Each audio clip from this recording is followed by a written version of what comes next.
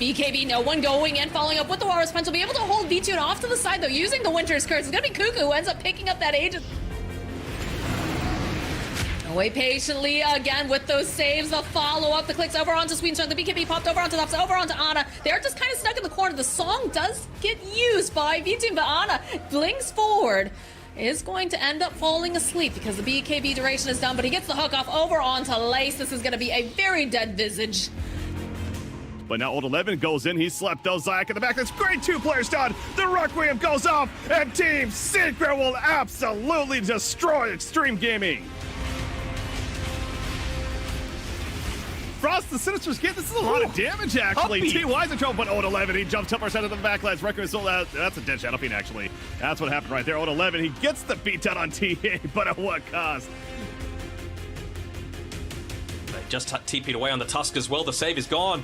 And Yamich, they got the high ground vision. They see exactly where XM is, and look at DM with the Ravage. Sets up for the Static Storm, the double Ravage as well. As VT are out of the count.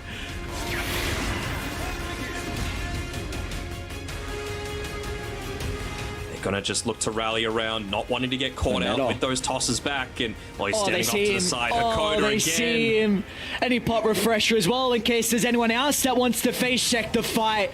He's found and him he'll as drop well. down the second one off the left side. He sees the terribly. They've got the vision, a dieback on area. The G's a drop. There's going to be the hook shot right onto Matumba, man. They're even connecting the CC perfectly down to half HP. Didn't even need the arena. Boxy even doing his part, but it's Matumba doing the damage. Lelouch as well here. There goes Force. There's going to be the black hole as well. Can they take down Matumba in time? Absolutely. They caught Mickey with it too, but Matumba's going to buy back side with the Ravage. Throne falling low. Liquid, they're doing it. Down to 300 HP. Boxy doing what he can here. He's taking down the Throne, and Liquid moving on to the next round of the qualifiers here. And if we get a bit later, you know, oh my god, Enchantress, no, not like this. Parker just offering so much damage, and the Ursa dead as well. Yeah. That's game over, isn't it? It's got to be. Parker with a triple kill. Yeah, they GG out. 32 minutes. This is one of the quicker games we've had. I won with Radiance Naga. Taking things back to 2017. They've got the next Darkseer. They've got the jump on Michael. Die back Tiny, all saved by the Affliction Curse. Eon to scout there from PYW. Now the Chain Frost gonna bounce back in, but Leo Star with the Requiem and the Raises. He's killed off PYW, and Lou has to pop the song. Do they TP out or do they fight? They want to fight. The wall and the vacuum. Old 11 lines it up. Does grab Leo Star and Parker. And the Shadow Fiend quickly sundered, saved up a little bit, but the damage. The onslaught from Extreme, it is just too much to handle. As if Slavin wanted to get a fissure, nope. You know, Sweden Strongs is that much better. Sebas as well, being forced back to BKB. The marksmanship proc. Oh, he does not miss uphill there. But Tuniven is going to get the silence onto Kotaro. He's got the match style to fight this one off, but now the Pulverize in on in with no one. Look at that attack speed. GG forced out of Tempest. Na'Vi have been very clean in this game one. Ember's TP. There is not a lot of spells here to use. The onslaught from behind. Solo as well, holding onto the Static Storm. He's going to use it likely for the... Oh, a double kill. The Glimpse is a thing of beauty. And now with the Pulverize onto Vengeful Spirit, the Bloodrite not going to do much here to prevent her death. Oh, Slathian trying to make it up, but no. The Searing Chain's there in time. Trying to punish the Vilama down here. Ooh. Yeah, they're moving on to the Axe, and I think they've managed to catch him out here. Does not have the BKB available, so it is going to be a kill for Lelouch onto the Axe. A little bit of revenge for this Lina.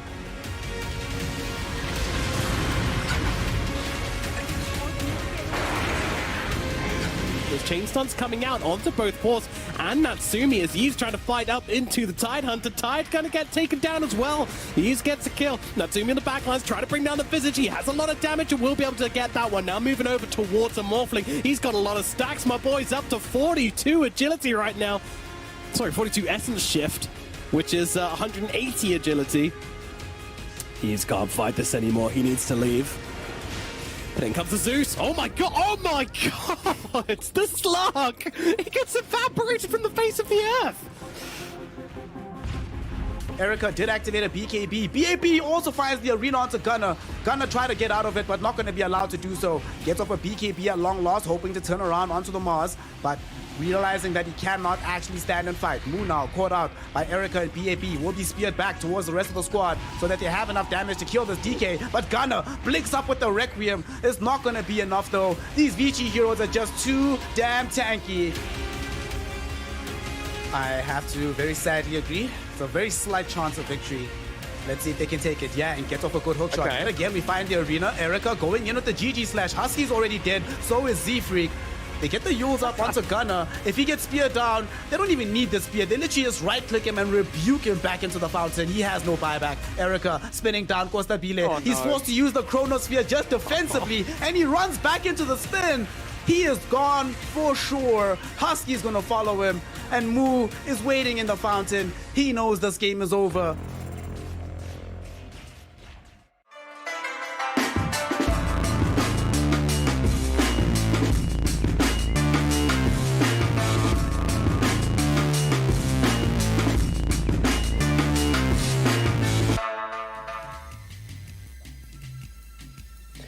Welcome to the Last Chance Qualifiers. Yesterday, we had the start of our playoffs bracket. We saw 4 teams going home, which means there are 8 teams left vying for the spot to go to TI 11. I'm going to be your host, Nat T. Joining me, though, is Kezu, Fia, and T Panda. Fia, how are you feeling knowing that we had 4 teams go home yesterday and are going to have another 4 going home today? Getting more and more hype for the group stage, honestly, just to see like who's gonna make it there, and then we're gonna have even more great games. So eliminations are sad. It's sad to see a lot of the teams go home yesterday, but it's gotta happen if we want to get to the main event. Yeah, Kezu, do you feel like there are some specific teams that sort of potentially thrive down there in the lower bracket, and it's not as do or die as it may appear? I mean, I feel like Wildcard are gonna be thriving now. For sure, especially after their win yesterday. And on the contrary, I feel like Extreme Gaming, I don't think they're going to feel as good as they thought they would coming into the event, because they've looked a little shaky. Yeah, let's actually have a look at the bracket so we know how yesterday played out, where everyone ended up falling in this bracket. We started off in the upper bracket and had T1 taking it out, Secret taking it over Extreme. Like you said, Extreme then fall into the lower bracket. Virtus Pro in a 2-1, and then Team Liquid also taking the 2-1 to Polaris, who fall to the lower bracket and then actually end up being one of the teams knocked out yesterday, along with Nouns getting knocked out, Infamous going down, and Tempest as well. T-Panda, seeing how it plays out, knowing who's in upper bracket now and who's in lower bracket, are there any more potential surprise results that either came out yesterday or could come out today? Well, at least what we know from yesterday, out of the possible 24 maps of Dota, we had 21 games.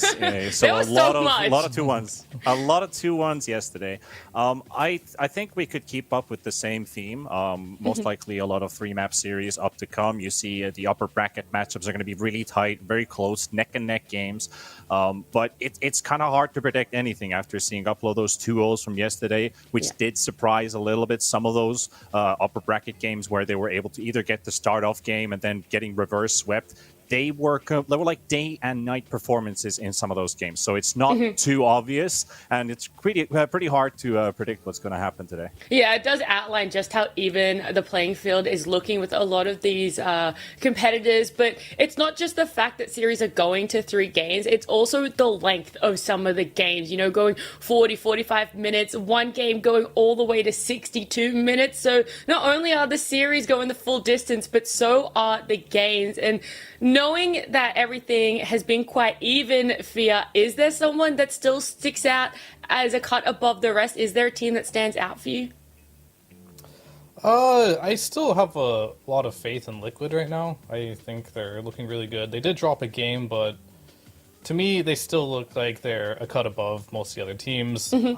I've got them going through for sure. +1. I'm not sure who my +1 is yet, but Still gonna ride with Liquid.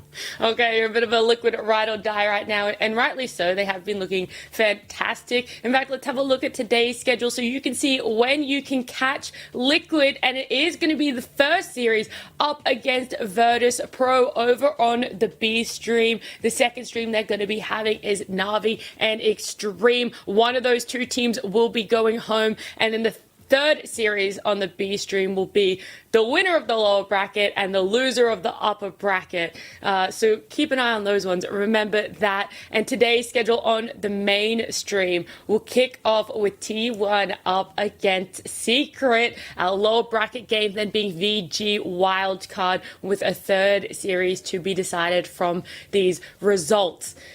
T-Panda, which game is going to be the potential upset out of the 4 that we know for sure?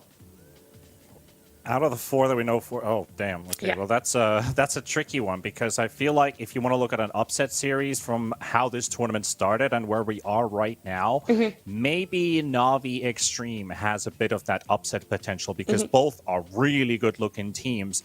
But which one is better? It's hard to decide if it's because of that specific series or how well they've done in the group stages and the days before. Because I think when you look at growth, Vici Gaming has been one of the teams that has grown the most. Maybe NA scores another 2-0 victory over one of the teams that has matured.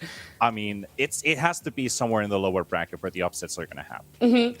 Because I actually want to throw you under the bus a bit here, and I want you to predict all of Stream B, how it's going to play out, how many games they go to, the VP Liquid and the Na'Vi Extreme, and who wins what. So I think VP Liquid, I'm going to go with 2-1 for Liquid, and Na'Vi Extreme, I'm going to go with 2-1 Na'Vi. I feel like Extreme have not shown me the strength that I had expected from them. And on the contrary, I feel like Na'Vi they're doing their own thing. I feel like they're doing very good things in the meta right now. They've got their heroes, so yeah. Well, yeah, let's have a little bit of a chat about the meta as well, how it's sort of shaping up. The interesting one that still is sticking out is Marcy, 100% pick ban, over 81 games played so far in the Last Chance Qualifier. But Fear, in your eyes, where is this meta going? Is there a shift to what we saw in group stages, and who are the standout heroes? I don't know if there's a huge shift in the meta. I think it's more about teams reprioritizing heroes and playing the mind games. Like, right now, I've seen a lot of, like, Morph plus Undying on the same team, right? And Enigma's banned. All of a sudden, I can't think of a single lane that can beat that lane without the Enigma in the game. Marcy, it pairs with so many good things. We talked about the Shadow Fiend. You can pair with the Visage as well. It has so many great lane counters. And the hero by itself is also just incredibly strong. When you get a BKB, you start as support, you all of a sudden become a core that is killing cores as the position 4, right? So all these heroes rightfully have their place in the meta. Now it's just going to come down to, like, players and teams to think about, like, the bans, and it's really just going to be a chess match of, like, how and when they pick these heroes in the right order. I also see Lena there on the screen, and Fear, you said that she is that potential Morph counter, but Kezu, why do you think she is being contested? Is it just because of that potential, or is there more flexibility to her and some strength that we might not be seeing yet? So I feel like right now with what is happening in the games is that I feel like there's a very big rise of range carries, like ranged right clickers that abuse auras, like the Wraith Pact and the Marcy buff and so on. And also at the same time, I feel like Lina just lanes really well in the mid lane, especially against a lot of the mid heroes. You see like a lot of mid Shadow Fiends that go there. I feel like Lina makes it a bit uncomfortable. And yeah, people just have figured out this insane build on Lina where you just end up top net worth every game at minute 10. Yeah, okay, well, I'd be picking her definitely then as well. But it's time. Let's jump into our first series because we want to get these games underway. It's going to be T1 up against Secret. And, you know, T-Panda, is there a little bit of, I guess, general overview you can give about these two teams when they come head-to-head? Are there similar playstyles or overlapping heroes that we might see contested? I think I mean the hero pools are somewhat different outside of the top 5 meta heroes that are being picked. I think outside of Heroes, the big striking difference here between these two teams is T1 has some of the top performers in the tournament, while Secret doesn't have a single player in the top 5 lists for any KDA, damage dealt, tower damage. They have nothing in there except for Nisha, who is a top 3 lane efficiency performer. And I think that is one really good statistic to bring out for Secret, because when we started this tournament, and I talked a lot about Nisha and how he had a rough year last year, how his start of DPC was a bit, mediocre, and he's looked really good with the last few events, and now especially when it matters the most in the LCQ. He has definitely upped his game a lot, and while that is happening, I feel like Team Secret is figured out how to utilize and amplify the best out of their team, and that's the reason why they are in the upper bracket. Yeah, 100%. We see this player comparison too. You highlighting just how well Nisha is doing, but Thompson, Fear, is looking just as fantastic, if not better, wouldn't you say? Yeah, I mean, Thompson, he's put on quite the performance at this tournament. His Primal Beast is the one that I'd like to spotlight the most. He's got a 2-1 with it, so he does have a loss with it, but every performance he's put on it, that's probably why his KDA is so high. He's like going beyond godlike every game, getting tons of kills in the laning stage. He's also been pulling out the puck too, getting lots of kills on the map. He is the space maker for T1. He's the one that's going to be active, looking for the kills. And he's the reason why T1 is such an active team, because the mid laner for T1, he's everywhere in the early game. He's ganking, he makes it feel like you can't farm anywhere on the map. Yeah, is there anyone else on the lineup of T1 that you'd also like to highlight, Fear? Yeah, I mean, there's a lot of players, but I'll start with Cuckoo first. He started off the tournament a little slow, couldn't find his hero pool, but now we know what he wants to play.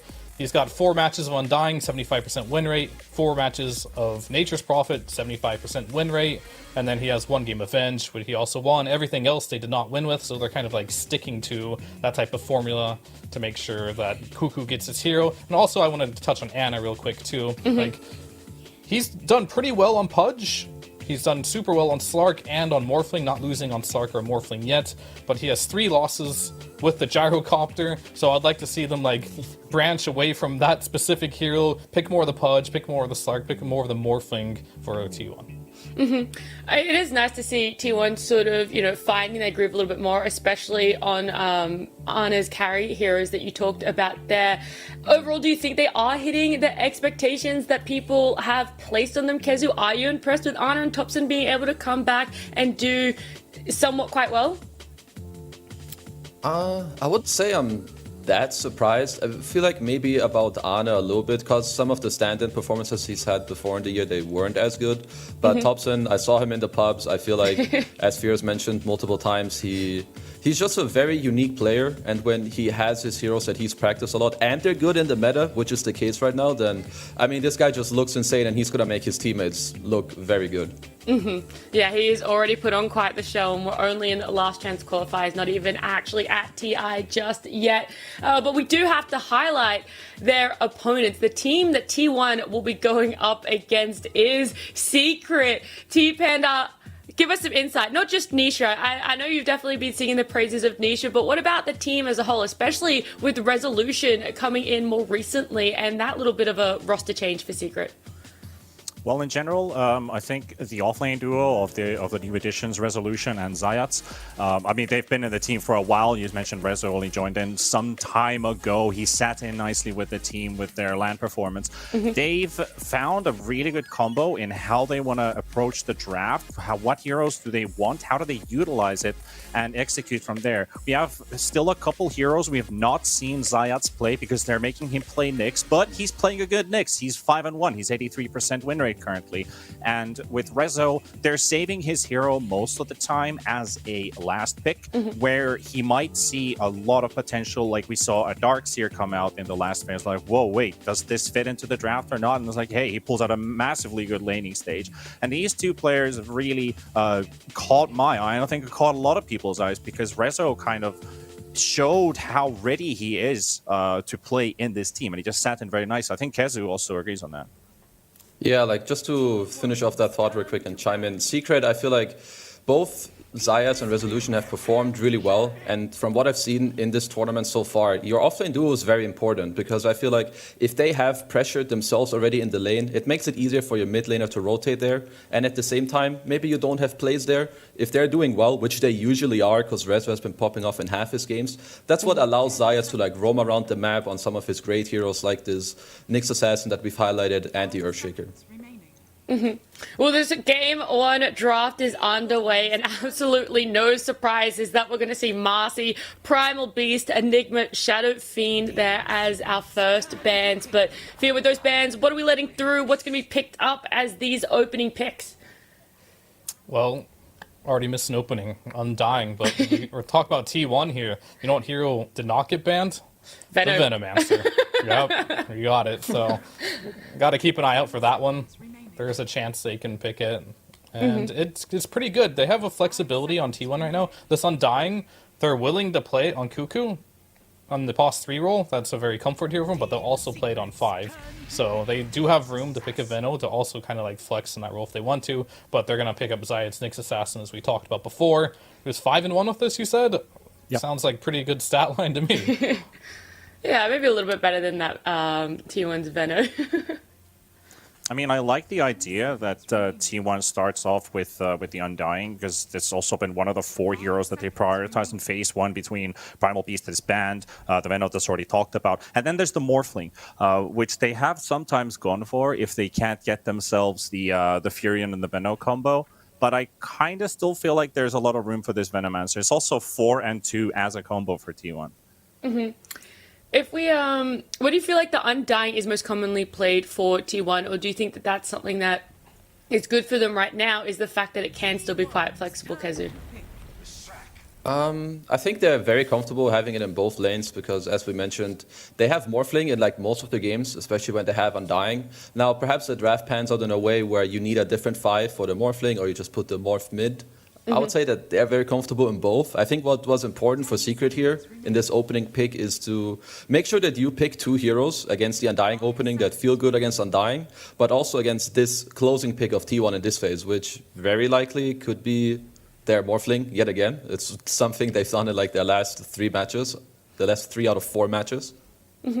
Yeah, it's so good here. I think the Morphling makes total sense. Like, it lanes incredibly well versus Lesh. Topson can play it mid against the Lesh. They can put it safe lane against the Lesh. That's generally where the Lesh is going to go, right? It's going to go mid or potentially off lane with the Nyx. And you just can't pressure a Morph. You've got low base damage. Your damage is over time, so the tribute shift is always there. You can't burst them. It's just a really good pick. And I think that's super scary for Team Secret already, just seeing the opening from T1.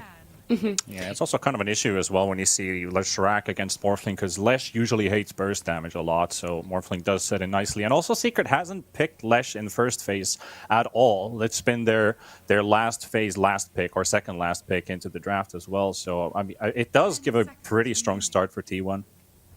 Yeah, I guess the other interesting thing that you did bring up is with this Morph is that they can either play it on Ana, or they can play it on Topson. So again, a little bit of versatility there with that draft. But if you're Secret, how do you sort of ban now, Kezu? Are you banning more for yourself to protect, or are you banning for things that you don't want T1 to get their hands on?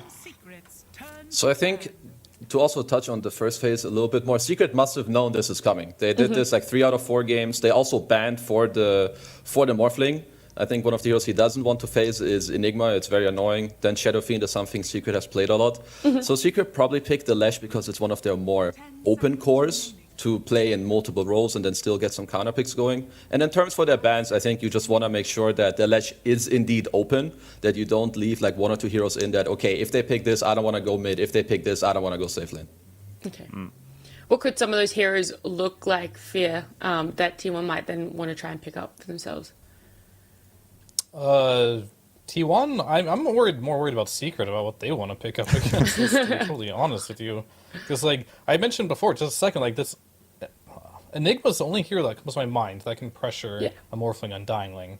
So I'm really worried on, like, what Secret is going to pick to combat that.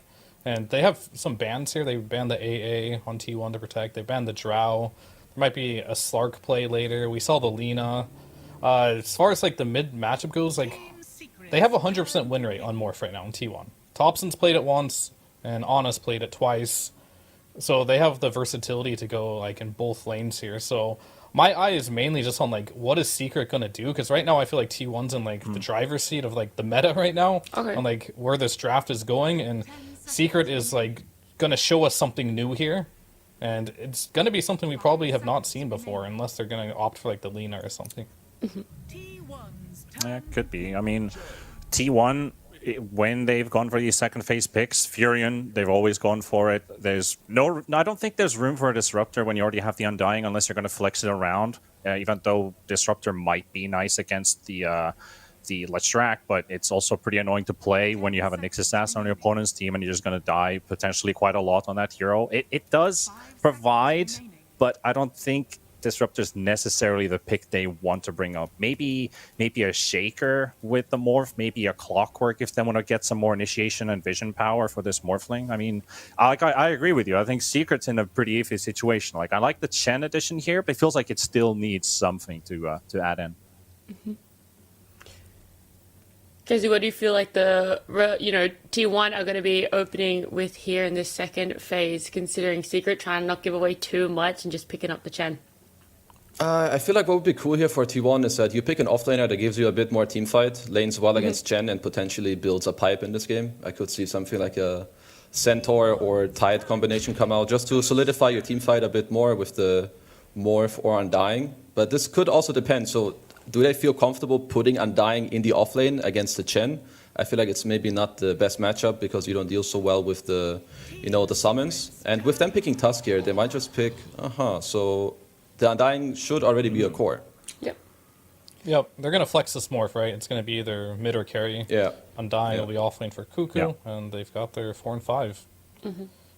But Oracle, that is a hero that I generally have very little faith in this patch, but against the Leshrac, they don't have a lot of, like, my problem with Oracle is, like, if you get on top of the Oracle, right, with some Night Stalker or something like that, the hero can feel, like, impossible to play. Right. But they don't have that right now for Secret, so they need to find a way to get on top of the Oracle, right? I feel like Secret have a lot of good picks here. Summons are very good in this game. They have very little things they deal with.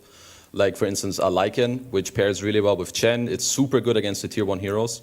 It's also something they did yesterday against Morphling. Howl is super annoying for Morphling because his damage is like really high because he plays on mainly low HP with the full Agi.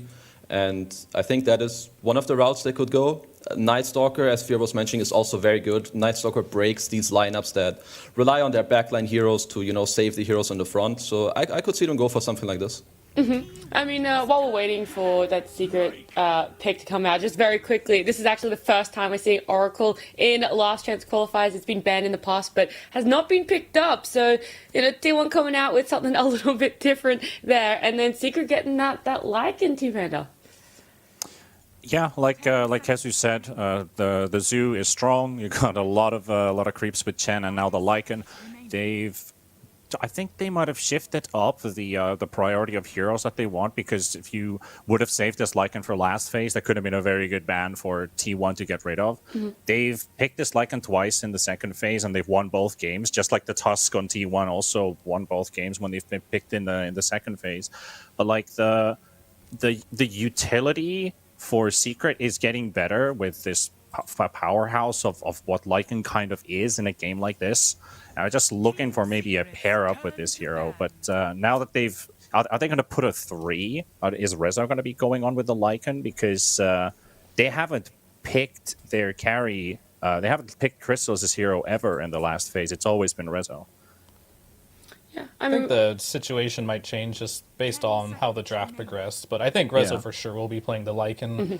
Maybe there's a small chance Chrysalis will play the Leshrac. Very small chance, I think, but it could happen. I think right now, if you're T1, you're definitely thinking about putting this Morph mid and assume that's like a Nisha Leshrac, and maybe find something that can punish the Lycan, because Oracle does not punish a Lycan at all, and I think if you don't have that hero, I think the last time we saw this, Lycan was laying versus Undying, the Undying bullied it out, so the Morph got free farm. A lot harder to get that space when your Pos 5 is an Oracle, so they could pick something for Ana here that is a lot stronger in lane against like the Lycan, which could be like a Sven or something. And you can see Secret's kind of sniffing that out too. They banned the Bristleback, which would have been a great option too. assuming that Secret are going to be picking up their carry as their last pick, are there any holes or flaws that you feel, Kezu, are in their draft that they really need to kind of cover, or are they pretty open with what their last pick has to do? I think what's important for them is that they do have very good team fight with the auras and the Lash running in and letting him tank up, but I would like to see them just have a hero that really complements the fact that your team is running in for you and that they're buying auras for you. So I would like to see them pick a hero that just scales very nicely, with damage, because he's going to have a Vlad's aura from his Lycan, an AC from his Lycan, and the heals coming out from the Chen. It's a little hard to say yet what it's going to be, because they're going to be picking their pick in response to what T1 will go for. But I would just like for them to seek more the complementary pick for their draft. Yeah, you're laning versus Undying too, which isn't an easy task, but is Ursa in the pool? That's a hero that could work well versus the Morph and Undying. Yeah. But as I've seen a lot of Undying lanes, they seem to just win their lane no matter what they play against. So I don't know if you can play for like trying to win your lane. I don't know if Crystallis would like to go for something like Viper or the Monkey King span. So yeah, the Viper and the Void are the ones that I'm kind of thinking. They don't really have synergy with the Faces Void necessarily, but it does give them some extra tools to fight with. But I think it has to be somewhat of a response pick as well to this last one that T1 wants. Yeah, they'll see a little bit, but I think for the most part, Crystallis already sees his lane. So, there's a Tide. Is this going to be a carry Tide from Ana? I think it might. And they might put the Leshrac in the mid lane here against the I put the Morph against the Leshrac, sorry. And then this doesn't change a ton, I think, for Crystallis, because unless they want to do some lane swaps. Like, you mentioned the Void, but I've never seen Void do well versus Undying. Like, I just never... That lane's just too hard. So, very interesting pick here. Looks like Ana's going to do something creative and play a non-meta carry. I could see something in this draft where you put the Lash safe lane and you pick... I just feel like you want whatever, ranged hero, whatever. Like, you could go for a Lina mid if that's something that they want to do. If Crystallis is comfortable on the safe lane Lash.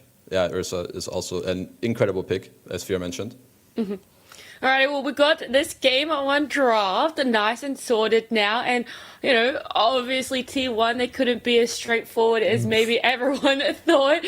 But Kezu, seeing it, how are you feeling? Which side is actually going to be Thompson? Yeah. Mid-Oracle. Okay. Yeah, see, there you go. T1 doing something not a lot of people are expecting. Not even us here on the panel. But seeing where they're all going, because especially in the Mid-Oracle. Well, I'm not an expert on Oracle mid against Lash. I think that might be a farm trade lane, but I think both side lanes are in Secret's favor. I feel like T1... I feel like they started their draft off pretty strong, but I think they missed out on perhaps one or two bans, and their adjustments aren't really what I would have liked to see. So, especially seeing with Oracle, personally, I would prefer to play a Secret's draft in this game. Okay. And Phil, what about yourself? How do you think this one's going to be panning out? All right, this one's going to be wild. I think they have something in store here. Cuckoo picked up the Tide for himself, knowing there's an Ursa in the game.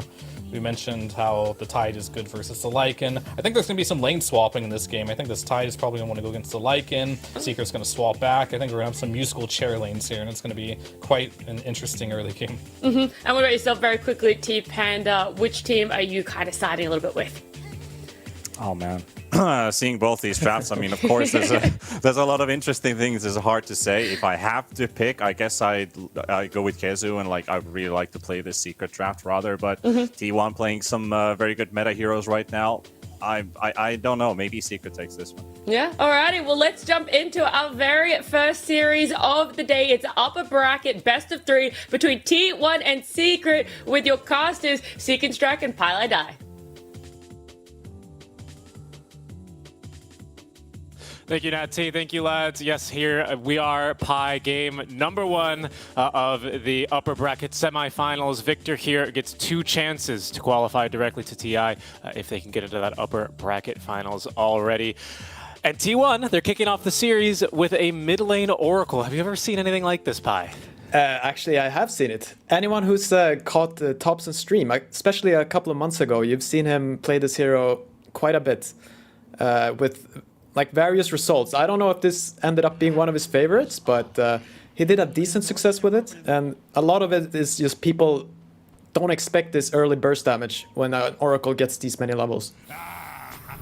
Yeah, and I think that's going to be key, right? What your combo early on with 204 on Purifying Flames especially is it's a mad amount of damage. It's over 500 and quite spammable at that. Yeah, and what I remember, usually he tries to go for a really early Ags, which is not a very common item either, right? Like if you have a position 5 Oracle, you never get that Aghanim Scepter. And Reign of Destiny. Yes, and no one really knows what it does, right? And so yeah, if you stand in it, you take a lot of damage. If your teammates stand in it, you heal them more. So like that's basically what you need to know. It's quite exciting. I agree. How well this will fight into an Oracle, how well this Oracle will fight into that is an Ursa, a Lycan, of course Puppey as well with summons. Just a lot of heroes that tend to want to run and get, directly in his face. Zayas as well here on the Nyx Assassin. So I think spacing is going to be of the utmost importance. But with the supports here for T1 being, of course, this Tusk and Undying, I think, and of course having Cuckoo here, not to mention, like they've got a really solid front line to protect him. Yeah, I mean, the only thing I would worry about is all these summons, right? Like you said, like just clearing them out in lane, in team fights. So hopefully Cuckoo has a decent game at least, because they're gonna need this Anchor Smash. Okay. And they're putting Lycan mid here. It's quite smart. What are you looking to avoid here between that mid lane matchup if Nisha were to go mid? I mean, even if Nisha goes mid, right, it's a fine matchup. It's just maybe a little Oracle favored or completely even. I believe this should be a very Lycan favored lane. And it's just because the Wolves do much more work here against Oracle is the thinking? Yeah, I mean, especially when you start getting up, when Lycan starts hitting level 3-5.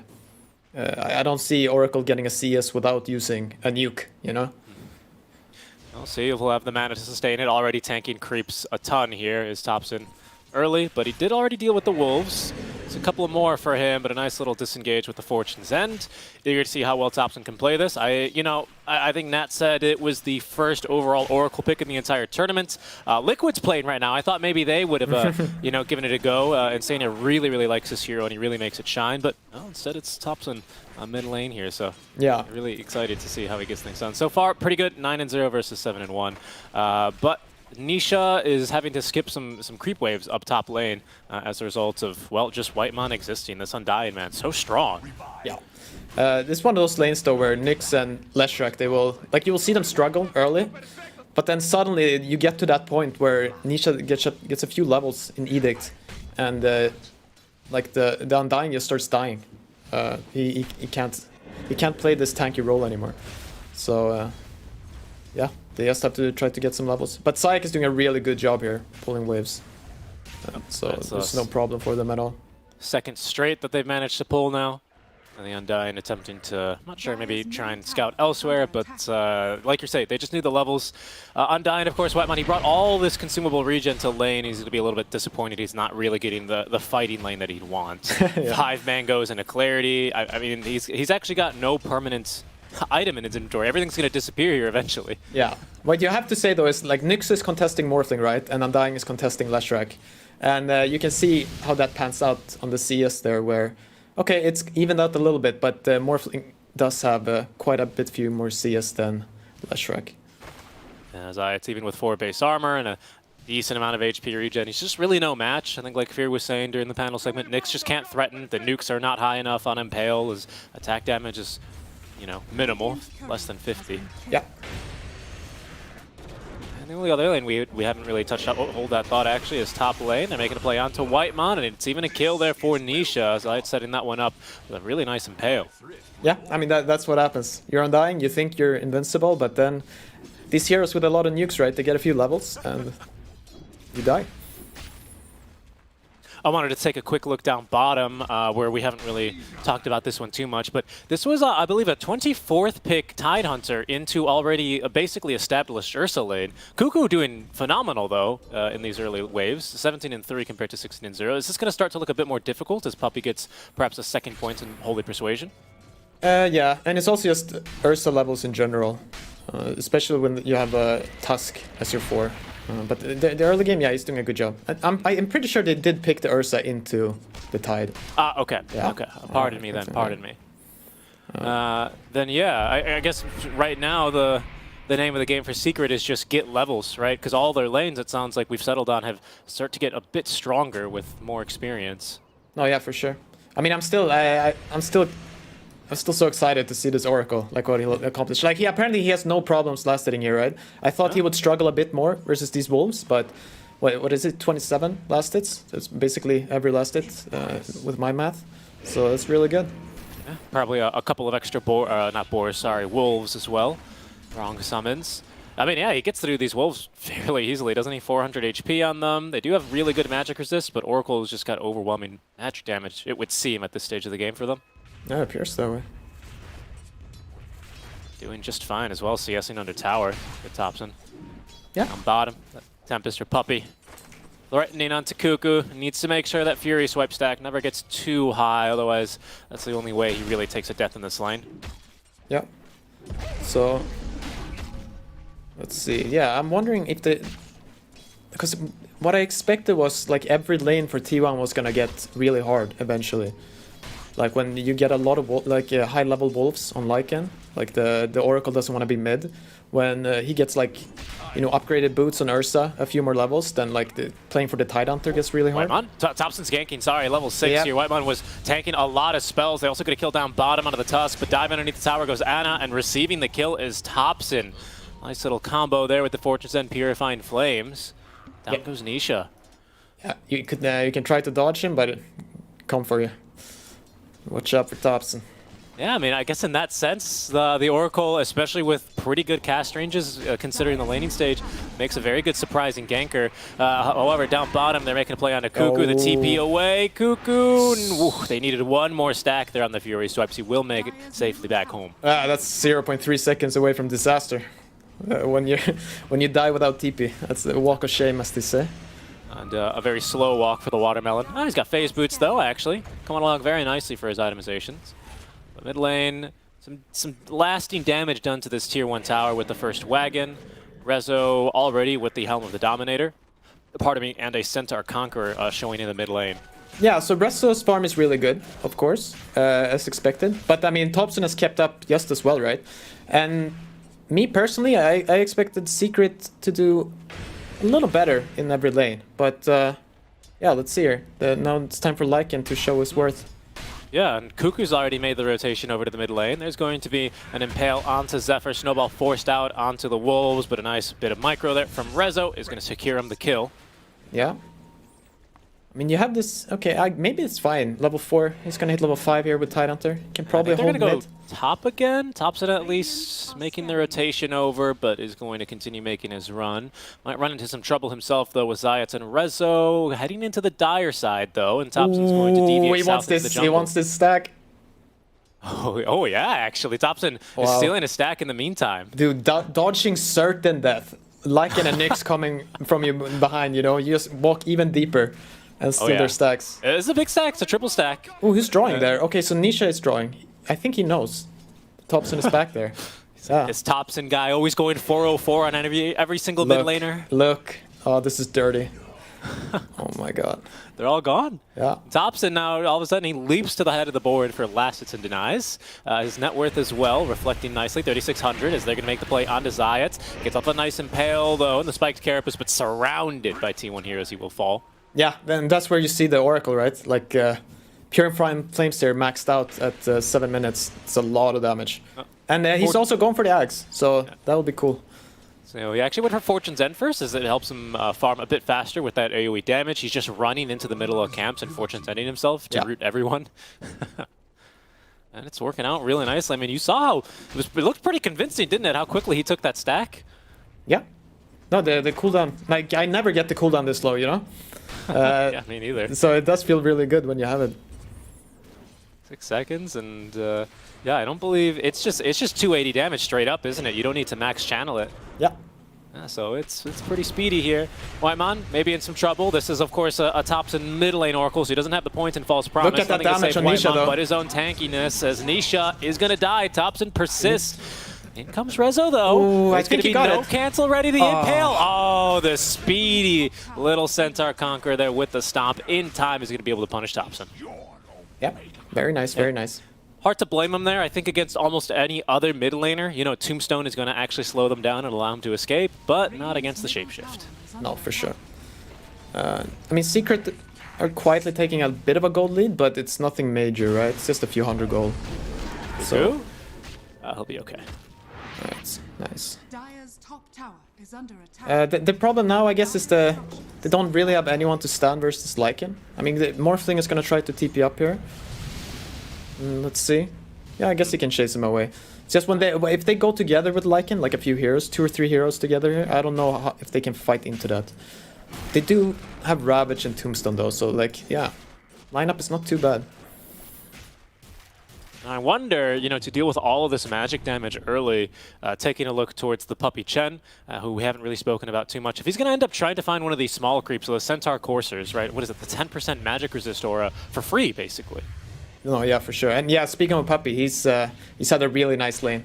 Like, usually when you see who won a lane, right, you only look at the core players. But if you compare the supports here, Puppy's actually ahead of the position 4 with 800 gold. And I think he has mech coming. There's full mech, 10 minutes. Yep, very strong. Mech buffed as well in 732. Recipe cost decreased, but I think most importantly, especially early, this cooldown going down by 15 seconds. And T1 dropping a Tombstone here. There is no point in Ravage. Now, if they can get a kill, Tide will probably get up to level 7 here, and he can commit for the point. But right now, T1 just trying to run at enemies and not a lot of lockdown at their disposal. Yeah. No, I guess they can try to like snowball in, right? But it's not the easiest. They don't have the easiest initiation right there. A nice play by Nisha, even though he's not the mid laner. Of course, he knows one of his objectives here is definitely that mid tier 1 tower. He's gone for the sampler build here on the Lesh 2221, and coming along very nicely for his farm and experience as he's catching back up after having to split experience with Zayats in the lane. Yeah. But, I mean, Secret are chugging along. Everyone's getting decent farm here. I guess only Nisha has a little catch up to do, but he's still level 8, 11 minutes. It's not bad at all. And he's a Leshrac, so if there's farm, he can farm it. He'll find it. And I think that sentry might have just caught Zayats on his way out of its range. For now, I think Secret, they're going to be fighting as mainly 4, but only for a couple more minutes, as Crystal is actually almost completing his Diffusal Blade down bottom. We might see him get a bit active early. Of course, the Ursa already having a bit of a favorable matchup against the Morphling naturally because of the Fury swipes. You don't really want to shift one way or the other against that kind of thing. But now Mana Burn as well. Okay, setting up a kill on Rezo here, but he's very fast. Yes, the root as well was a minimum cast, but very nice Ice Shards out from Zephyr. Forces Rezo the other way around. Thompson as well is going to go ahead and false promise himself to not die to the summons, but a nice stun from Zayats, I believe, onto 2 or 3 maybe. There's a lot of damage on him. Thompson here. Oh, he's still going to drop. Rezo picks up the kill in exchange for Zayats. Yeah, no, that's Lycan versus Oracle for you. Even when you have 5k net worth. You just die to minions. Be a bit painful for him, especially as Secret. Again, Crystal is, you know, not really deviating from this bottom lane at all. In fact, he's going to see this tower go down while he picks up his own Diffusal. Yeah, no, Secret are playing the map really well. Like, they're gaining a lot of farm. Even though, like, the kills are basically even, right? They already had 3k gold. And they're 2 towers up? Two towers, yeah. Radiant's middle tower is under attack. Maybe they'll try to go mid here with no Lycan ulti. But it's not that easy. Puppy's still strong, like he has mech. Yeah, Puppy is really strong. He did use Hand of God in that previous exchange. He doesn't have that one at least, and he's got to be in the vicinity for that mech to kick in. But look at these tornadoes! Yeah. Cuckoo. He has Ravage, as there's going to be the jump onto him now. Look at that, the Enrage is going to allow Crystals to shrug this one off with a snowball onto 2. They make the jump, and Ana, and getting involved early, is there for the kill. Nisha doing a lot of AoE damage, surrounded by 4, taking them down 1 by 1, but Puppy cannot keep him alive despite his best efforts with the mechanism. As T1 now sent scattering. Wow, the Helm of the Overlord already finished. Yeah. Black Drake here. I think they might have had a little bit of a communication issue there where I think Resolution just finished it and he really wanted to get an Ancient Creep. So he showed up a bit late. And so maybe Secret could have waited before they committed in there. Yeah, but just look at this damage that the Nisha gets to do in this fight. 3,100. This is why having some heals, even for some time, there was a Wisp Lesh strat running for a couple of weeks. The longer you can keep this guy alive, the more damage he's going to output. It's almost that simple. Yeah, no, he's really strong. I think you saw the Ursa there go in and go down, so to speak. I think he overcommitted with the, what is it, the little earth jump? Earthshock. Yeah, Earthshock, yeah. Front flip. The front flip squiddly do. He probably should have kept that to get out. But Chris, I think he wanted to stop a Ravage from coming through maybe, but Cuckoo just a little bit too tanky in the early game. Now has a Sanj. It's a Roche though. That's a Roche without the Ravage to fight. Chris Secret feel like T1 can't reasonably contest, and they're right about that. T1, they make no moves. Instead, they're going to head down bottom where Ana picks up the first tower of the game in favor of T1. Yeah, that's something. Like, if you don't at least pick up that tower, you start feeling kind of bad. But now you're like, all right, waiting Ravage, we got a tower, it's all good. Yeah. And I think Secret have done extremely well with these, like reading the map. Nisha especially has been a highlight for me. Yeah, both teams doing it as well, right? Secret are doing Roche, T1 do the best of their space, they look to go bottom. Secret sees them take bottom, as they expect. Nisha goes top, takes a tier 1 tower for free. Good stuff. Yeah, I'm just really curious how these team fights from now on are gonna pan out, because both teams, they believe that they can be the ball that you can't run into. You have T1, right? They have Ravage, they have Tombstone, and they're gonna have this Axe on Oracle, which deals a lot of damage and heals. But at the same time, Secret have Chen, right? And they have Leshrac, so like it's gonna be this, what is it, unstoppable force and meets the whatever. Yeah, it feels like a Secret. They see themselves as the unstoppable force. T1 maybe, especially with Reigns of Destiny now on the way for Topson. Cuckoo, of course, threatening with a Ravage, a Tombstone placed down. They might be the immovable object in their own eyes. Yeah, because that's what I expect them to believe from their own lineup. So I'm curious to see when they clash here eventually. I mean, we might get that treat here sooner than we think. Crystallis showing in the mid lane where the rest of the team is kind of baiting him, smoked around him. Zayat's planting down an Observer Ward. That's going to see Whitemon immediately. Gets the Tombstone up. They're going to get the D Ward, and happy with that. Zayat's, just fast enough there to evade the Ice Shards. It's Tombstone down. Secret can just wait this one out. Maybe even push mid in the meantime. Yeah, just go from the left here. So now you've lost your Tombstone. You're definitely weaker. You might even have to give up the tower. So let's see. That'd be a second tier 1 tower already in the first, 2 minutes of this Aegis? Yeah, I mean, and the issue here is like Topson is on an Oracle, right? He's not this Ember Spirit free farming while Secret are committing 5 heroes. He's just sitting with his team, not getting any resources. He's nuking a range creep from Fog. Yeah. That's about it. And as you can see, the double Tempest, the rarity. I grew up in the Midwest, Pi, where we had the tornadoes coming. Oh, Lord, if I saw 2 of them. Double trouble. Double trouble from Puppey, absolutely. And down goes the tier 2 tower. I mean, Secret, more or less, it feels like they've been uncontested in a lot of their map movements. They weren't let into the triangle by the Tombstone placed down. But other than that, they'll go ahead and just move as to where they please and take that tier 2. Yeah, so far a very smooth, easy game for them. Like there's no rush for them. Like, as you said, running into this triangle, that might be maybe a bit too difficult, even though they're quite a bit ahead right now. So they probably should just keep farming like this. They're just constantly gaining gold. Getting more and more ahead. So you yourself admitted you're a bit of a Topson stream enjoyer. When did this Oracle look at its peak, When did it look strong to you and kind of made you go, what is he doing, from that to, okay, this is maybe legit? I mean, honestly, I'll be honest, I don't ever think it was that strong. Let's hear, they might jump in mid. Okay, and they will. And with Zayat's nearby, they've got the kill. Yeah. So yeah, a little bit of Topson stream lore. I believe he spammed Oracle at the same time as he was spamming Zeus. And in this period, I think he was losing a lot of MMR, so... but, I mean, it's not like he lost every game. No, of course not. Alright, T1 getting chased down here. Yeah, that's going to be another easy kill for them. Team Secret showing off their voice lines as well in the supporter pack. Yeah, I mean, it sounded like, as well from that, I remember from that period of time, everyone was talking about the 404 Zeus, the 404 Zeus this and that, it's so good, and then even Nisha started really impressing some people with it over at the Riyadh Masters. That's about the time I recall this happening. I don't remember a lot of people saying much about the 404 Oracle, a little kill back here's here. A kill. Yeah, nice. Something Are they for T1? Okay, so Crystallis is TPing here. Shut as well, giving chase. Has got a full Bloodstone. Probably the one of 2 heroes in the entire game right now that feels comfortable buying this item this early, especially. Oh, which one? What's the other one? Maybe a Storm. I don't think so. I think this is the hero. And the funny part, right, is that it's completely bonkers on Leshrac. Like, it's so broken. I'm a bit surprised we haven't seen it more. Because in pubs, I have to play this hero a lot. Zephyr. Oh, he thinks better about going up to that high ground where Secret, of course, are lying in wait. They've got an observer as well. That would have been a bit of a scary jump to make, especially because Rezo sitting on the last couple seconds of this DD rune. And speaking of last couple of seconds, Crystallis' Aegis is going to be reclaimed. Decent progress here made. Good accomplishments under first Aegis, would you say, for Secret? Yeah, I mean, they're completely fine with how this game is going. I'll just speak for T1. Like, it's just a bit unfortunate when you pick this kind of tempo type hero mid, like an Oracle, that you want to get your Ags and then go.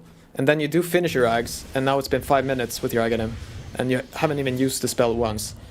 Yeah, so that's not very comfortable for you.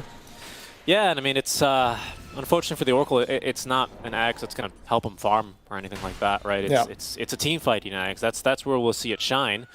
And, well, the only kind of time he's been engaged on, he's gotten 100-0 during the lockdown from Crystallis and Zayats. Yeah. Actually, I do think you can farm with it. Oh? I don't know if I've seen him use it yet. No, I mean, there hasn't been anything to farm, right? Like, Secret have held the map very, like an iron grip. Here they go now. Cuckoo. Picking this one off, all the ice shards, though, and every little thing. Zephyr's in real deep. Oh, here's the Axe.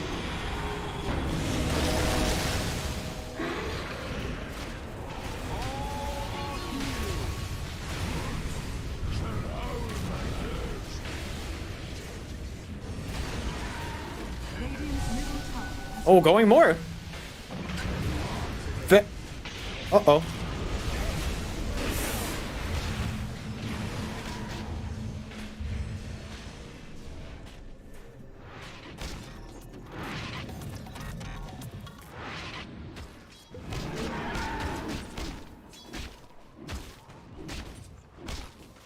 Wow, that could have been so much worse for T1, and it could have also been so much better. Unfortunately, Thompson got caught by Nick stun, so he couldn't. Like, Anna was going in full glory blazing because he was expecting Thompson to save him, but Thompson got caught by some stray stun, and yeah, Anna just dies. Fortunately, almost all of them managed to TP out, so it's not too bad. Yep, not too bad. They get a tier 1 tower for their troubles, and still a kill onto Puppey and a kill onto Rezo. It means they don't leave the fight completely empty-handed.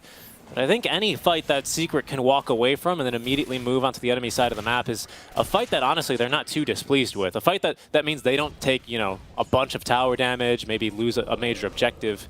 They're probably okay with that, as we'll take another look at the fight. Yeah, no, because what I wanted to say here now when the fight begins, right? You think, like, this initiation is kind of botched, like, it's not looking good. But then the immovable object, right? Like, the Secret tried to run in here, but what happens? They have to run away. Look, you can't fight this tombstone. No. Look, Nisha trying to man up, but they have to run. But this is when the unfortunate thing happened. Look here, look at Thompson. I believe he gets stunned in the back here. Yeah. Yeah. And then... Oh, yeah, he doesn't manage to save his buddy Anna. And that's what Anna expected the save there, so very well played by Sayak to get that. They got to bail out of that fight pretty quickly. Secret, in the meantime, they find a free pickoff onto the Tusk. Nothing too major. Tusk now does have Blink Dagger. He did manage to amass the gold for that. So Snowball save, False Promise, now both an option. We'll keep our eyes out for that one, as Secret might not be expecting the Tusk Blink at this exact moment. Yeah, no, a very good pickup. I think, do they have all their spells? Ravage and 6? Yeah, they should fight again. Like, there's no need to wait there. And I'm not sure about Secret posturing here. Let's see. T1 holding a ward. Yeah, T1 should definitely try to fight there. Like, they should go, go, go. Don't let him get out. They're going to smoke up. And Crystallis is going to make it out of the jungle with a Ancient Granite Golem in tow. That one's Rezo's, of course. Zayats as well with his own Blink Dagger. Yeah. They're out for some more fantastic initiations. He found, I believe, a couple of 2-man impales, 3 even in that last instance, in that last engagement. Yeah, Roche is up, right? Yeah. There's number 2. It's always a big one. That's always one that Ursa has his eyes on. Oh, they cannot let them have this. Like, this has to be a fight. Yeah, second smoke. Smoke into smoke. Let's go. They go now. They're going to be holding the ramp of death. Roche already down to half HP. It's even just a small win if right now they can force Crystallis out of the pit, but they can't. Oh, they're not fast enough, Pi. I think they should fight anyway. But Secrets are smart. They're not like rushing in. Nope. No, they're really just showing and sacking the ancient Black Dragon right now. They're ganking a Black Dragon. Unfortunate. 250 gold. That's a loss that Secret can afford to take right now. Yeah. No, I really wanted them to go a little more crazy there. Like, should have tried harder to find that fight. Knights and Crystals, maybe a bit of a hunting duo, but definitely respecting the positioning here from T1, especially, of course, with the, I think that's an Observer, yes, indeed, out from Secret on the cliff. I thought Whitemon was going to commit a tombstone there to deward for a second. Yeah, I mean, because the awkward part now for T1, right, is just they have one hero farming, and yeah, they're just sitting 5 together, so the gold is just going to keep going up and up and up for Secret. And this Ursa is going to continue to scale very nicely, right, with a free Ag Shard, heading into Basher Abyssal next. You know, he's got plenty of items he can still really look to go for. Might have a fight coming here. Ana. Oh, he's just in. Look at that, right on a Whitemon, but they can't burst him. He does get the tombstone down to the high ground. Crystallis disarmed by a second is going to BKB up. Nisha is going to actually find the stun on the Topson, and he forces the Reigns of Destiny and the False Promise both onto him. Crystallis will find his man eventually here. So down goes Whitemon. They're not fighting underneath tombstone anymore, as well as Cuckoo now is being focused onto Crystallis. They get through Ana as Rezo and Zayats, I think, are going to collect him. Topson on his high ground. Zephyr doing what he can with a brief Walrus punch, but I think he's not safe here. Yeah, Impale's going to catch him. Crystallis, the last of his mana here for the overpower, and an full team wipe in favor of Team Secret. Yeah, very nice for Secret there. It's unfortunate, like if you see, right, they didn't even get to use Ravage. Like Ana kind of waveformed away by himself, and then they were split up. With Whitemon already dead early too. And after that, it's just very difficult to fight. Yep. I really like Crystallis' jump there. You know, when an Ursa's right on top of Undying, obviously not a matchup Undying particularly likes, despite how tanky it can be. It's a quick decision. Do I put down Tombstone or do I die and save it for the next fight? He decided to quickly put it down, and unfortunately T1, they just weren't really set up around it. Yeah. Cuckoo though? Oh, okay. From the trees. As Secret clean up an entire mid lane of barracks. That's the kind of building damage that they can do, especially with the Lesh. Yeah, so now we're in a definitely despair part of this game here for T1. They do still have a Tombstone, they have Ravage. So like what they need is the Ursa to jump in, right? And they need to hit the Halberd right away, I believe. Okay, let's see here. Yeah, they accomplished that this time, but again, they just end up fighting away from Tombstone, and yeah. Above our camera here is where Ana ends up as well. No, you can see it's just they're getting. Whoa! They're in. They're going. Oh my god! Topson's gonna buy back. Nisha as well doing some damage onto Cuckoo, forcing him out. But at least the more from Ana allows him to find a stun, find a kill onto Zayats. Crystallis on the run with Aegis still for 2 minutes, as Ana is gonna end up getting caught here by the split or a stun. Reigns of Destiny here to heal him up as Cuckoo falling low, receives the False Promise, is able to at least get the Ravage off. But Crystallis fighting on through this. That might be enough damage to kill him. Hand of God now from Secret as their heals are coming in. Once again, Topson, he's gonna be jumped and killed. That's a dieback for him. Ana BKB, but he's just running for his life. Cuckoo is alive, but they have to call it. This game, it's over, Pi. Yeah. No, at the end there's just there's too much net worth to fight through. Like you can see their lineup, they're staying alive more than you expect, but 20 gold behind Aegis, it's just too much. Yep, and yeah, I don't know, on these kind of, you know, on these heroes like the Oracle, that they can feel really strong and almost imba with a huge level advantage that you get in the mid lane, it does feel like you've only got a couple of fights to really get that right before enemies kind of make up the level advantage, and then, you know, you just feel a little bit more like a support than a core. Yeah, no, a lot was just... Yeah, no, the T1 just never got to use their heroes together. Like, they get the first Roche before he completes his Aghanim on Oracle, and then he spends, what, 7 minutes not using it, and then they have this fight mid that could have like turned the game, but it just doesn't work out quite well enough, and then they give up second Roche for free. They don't manage to contest, and after that the game is very hard to play. Game gets difficult for them as T1 pull out the Topson mid lane. Oracle doesn't go very well. We'll see what they have in draft for us for game number 2, but before that, to break down game number 1, we've got Nat T and the panel for some more analysis. Thank you so much, Seek and Pipe. Yes, we obviously have to talk about the main thing here, that Oracle mid. Kezu, I mean, how did that draft for T1 end up shaping for you? You know, them putting Oracle mid, but also end up not putting that Undying in the off lane? Yeah, so I thought they were going to have something, you know, cool in store, and I'm always ready and happy to be surprised, which didn't happen this game. I feel like I have to go back to like January. I feel like this is a very big outdraft, one of the bigger ones we've seen. I feel like the second phase is actually it's a disaster for T1. Secret pick Chen. I feel like your response to it is very mediocre. You don't really pick a lot of teamfight, not a lot of damage. And this also shows when Secret doubled down, picking a very free Lycan on 18, because you already didn't answer the Chen. Now Lycan is good. Then you last pick Tide also without banning Ursa. And then I feel like their draft just did not come together for T1 at all. I mean, throughout the game as well, Chrysalis on Ursa just didn't feel that pressure. But Fear, was there much more T1 could have done with their draft? Or you were all eggs in the basket for Secret for this one? Well, I haven't seen Oracle. I did mention earlier there's a good reason for why I haven't seen Oracle. Not a big believer in the hero. At least they did something different with it than putting on pause 5, because I think it's a weak 5, but looking at this game too, it doesn't look that much better in the mid position.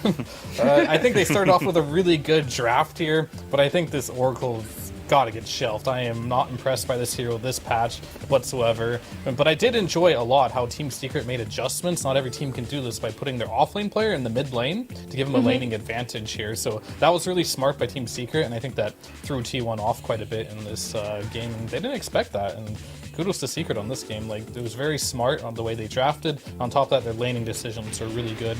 And yeah, just shout out to Nisha and Rezo to be able to branch out of their comfort zone and play in a lane that they probably haven't played in months, I would imagine, at least. Yeah, it's showing that versatility that Secret are able to pull out. And for yourself, T-Panda, I mean, we've touched on the draft, we've touched on that laning, but as we got later into the game, there's some key things that stood out for how Secret were just sort of running over this map. I think this is one rare example of where Morphling does not have a game.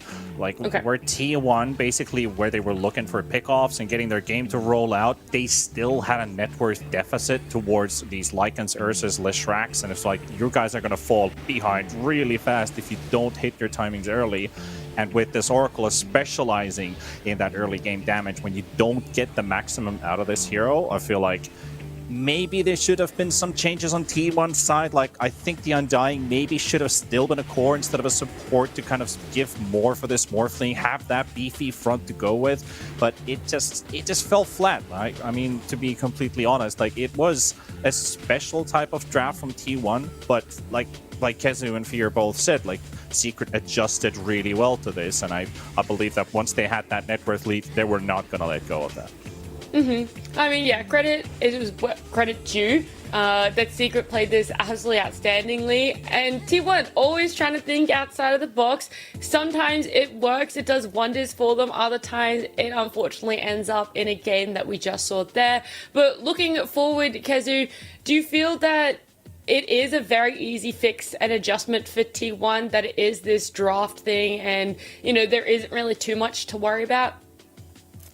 So I feel like they started off well with their draft. There's nothing wrong with the first pick Undying. You have good bans and you get the morph on 8. But I feel like if they knew they were going to pick those heroes second phase, first of all, I don't think it's good. But let's say they want to do it again. You need to adjust your bans proper. There's no way Secret can close the second phase with a Lycan there and then close the last phase with an Ursa. So if they want to stick to their comfort, which is this, which I feel like they should slightly swap away from. It's okay to be crazy, but you don't need to, you know, try it too much. They tried it one game, it's fine. And then going into the next one, they should just try to make some small adjustments here, especially in the banning phase.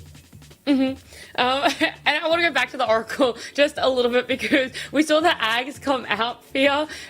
Do you think that was the play to go, that the Oracle build could have been a little bit different? Or you're like, this is a Thompson thing, man, I ain't even going to question whatever he was doing with mid-Oracle? I mean, that's what I had to go with at the beginning, right? It's Thompson, he's playing Oracle, he always busts heroes out like this, he always surprises us.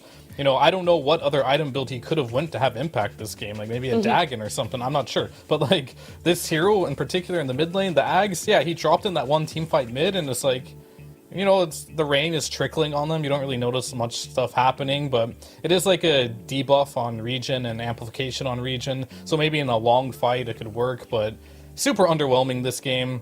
Yep. Normally you see Thompson with a much more standout performance, and I really think the hero selection for him really held back T1's like early game tempo that they were just quite lacking this game.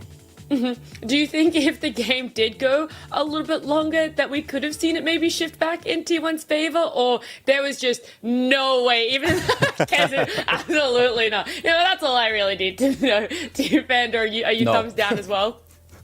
I mean, I think it will be more down to the Morphling because we didn't really get to see Morphling actually have a proper game here. If T1 was able to capitalize on those couple kills into rolling out tier 1s going down, choke the map out from heroes like Lycan. Lycan's kind of difficult to play from behind, but then you have Ursa who hits a pretty decent timing against these heroes. Maybe. I think that's a big maybe question because I don't think it necessarily is the Oracle that's going to necessarily carry you the game for it. I think Ana steps in with this Morphling at that phase, but since they weren't able to get that control over the game against Secret, I feel it just falls flat over there. Yeah, well, look, that's one example how you could take down a T1 Morphling in 27 minutes. We're going to jump to a break. When we come back, it's going to be game 2 of this best of 3 between T1 and Secret.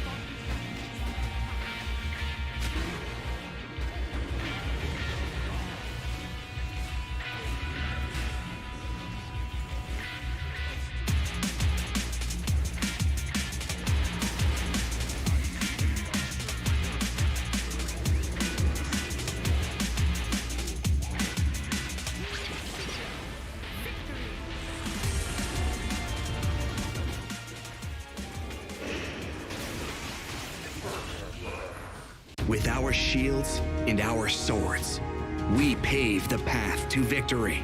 With our shields and our swords, we temper our courage.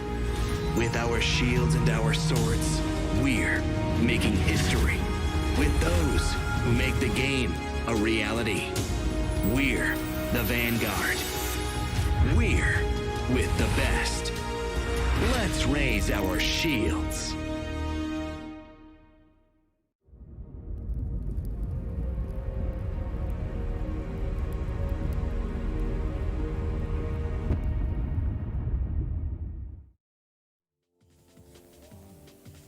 Welcome back, everyone. We are about to jump into game 2 between T1 and Secret. But that game 1, the draft definitely did not pan out the way I think a lot of people were expecting. We ended up having that mid Oracle.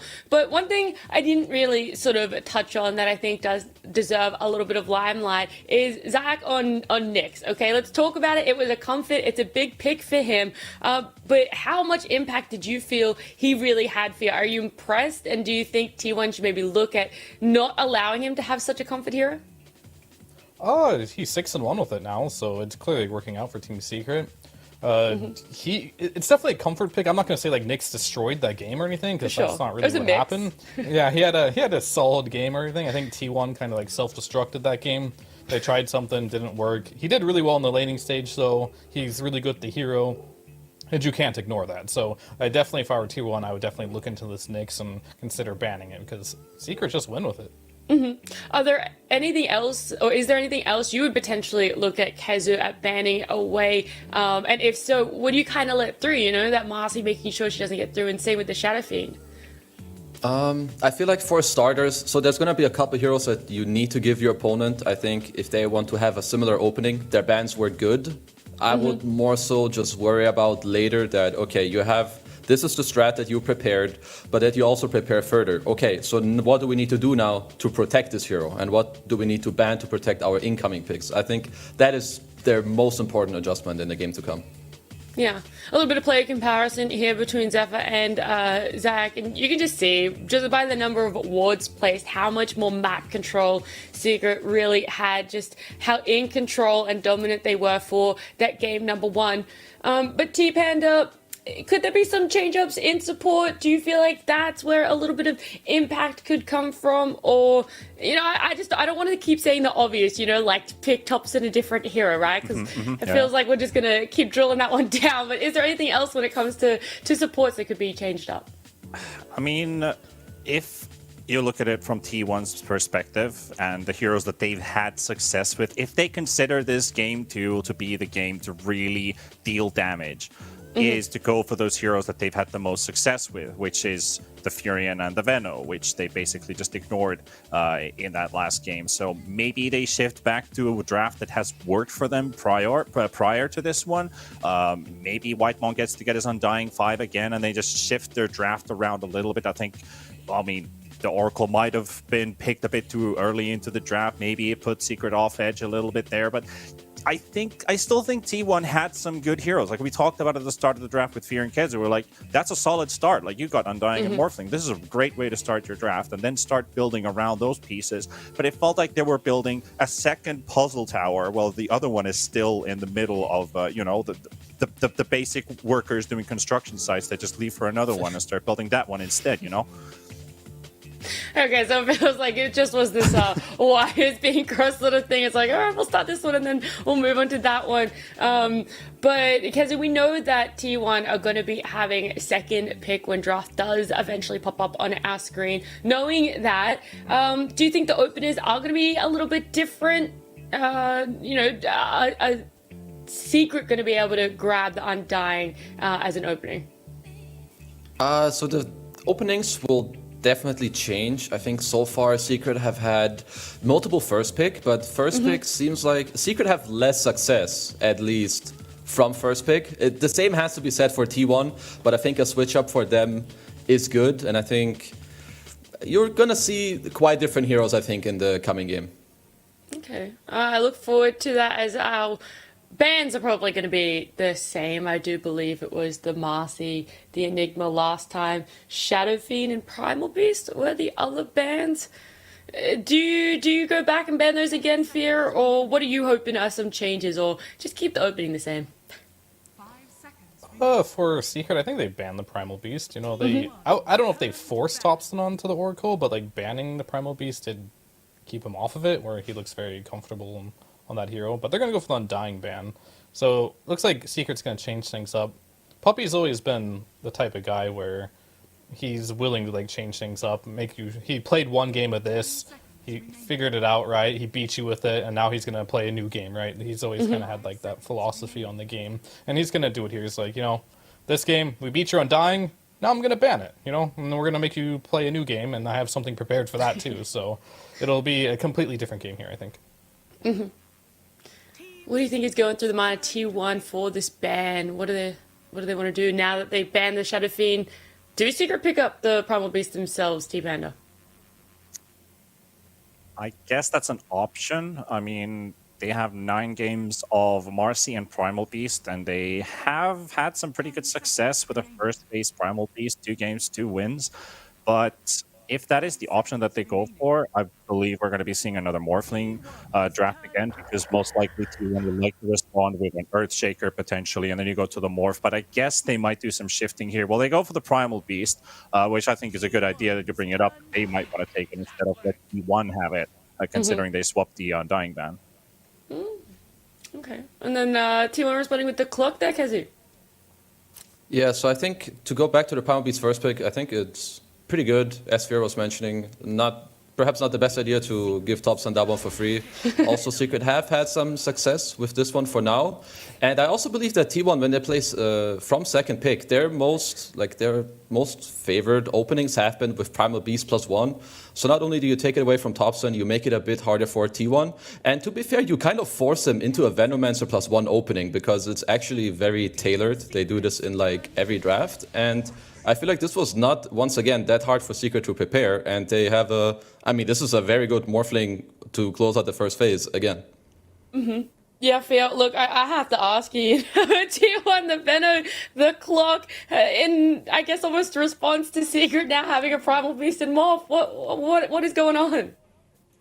Well, there's a lot of memes on T1 and their Venomancer, but they've got a 66% win rate with this. Cuckoo has not touched it this tournament at all. It's been Zephyr playing it all the way through, and it's a pretty good response to the Primal Beast in the laning stage.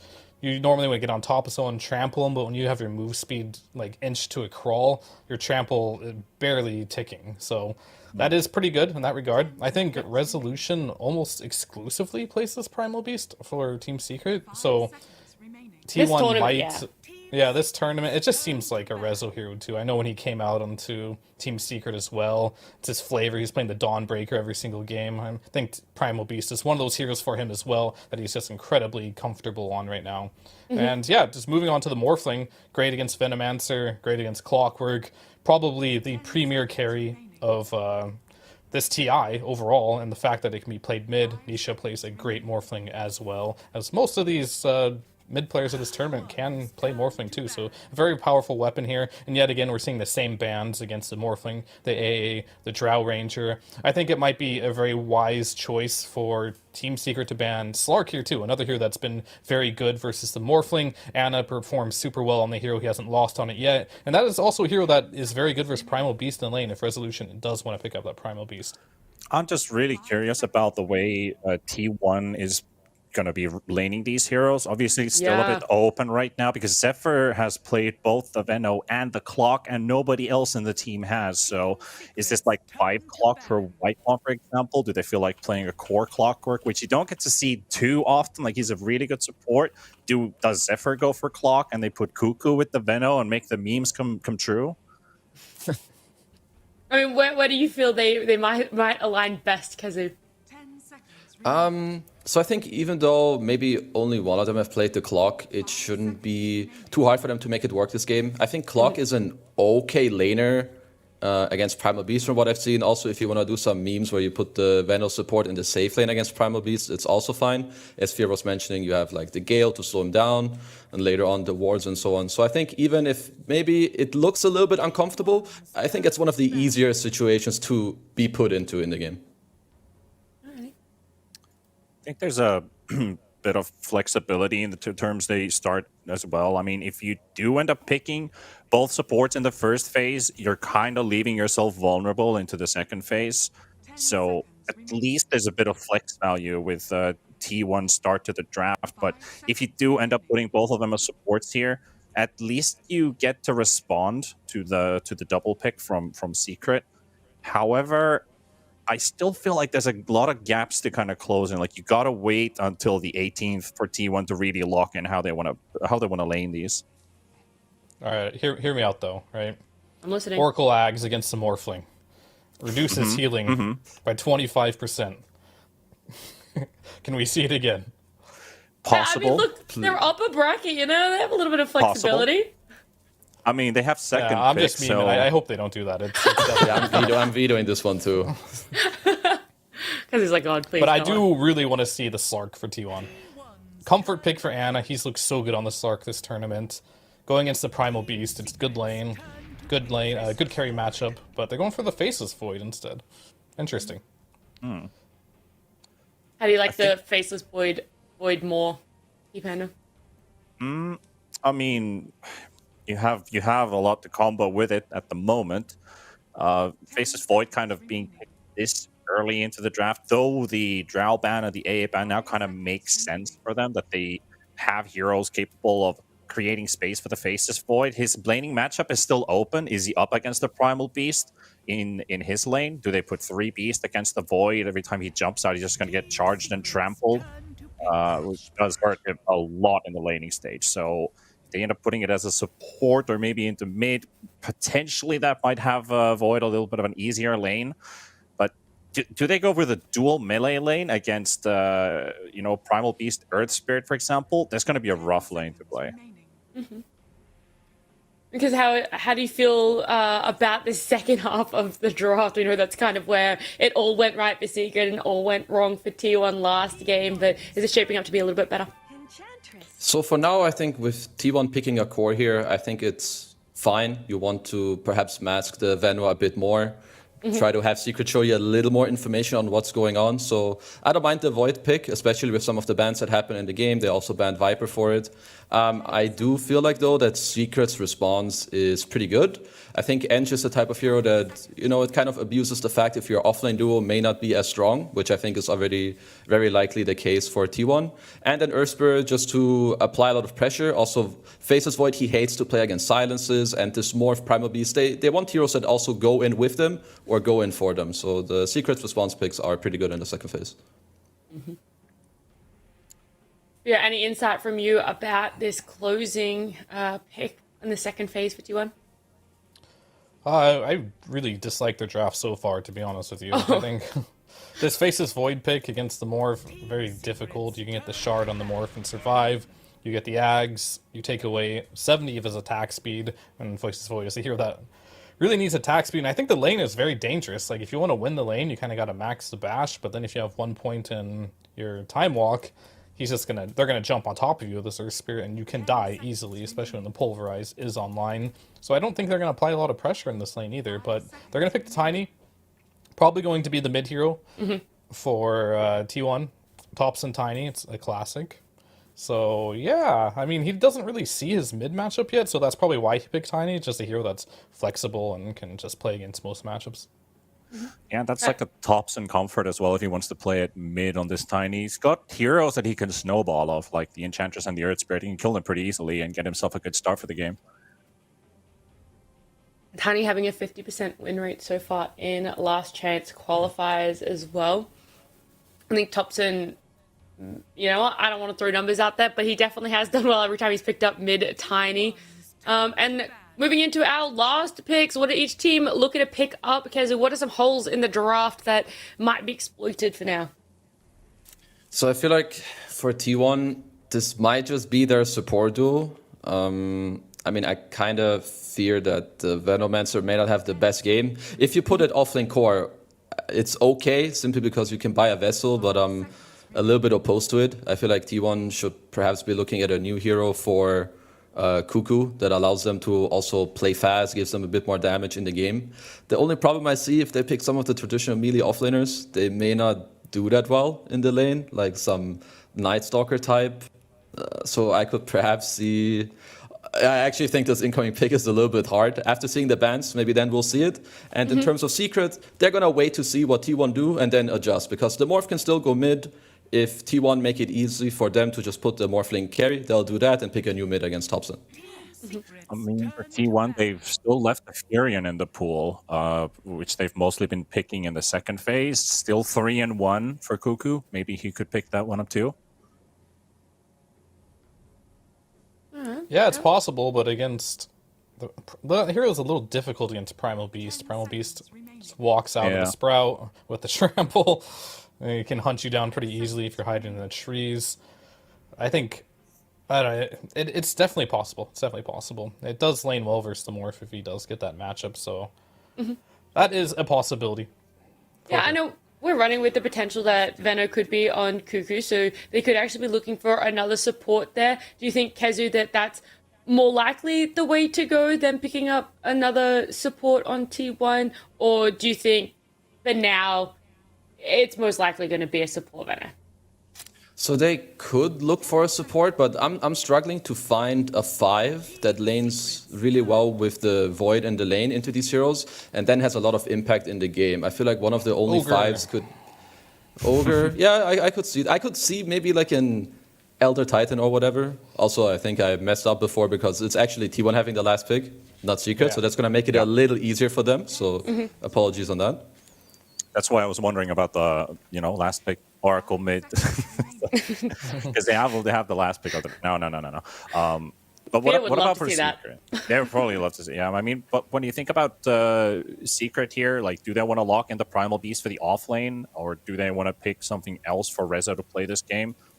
Just reminds me of the first game draft when it ended, and they realized, oh, this Oracle is mid. It was like Puppey and was it Rezo were both staring Nisha in his eyes like, do you want to play this lane? And then they did the lane swap, and beautiful things happened. They go for the Beastmaster. He's been picked twice for them, 50% win rate. Win, lose, it's a coin toss, I guess. But the hero's good here. So Nisha's going to play the Primal Beast? Is that what's happening here? I guess. Because the Beastmaster is a common counter pick to the Faceless Void, right? As an offlaner. Definitely will do a bit better than Primal Beast will. So, very interesting pickup here. I haven't seen Nisha play Primal Beast yet, but I'm sure he's practiced it, or else they wouldn't be bringing it out, right? So, very interesting to see how this lane matchup will go. Primal Beast versus Tiny. Unless you guys think they're going to be putting Beastmaster mid, which I suppose they could. Well, we will see. I was going to say, we'll see how they're all lining up as, Nightstalker coming out. Last pick there for T1. It is going to be Nisha on the Primal Beast. Now knowing the matchups, everything that's played out, Kezu, do you think this is a T1 lineup that's going to give them a little bit more of a fighting chance, have a game that goes a little bit longer than 27 minutes? So I think they have way better chances this game. Also, what I was saying earlier, that Nightstalker may be hard to pick because then Secret still have the option of swapping, but I was stupid. It's T1 who have last pick. So now that they see that it's a morph carry, I think it makes a bit more sense. So I think the Nightstalker pick does make sense for them, and they have way better chances this game. All right, so arbitrary numbers, just throw them out there, Phil. What percentage would you be given in favor of T1 or in favor of Secret here? I'm going to go 50-50. It's going to be the mid lane matchup, Tiny versus Primal Beast. I think these two heroes are like the tempo controllers of the patch. Whatever one makes some more rotations this game, I think is going to give their team like a huge lead. T-Panda, are you going to be keeping your eyes on the mid lane as well, or is there a different matchup that you're intrigued to see play out? I agree that the mid matchup is really important here because of the early timing from both of the mid heroes that we're going to be seeing in this game. But I think in general, believing that this could be the game for T1 to take. So, I mean, it has to start from beating out their side lanes as well, and that comes from their mid laners, so it's a snowball game, right? Very much so, but we are jumping into game 2. Let's see if T1 can tie this up as we join Seek and Paladai. Thank you, Nat T. Hello, Pi. Yes, in for game 2, this time with a much more standard hero in the mid lane for T1. And Nisha taking the helm here in the mid lane on the Primal Beast. Definitely a little bit of just a strength-based, I mash you, you mash me back kind of the mid lane. What are you going to be keeping your eyes on here in this early game? Yeah, so first of all, it's the offlane, right? The Beastmaster versus Void, very famous matchup where Beast is generally considered to be the counter. And I'm looking at it, and especially with the Clockwork, I'm a bit worried for T1 there. Like, this is one of those lanes that can snowball out of control, where Faceless Void, he does okay for like a couple of minutes, and you're like, alright, it's fine. But then all of a sudden, the Beastmaster is taking the tower at 7 minutes with the Helm of the Dominator, and the game spirals out of control. So the T1 have to stop that from happening, maybe through tops and rotations, or just outplaying them in the lane. Is there anything Zephyr can hope to do there by like maybe rotating top lane, planting on the Plague Wards? Or is he going to be a little bit more tethered to this bottom lane, supporting Cuckoo especially during that first nighttime period? Yeah, I mean, potentially he could, but yeah, I feel like he would want more to stick to the bottom lane. But yeah, if he started rotating early, because Cuckoo, yeah, let's see, yeah, it looks like a kill. Yeah, he took the Boulder Smash here, level 1, which means there's really no way out. Nisha trying deny for the deny. Oh, and he's not going to be able to get it. There's blood there for Thompson. What a start. Yeah. And the second thing is, we've all seen Puppy Ench, right? Oh, yeah. And he usually ends up with quite a bit of farm. And what happens then is that I think T1 are going to have big problems in just killing him, like as a position 5 Ench. Like, if you look at their heroes, right, they don't have an easy way to kill him. They have to commit a lot of spells. So he could be the MVP of this game. But yeah, let's see what happens. You always like taking note of the Ench. You're a bit of an Ench picker yourself. What's Puppy going to be aiming to do, though, in this lane as he's currently being run down and battery assaulted by Whitemon? Yeah, I'm a little surprised they put Puppy here, but I guess this is fine. Yeah, no, he's just going to be auto-attacking people. That's it. Living a good life, using his ability attack modifiers, not aggroing the wave. I think you can, what is it called, orb walk, right, can't you, with Impetus? Yeah, I mean, you need a few more levels in it. It's got a 6-second cooldown level 1, right? So. That's true, yeah, that's true. Whitemon doing good work here, though, in the early couple of levels, at least until the boars come out, then he is going to be somewhat bullied away. Yeah, another nice part with playing this Ancient offlane is usually none of the camps here are warded, right? Oh, they're getting it? No. That was close, yeah, sorry, the Wild Axis stack, but of course, he had a little bit of regen. The Fairy Fire will keep him topped up as mid lane. You can see Tanisha and Thompson having a bit of a go at each other. On a tip. Love seeing them trying to contest some of the more, yeah, especially there with now the Roar active. You can see the base damage in this lane is immense. Yeah. No, so let's see here. Yeah, because what I understand from Tops and Tiny, he usually goes for a very early Ags. Yeah. It's his style of playing this. That's what we've seen so far, and that'll help give some early damage into Chronosphere here for Ana, won't it? Yeah, and that's like their hope of getting easy kills on Puppy, right? It's that you just because you want to be able, because that's how a Puppy plays this Ench. He just baits, and then he lives with the 200 HP, heals up fully, gives vision on everyone, and lets his team clean up. So they have to avoid that. Yeah, that's true. I think like as compared to a bunch of other supports who. You know, I was thinking about this the other day, like kind of our buyback supports, like a Treant Protector who will just like run up high ground and maybe force a couple of reactions, die, buy back, and still have overgrowth. Like you just want to get rid of the Enchantress. She's just going to be annoying, and especially the way Puppy builds her, it's a lot of damage. Yeah, I mean the thing they have going for them is they can press Night Stalker ultimate, right, and then you just ignore it. So that's the other option. But sometimes he's impossible to ignore. He's just right there in your face. Something I'm also eager to look forward to is Cuckoo eventually, speaking of this Night Stalker, getting that Ag Shard online. The active on Hunter in the Night gives this hero a lot more staying power in these fights, especially seeing as he's usually the first one to kind of just blink head on into the fights, or just run in and fly, ideally for him. But what's interesting about that is he can, especially during nighttime, you can target that onto Ancients and remove Rezo's creep, as Zayat's is going to die eventually on the tower. Yeah, a little suicide there, full HP, full mana. It tops in. A toss, Nisha, not enough damage though, okay. And Ana is still doing fine top, so like as long as he's farming fine up here, T1 should be happy with that. Wait, what? Because you were mentioning Night Stalker, right? Yeah, like that is a bit funny, right? Because Beastmaster used to be like a huge counter to Night Stalker, but now it's almost the opposite. The same with Lycan. As you said, right? You just eat the Ancient Creep. So I'm wondering if he will go for a different item build. Yeah, Ooh, nice deny. Yeah, gets the deny off there. The Skellies, of course, being summoned, helping out greatly there. But Rezo and Puppy don't have a lot of DOTs. They've got to land their big hits there. Yeah, and like Ana is doing well in CS, but so is Rezo. And Helm of Dominator is only 900 gold away here. So that'll be really interesting. There's going to be a period of time where Rezo feels really strong with Helm of the Dom, and then of course Helm of the Overlord again.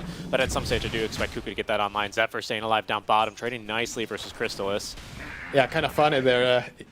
He clicked this Verifier too late, but it was fine. He lived anyway. It's okay. He's just showing off down. I've got one too. On a Crystallis, rather, still holding on to his. Yeah. Oh, but a nice creep brought over to the top lane by Puppey as he's holding on to this Ogre Frost mage, which gives the, of course, ice armor to Rezo. Makes it really difficult and undesirable otherwise for Ana to be trading right clicks. Yeah, you can see here Puppey's trying to give full experience now to Rezo. Want him to hit that level 5 and then level 6. Every level here now. It's going to be very difficult for Elno to play. There's a kill. Down bottom, Crystallis jump in now back onto Zephyr. Might pay the price though. It is nighttime here naturally, so Kuku finally putting those 2 points of Under the Night to some work. But, of course, not enough damage here for the Morphling. Yeah. And once again, we're seeing this more and more, aren't we? 2 points in waveform and just the single point in attribute shifts.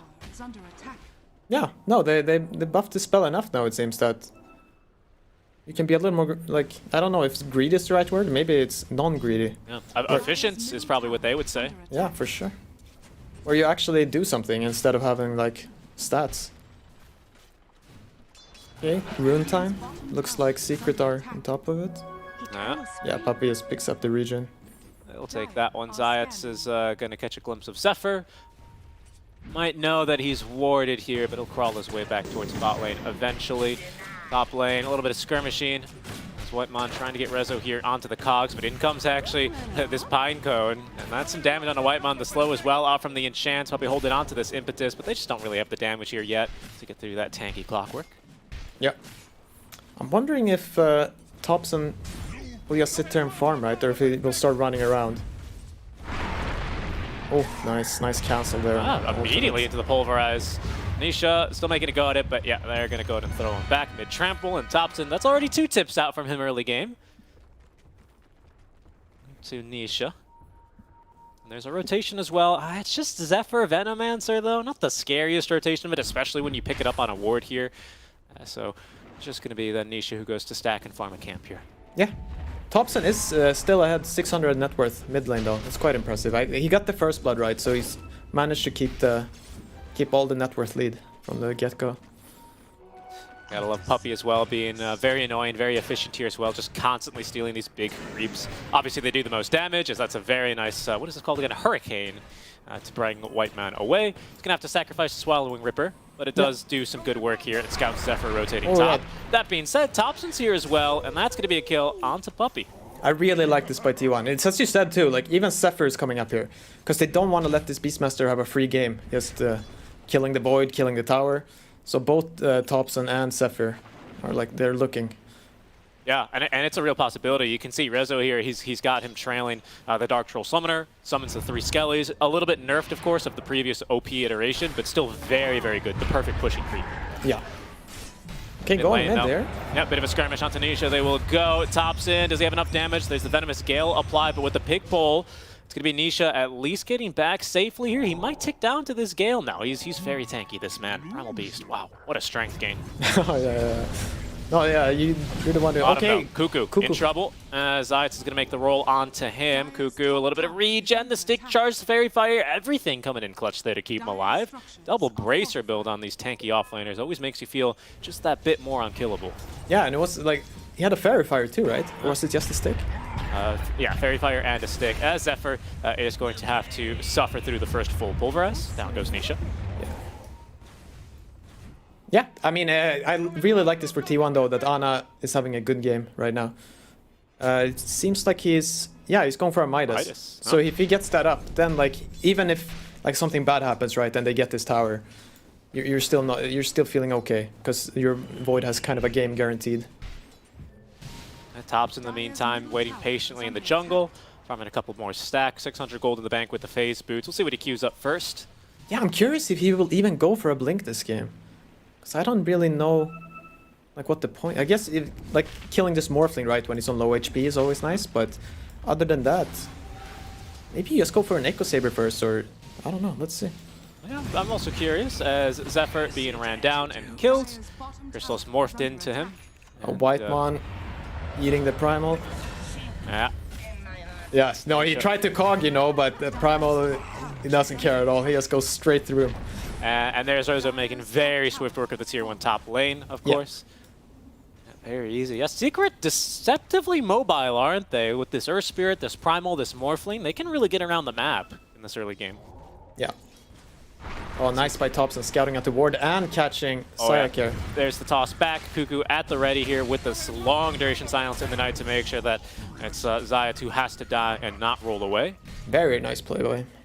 And Cuckoo as well, this is something we've seen as well, actually, on his Underlord.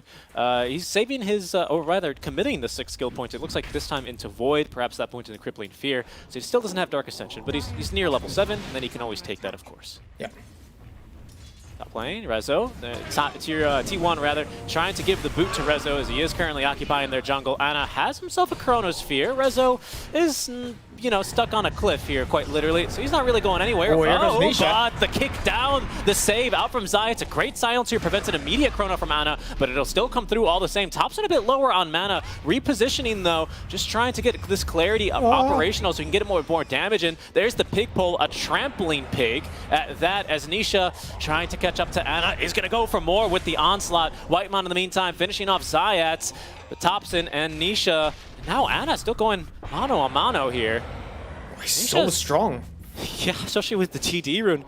That pig pull, I guess you keep trampling in that, huh? Yeah, you do, and you're so fast. Especially if you activate face boots too. Like, it's too bad that Thompson didn't have any bottle charges there, because he could have gotten more spells off, and then they probably would have cleaned up. Yeah, that little piggy goes trampling around in the middle of the team fights, doesn't he? That's scary. Nisha here, Thompson with not enough mana for a toss back. Yeah, he's going for the blink though, and he's top lane, though, quite Ana. close. He's going to be in some trouble here. There's no roar, looking for the immediate TP away, and they don't have any way to cancel. Yeah. So what, 500 gold away from blink on Thompson? He's played it really well. Like that rotation into the jungle is beautiful. Not a lot of heroes can run into a Beastmaster with roar like that, but Thompson understands with face boots and grow. He has like, what, 14 armor? So he's fine. He's more than good enough. Even willing to go toe-to-toe there with Nisha on the DD rune. On a hero like Primal, that is, you know, quite the risk you're taking early. Yeah. Well balanced there. He did his maths, had that one correct. Cuckoo, maybe looking to connect here onto the mid lane. Level 8 now, does have that point, excuse me, in the Dark Ascension. Whitemon as well with a hook shot, rocket flare at the ready to do some scouting. Yeah, Sayak is not quite 6 yet, so... I wonder who got the tome on that team. Maybe they were just low on experience, both of them. That could be the case. Because it's a big power spike there when you get level 6 on Earth Spirit. Right now is not very strong. Getting that magnetize up, of course, lots of damage. I think one cast is something like 550 damage. And of course, allowing you to spread your status effects to others. But they're going to make the jump now from behind. And in goes Cuckoo as well. The Cogs are trapping in Nisha, but look who's here to fight. It's Chrysalis. He's going to turn into Thompson. Gets the toss, but actually gets his mana burn now, as there's going to be the roar onto Thompson. Cuckoo can kind of linger in the area as he flies around, but Thompson with a 4-man make that avalanche. Chrysalis giving chase, has an avalanche now of his own, and still a toss is just going to catch Thompson here. Boulder Smash does catch him as well, and Secret eventually rewarded with 2 kills here in exchange for Nisha. Yeah, very close there. No, unfortunately they had to fight 3 on 5, right? And then no matter what you do, you're probably going to end up losing. But nice reaction there from Secret, right? Understanding that Nisha likely to take a dive here, but it's space and a good kill there onto Thompson just before he gets Blink Dagger. So frustrating close to that's big timing for him. Yeah, right. It was like 15 gold away or something like that. Okay, nice. Whitemon breaking the smoke, but ooh, Sayak just rolls in. Oh yeah, and they've actually miscommunicated there. They're going to split the gap there as Nisha charges on through another fantastic pulverized cancel as Zayat's going to die. Thompson, though, in trouble as Chrysalis is still here. And it was the rest of T1, or at least Zephyr and Whitemon, who were focusing down onto Zayat, and Thompson kind of fighting alone. Yeah, very frustrating. You're dying and then instantly dying again. Just looking at your gold. He's 100 away from Blink Dagger. He's close. He's close. And then he's a lot more free in these fights, right? I mean, I think we all know how strong a tiny Avatos can be, especially here against a puppy. Ana, I hope he doesn't die here. It's silenced up. The onslaught. They did miss the boulder smash. There's a pulverize here. Oh, look how slow he is, though. Ana doing a bit of a dance there, and Nisha offering the high five is a little bit of a surrender. He knows he's been slightly outplayed in that one. Hard kill, though. Hard kill. Yeah. And with this Midas online, Ana is quickly becoming the richest hero on his team at least, but now closing the gap in net worth to the Secret Cores, who are currently leading. Yeah, but it's still very good. Okay, wait, hook shot here? Yep. Oh, Nisha and Zayat's both trapped inside Cogs. But it's only the two supports. And Zayat's, yeah, doing very well here to tank the gank. He's going to offer himself up as a trade. Offer accepted by T1, and they'll allow Nisha to live. Top lane, though. Big push coming from Secret here. Yeah. Alright, so Thompson has Blink Dagger coming, right? Yeah. Tower, it's too late. It's already gone. Oh, wow. Even Zephyr maybe fearing for his life there momentarily as he was hurricaned towards his enemies. So Secret see this dagger being delivered with their Hawk, I believe. Yeah, they should be ready for anything. But Ana, he's keeping up the farm. And I mean, Void is still Faceless Void when you get this Midas and you get to farm. Like later on he will chrono and someone will die. Kuku's also just had an item delivered, by the way. Look for him regaining a lot of HP. This Hunter in the Night ready to go. Fairly low downtime for what it gives you, 20 seconds. It's very reasonable to use that twice in a fight, and that's a lot of HP here for Kuku to be moving in and out of these fights whenever he's got spells. Yeah, I'm wondering if Resso thought about that before he decided, because he did. Okay, so he's gone for Wraith Pact instead of upgrading the Helm of Dominator. Yeah. Doesn't want to feed that free 300 gold away, I think, or 250 is it? Yeah, no, there's no point, right? No. Like you're literally just, you're just feeding gold and experience. You've got the important part anyway, that damage amp, of course, that you have on the aura of the helm. Got that one ready to go anyhow. So this team will be very happy for him to still have that at the ready. Okay, so the haste for Thompson. Ooh, pig pole, or sorry, the vaults actually. The Tumbler's Toy, Zayat's getting caught here as well by the hook shot. Is gonna get a kick out the tree. He's gonna get him. Oh, nice. Nice there. Nicely done from Thompson as they will collect the kill. Okay, yeah, so they have the Vlads, they have a bunch, yeah, so Secret can look at Roche now. Obviously you don't want to just go for it blindly, but you should definitely be considering it. Yeah, and T1, of course, with plenty of opportunities to fight around the pit, right? They've got Chrono ready. Thompson is starting the build and the transition towards the Ag Scepter. Now, not a lot of damage until you get like at least a casual Crystallis online or something, but you know, any bit more damage that'll assist Ana in these early Chronos especially is something that T1's certainly going to be grateful for.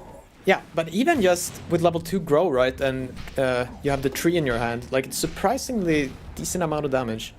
It's more than you think. Especially if they can catch Crystallis before he gets off the strength gain. Yeah. It'll be looking good for them. No, and the most important part of them trying to Roche Rat is this Rocket Flare. So they never have to wonder like how low is this Roche. And they not to speak, they have Plague Wards too, so like plenty of vision around there. Kuku's also about to get a pretty big item online for himself. The Blink Dagger, operational soon. Doesn't have the survivability of the BKB quite yet, but again, he did go for double Bracer, Phase Boots armor, of course, and that Hunter in the Night. As Nisha going for the onslaught in. They want this kill on the Zayats, but Ana is going to catch two cores at that. Nisha as well as Rezo, but there's not one really nearby. Now in goes Thompson. They'll have a blink onto Nisha. They're going to cut through Rezo, and they'll get through Nisha just as easily. Kuku as well with his blink dag, or not blinking in, just simply getting on top of Puppey. DD room, but Puppey's so tanky here. Very hard to deal with, especially now he's gone for a Hooded Defiance on the edge. Oh, we're back towards Zayats, however. He's going to be focused down and caught. Of course, Kuku with all the night vision right now with Dark Ascension active. Nice fight there for T1. Yeah, that was beautiful. Like committing with the Chrono there, no hesitation. And like, because it's like you said earlier, right? Like they don't have this easily Snapfire ultimate or anything, so you don't really know where the damage is going to come from. But like he trusted his team that they had enough damage, and they just clean up there. It's perfect. An opportunistic jump there by Secret. Gone wrong a bit as Thompson lower on mana, but Nisha's not going to be able to quite catch him there with the onslaught. Careful here though, Kuku. Well, it's just Puppey here, actually. So. I mean, Puppey is gonna come. He's trying to become unkillable here, right? Ah, he's got that hood. Yeah. But yeah, if they go on his team, right? Like, yeah, he's not gonna do a lot. He's just gonna stand there and be unkillable. Big items online though for Rezo. That Wraith Pact, like you said, he did deviate instead of upgrading that helm into Helm of the Dom 2. Simply now has Wraith Pact online. And that is huge. That item feels amazing. If you can get that down as soon as Faceless Void makes the jump in, Chronosphere feels awful. Yeah, I don't think there's any way for T1 to win a fight right now. No Chrono plus that Wraith Pact. Like they're really bad at fighting into Wraith Pact. And this Aegis now going to be secured for Secrets. That's going to give Nisha a nice bit of bounty as well to help him close out this BKB. He only needs another 400 gold. Crystallis is already making space there for the Aegis. Goes swiftly into his inventory. Hookshot in, Whiteman with a good effort here. Unfortunately, the immediate silence, and Secret will take that kill. Yeah, that's optimistic. Just a bit late. I think a valuable play though, right? Very low risk, high reward. Yeah, I mean, it's something that's a little unfortunate is that Zephyr has the Spirit Vessel. Thompson. Mid lane onto Rezo here, assisted by Cuckoo the Silence, but they did get the Wraith Packs down. Oh, no, he didn't. That's good. That's a very nice kill. I was just going to say, they have 2 urns on T1. Clockwork with his Urn of Shadows, and we got Spirit Vessel on Venomancer, so... That's interesting. Yeah. Don't always see that, especially on the 2 supports especially. Yeah, no, it's a little unfortunate for Clockwork, because you don't have any gold, and now you're not getting any urn charges. Yeah, and the urn is like decent stats as well early for Whitemon, but I think he's going to have to sell it eventually. Yeah. No, but overall, though, I'm really impressed by how T1 have played this game. Oh, they're going to try maybe for a play here on the Thompson. They're just catch him with the Pulverize. I think now Thompson in a bit of trouble. He tried to get the leap away, but is going to be killed off as Crystallis jumps in, and that's more than enough damage. Yeah. He's still quite close to Axe, though. Only 700 or gold. Goodness, I'm sorry to cut you off, Pi, but Puppey has a full pipe. Oh, okay. So they just wanna go high ground. I respect that. Because this Void is farming crazily. I mean, let's like kind of try and tally up some of this damage blocker, the resistor. I mean, we've got Wraith Pact, we've got now Pipe offering that 400 barrier to the entire team. Yeah. Crystallis, of course, with the attribute shift. Nisha, Rezo, and Zayat are naturally very tanky, some of the higher strengthening heroes in the game. Yeah.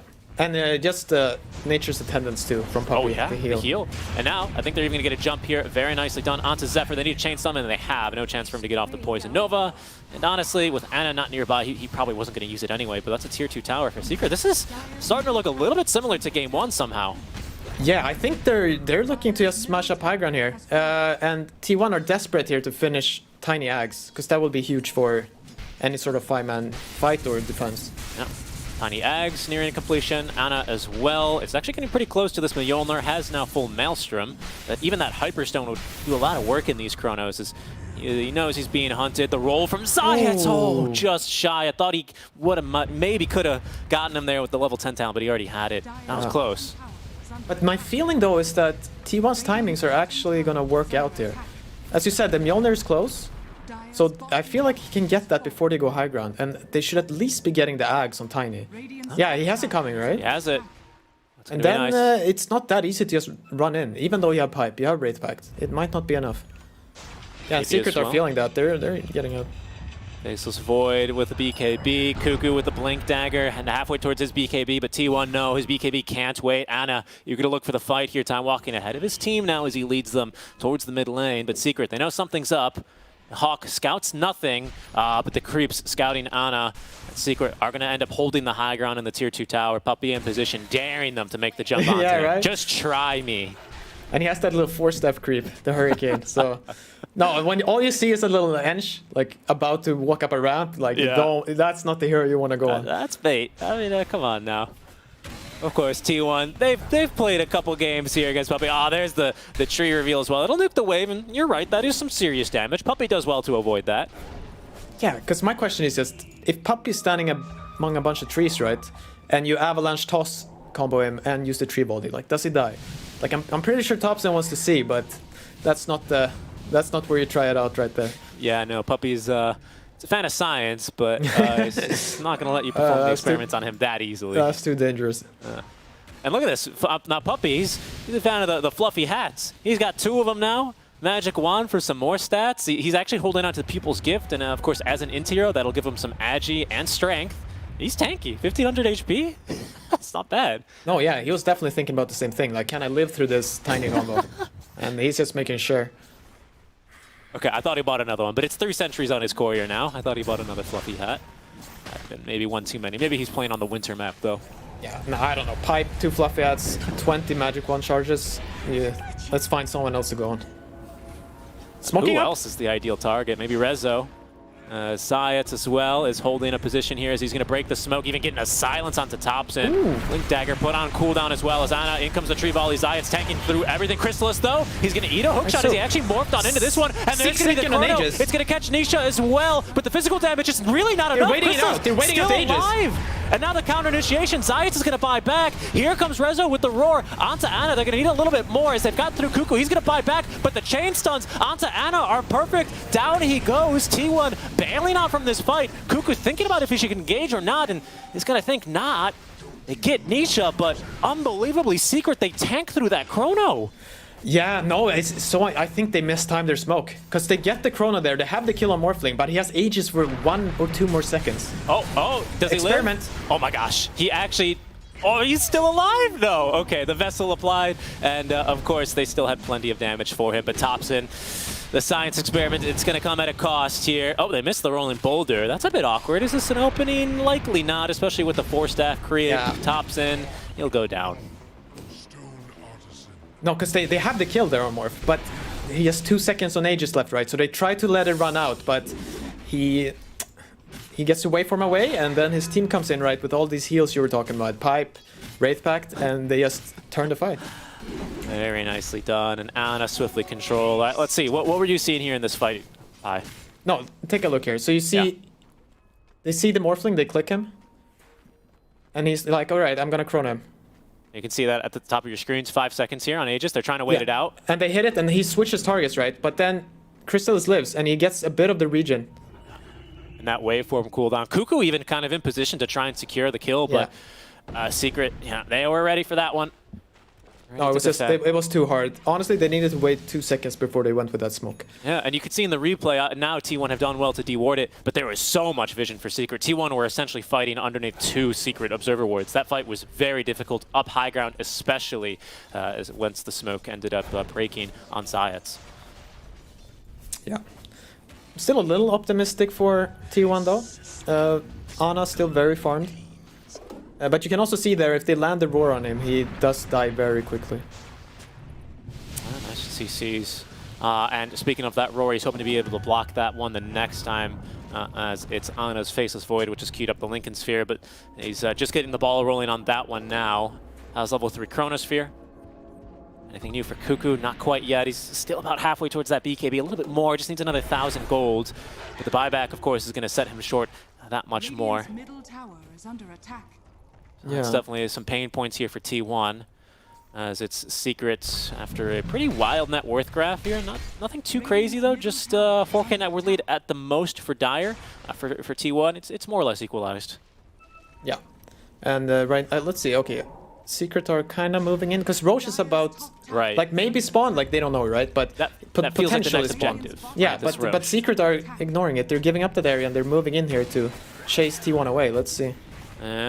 Puppy is just in the front there. He's in the front, man. Oh, look at this. He's got Holy Locket now, Pi. Even more. Yeah, there we go. Even more heals for himself. Hook shot is going to find Nisha. Kuku as well. Pops the ultimate, but the BKB giving some protection for Nisha. They found Thompson as he's using the tree volley. Silenced up now. Ana as well going on in. The Chronosphere is going to catch onto Chrysalis. Can they actually get through him? He's just on the edge of it. The toss needed a little bit more, but he's still alive. And now the roar onto Ana. He gets 4-staffed away, but Rezo swiftly giving chase. Puppy actually with 2 kills in this fight. Chrysalis with 1 now, as Thompson going to be the final one to drop for T1.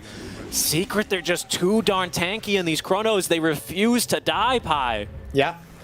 And Crystal is very smart. He's picked up the Ag Shard. So with all this passive defense items, like he gets the Pipe Aura, right? He gets Wraith Pact, like Vlad's Aura. He can shift in chrono. Yes. And then it's not enough damage. Even though Ana is really farmed, he cannot kill him. We'll look for that here in the replay, but I was going to try and ask you that earlier. It feels very similar to like the Ursa Warrior versus Faceless Void, where you just get Ag Scepter on Ursa in that case, right? And then you enrage whenever you're chronoed. Yeah. We'll see here. He just pops there's it down. Strength gain. And it's just constantly on a 500 HP. Ana just beating into him relentlessly, saying he's just got 500 HP. He's just got 500 HP. Why does he still have 500 HP? Yeah, exactly. No, I mean, you have to put in the question look at there. Science. He's having a good time. Yeah. No. Oh, they're raxing them now too, so. Yeah. Top lane, it's Topson who at least clear the wave. But they secure their first Tier 3 tower, and in this meta, of course, Pi, that means you get another Fortify, and that will buy T1 at least a bit more time here. One more fight, perhaps, and that fight likely going to be taking place here in the next minute, as Roche is going to be respawning then. Yeah. No, that initiation by Whitepoint was maybe a bit too deep there. Like, he kind of forced Topson to go in like perfectly, so the Earth Spirit could just roll on top of him, and yeah, I think you just wait. You don't go for that hook.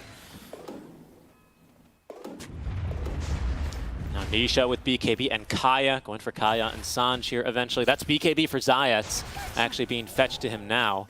As more and more items are starting to accumulate. Rezo with the BKB completed, didn't even need to use it in that last fight. Yeah.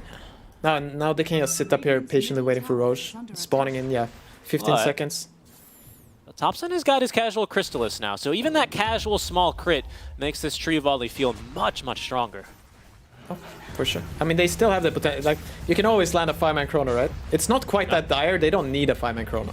But, I mean, if you do land it, you will win. Let's just put it that way.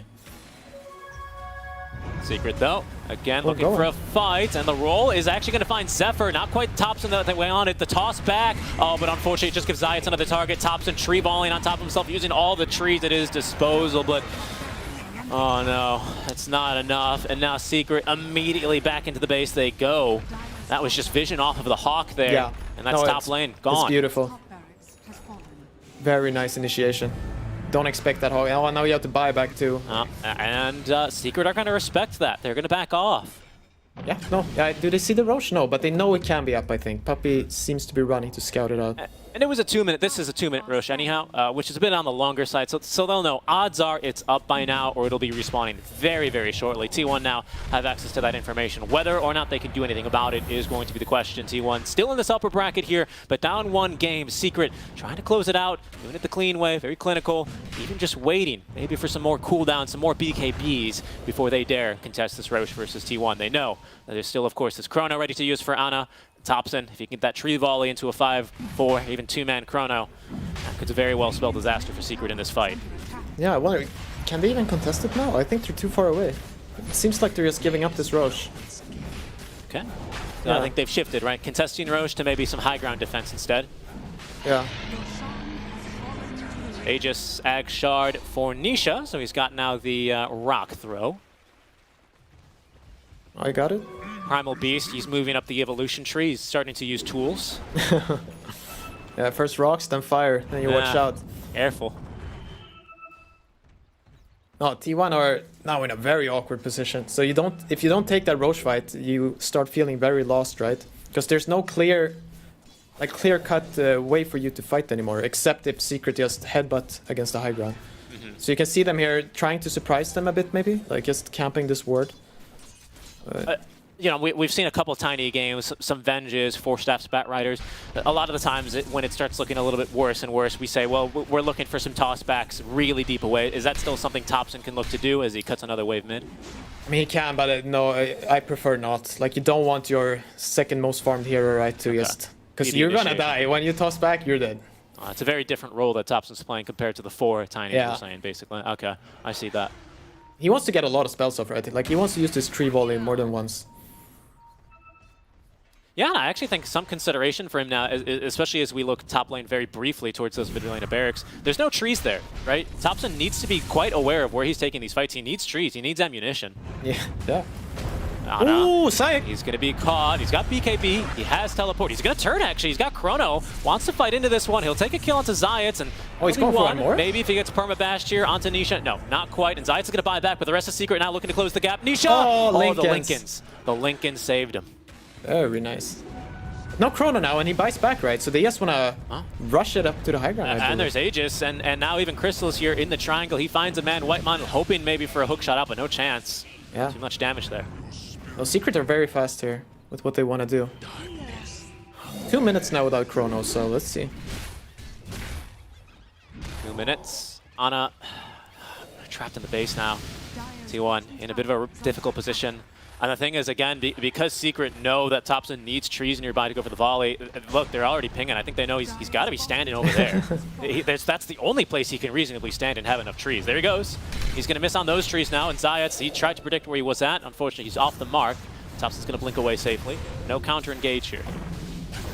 The toll booth as well being erected by Zephyr, immediately cleared by Crystallis, not dealing with those plague wards. Puppey on the high ground, by the way, as Topson with another blink back. Crystallis waveforms on in. Cuckoo pops to the BKB. Secret just disengaging though.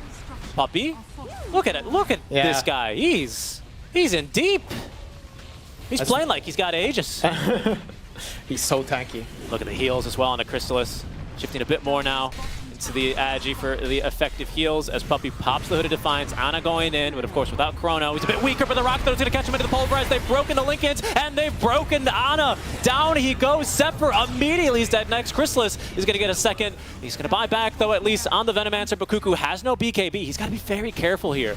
Crystallis as well has morphed into the Faceless Void before claiming his life. As Topson finding whatever trees he has left. Crystallis thought he was actually going to time walk that off, but maybe on cooldown and instead focuses onto the barracks. Yeah, no buyback, right? No. No. I wonder if Secret will just... Puppey's very low on resources though, but...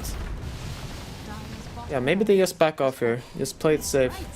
Quite a bit at stake here, right? If Secret find a win, they're into the upper bracket finals, and because we have 2 teams qualifying through the last chance qualifiers, that effectively gives them what, at least 4 games to get in, well, 2 matches and, and an entire. I like the really good match, like 50-50. Yeah, exactly. Yeah. They like those odds. I like those numbers. Yeah. T1. Oh, they just want to go here. Last lane of Barracks, Topson using whatever trees he can, and Crystallis actually nearly dying, but still has Aegis the whole time, and now they found Cuckoo. He's got BKB and a nice interrupt there, but it's going to cost the life of Whitemon. He's got buyback, the Roar onto Cuckoo in the last seconds of his BKB is going to allow Crystallis and Reza to beat into him. Down he goes, does have buyback, and there's Faceless Void respawning in 5. This is the last racks here. They have to figure something out. Topson, he doesn't have very many trees, though. He's just standing near the almost the only one in the base. He needs more ammunition. He needs to go in, looking for a tossback. He'll have to settle for Puppey, as in goes Ana, but Puppey with untouchable, he doesn't even care. Cuckoo onto Crystallis, Aegis up in 18 seconds, so Crystallis happy to fight, happy to even die in this one, as Zayats and Puppey fighting back versus Topson and Ana. That'll recall Zephyr on back, as well as now even Cuckoo. Aegis has been claimed at the very least, but Crystallis respawning with full mana and HP, and Tier 1 looking worse for wear as well, as there's the damage. Down goes Cuckoo, down goes Whitemon, 2 dives back, Chrono onto 2, but there's just no trees for Topson, and Rezo's in onto him. He can just offer an Avatos in. Ana now stunned immediately after as Crystallis jumping on in. The bashes nearly condemning Ana. Zephyr falling low, gets off the Poison Nova. That's his dieback. Topson doing what he can. At least has a couple of trees, but Crystallis even fighting into him now. Ana trying to save his teammate here, and Crystallis falling low, but Puppey keeping him alive with the Nature's Attendants, and everyone on T1 is dead. Secret, they get the 2-0. They're moving on to the upper bracket finals. Wow. Very well played by Secret. Extremely impressive. This like snowballs from yesterday, right? Like they had 2 games where they had to fight and claw their way back, and now they're just riding the momentum. Absolutely destroying T1, to be honest. Making it look easy. Like clear ideas and just very good drafts. And very good drafts, and you can see lots of relief there for Secret, as now they know they have 2 chances. Of course, T1 not out of it yet, but a little bit less in that comfortable zone now, as well, they're going to be playing later today for 1, but also are going to be fighting for that 1 remaining slots available to them through that lower bracket finals. Yeah. Let's see. I think Secret will be quite happy with that, but you can see it's a reserved amount of elation, right? It was a clean series for them.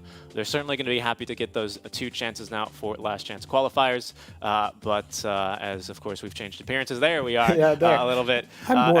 They certainly, yes, they stole Morph and they morphed into us there. Thank you, casters. And I mean, off of that Crystallis Morph as well. I mean, who wouldn't want to be trying out some Morphling as well in their pubs? But Secret are going to be the ones moving on. Well played to them. They're looking like a series contender. I think a lot of people might have had them as favorites and selected even the compendium. It's a shame that T1 have to meet such a strong opponent here in their side of the bracket, but they're not. They're down, but not out. No, for sure. And it's not, they weren't completely outclassed, and they can look at the game 1 and completely blame the draft right. And game 2, yeah, there are some things to go over, but overall Secret clearly the stronger team. Absolutely, as they'll claim 2-0 victory over T1. Puppy on one last ride, perhaps trying to get still to every single TI. Needs to win one more match now, the way things are looking for him. But to break that series down a bit more, we're going to go ahead and throw it on over to Nat T and the panel to break it down. What a phenomenal series casted by two amazing people. Thank you so much, Seek and Pi. But it's right, the dream for Puppy continues as he still has a chance to be able to make it to every single TI. Secret are one best of 3 away from booking that ticket to TI, and they're looking in great shape. I mean, they're able to take this series 2-0 against T1, and for you, there was this early part of the game that didn't look too bad for T1 up until maybe the 18-20 minute mark, and then it kind of felt like the Secret show from there. But looking at that early game, Fear, how did it play out in your eyes? Was it the matchups you were expecting? Yeah, I spotlight the mid matchup. It was the Tiny versus Primal Beast, two heroes that Thompson plays extremely well. And he got the better of Nisha mid. Like, we haven't seen the Nisha Primal Beast very much, but Thompson won the lane. I was a little afraid that he might get out of control this game, but then Nisha on his Morphling this game, out of control. Like, his rotations in the early game twice secured 2 kills onto Thompson in the early game that just completely stopped his snowball, and that's your carry participating in the early game here. And I gotta give him a big shout out on his performance. It was a great morph performance throughout the whole game, but not only that, it was just like his early game performance was just phenomenal.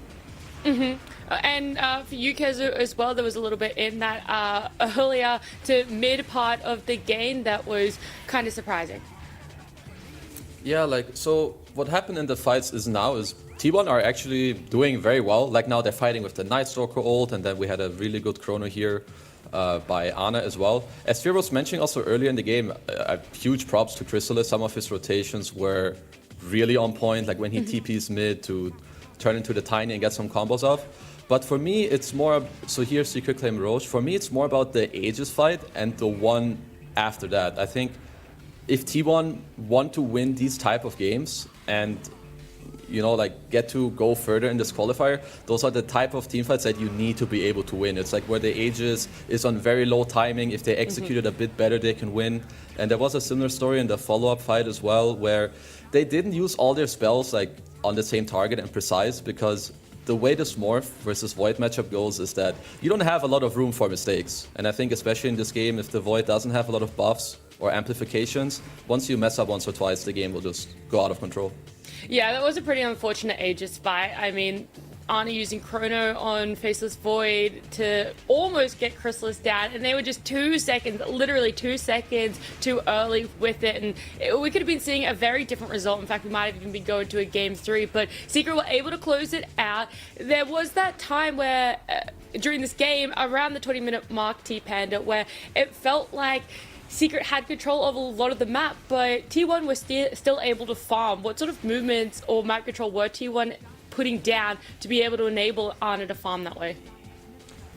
I think a lot of that does come through when we discussed about the snowballing mid matchups, about how much of an advantage is Thompson able to make with this Tiny. His itemization build as well, which is very intriguing in a sense that he went straight for the Axe Daedalus build. And these are kind of the items for this Tiny that enable his team to deal a lot of damage quickly. We've talked about Morph, he is very weak against burst damage, and that it's just kind of a mix of things that T1 did correctly to take away map control, to establish dominance against Secret. But Secret, they would still find some really good openings. And I think one key thing that comes into this game, which we haven't actually discussed at all on this panel, is communication, because we don't really know what's going on in the comms for both of these teams. But decision making, the fight that they take on the dire side of the map where they're trying to take Aegis, but like Kezu said, they're focusing individual spells on different targets. What's going on in the comms at that moment, and who is leading and who is giving information to the team in these very crucial moments where you gotta make quick split decisions with the team. Yeah, that's a very valid point to bring up, the T-Panda. And in your eyes, Fia, is there something that Secret are lacking, not just when it comes to being able to draft the way that they do and execute the game they do, but overall in how they play as a team, communication in and outside of the game? It's hard to know exactly what the communication is in game, but for this game specifically, I'm pretty sure Puppy captained most of this. He put his Enchantress, he got really farmed, he got the pipe, built up some fluffy hats. He's just sat in the front line, and here's how the fights are going to go. If they go on me, we're going to turn, because I am incredibly tanky, and I'm sure that's what he's communicating. I don't know who made the communication. In the bot lane, Zayat's got chronoed by Ana, uses BKB everything. They saw the Aegis on Crystallis' Morph. He bought back immediately on Zayat's, and they went to go push. These type of calls are very smart, very game-winning. I wouldn't be surprised if Puppy's the one doing them, but you really just can't know unless we get a recording of the conversation. Maybe you had a little bit of insight, who really knows. But Kezu, we're going to see Zayat here picking up the MVP. Do you think it's well-deserved? Were you impressed with his performance, I guess, over the whole series, not just this one game? I think Zayat has looked very good in this tournament. One thing that I like to see a lot from players is it doesn't matter how many devs you have. I feel like he keeps playing the same way, right? In this game, sure, he has 11 devs. And some people are going to be like, haha, this guy's feeding. But not really. This guy is making the right moves. He's not afraid to go in, make space for his team. Like I said before, I think Crystallis was playing really well. But for me, the standout duo in the Secret team is just Rezo and Zayat more often than not. I totally agree on that. This duo is just really good right now. When you look at how they're making ways of initiating, Zayat is kind of taking the bullet for the team, and I think these are the type of good deaths that you can talk about. It's not feeding, it's you're doing your job correctly. Even if you die, you've opened up the space for your team to act. Yeah, this iteration of Secret with that pickup of Rezo is looking to just be stronger, snowballing, gaining momentum throughout this last chance qualifiers and potentially on to TI itself. But turning the story just very quickly to have a quick chat about T1. They're going to be going up against whoever wins out of VG and Wild Card. What are you guys hoping that they improve on field? What are the very key things from this series that they need to reflect on? Oh, that's I don't know. There's a lot of things this series that they could improve on. Obviously, game 1 drafting, but I think you can't really fault them in game 2. They just looked outclassed in game 2. So Secret just looks too good for the most part. They had a kind of unstable draft in game 1 for T1. So just keep their drafts good, keep evolving as a team, and don't take the loss too hard against Secret, because Secret just look good right now. They look real good. Yeah, it's looking to be Secret and Liquid shaping up to be the two powerhouses definitely of the upper bracket, as I do know Liquid took the first game off of VP in their series. That is happening over on the B stream. We're going to jump to a very quick break, but if you want to still keep catching some action, I do know game 2 is happening over there, but we'll be right back on mainstream after a short break.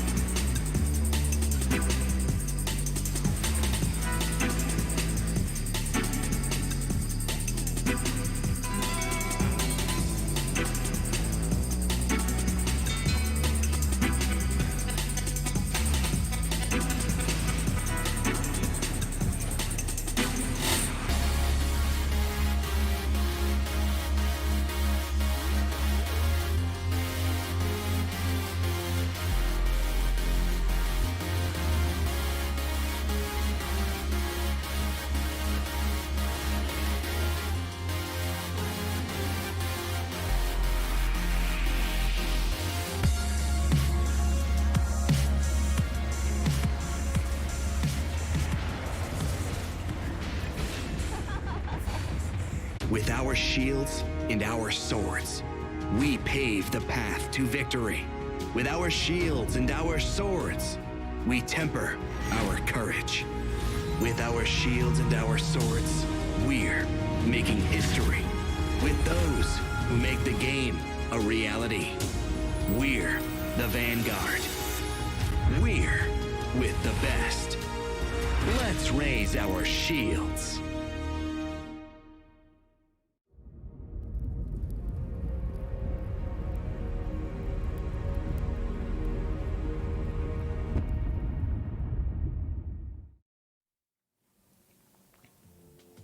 It's time to jump into our second series of the day. It's VG up against Wildcard. It is China up against an NA team, and it is, I would say, somewhat conflicting, right? Because Wildcard is the last remaining team for both NA and SA. So you want to root for them there. You want to see how far they can get here in the last chance qualifiers. But VG do have a lot of pressure on themselves. In your eyes, Kezu, though, before we jump into how these teams have been performing previously in last chance qualifiers, just this matchup at face value, who would you sort of favor? I would have to favor VG Gaming. I feel like they had a very bad / shaky start, but they've picked it up. Sure, you have to say the same thing for Wildcard, but I still feel like VG seemed like the more solid team so far. When we look at this roster of VG T-Pans, who's springing to mind, sticking out as probably one of the key players that we should be keeping an eye on when we do eventually jump into the games? I think one thing that is pretty important before I jump in there is that Wildcard and VG Gaming, I don't think they've ever played against each other. Have they even scrimmed together?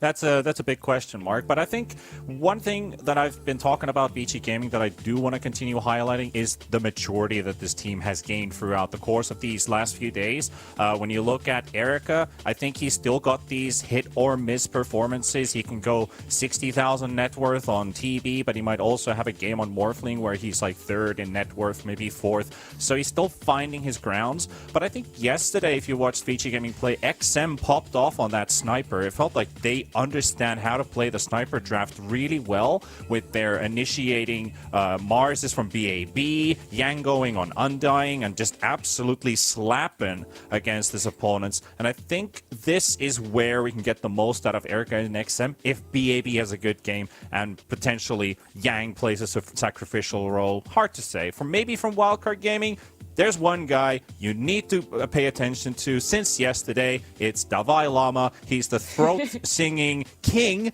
in the world. So I bow down to him, and I'm looking forward to seeing some more roly-polies from Dalai Lama at the end of the day.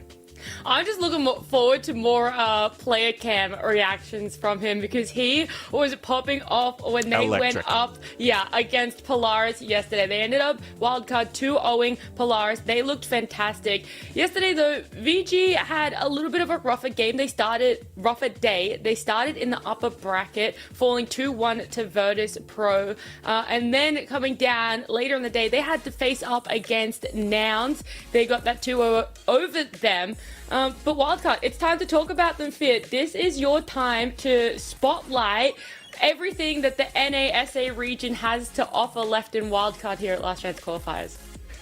I mean, last chance qualifiers, last chance for North America, South America here. So they've got a lot on their shoulders here. Sammy Boy leading the charge, the captain. He played the Naga, position 5. Very interesting. It did work out, but Dalai Lama on his axe yesterday, carrying his squad from the depths. Other heroes I would like to spotlight is Alex. He played the Marcy, who was incredibly good. You might want to make sure you ban it against this guy. Not only is Marcy super strong, but he played it to an incredible level. And then we saw Snapfire as well. It was also pretty good, but nothing compared to the Marcy there. And alone, the stand-in, we saw a Shadow Fiend. It looked really good. He was just dumpstering kids in the mid lane. All that NA practice and pubs paying off. You know, he's looking real good. His mid lane presence, super strong. They have some shaky early games and team fighting, but their overall laning stage is super good. And outside of that, their late game, they're unpredictable. Their drafting unpredictable, true NA fashion. Really looking forward to see this team play a bit more. unpredictability sometimes can get you very far in a tournament, especially on the lower bracket run. For you, Kezu, hearing Fear talk about kind of what must-bans, Marcy is in that meta, but are there any potential niche picks that Wildcard have that should be looked at being banned? Not necessarily in the first phase, but you kind of have to keep your eye on in general if you're VG.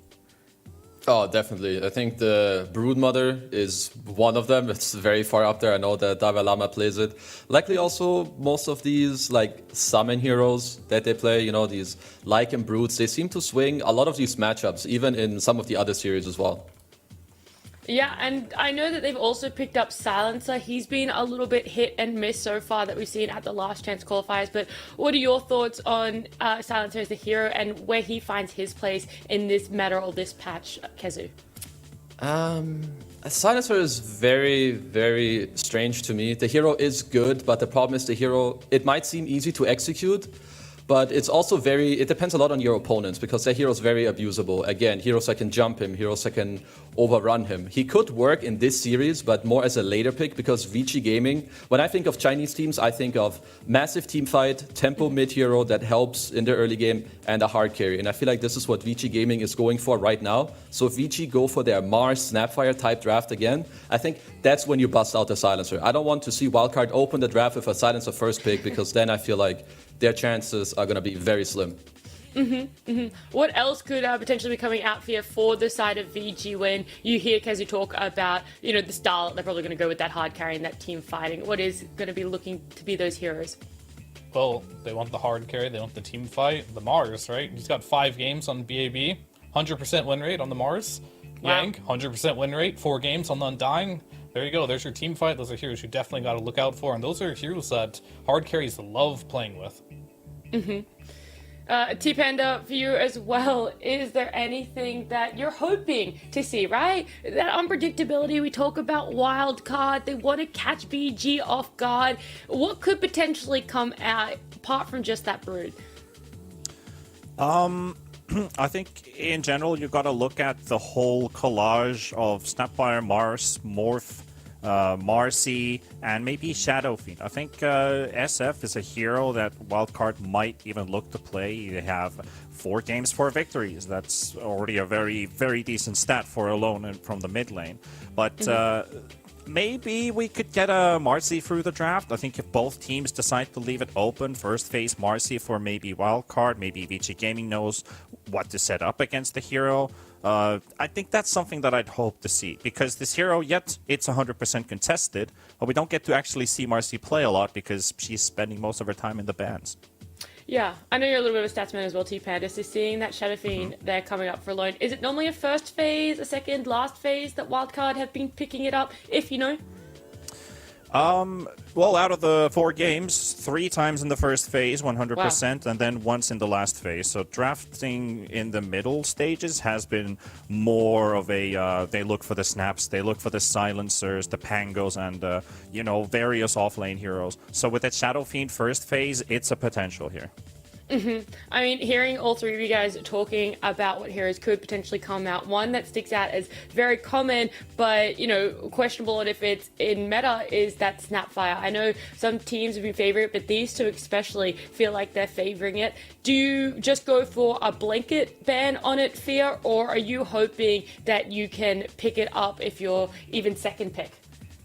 Well, I'm no statsman or anything, but I'm assuming that Snapfire is a response to Undying in most of these games, so... because you do have a little shredder to kill the tombstone. So I think if there's an Undying pickup, you're sure to see a Snapfire from either team. Alright. Well, then we're jumping into Game 1 draft. Interesting to see what gets let through, what is going to be picked up first, but that Marcy 100% out of the way. Damn. Same with Primal Beast. Yeah, I mean, look, she keeps a 100% streak alive, but we're not going to see her in this game at all. And then Enigma, Kezu, throwing you under the bus, and he stabs in the dark as to what could be left in the pool and picked up for first pick, which is going the way of Wildcard. Chen is very likely to be picked up. If I think back to one of the games, that is something that they like to pick. Oh well, they just go with a straight up Shadow Fiend. I'm not gonna fault them for this. This hero, as we've mentioned many times, has picked up popularity. VG have also picked it from this type of, pick position as well. So had Wildcard not picked it here, there's a high chance Vici would pick it. So this speaks to me as, confidence for Wildcard. I like it. Yeah, you gotta come though, because I this to me is like an NA South American special, Leo style. This is how he went out too. First pick Shadow Fiend on Infamous. It's definitely confidence, but is it overconfidence? That is the real question, and is what I'm worried about here.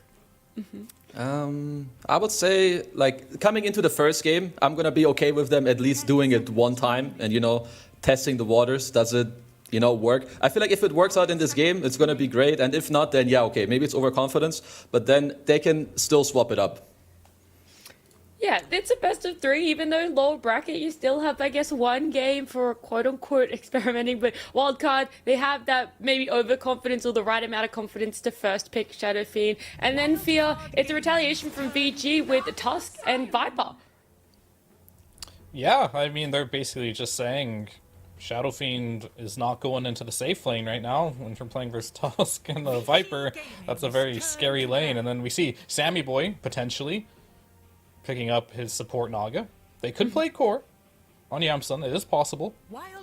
But another flex. These are both flexes. Shadow Fiend can go mid. Naga can be support, as Sammy Boy has shown us, or it can be core on Yamsun.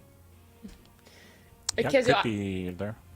Sorry, I was just going to ask Kezu, like, I know Fear isn't completely sold on the Naga, but I actually haven't asked you your thoughts about it, either as a support or a core here, not just in this matchup, but for the patch as a whole. I mean, I'm definitely not sold on the support Naga. I think one of the reasons why they maybe picked it is like, okay, you play against Undying, you Song, you kill the Tombstone, which is not the case in this game, so that's not what they believe at least. Core Naga, on the other hand, is very good in the later stages of a draft. I feel like it's most likely just going to be a support, which at this stage I don't like against these heroes, personally. I feel like Naga, SF don't really complement that, each other that well, whether it's a support core or core combination. And on the flip side, VG's response, I think, is really good. Tusk is annoying for SF no matter where SF plays. If he's mid, you can roam on him. If he's safe lane, you have Viper, you can dumpster him there too. So I think VG's response was very good. Just looking at this Viper for VG Gaming, whether either XM or BAB has played the Viper, they both have been either picked in first or last phase, and they've both lost. But they've obviously been playing against very different drafts than the SFs and the Nagas that have been picked in the first phase. So this could be a, it's a flex Viper in the end. So they still got all of their options open. If they want to duo up another offlane hero with the Tusk, what Fear already brought up, Tusk Viper, really good lane in terms of trading capability, punishing the carry, very easy lane for the Viper to win. But does it really apply that, Viper win lane, lose game, or win lane, win game? Maybe this one does the trick. Yeah, I mean, definitely for sure. Like, I think the Naga is a pretty good answer to the Viper Tusk lane. You're gonna get some farm, you get those illusions up. You can still lose the lane depending on your pos 5. I'd like to see them pick up. Chen could be really good for them, actually. Something that can push off the Viper, give the space for the Naga to get some farm here. If they do go the route of the support Naga, and then they put the Shadow Fiend and the carry position, you got to be sweating a little bit on this lane. One wrong turn or one wrong move, you get snowballed on. Naga can't really help you as a Shadow Fiend. Same problem as Kezu mentioned with the Shadow Fiend in the mid lane.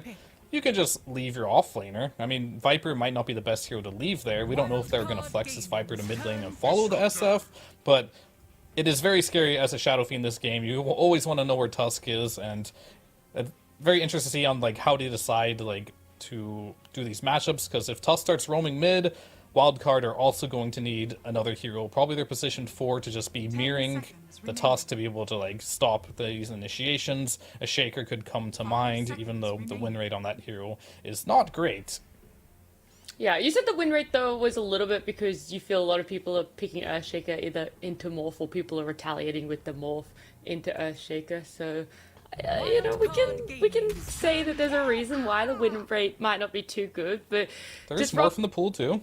Yeah. So it would be scary. Yeah. Yeah, I was going to say that. I was like, Morph still hasn't been banned out, which is somewhat surprising, but that Snapfire getting all the way through and then picked up for Wildcard as we see VG pick up Disruptor Kezu. Yeah, I think the Snapfire pick, just to give them some more team fight, I would be surprised if they're not heavily contemplating to pick a Broodmother here. For a wildcard, all these 3 heroes on Vici, they don't deal with that hero at all. They banned 3 similar heroes of that same type, so they're kind of protecting themselves against that, but they left the Brood in the pool. Maybe they already have an answer prepped on Vici at the closing phase. I think most likely you'll see Brood Pango for the offlane, or you will see another 5 picked up. Something that Fear mentioned, something like a Chen could work. I would still like that a lot too. It solidifies a little bit of your Shadow Fiend to give him some of the healings, which is pretty good against these Vici heroes, and it's a good laner in this game as well. I am so scared right now, actually, for this mid lane, though, because if the Snapfire is your pos 4 and your SF's going mid, they don't have a single hero that can help alone if he's on this SF mid versus Tusk rotation. Yeah. And that is very scary. I don't know, maybe they want to get something like Pango for Dalai Lama, because I had also thought about the Brood, like it could sit in here. They also have picked LC in the second phase, and well, they decided to go for it. At least it helps you keep your heroes alive a bit, purging away most of Viper's damage capability, allows SF to reposition as well. Nice attack speed buff as well, which does help out the Shadow Fiend quite a lot here. Yeah, I mean, laning stage 2, you can lane versus Disruptor, most of the damage through the Thunder Strike, you just remove it, and you're chilling. There's also a possibility, I don't know if the matchup's probably still too hard, but some people have ran Legion versus Viper. I probably wouldn't recommend it, though.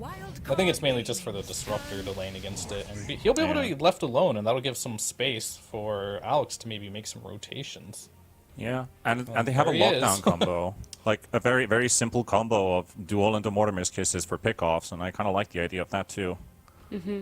Morph making it all the way to the end of that second phase for VG. They pick it up. Is there a worry? Do you share the same, I guess, issues, Kazu, that Fear expressed about, you know, the lack of support for that Shadow Fiend if it does end up going mid? Oh yeah, absolutely. Especially because this time around, I'm actually correct, and Vici will be last pick, so it's gonna be on them.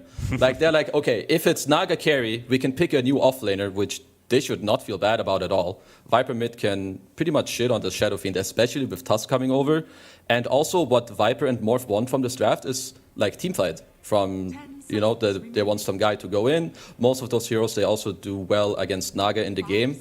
And I feel like Wildcard are in a bit of an iffy situation because Naga core might look good right now against these other heroes, but then Vici have the last pick, and I feel like your tri-core doesn't make the most sense. I like Legion with SF, it's kind of cool. It's one of the ways how Legion can maybe work, but then I feel like this Naga is a little bit misplaced. And then Vici have the last pick on top of that, so I'm a little bit worried.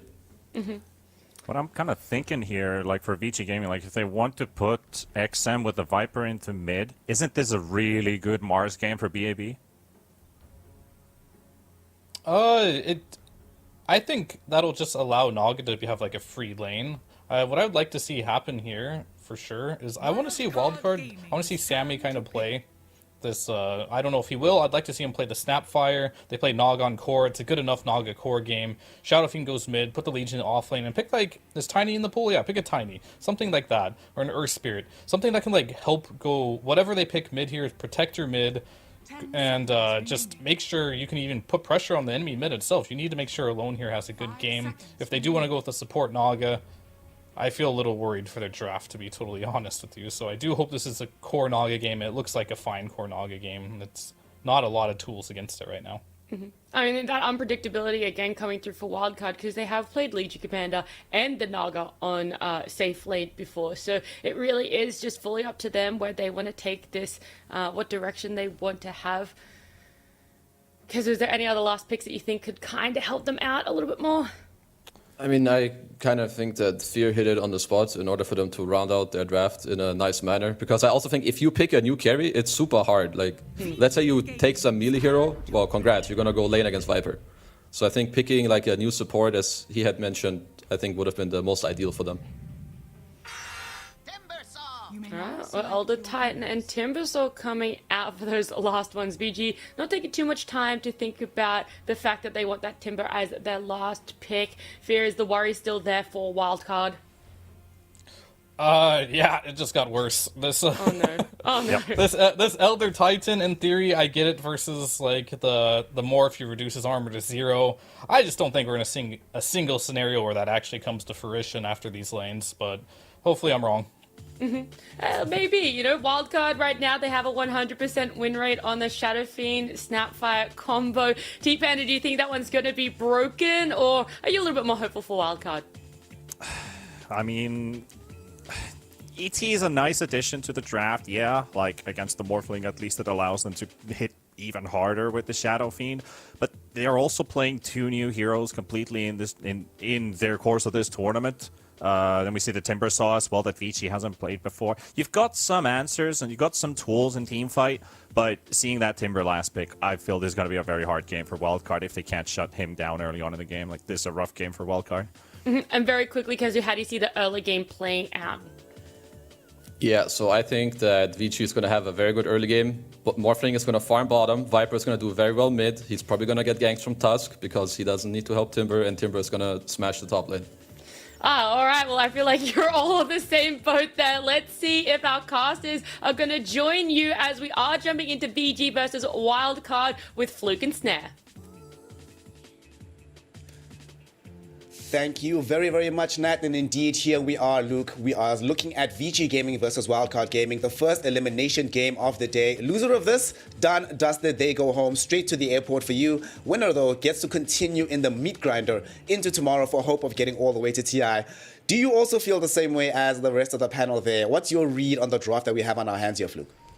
Yeah, I definitely feel like that the panel hit the nail on the head, right? Like, going into it, those first couple of picks just felt like that this first pick, Shadow Fiend, got dealt with really, really well. XM on the Viper is going to have a relatively easy lane. The Tusk is going to be able to do a whole lot of work so far. And Wildcard, I liked that they opened up with the Naga Siren early on, but I didn't really see it kind of come into it as being kind of a gacha pick. Yesterday when they were playing up against Polaris, they used it as this kind of reset button up against the Undying, but they already banned out the Undying in the first couple of phases. So it feels like to me that they really wanted to try and have this Naga Siren flex, and then Vici Gaming perfectly played around it, meant that the support Naga Siren isn't going to be too good, the core Naga Siren is not going to be too good, and I mean all 3 of the lanes coming in from Vici Gaming are going to be oh so strong. The laning phase is of deep, deep concern, and Vici Gaming, it feels like they have a read on that as well, because they're trying to play with the front foot already, trying to establish some dominance in the Vision game, make sure that they get as many bounties as humanly possible. One thing that's also going to be interesting to note about this game is that we have the Morphling versus Shadow Fiend matchup as the primary cause. Wildcard, of course, playing the Shadow Fiend on alone, and we have the Erica Morphling. But both of these heroes, the most picked core heroes in the game right now, and both of them north of 60% win rate here, Fluke. So it is certainly in safe hands if this is how you want to carry the game for yourself. And we have seen, let's be honest, a lone Shadow Fiend more than once this tournament has proven us wrong about the strength of the relative draft. So we shall see. And they have made the adjustment of putting XM on the Viper in this mid lane. It's going to be the 1v1. They don't have to worry about having the safe lane matchup. But you're not dodging the Viper, they say. They guarantee that Alone has to deal with him somehow. Yeah, it's also hard for Alone to continue to overperform. I think at this point, from what we've seen from Alone on the Shadow Fiend, he really has been going above and beyond. And this game, once again, he has to go above and beyond. If they can make it so that Frisk doesn't just get these early rotations towards the mid lane, then he should have a relatively okay time. Push out the wave, as long as he doesn't get killed too early on the Shadow Fiend. Should be okay once you start building in towards things like the BKB, the Dragonlance, and have those auto attacks going. That's when the Viper's not going to be an issue, but you can already see what XM is doing. Gets the spit out. Alone really can't do all too much because he's had to spend so much of his mana just getting these first couple of creep waves going.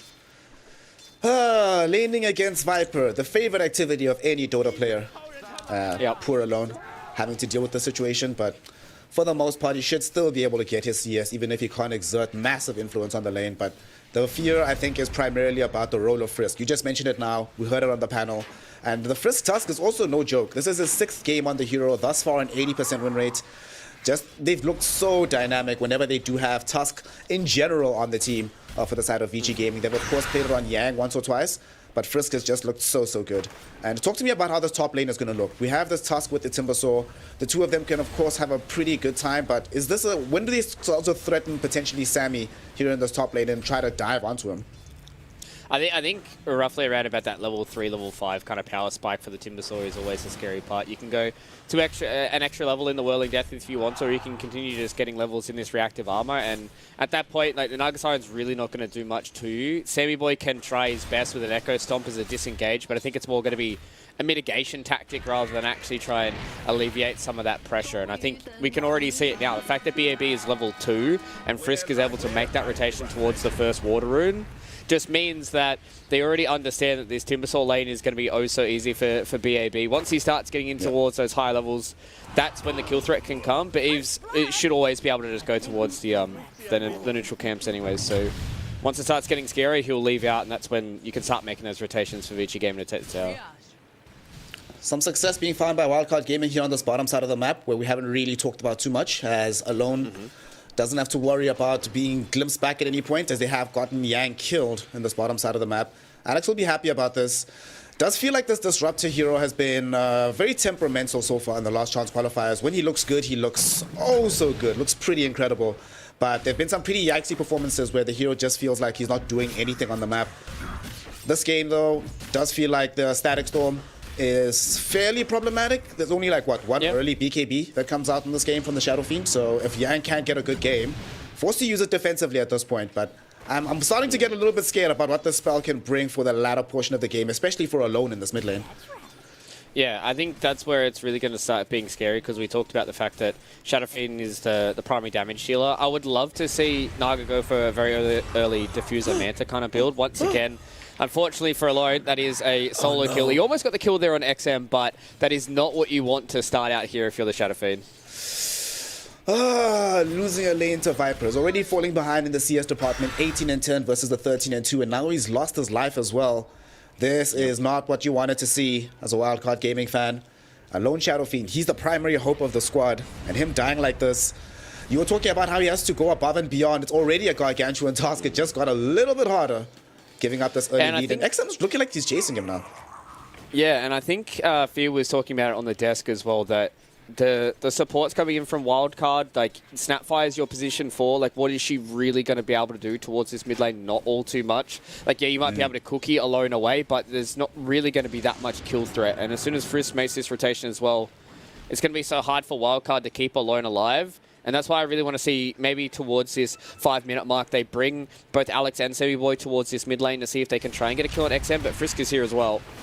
Yep, Alex is here too. XM, they're going to try and get the Echo Stomp out. Dodged in by the Snowball of Frisk. It'll still be enough to kill the XM Viper, though. They do not have enough defensive prowess to stop 3 heroes making this move. Alone softened them up a little bit in the mid lane before they got that kill. So Wildcard Gaming are like, well, we can't bring 1 hero to help us out in this mid lane, so we'll just go ahead and bring 2. Unfortunately, this does leave the side lanes alone, but at this point, you've probably already given up the idea of trying to definitively beat out either the Timber or the Morphling in the laning phase. Yeah, and I think that's kind of why I said that I really wanted to see Sammy and Alex come towards this mid lane, and they kind of just have to overspend a lot of their resources to take down the Viper, because Viper is also another one of those very temperamental heroes, right? Like, T-Pen Center on the desk, win lane, lose game, and sometimes Viper can really be like that. Can be a very, very strong lane dominator, but it's hard to make these rotations, and bottom lane of Alarm is in trouble. Yeah, he's in a lot of danger. Yang doesn't have access to the long-range glimpse. It's only level 1, so they pull in Alex, the more nearby target. Should be able to easily clean up the Snapfire. Devi Lava's on the high ground, though. They actually get the turnaround, slowing them down with the Scatter Blast. And Devi coming back in, hoping for some kind of weak target, but nobody to really kill off. We'll just end up taking the free farm on the creep wave. So everybody falling very, very low here on the side of Wildcard Gaming, but Vici don't have a punch just yet. Does feel like they're a lineup that just scales very, very well with levels right now, and they don't have full access to them, so no ability to get this kill.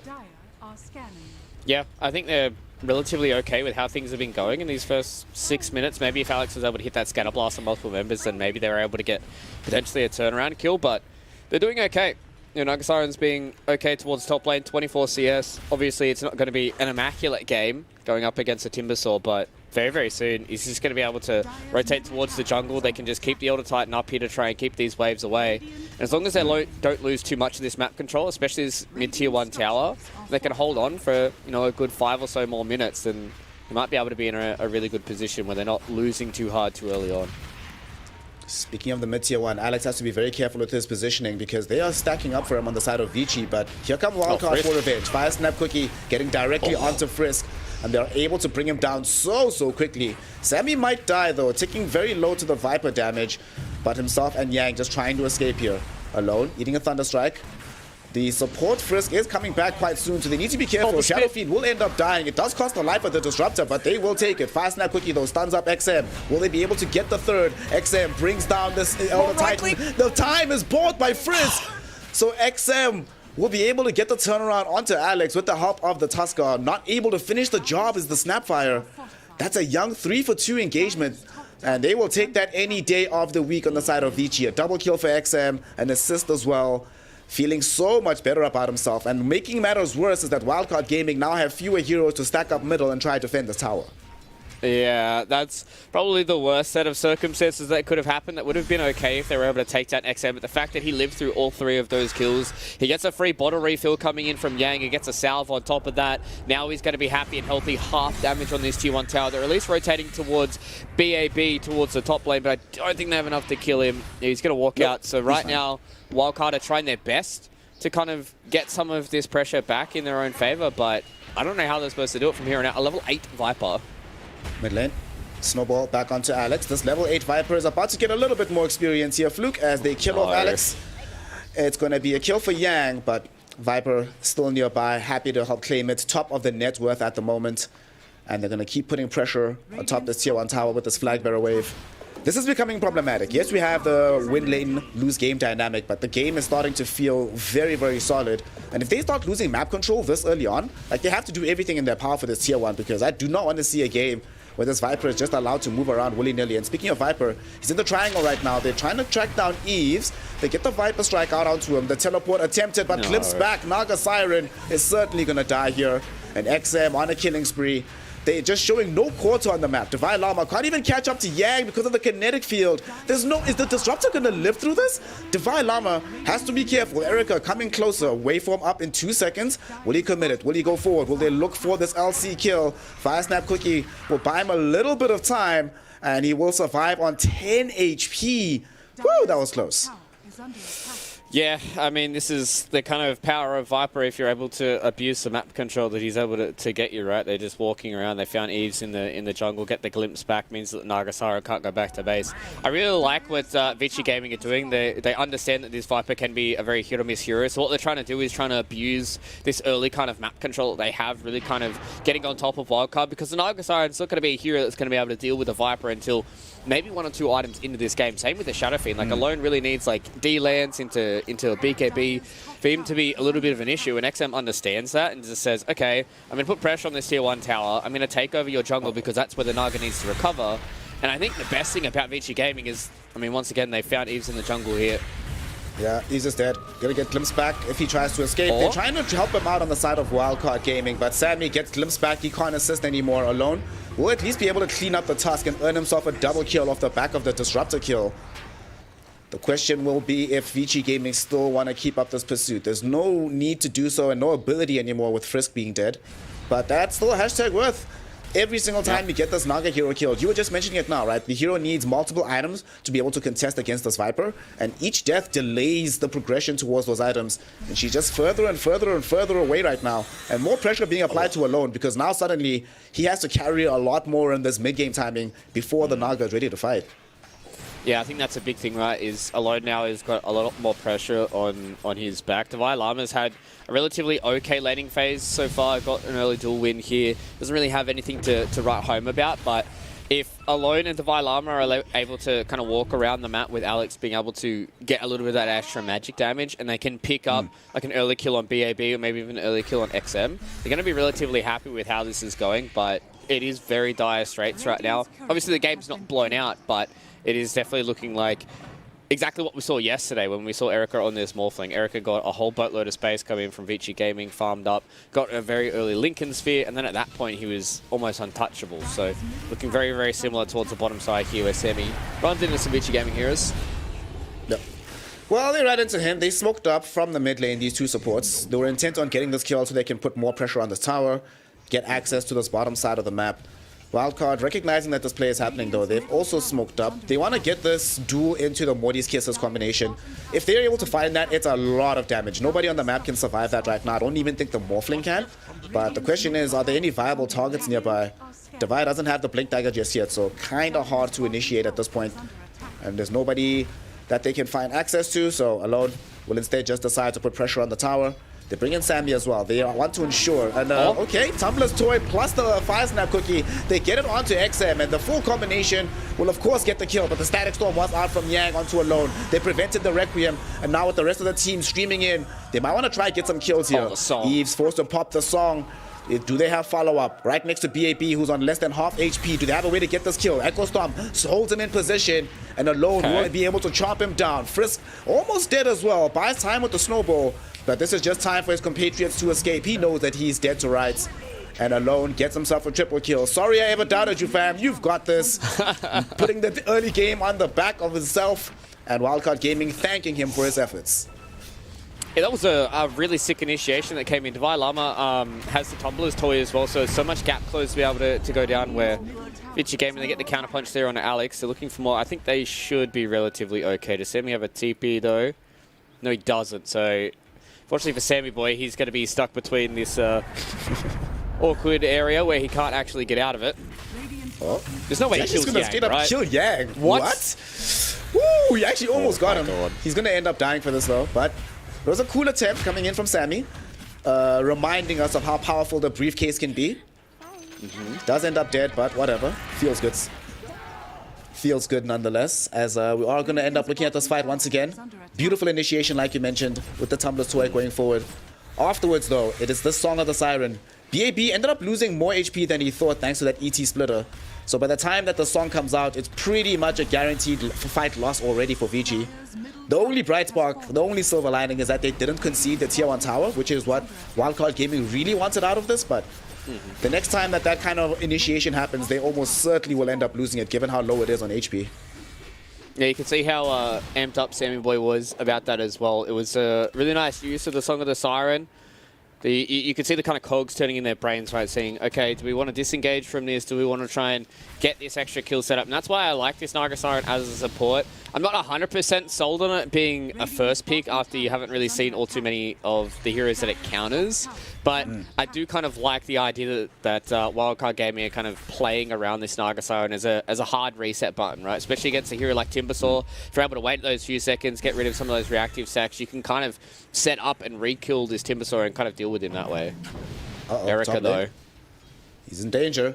Does he have this vision yet? They don't have a Blink Dagger. Gets the waveform away. Tumblr's Toy, they're trying to go for this play once more. Echo Stomp will catch him. He didn't have access to the waveform. Reinforcements are coming.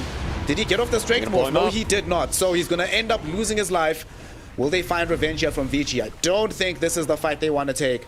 Although XM feeling a bit gung-ho about this. He has the high ground positioning, waiting for a target to come up the way. Sammy will just plop down a sentry wall so they have some degree of vision on this obs. They know they've been scouted. They know they have to play safely, and now Vici Gaming aware that they need to retreat. But XM, he's still so deep into this here, Fluke. Echo Stomp is ready. He's not going to catch him, but they have vision finally onto XM. And there's going to be the duel. It comes in before the Static Storm can connect. And Vici Gaming overstay their welcome in the dire jungle and get punished for it heavily by Wildcard Gaming. Yeah, it was kind of interesting that XM decided to stay up towards it. Obviously, he didn't know that there was a sentry ward that was just towards that northern ramp on the outpost, but sticking around a little bit too long, hoping to see if some of these heroes would disconnect. But Alex in the mid lane, yeah, is going to die out to a Chakram. He might be able to set up for some adventure because he's still alive for now. He's not dead just yet. Snowball coming in will be able to bring him down, but Yang died first. Divine Llama, man. Yesterday and today, continuing to surprise us and just demonstrate value for his squad. Whenever they need him, it feels like that's when he pops off the most. Like, you know, bottom, they might need him here. Eves does dodge the eye shots, though, escaping from the situation.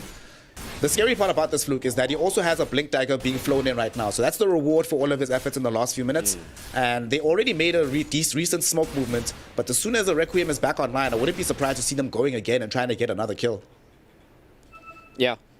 They are very much doing a great job, Wildcard, at constantly just putting on the pressure every single time that they have a smoke or a way to move out, playing around their wards, just really trying to abuse the fact that they actually have quite a lot of damage early on. Things like Requiem, the Mortimer's Kisses, Fire Snap Cookie, and even just a Legion Commander Duel and everything that ET brings to them as well. Like, ET is a great amplifier of damage for every, kind of hero in the game. And the fact that they're able to really abuse what that natural order is able to do for them. Frisk, though, he's going to stand in the front lines. He's just really being the kind of vision maker for them because they don't ever want to blink duel onto the tusk because they don't know what is going to be sitting behind Frisk there. They don't know what's behind them. They don't know where Yang is with the Static Storm. Not necessarily the initiation that you want. But Wildcard still feeling decently comfortable. Glimpse back onto Alex. So they're trying to force a fight here. But does have the Fire Snap Quickie. Man, this Fire Snap Quickie, Tumblr's toy plays feels like you already had a Blink Dagger pretty much for Divine Llama. And now he has one for real. A surprising amount of mobility from Wildcard Gaming considering the heroes that they have at their disposal. Yeah. Seems like so far that they've really been able to utilize everything they've been given. And I think they've stabilized the game in a relatively good spot. Like alone, he's getting very, very close to having most of his BKB done. He's got the Mask of Madness, he's got the Dragonlance, who's got a lot of damage right now. Eves is in a good position as well with the Mantisyle. He's going to go for an early Orchid here. I like this pickup. I just... When I was talking about the Mantisyle Diffusal Blade kind of build, it's just this cheap item with your Mantisyle that just allows you to fight early on. I don't want to see all these like stupid late game kind of items right now. I like this Orchid pickup, being able to go in, cap somebody out with the ensnare, get the Orchid down, and get this kill. XM though, he's stuck in an awkward spot. Maybe Eves can take him down. Yeah. Eves has access to the song as well, so he's going to song him up. Oh, he's so Everybody's coming. Divine Llama's here. They've got the duel. There is absolutely no chance of survival here, my friend, as he'll end up losing his life and granting damage over towards the Legion Commander. What's the play right now for the side of VG Gaming? It feels like just slowly but surely they're being bullied across the map. Doesn't feel like they can skirmish effectively at the moment. What should they be doing? Is there an item spike that they're waiting for? A level timing that they are really, really trying to achieve before they can make engagements happen? We'll talk about it in a second because top lane alone might be a little bit alone. He has Divine Llama to back him up, but they know that there's no duel. Do they have the damage though is the question, and indeed they do. Brought down by BAB with the Chakram. And with no backup, they knew that most of these heroes were dragged in towards the bottom lane and they wouldn't be able to respond in time. Pretty great play and good read of the game by Vici, and they're not done just yet. Gotten the glimpse back onto Sammy. Erica streaming over with the Tusk. Frisk, does he have the access to the eye shot? Indeed he does. Not going to need them though as Sammy dies way too quickly. So that's 2 quick kills coming in from Vici Gaming. All right, I guess that's also what they need to be doing at this stage. However, the fight's not over as they found a duel onto Frisk. He will end up dead, but Divine Llama might have overcommitted here. Glimpse back coming in from Yang. They will track back Alex, and Erica brings down the easy Snapfire target for a double kill on the Morphling. Okay, starting to look a little bit better here for Vici Gaming, and Erica off the back of these kills pretty much has the full Aghanim Scepter completed now. Yeah, I was going to say the best item timings here for Vici Gaming is waiting on the Aghanim Scepter and waiting on the BKB for XM. Once they start hitting those 2 item spikes, these 2 heroes are going to be very, very hard to deal with. Obviously, XM's still going to have some issues with the massive amount of right-click damage that can come out between the Naga Siren and the Shadow Fiend. Obviously, he can get dueled through BKB anyways, but just means that he doesn't have to worry about the Echo Stop, doesn't have to worry about this Snapfire Cookie. He can kind of just walk around with the Shadow Fiend Requiem as well and just continue to get these poison attacks out. And that's when they can start to teamfight. That's when they can start to take a lot of these towers because they did a good job at taking the tier 1 towers, but they haven't been able to put any more extra pressure on these tier 2 towers. Where for the side of Wildcard Gaming, Eves was almost able to get a tier 2 tower in that bottom lane after getting the kill onto XM. And if they're able to take that tier 2 tower, that opens up the outpost, that opens up the massive amount of jungle they can use here. There's Diddy Room for Divine Llama bottom though. Frisk dodges the initial duel because Divine Llama ran out of mana after casting Overwhelming Odds. These things happen. It happens. That's why we don't do maths on the stream, ladies and gentlemen. Sometimes it doesn't work out for you. I don't know if he was actually going to be able to get out of that risk-free either as well, because you saw how fast the rotation was from the rest of Vici Gaming. They brought BAB and Yang towards bottom, so even if Risk did go down to the last remaining seconds at Diddy Rune, I feel like he probably would have been punished as well. Only Alone was like kind of in the area for that fight as well. So that definitely could have potentially been a blessing in disguise there for Divine Llama. But you can see what both these teams are understanding right now, right? They've got all their strong heroes together and they're going to start baiting out their hard carries. They're just going to send Eves towards his top tier 1 tower, and Wildcard Gaming going to see if they can get something going on towards the Roche pit. Smoke up right now from both squads. 7 heroes missing on the map. They both know that Roshan is the likely side of conflict. They're both posturing, trying to make sure that they have adequate positioning here. BKB has been delivered in for the Viper, and we have the Aghanim Scepter being ferried in right now for the Morph. So VG Gaming have gotten to the point they want to be, but well, they can't lose Yang. Oh no, Yang is instrumental to these fights. He will die. He does have buyback though, if they do decide to commit this one, and I think they should. There's no way you want to give up this first Aegis to the side of Wildcard Gaming. Divine Armor, they're starting to chomp it down. Here comes a snowball from Frisk. They really want to force this fight. Sammy's gonna die very early on, so they might not need this buyback. Divine Armor forced away from the pit alone, going in for the Requiem. The Fear only connects onto 2. I'm not sure they'll have enough damage to kill BAB just yet. Dual buybacks coming in from our 5 positions on both sides. As nobody wants to give up this Roche. Wildcard, go for the 4-5-9 smoke. Yeah, they want the full wrap around here. Can they actually take this fight though? They're only missing the Requiem, so they're missing that little bit of extra team fight, but they still always have the Song of the Siren to try and rely on as well. Vici Gaming responding with their own smoke here. Frisk is going to walk up. Walks up the high ground, but he gets dueled immediately. However, they get the very quick kill onto this Legion Commander. The sleep, the song comes at the same time as the Morty's kisses, so most of this damage is ignored, but at the same time, XM was in BKB, so he fronts up all the damage. There's a huge static storm catching onto both supports, and with BAB, they're able to chomp down onto one. Alex is going to follow them into the grave, and alone, despite being in BKB mode, Erica steals his form, turns around, and just gets the raw right clicks out onto him. And that's a Shadow Fiend gone, done and dusted. As Vici Gaming, they went blind up the hill, but Frisk is like, boys, trust me. I trust y'all to kill this LC. Afterwards, I guarantee we'll win the team fight. And not only that, we'll be rewarded with an Aegis as well, as they take the big man down very, very quickly in the aftermath of this fight. Yeah, Erica completely untouched in that team fight as well. Didn't really have to worry about all too much. As we said, a little bit of that awkward overlap with the Song of the Siren and the Mortimer's Kisses, but it was more so the way they used it was to isolate the Viper. That's how they got the XM kill there. Everybody else was caught napping. XM's the only one that's left alive because of the BKB, and they just got the right clicks going in and they did the damage, but at that point, you could really see that if they had the Requiem of Souls there and they saw Frisk as he walked up, it would have been a massive Requiem. They would have got the free kill going onto Frisk on that Tuskar. Then they could turn around with the Song of the Siren to isolate onto the Viper. You can see Divine Armor's not all too happy about that because he understood that him dueling the Tusk straight away meant that XM had a free timer in that team fight, and same did Erica. So Wildcard slipping a little bit here. And now they need to try and hold on for the next couple of minutes, try and force out this Aegis from the Morphling, wait out until the Naga Siren can get scary, and then they can try and take another team fight. Unfortunately, from what we've seen across these Last Chance Qualifiers, Fluke, is that once this Morphling starts to get stronger and stronger and stronger, it's like a freight train. Very, very difficult to stop. Erica slowly but surely approaching the top of the net worth. Eves will be able to force out this wave bottom, and they've almost got the tier 2 tower. But as you were mentioning earlier, Vici Gaming, they were lacking in their ability to do the same, but now they feel very strong on the map. So they'll happily trade these towers. Bottom falls, top will fall in favor of Vici. And Erica going for the BKB next. I think he's recognizing that if he just doesn't die in these team fights and tries to outlast the BKB timing on the Shadow Fiend, he will be able to kill all of these heroes. Yeah. And Wildcard Gaming, they don't really have a good counterplay option for like a very, very strong Morphling in the midst of these team fights. Yeah, and that's kind of the catch-22 when you have this Elder Titan as the counter to the Morphling. He needs to be on top of the Morphling all the time, and if Morphling just stays alive outside of these BKBs and a lot of the bursts that can kind of come in from things like Requiem, the Mortimer's Kisses, Snapfire Cookie, all that kind of stuff, then the Elder Titan's just going to get burst down in one of these team fights because they're going to be able to deal with him early on. He's going to get this early Aghanim Scepter, but that's going to be about it.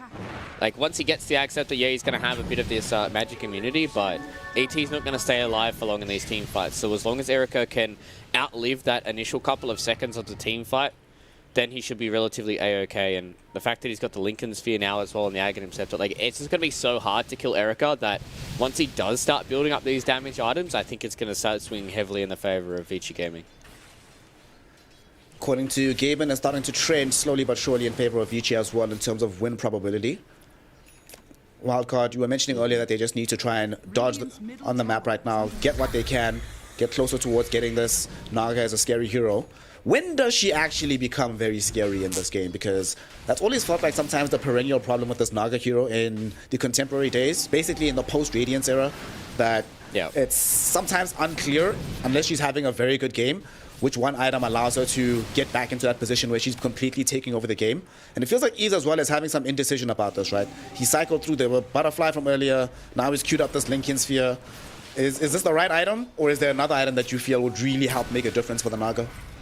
I would have really loved to have seen him go the Orchid early on so then they can win some of these team fights, but right now he is stuck in a very hard place. BKB from Erica, it just got delivered, so Song, woo, oh no. Not gonna help at all, not gonna help at all. Erica literally takes you over, holds you in position, and that's a hands-off keyboard moment.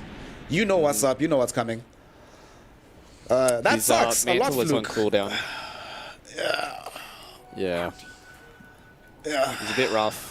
I thought Eve there was going to be able to get out of the ensnare, but his Manta Star was on cooldown.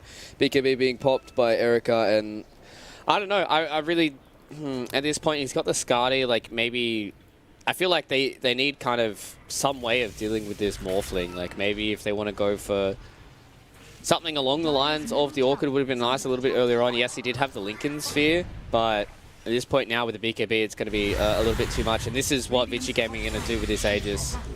Constantly be in the faces of Wildcard, constantly just pushing down a lot of these towers. And I think at this point, as long as Wildcard can try and have a good high ground defense, and maybe Eves is able to get that final item, get that item that really cracks the game open for them. But at this point, I'm looking towards Vici Gaming to be able to close this one out. Maybe the next Aegis or two. Top lane, maybe they find Frisk here. Nah, these heroes, they don't have any read on who's behind them, so they just back off. Erica, what's he going to be building up next? Because now he has the full option for damage items, right? That's all he has to think about. BKB, Lincoln's, Aghanim Scepter, he is just not dying anytime soon.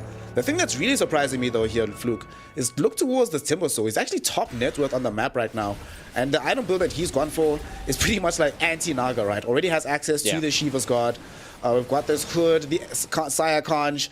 This is not a great time to be playing the Naga, because none of these core heroes really feel like they're afraid of you anymore. They just look at you and they're like, all right, fam, pull up. Let's see what you got.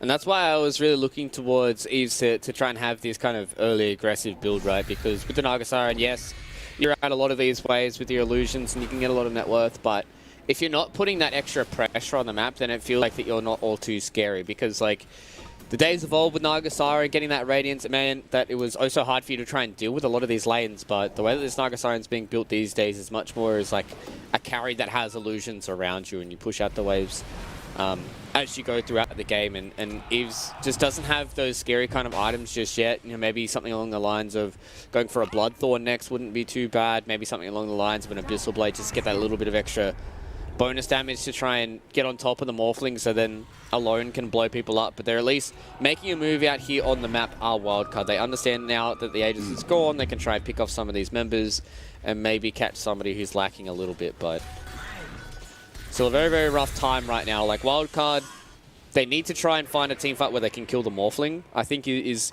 their next big task, whereas on the other side of Vici Gaming is, as long as they can continue to just check off these tier 1s, tier 2, tier 3 towers, they're going to be perfectly happy with the game set they've got right now. They've actually reached a pretty decent item timing here on the side of Wildcard Gaming. Shadow Fiend getting closer to the Silver Edge, but they've gotten the BKB now for the LC as well as the Axe for the ET. So if there's ever going to be a time where they win a fight, it'll be right now, revealing these items at the same time as the Aegis has expired. However, to make matters difficult is that Yang has also picked up an Aghanim Scepter, so they need to be very, very careful that they don't get caught by this Ag Static Storm. They are smoked up right now, looking for the potential wrap. Eves scouting on the high ground with some illusions here, thinking about initiating with the song, and he was going to go in for it. Two heroes caught in. It's XM as well as Frisk. Who's going to be the primary target of this duel? Divine Lama thinking about it, but doesn't like any of these targets, so they just back off. They leave this one alone, but now that actually enables them to counter-initiate. Eve's getting jumped on with the snowball. Yang is on him. There's the Static Storm with the Aghanim Scepter. Will they be able to chomp him down, though, is the question. Here comes the Morphling to answer that with a resounding yes. as Eves gets traumatized by the damage from Erica. Erstwhile Alex glimpses back into the midst of the fight, but they also now come in. Divine Llama is looking for the dual kill. Will be able to bring down XM, but Erica activates his BKB, just going ham onto Sammy Boy. Will be able to kill him. Alone in the meantime with the Requiem of Souls, able to bring down the Frisk Tusk. But BAB jumping onto the high ground. He's getting brought down by Alone though. Needs to be very, very careful here. Huge overwhelming odds. Almost killed BAB with the Scatter Blast as well. The glimpse back onto Divine Llama actually saves his life after he kills BAB. VG Gaming, that fight did not go as planned. Wildcard gets something massive out of it. That's 2 core kills here, Fluke. A kill onto the Frisk and some additional dual damage for Divine Llama. Yeah, they went forward. They understood there's no Song of the Siren, so they don't have to worry about any of these kind of awkward engagements going bad for them after that song was down. The Static Storm, though, wasn't overly amazing from Yang. Yeah, he did catch out the Naga Siren, but at that point, the Naga's not really going to be missing all too much. As we have a look back at it here right now, you see that wildcard instantly disengage. They don't want to put themselves in such a bad spot. This 3-man snowball puts everybody in such a horrible position, but it's only Eve that gets caught out by the Static Storm. So in regards for wildcard gaming, they're going to be A-okay with how that happens. Yes, they lose their Naga Siren, but their true damage dealer is going to be this Shadow Fiend. I think Divine Llama's also going to be a pretty big carry. The fact that they had that Earth Splitter in combination with the duel just meant that they absolutely shredded through XM. And this Requiem kind of just helped Divine Llama as well as Alone stay alive. And you can just see the damage coming in from the Shadow Fiend if he is kind of left alone. So Wildcard can continue to get fights like this, and Alone's able to kind of freely hit here on the Shadow Fiend, then they definitely don't have damage issues. Hey, we finally get Divine Llama smiling, happy again, feeling good about life. And now, will they be able to claim this Aegis? I mean, they've got a Silver Age on Alone.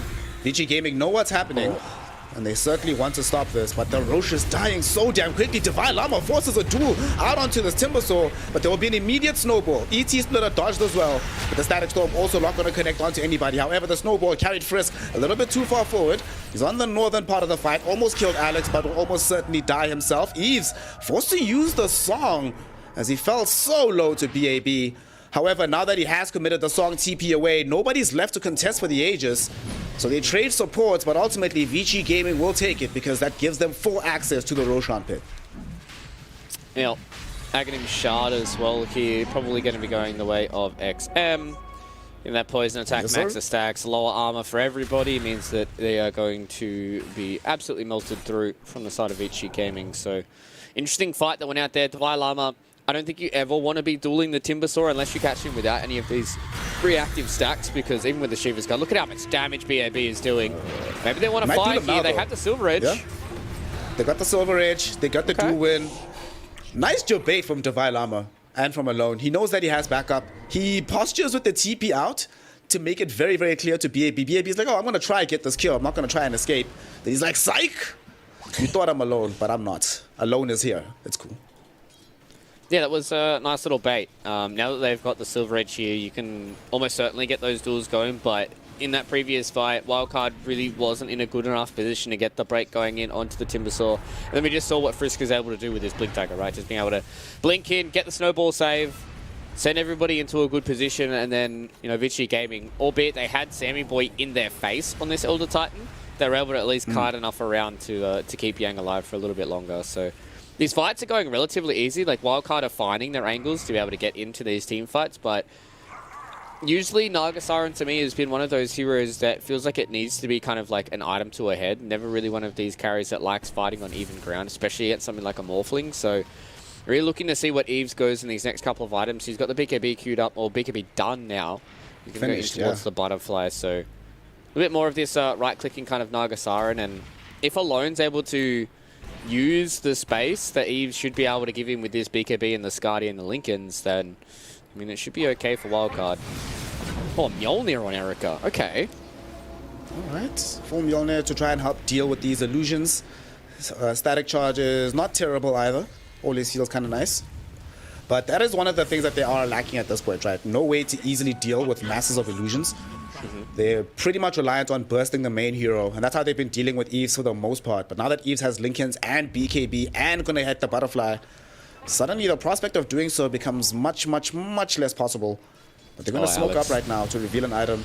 Dude, how many of these smoke gangs is Alex gonna break this game? What a player. Him and Sammy have been doing a pretty great job of protecting their core heroes from these kind of rotations. It's pretty much only the one big one we saw on Alone in the top lane that's led to death, but for the most part, they've been very happy to tank these ganks.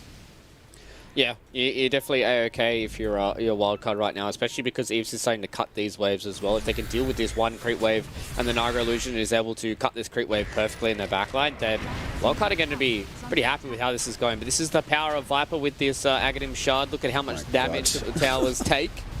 I think they need to try and fight soon. Yeah, they do. They can't let this just go. They do have a clip of fortification if they do want to pop it. Sammy pops BKB, so... Oh, not... So I had the Ag, sorry. So he gets the... Yeah, the spell immunity. My bad. They will actually just give up a Rax for free at this point. Okay. They really don't want to overcommit. I mean, we are 37 minutes into the game, right? A solitary lane of Rax, not that big of a deal. With a minute 30 to go on the Aegis as well, they, as you said, they just don't want to overcommit. The only real way that they get a lot of these team fights going is if they have Divine Llama who gets, blinks in or gets Fire Snap cookied in, and you don't really want to have your Legion Commander out the front like that. So it was very awkward for Wildcard to try and get an initiation. They did their best to try and clear these creep waves, and yeah, they do lose a melee Rax out of that. So at this point, once this Aegis does go, there still should be in a pretty A-okay spot to try and get some of these team fights, but the game is starting to slowly slip away from them. Like Erica, being the hipster of the Morphling players, going for this little bit of a different build. He's starting to hit that critical mass. He's going to have a Satanic once this Aegis has been reclaimed. And then once he gets that Satanic, it's going to be oh so hard for them to kill the Morphling, because at this point, they haven't really been able to burst him. I think there was only that one fight towards the top lane, and now with this DD rune on XM, I think they're going to have to try and fight here. There's only 30 seconds to go, so if they can time this well, then Wildcard should be able to take a good fight. Listen, Fluke, you gotta be careful when you talk about Erica's item build, man. All the DPC China viewers will know it's traumatic. If you mention that he's doing something off kilter, don't say it, it kind of hurts. Frisk, jumping forward, they get the Walrus Punch out onto Sammy, and Sam's inside the Static Storm. Will they be able to kill him? Yes, they can, but Divine Llama gets quick revenge, but look at the damage that he's taking from XM. Forced back immediately. There will be a buyback coming in from Sammy, as Erica did lose out on a bunch of HP. There's BKB available, but the age is about to expire. Will they get the fear? Let's see. Will it happen? No! Oh, no! The fear doesn't come out in time, but Erica still all alone. Needs to get very far away from this fight. He'll try to jump himself away. In the meantime, though, he's being chased down by Eves, who really wants to demonstrate the power of this Naga Siren. And with the ET splitter connecting, Erica about to die. At the same time, they bring down Alone on the back end of the fight. Erica manages to survive somehow, going down to the north. And now here's XM cleaning up on the back end. Huge, overwhelming odds from Divine Llama. With the damage from Eves, allow them to kill the Viper. Somehow Erica does end up living. It's an expensive hold from the side of Wildcard Gaming. Does cost 3 lives to do it, but at the end of the day, they do manage to bounce Vici Gaming away from this bottom lane. It came so close, Fluke. If the execution was 3% better, we would be looking at a dead Morphling right now. Yeah, you could just tell that Alone as well as Eves, they just didn't have that very clean and crisp kind of execution that they wanted. They did a great job with the Song of the Siren to wait until the Aegis was about to fall out. I love the amount of kiting that Wildcard Gaming are actually able to do here. The fact that Divine Llama goes in, gets that last second duel, and we see here with the replay, it's only like 2 seconds left on the Aegis. It gets reclaimed right now. They can't do any damage because of the Song of the Siren, and because they don't get that initial instant Requiem coming out of the Song of the Siren, Erica gets the BKB off, does plenty of damage. Alone gets caught in the backlines going up against BOB on the Timber. And then at that point, they just kind of run out of damage to take down Erica. They were ever so close to getting it done. And it's a solid hold that comes in from Wildcard. As you said, very, very expensive, though. They did lose 3 lives and 2 buybacks out of that. So Wildcard, they got close to being able to keep that one alive and showing signs that they can definitely win a team fight. But if you're having to expend that every single time, you're not always going to have buybacks. Yeah. And now suddenly, if any of these heroes die in the next go-around, you won't have buyback. At present, none of these heroes on Wildcard Gaming have access to buyback. It's only this Tusk for Vici Gaming. So, still a very tense game. The big man is possibly up within the next minute or so. So Wildcard Gaming will still have another bite at the cherry, as Vici will likely want to wait that out. But as I say that, here they come in with the smoke. It's going to be smoke on smoke action though, because Wildcard Gaming also coming in. Will they intercept each other? BAB spotted out by Alone. He's in Viz right now, goes a turn around, Silver Edge hit does come out. BKB will be there first from him and Erica. Erica throwing in the right clicks though. Alone is in trouble. Alone is dead. Waveform back into the mid lane from the Morphling. Do they want to re-engage on the high ground? Frisk will start the fight for them, coming up here. And they find Eves as well, who has to pop the BKB. XM and Frisk now deciding to surround Sammy. Erica coming into the fray as well. The ET in danger, gets saved at the very last second. And there's going to be a song. Divine Llama, can he TP out in time? Yes, he can. So can Eves. BAB will be able to chase down Sam, so he's the unlucky one in this coterie, but nonetheless, VG Gaming end up winning that fight, and the big prize was the kill onto the Alone SF, and this should open up the path to a lane of Rax.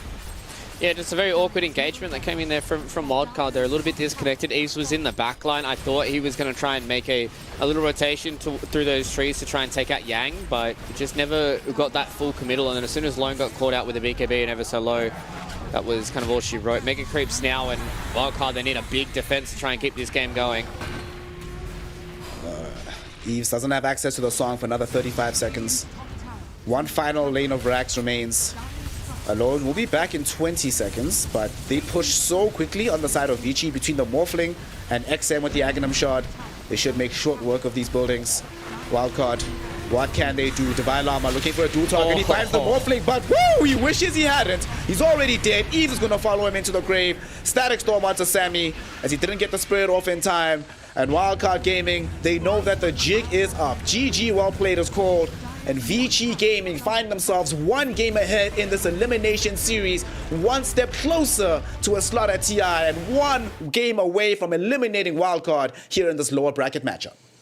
Yeah, Vici Gaming coming in with a really, really good draft for game number one. I think they had some very, very strong lanes. They really had a clear kind of game plan that they had to do. They just had to get Erica into a position where he's got a whole lot of this gold.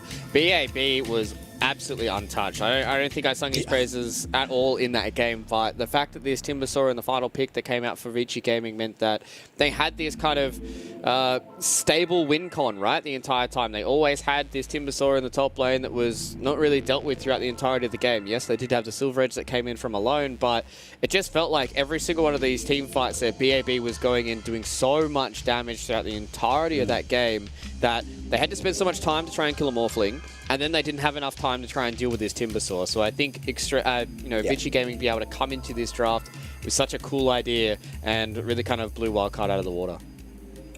They really did. At the very end, they did feel like Wildcard Gaming didn't have as many options as they initially assumed. And the reliance on the Alone Shadow Fiend, they first picked him overall in this draft, but the answers were certainly there from VG Gaming. At this point, the panel was mentioning earlier that Alone did have 100% win rates on the SF. Clearly, VG Gaming had clocked that and understood exactly what was happening. So they get the dub on the side of VG Gaming. Wildcard want to see them respond as quickly as humanly possible. We're hoping for a Game 3 so they don't end their last chance qualifiers in a quick 2-0 fashion. But of course, we've been talking about this game for quite a while. Let us hear what our panel has to say about how this all went down in game number one. VG Gaming 1-0 up. Nat and the crew, what do y'all think? Thank you so much, Snare and Fluke. You know, it's right. What do we think? I know, Fia, we've been harping on about this morph pick time and time again. How do you deal with it? Can you just ban it? You know, what's going to happen? And it got let through. It got on the side of VG as their final pick in Phase 2, and it felt like it just was not dealt with at all. Yeah, I mean, so far, the theme of Morphling is if you don't shut him down in the laning stage, he's just going to win the game. This hero is like that strong right now, and he's like very difficult to shut down in the laning stage as well. If I was drafting right now, I would be very stressed out playing against this hero or even letting this hero through the draft, because we've seen team after team try to deal with it in their own ways. Quote unquote, the Naga, these illusion heroes are great versus like the Morphling. We just see this Morphling, it just turns into the Naga and just kills the Naga multiple times, like being honestly better than Naga herself, getting that Ags upgrade on the Snare. It's pretty crazy, and this hero, like, you gotta put more respect on this hero. I think if you can't counter it in the laning stage, your chances of beating it are just very slim in this batch. Yeah, well, let's have a little bit more of a deep dive in the laning phase and some of the team fights as we go through this highlight reel. Because Wildcard's really putting up a fight there despite, I guess, the lack of faith this panel had in what they had put together.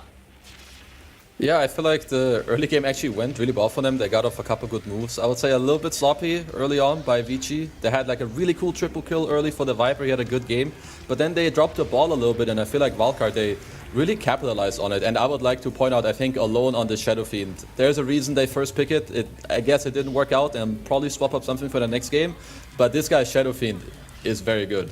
T-Ben, what about you? Could you see the vision that Wildcard were going for and just how well VG were able to dismantle that? I think one of the big issues is when you look at Wildcard's draft as a whole, I think there's two issues here. One is the Morphling, basically, in itself. Like, okay, you build Lincolns this game. How many Lincolns poppers do we have this team? Okay, we got Duel, and we got Ensnare. So it requires that the LC and the Naga are always there to catch the most important hero of Vici Gaming, which means you're going to be going into a full-on 5v5 fight if that is the case to go for. Secondly, that last pick Timber saw that came in for Vici Gaming, massive issue as how do you kill this Timber because of all the armor he has. And you have Viper with all the armor he has. That also means that the ET has to somewhat be around to help out in killing both of these. And I think one really cool thing about like connecting that into this clip that is playing right now, a kind of spark of hope, because how do we bypass that? We've got Silver Edge. Timber after Roche, he sees that this is a pretty easy kill for me. The Vailama, he baits the teleport only to keep the Timber close because SF is showing up and they just nuke him down with that Silver Edge. And I think that's a really cute play that they were able to do, but that doesn't really work as a game changer for this game. But that was one answer that they had against the lineup of Vici Gaming. There's just too many issues and too few tools to work around against them. There definitely were still those glimmer of hopes for Wildcard. Ultimately, though, we see this innate ability that VG has to be able to play patiently and know the timings quite well, Kezu. But what do you think was some of the reasons as to why Wildcard could pick some fights but never actually transition it into more? What were VG doing that just always kept them on top? Or was that a draft thing? I mean, I think it has a lot to do with the draft, but also when Vici did lose a couple heroes, they could always make sure that the lanes are a little bit pushed out. Heroes were low on Wildcard's draft as well to then like try to follow it into something. If I had to go back to the draft, I would kind of point at least also kind of on like the first two picks. I mean, I was kind of mentioning already, sure, you have this SF first pick, but then you go Naga on this 8th pick, which I feel like if it's a support, it doesn't complement the SF that well. As a core, in my opinion, it doesn't complement him that well either. Sure, you have core, you have Song into Requiem, but people are gonna have a BKB. So yeah, and it kind of hurts, like when you saw in that last fight too, like Shadow Fiend's just getting killed because of Walrus Punch and Morphling's just right-clicking him down. It's like, it's that easy for Vici Gaming to find pickoffs on a huge target like SF. Yeah, despite the, I guess, lack of cohesion, we want to call it, for their draft. I know, Fia, you had some questions about the items and the builds that Wildcard were going with, more namely on that Shadow Fiend. Yeah, I mean, for the most part, I do want to see, it seems like it's his style, right? Everyone has a preference on their Shadow Fiend build. I did want to see, like, originally, him go like a magic build, but his physical build, it did okay. It did it better than I expected, but I think when you have, like, a high physical damage carry as, like, the Naga already, having, like, big burst damage to kill the Timber, like, with the Arcane Blink, or maybe they can get the Morph at some point with a Hex Arcane Blink combo. These are the ways I've seen Morph lose more times than not, instead of just all-inning on, like, the physical damage where Morph just has too much armor and doesn't really mind that much about it. We do have the scoreboard here, Kezu. Is there any other builds or items that you're kind of surprised with, either in a bad or impressed sort of way? So I would just chime in real quick on Fear's point. I think it's very true that the Magic SF build could have been good. One of the reasons that maybe, or what some people are trying against Morphling, is that instead of having one guy that he wants to steal from, that you have two, so that you have one guy still right-clicking. I'm not sure if that's a reason for them to have done that, but I was a bit surprised about the Viper's build. I feel like if Vici was playing against a slightly better draft, I think with the early game Viper had, he should have been more protected, and I feel like he didn't necessarily need to rush a BKB. I feel like this is the type of game where you can go a bit more greedy, you can go the Manta early, it should allow you to play fights and then kind of turn into like a backup also to help deal with some more illusions later. So I thought there could have been a small switch up there for XM. BAB getting that MVP, T-Panda, that's not a surprise. I mean, it was their last pick and he really stood out, wouldn't you agree? Yeah, I mean, pretty free Timber game in the end, if you ask me. Doesn't really see any threats in this game. Even the Elder Titan, even if he's around, doesn't pose much of a threat for him. He made some really good plays, vision-wise, and it kind of enables the rest of the lineup for VG Gaming to go for these plays where they can instantly jump on the opponents. He had no fear this game. He also hit level 25, got that 25 talent into the end as well. It's really nice to have on Timber. I mean, I don't think, maybe I would say Yang with Disruptor. I guess you make these small hidden plays in the background that normally doesn't get noticed this much, and like compared to Hakoda yesterday on Disruptor, going for these big ults inside the enemy base, finding everybody. I think Yang did a really swell job on this Disruptor as well, and the Axe build up would have been really good in some clutch fights where Wildcard is barely surviving with BKBs or not. I guess every player of VG pulling their weight, showing why they belong in this team. It's only game 1, though, for this best of 3. We're going to jump to a break. We'll come back. It's game 2 and a potential for Wildcard to redeem themselves.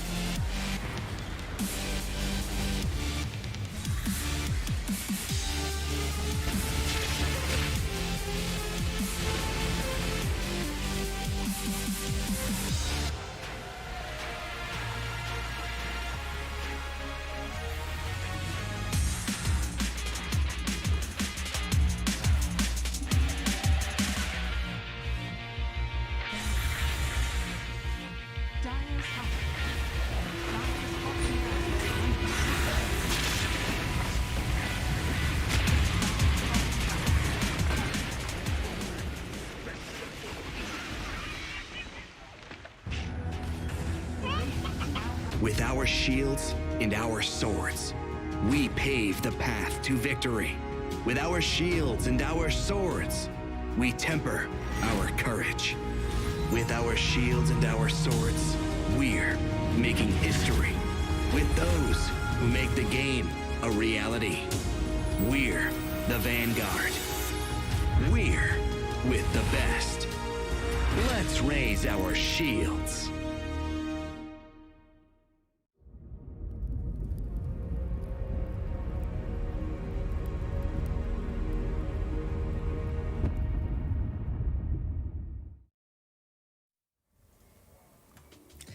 Game 1 going the way of VG Wildcard. You know, having moments of strength, looking somewhat good, especially in that early game. But look, we've got to turn our eyes to game number 2 and fear to keep the NA dream alive. What are you hoping Wildcard change up? Do you want to see a first pick Shadow Fiend again? At this point, I'm okay with it, but what I do want them to keep is the energy. They've got, like, really, like, good energy in the game. Their rotations, like, even though they're losing their laning stage, their movements, they're coming back from games, like, their play is honestly solid. The only thing they need to, like, work on a little bit is the drafting. I feel like they're getting pretty outpicked in these games, so if they can come out with an even drafter, I think that's all they need to take at least this next game here. Yeah, well, game 2 draft very much clearly already underway. And T-Bender, VG getting their hands on Marcy. Yeah, she gets all the way Visage. through. God, Dude, yeah, that's a combo that is scary. That is great, and it would have also been great against Morphling if it were in this game. That is probably one of my favorite current meta offlane duos, is a 3 Visage and a 4 Marcy, but we'll see if they decide to play that. You can still flex mid Visage, you could put this Marcy anywhere. I'm happy. I'm just going to say I'm happy. I mean, I think the one thing that kind of stands out for me at the moment as well is VG actually went ahead and banned that Shadow Fiend in the first phase. So we see what's being picked up. Kezu, are you liking it? Do you think this is on the right path for Wildcard to try and even it up, or that Marcy Visage combo looking deadly? Well, for Wildcard, their picks are good, but I would say that VG's picks are maybe, you know, slightly better. Marcy, Visage, both. I mean, all these heroes are very good meta heroes. I think in terms of for Wildcard, what they want to change for this game, you know, could be a good type of change. Undying always helps you. It's most likely going to be a 5. I feel like Snapfire wants to be paired up with an offlaner that goes in and, like, stun locks people, rather than just sitting there, which is what the core Undying would do. So I would say this is a decent switch up for them. Mm-hmm. Is there anything else sticking out for you, Fear, for this draft? Do you feel like you have an idea of where the direction is going, or you want to see some more of these bands? Definitely want to see a bit more bands, but for now, like, what you can say for sure is this lineup from Vici is taking care of, like, the Tombstone pretty well here. If they want to put Undying on support with the birds, with the Marcy's Unleashed, Tombstone will die very quickly. So that's a little worrisome for the Undying, but he still can do, you know, Undying things, either go in the off lane and just win his lane, or in the safe lane. Whatever lane you put Undying, he generally seems to win.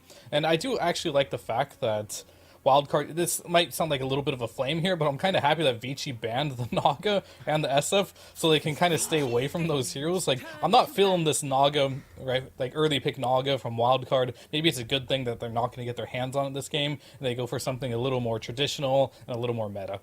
Mm-hmm.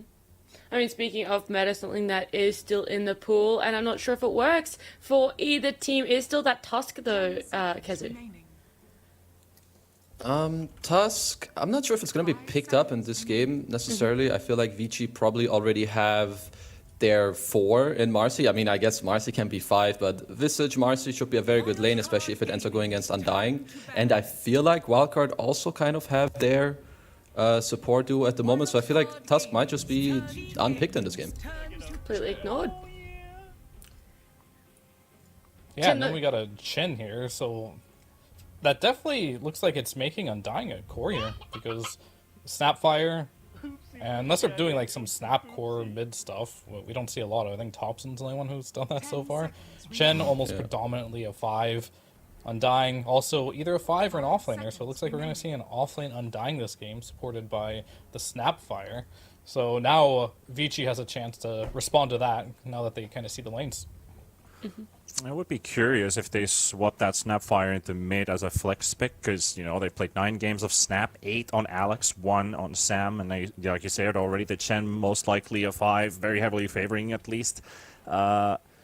I mean, you could go 3 Undying. You could even swap the lanes. Maybe get something interesting out of a tri-lane setup. Maybe diminish the capabilities of the Visage and the Marcy if they end up in the same lane, potentially. But I wouldn't go too far until I see more about how Vici are approaching this. Yeah, we have to wait a little bit longer to see what they're going to be picking. Is there anything that springs to mind, Kezu, while we do wait, that you think is in the wheelhouse for VG? Nice comfort and can deal with what Wildcard have already shown? I I would say for Vici here, you should pick your... I feel like it would make sense to pick your carry. Some carries have already been banned out. It's also very likely that the Undying is going offlane. So you could just pick a 5 here with a hero on your carry role where you feel comfortable against the Undying in the lane and then also in the game, as they just go for IO Lesh. So they perhaps want to double... I mean, I've seen this combo more, but only in my pubs. And IO with Lesh carry has actually been owning from what I've seen.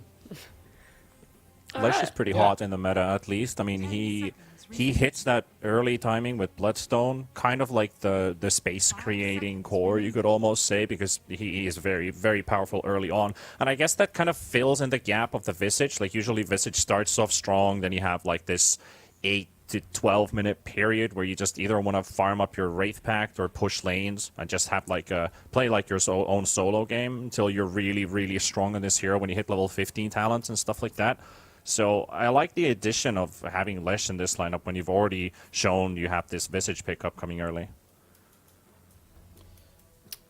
I mean, yeah, for sure. We saw Secret actually run the Lesh track against the Undying as well. It seemed to have a decent effect. It wasn't a core Undying, of course. So now they have a choice to pick their carry here. They go for the Troll Warlord. I was thinking maybe like a Terrorblade or something would be good. They definitely need a lot of damage. A hero that potentially buys a Scotty as well that can end up killing this Lesh rack. I'm afraid Troll might not be that hero, but the positives for this hero is they do have a lot of saves for him. Like, they got the Soul Rip, they have Chin Heals, they have a lot of ways to keep him alive. So if he can stick on his target, he might be able to kill them, but you do have to worry about the relocate here. That could save Leshrac in a fight. While Troll pops his ulti, he's kind of like a one-trick pony on Troll. You pop your BKB, you pop your ulti, and then you hope someone dies in that duration, because if they don't, you're dying shortly after and you're getting kited. Yeah, they did pick this Troll before against Virtus Pro in the group stages, and they won. So, But their draft was a lot different back then. They had the Brood, they had SF, Marcy Lich, which is a very different type of draft than what they have currently. But does that also mean they could maybe pick a Brood last pick? I'm not sure if it even fits the draft anymore with the Undying in there. They probably could. You just have to put the Snap mid if you're comfortable with that. They could do something like that. I think right now, Wildcard, it looks like they have the idea of just having a heavy team fight, group up at some point, take Aegis, and then just play around the buildings, have Troll hit buildings with an Aegis and try to end the game. They don't have much flexibility in their lineup right now. They can't really catch heroes. They can't catch IO split pushing right now. They just don't have that hero that can set up kills. But they have a very strong 5-man lineup here, so that seems to be like the route that they're going to go, and it's going to be up to like Vici to stop that timing here, maybe rat it out a bit with the IO, or just straight up try to team fight them if they can get the right hero to do so. 5 seconds remaining. Because what could be that right hero to bring it all together to potentially go for that team fight? I mean, I'm actually not sure. I was thinking for Vici at first, maybe that they would want the Slark, but Wildcard banned it out. I'm not sure where Vici want to put this Lesh. I feel like they probably don't play Lesh carry, but I'm having not the easiest time finding the best carry picks here for Vici at this point. I'm thinking something like really CK. Good. Oh, they went for Razor. That was another one. I was thinking Drow, and then I didn't think of the Razor quite yet, but that's a classic. We saw so much Razor before, then it got nerfed, but yeah, Dud. Razor is the best hero pretty much versus Troll in the game. You just get on top of him, you suck his damage, you can't really get away from it. It's a rough matchup, for sure. Well, Wildcard looks... Also... You sorry, go ahead. You go, you. please. No, you. I mean, they haven't played this Razor at all, which is kind of surprising that they are bringing up some new hero picks at least to fulfill their drafts, and like countering the Troll is already pretty nice. I was thinking something along the lines of CK, but does CK really want to play against Snap and Undying? They can make a really hard game for him, but Razor makes a lot of sense. With Wildcard's last pick, I was going to say, you know, even VG think that they're still looking for a mid laner, but I'm kind of curious as to what could be left in the pool for alone, because his SF gone, Lina, his Invoker as well, the Sniper not in the pool, Ember as well gone. It's sort of like being limited more and more for you. Yeah, I mean, versus the Leshrac, some people maybe like Queen? the Queen Kunkka is what people like versus Lesh mid too, if they want to go that route. Could be okay. Maybe not the best for the game, but yeah, maybe Queen or Kunkka, potentially. Maybe double down on the Husker pick again? Wouldn't that be like tripling down at this point? I wouldn't hate that, honestly, because I think whatever they pick here, Wildcard's draft is like you're dealing with Razor against a Troll, and you don't feel great about that. And you do want to hit a timing. You probably want to get some Lotus Orbs for your Troll, maybe some Lincolns. Deathballing's still a great option here, because like the high ground defense from Vici, it's not that great. They don't have much spam. They just kind of have to fight you, so it looks good. There's the Queen. Was that Kezu who called Queen? Yeah, it was. Yeah. Wow, I mean, just to go onto the pick real quick, I think the options were getting limited. Like some of the better ones would have been probably the Bad Rider just would own this game. Lesh and Razor hate this hero.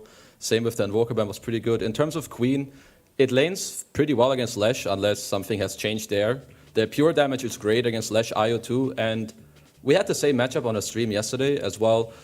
Queen is good against Razor in the game because you can gank the hero early on. It's a low HP hero. You have pure damage, and the Sonic Wave can also push the Razor away in the fight. That could, help the Troll with the Razor matchup as well. Mm-hmm. Is this series going to be evening out, Fear? Is there that faith in NA's hope staying alive? I don't think so. I think I'm still going to give this one to Vici.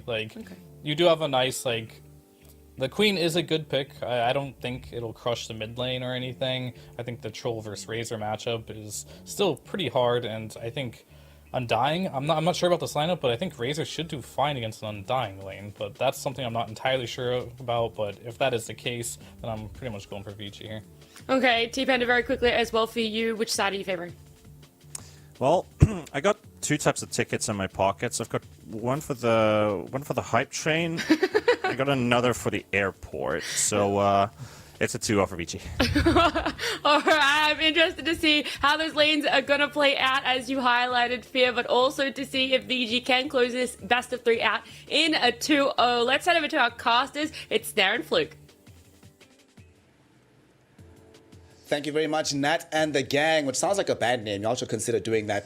We are here for game number 2, Vici Gaming versus Wildcard Gaming. One of these squads is going home at the end of the series. So far, Fluke, it looks like Vici has the pole position. Do you agree with our panel that Vici are going to be giving a young quick ticket to the airport to the side of Wildcard? I do agree with them. Obviously, Troll Warlord is one of those heroes that I feel like right now, because he's not really at the top of the pile of these carry heroes, that if he's in a bad matchup like against the Razor, it's going to be very, very hard for him to have a good game. But, we've seen Alone do a whole lot of good work on his Shadow Fiend, so maybe this time around he's able to have a pretty standout performance for them if they can get this snowball going, this death ball with the Chen, and kind of just run their faces into some of these towers, and maybe they can get it done. They showed some signs of life in that previous game, but I definitely do feel like Vici Gaming has a easier to execute kind of draft and have a very straightforward way of getting this one done. It's like a classic Chinese draft, man. Like Leshrak IO, Lesh with the battery here, Erica playing this sort of mid-game anti-carry, and then you have this absurdly high-tempo pushing lane coming in from the offside of the map. So Vici certainly in their element, in their pocket. Erica hasn't played Razor in a while, but not the hardest hero to play, especially if you are a nominal player in the Chinese region. But let's go. Game 2, Wildcard, impress us. We want a game number 3. We did see Alone yesterday as well, really impressing in that game versus Polaris when he was playing Zeus. So he's not just a right-clicking type of player here, Fluke. He can play these high-tempo magic dealers all across the map as well. Yeah, I think Alone has always been one of those players to me that has been very high skill when it comes to a lot of the mid heroes that we've seen. So I'm expecting some big stuff out of Alone here. Can definitely get onto a really early snowball and kind of put a lot of pressure. One thing for Vici Gaming as well is they don't really have the best catch, right? Like, yes, they have rebound and dispose to be able to get on top of the Queen of Pain, but outside of that, there's really not much. So if they're able to kind of give Alone that little bit of extra time so he can get away from the limited amount of disables that Vici Gaming has, then he should have a relatively okay time. I'm really looking towards to see what this top lane is going to look like, though. If Divine Llama once again has a good lane and is able to abuse the fact that Undying is a very, very strong hero, then they can start to slow things down, because the panel talked about this Troll Warlord and the Razor matchup, but if Razor is not having a fun time and the rest of the heroes are dealing with him, like this Queen of Pain is able to deal with him in the team fights with Sonic Wave, Divine Llama is able to be one of those heroes that is constantly just in his face, then maybe the Troll Warlord is able to break the leash and be able to kind of run around these team fights and actually deal some damage. I mean, on the bright side, so here's what's going to happen. Check this out, right? We've got Sonic Wave to push you back on the Razor. Yeah. And we've got Chen. He's going to get a Wild Ring Ripper, hurricane you away from the leash. Then it's fine. Yeah. There we go. Big brain. There's definitely some ways around it, but it's one of those feels bads, right? Like you're going into a game like this, you're playing Troll Warlord, and you're like, God damn it, man! Like I had to play against this Razor who's literally just going to be using the static link on me as much as he possibly can. And speaking of the static link, Erica, he's fine. Yang's there to buff him up. Should be able to keep him in pretty good stead. And Erica really going to be enjoying having access to this IO, because otherwise Undying could apply some pressure. Mid lane, XM finds the stun onto Alone. A couple more right clicks. The Lightning Storm will be there, and he draws first blood. Wow. It is not often that we get these first bloods in the mid lane anymore. Even rarer that it's in the 1v1 matchups, but it's happened. And yet again in the series, XM styling a little bit on Alone in the 1v1 matchup here, Fluke. yeah, I would be happy if XM just waited about 50 seconds for him to get that first blood, because I put the prediction in to be after 3 minutes. So XM, I'm happy for the first blood, but I'm not happy that my prediction's wrong. But either way, Alone not having any levels in the blink, just getting caught out by the Split Earth. Pretty straightforward there from XM, and I feel like this mid lane matchup has been kind of XM today. Like it feels like XM's on a little bit something, because they do have another series to play after this if they do get the win against Wildcard. So if they're going to start out nice and hot here on their player like XM, then it's going to bode well for the rest of the Last Chance Qualifiers, because as we said, right, it's do or die for all these teams in this elimination bracket, and that's where you really want to see your kind of star players step up. And VG Gaming fans definitely pretty happy with how XM's been playing and getting this game going.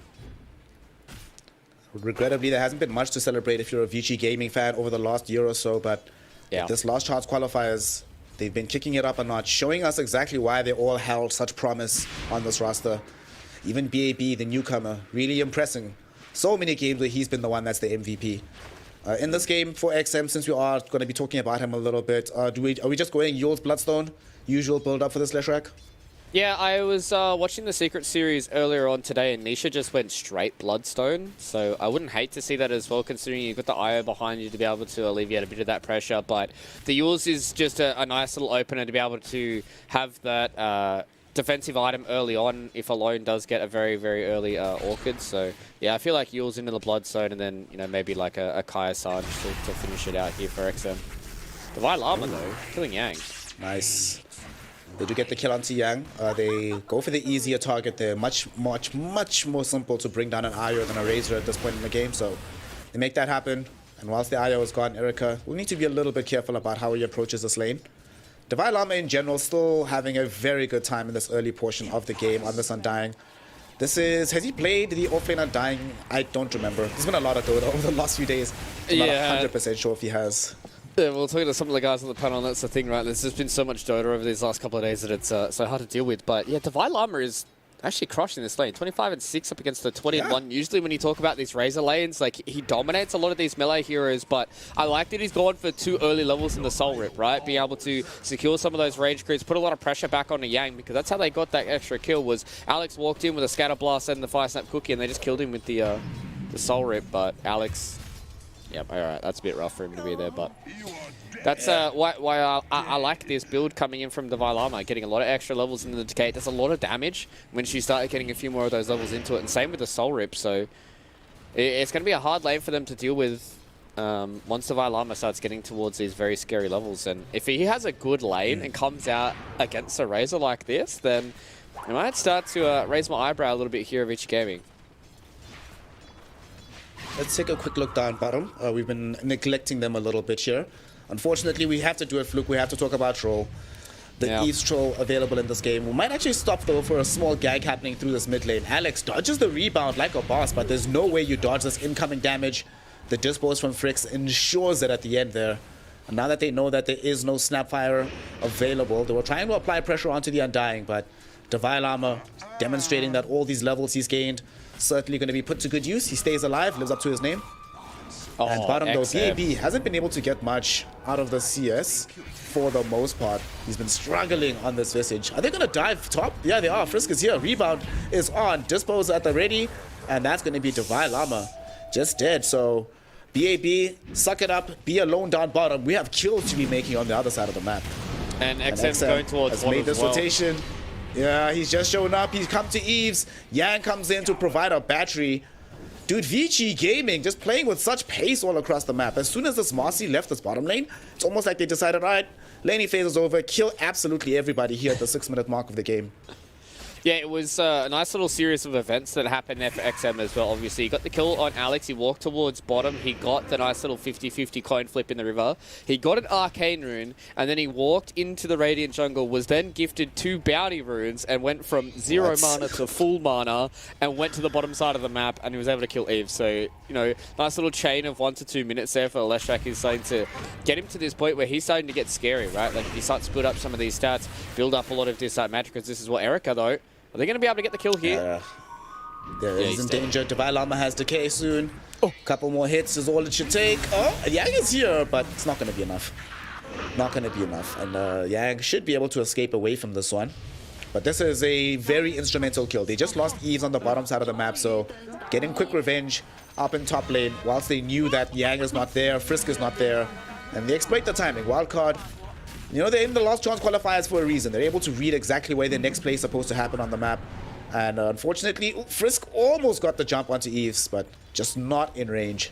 So things starting to tamp down a little bit here for Luke with the side of Wildcard Gaming. It was a difficult last few minutes, but they still have decent amounts of net worth on their heroes. They haven't lost any towers just yet. Their positioning is still okay, and they're about to get the tier 1 tower in this bottom lane. If the Chen starts to lose his creeps, this could be a little bit awkward, especially now with the rotation coming in from XM. They have a rebound, though, no. Frisk didn't want to go in, they do have rebound, but no dispose. They're going to commit it onto Sam. Yeah, he's dead. Very, very dead. That was also BAB just getting access to the Visage Familiars.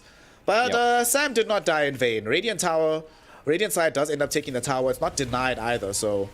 In exchange for that, pre-10 minutes, if you're Sam, you'll take it. It's okay. Yeah. And you drew some heroes towards here. Yes, you're going to end up losing your tower as well, but when you're playing against Leshrac Visage, you expect to lose the tier 1 tower bottom very quickly. But Eves, he TP'd out in a very awkward position.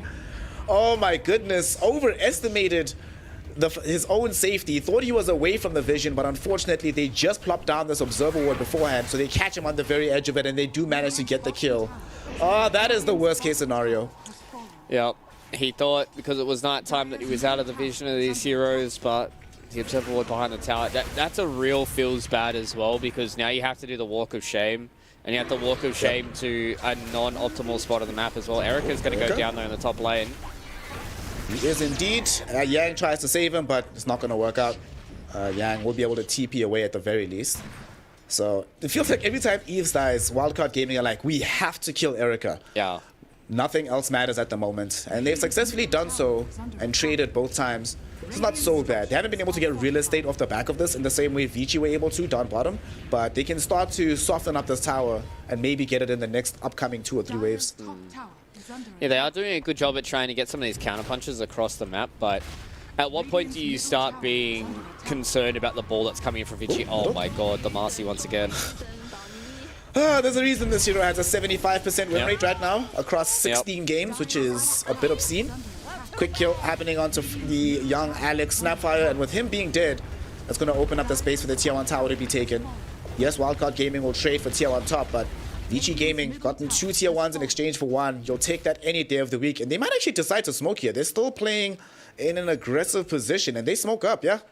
They're looking bottom. I hope Eves has caught the signal, and he's gotten out. Please get out, Eves. Run away. Run away. Oh, no. He's holding a skill point, though, Snare. He does have his ultimate if he needs to use it, but... Oh, now he's tipping. Oh! That was so close. Frisk picks him out exactly where he was afterwards, but he guessed wrong initially. Yeah. Very, very close for him. That was very close to being worst case scenario. It definitely doesn't bode well for Wildcard if they lose their carry once again, back to back to back. Frisk doing such an amazing job, top lane. Frisk is literally everywhere. Like, I've been seeing this in the last couple of series that we've had for Vici Gaming. Frisk, when he's playing on these heroes like the Tusk and the Marcy, has just been an aggression machine. He seems to always be able to be in the right place at the right time, catching out these very, very important heroes. Because for Wildcard right now, They're Undying as well as their Queen of Pain are the two heroes that are doing the best right now. You're looking to try and see what these heroes are able to do. They can continue to kill Erica as well as Frisk. Then Wildcard can start to stabilize the game a little bit because it's not like a real hyper carry for Vici Gaming that's going to take over the game. Yes, the Leshrac is starting to take over the game, but it's not like, you know, some Morphling or anything like that. So right now the Relocate comes in, Wildcard, they need to run. Yep. But very nice Centaur Conqueror War Stomp to try and prevent them from actually doing anything with this Relocate. XM still going to try and run forward. Frisk has access to the dispose, but has already committed the rebound. Honestly, Sam just saved this fight like an absolute boss. That play with the creeps prevents them from being able to make any kind of aggressive happen. And now they know that there's two heroes missing from here.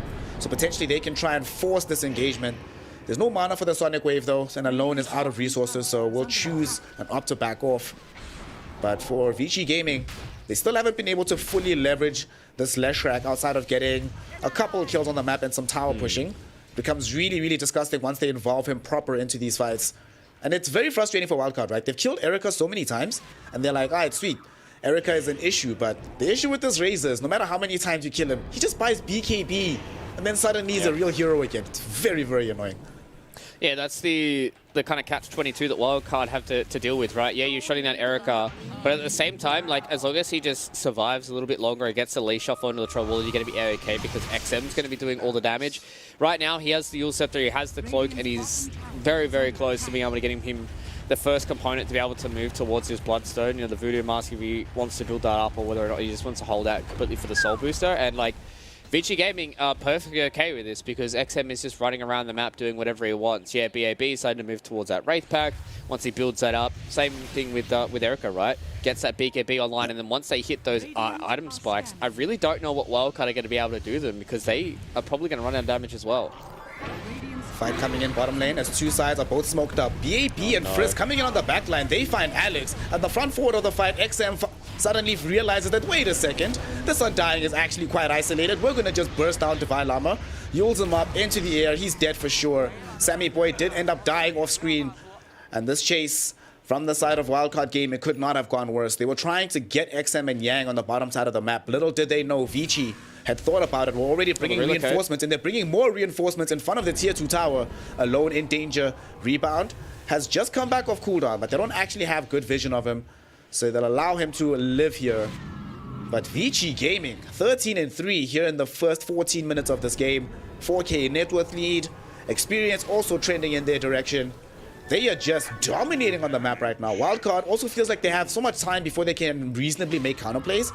Troll Warlord hasn't finished his Battle Fury just yet, so he's just not fighting for a while. He's off the cards. Alone is about to pick up the Witchblade, but we still haven't necessarily seen them being able to get a big Sonic Wave out, a big fight that utilizes both the Sonic Wave as well as the Morty's Kisses. So they're forced to go for these sort of meaty plays at the moment. Get themselves into Roshan Pit, poke and prod across the map, draw attention with Divine Llama, but team fighting is pretty much out of the question at the moment. They're going to try and sneak a Roche here.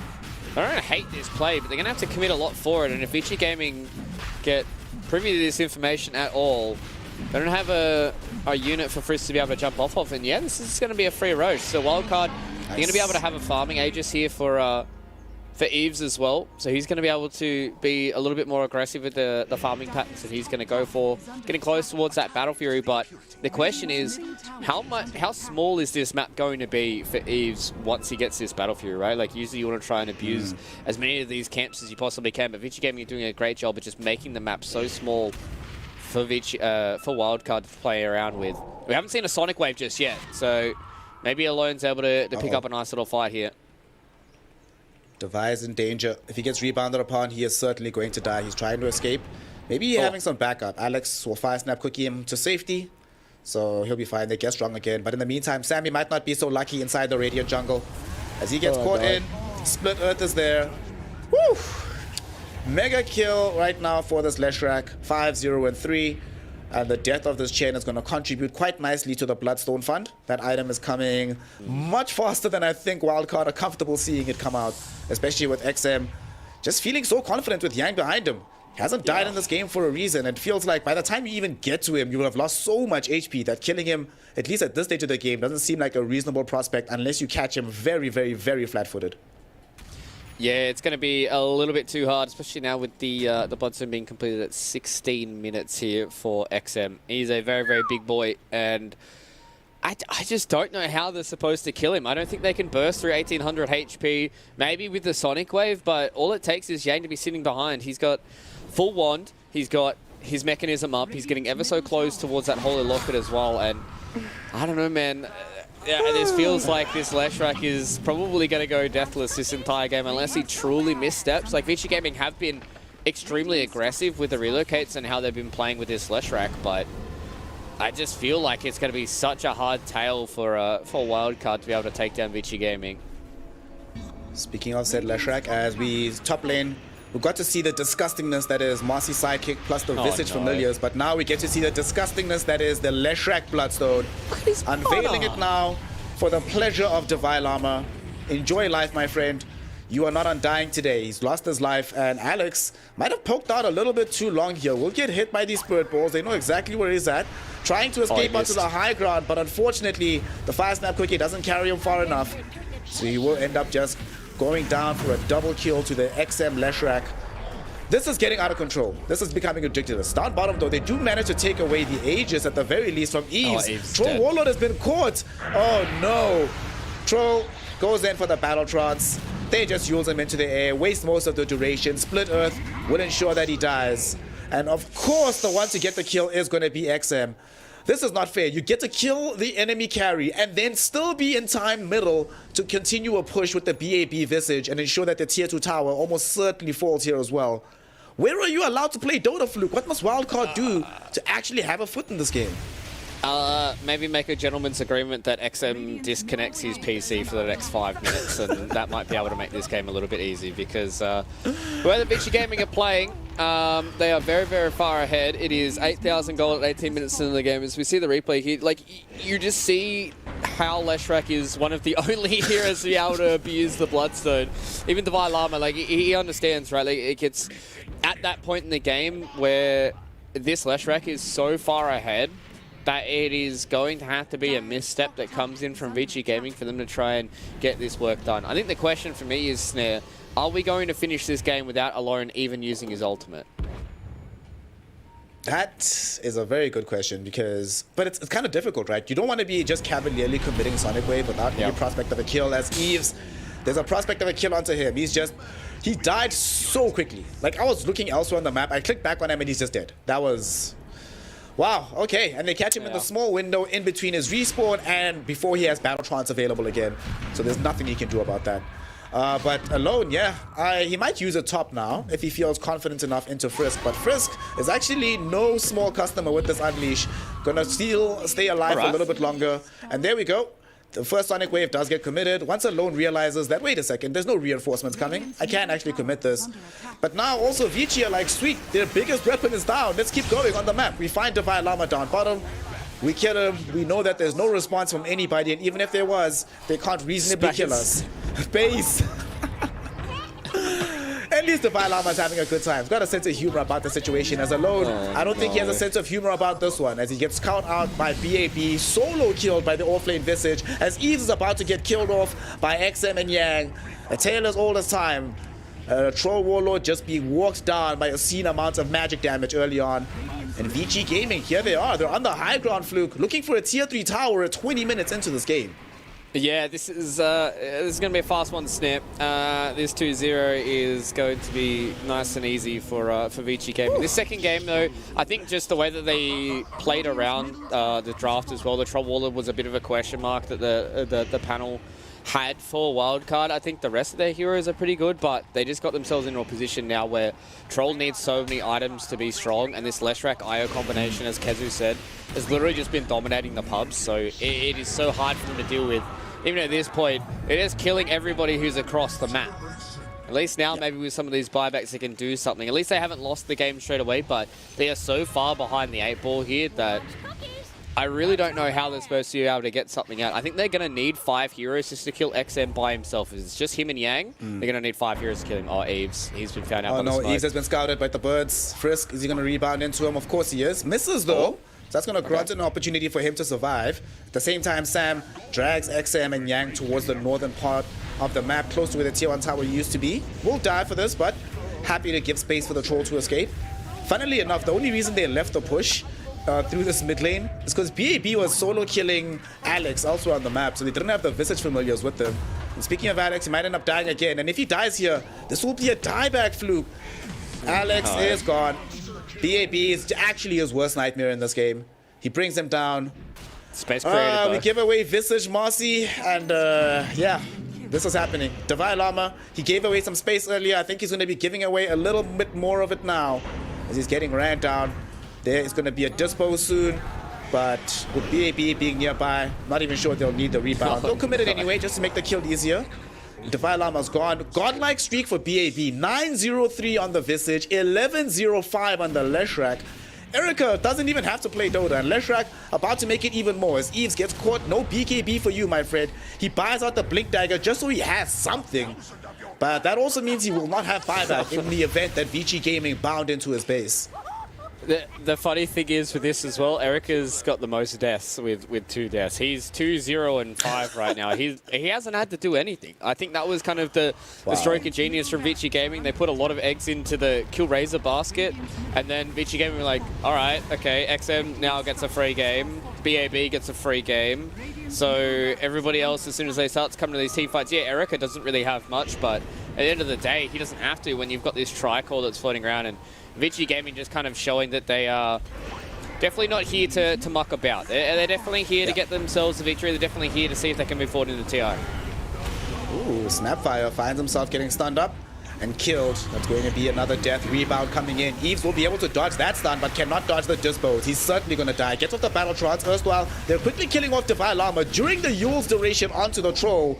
And now that the Troll comes down, he goes down, and that's 3 heroes gone. They're about to lose another lane of racks. The Chinese classic of Lesh IO seems to be working very, very well. I have no doubt we're going to see this a lot coming out of TI, especially out of Team Aster. And if Vici Gaming get there, they'll certainly deploy this strategy once more. And we are at the end of the game here, Fluke.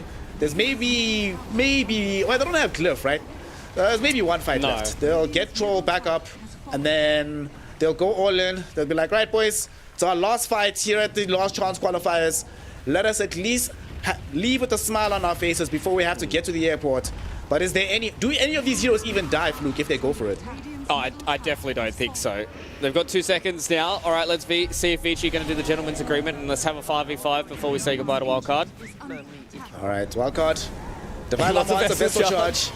He's asking for it, but BAB's like, get it from Sammy.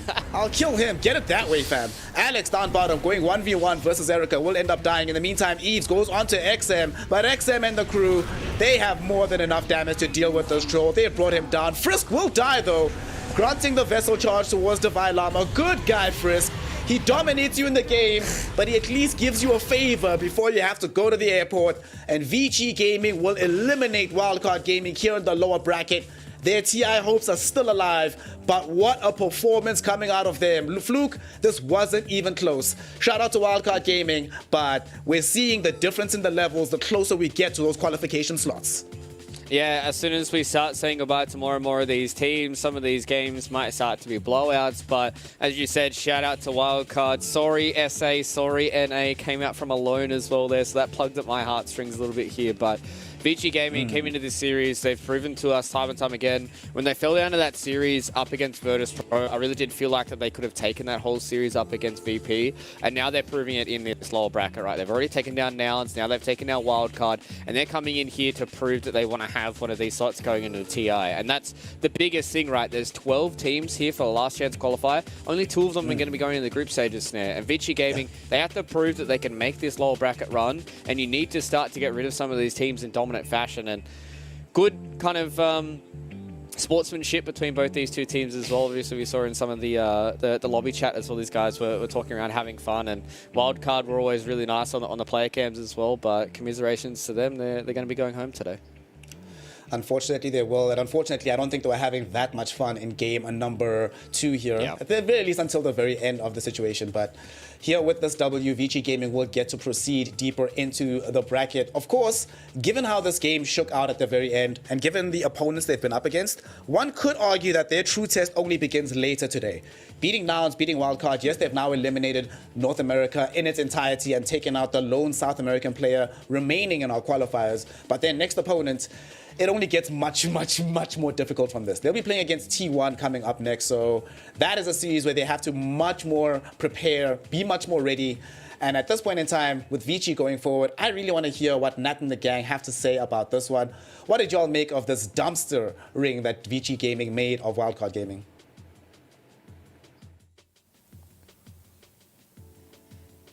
Thank you so much, Snare and Fluke. We're going to try and break this down as much as possible, but unfortunately we are saying goodbye to wild cards. It is a 2-0 in favor of VG, and especially so because wild cards are such a, I guess, excitable team. They're always giving the player reactions. They're very enjoyable to watch, and so seeing that, you know, now no longer in the Last Chance Qualifiers is a little bit sad, but props to VG. Their draft was just phenomenal. Fiat, that Razor pick you highlighted, but also the Io and Lesh that Kezu highlighted too. Yeah, I mean, yesterday there were no airport, but unfortunately today it's next airport. So I feel bad for them just a little bit here. And the biggest problem I have, I'm just going to answer a question, but more broadly towards like the whole series and kind of like the issues that Wildcard had in this Last Chance Qualifier. They had a hard time finding when to pick their win condition, in my opinion. In every game, they would pick their win condition fairly early, and in Vici Gaming's sake, they always got the counter pick. They always had a clear win condition. The Morphling getting farmed, they had the Timber last pick free game. This game, they're picking Troll. So like Yamsun's game is just really hard every single game. It feels like he has no hope. And they put I don't know who's supposed to be winning the game for Wildcard, and they just like, in the draft, they just were unable to figure out who's going to be our win condition, and they just picked their carries way too early, and they just kept getting counterpicked, and the games just felt impossible, and that's why you kind of see stomps like you did here. Yeah, I felt like they could never really have the tempo to match BG, whether it was putting themselves on a time or trying to delay the game too long. But guys, there's some highlights rolling here for us to, you know, break down, I guess, how Snare described it, a little bit of a stomp that occurred for game 2. Yeah, I want to like highlight the tempo of Vici. So if you look here at minute 5 already, you have Marcy rotating mid to help Lesh with the rune a bit. So they're going to score a kill here. So this is where the whole ball like starts rolling. Now you see them already pressure top. Now the next clip after he killed mid, he rotates top. They kill this guy. Now in the meantime, you can see on the minimap bottom already, Leshrac is ganking in the bottom area, which we can see in a moment. Io is also going to TP now after having made the kill top. He TP's bottom to like reinforce this play and also to keep the Lesh topped off with mana, give him more movement speed. And like from here on out, this is just like a showcase in 30 seconds of what is going to happen to you when the enemy team has this type of tempo. They play well and it's too hard for your draft to respond to it. Yeti, do you feel like there's anything else that you would like to add on top about how this game unfolded? Potential items or map rotations from VG utilizing their draft perfectly? Leshrac. Thank you. That's so in depth. That's like one of the key things. I think not just in general, just the Leshrac, but Visage basically was given pretty much a free game. He's also 10-0-7 in the end of this game. It's like, yeah, you get your Wraith Pact, you get things rolling, but you didn't even need to hit that phase on this Visage where you start to go on a roll because Lesh is doing all the hard work for you, basically. So outdrafted, outplayed, outclassed. A bit of a sour note that Wildcard wasn't able to put up a fight in game number 2 like they did in the first game. Like they had some kind of game plan, they had an idea, but again, just countered, just hard countered in both games. And I guess VG Gaming, if you look at on the bright side of things, for VG, for example, they just seem to, you know, they've got their package together. I feel like VG is starting to turn into this, I wouldn't say dark horse necessarily, But out of the top favored teams, this is probably going to be a pretty difficult challenge for a lot of teams to answer when they're coming in performances like this, not just from beating Wildcard, but from their group stages as well. Like I feel like Vici could potentially be an upset team with what they're making statements here, basically. Yeah, I mean, you talked about VG in their group stage. They did have a little bit of a shaky day one, I want to say, but ever since then, they have bounced back. They've looked fantastic. This scoreboard coming on soon, we'll see the MVP as well for this game. But in your eyes, Kezu, is there a player across this series that really stood out, or it's hard to distinguish because everyone did so fantastically on VG? I guess maybe BAB played really well in both games. I think he had a good teamwork performance, but also the Visage one. I preferably wouldn't really want to give an MVP. I feel like it's more so like them playing together. As we could see the second game, I feel like it's more about how they use the heroes together. And when you have very good drafts that outdraft your opponent, it can sometimes be, it can look easier than it is. Yeah, and seeing that scoreboard as well, Fia. They're just, I don't know, it gets to this point when it is such a stomp. Is there anything more that you do want to add on about this? What about, VG looking forward to going to play T1 later today? Are there any downfalls or issues that VG have that T1 could potentially take advantage of?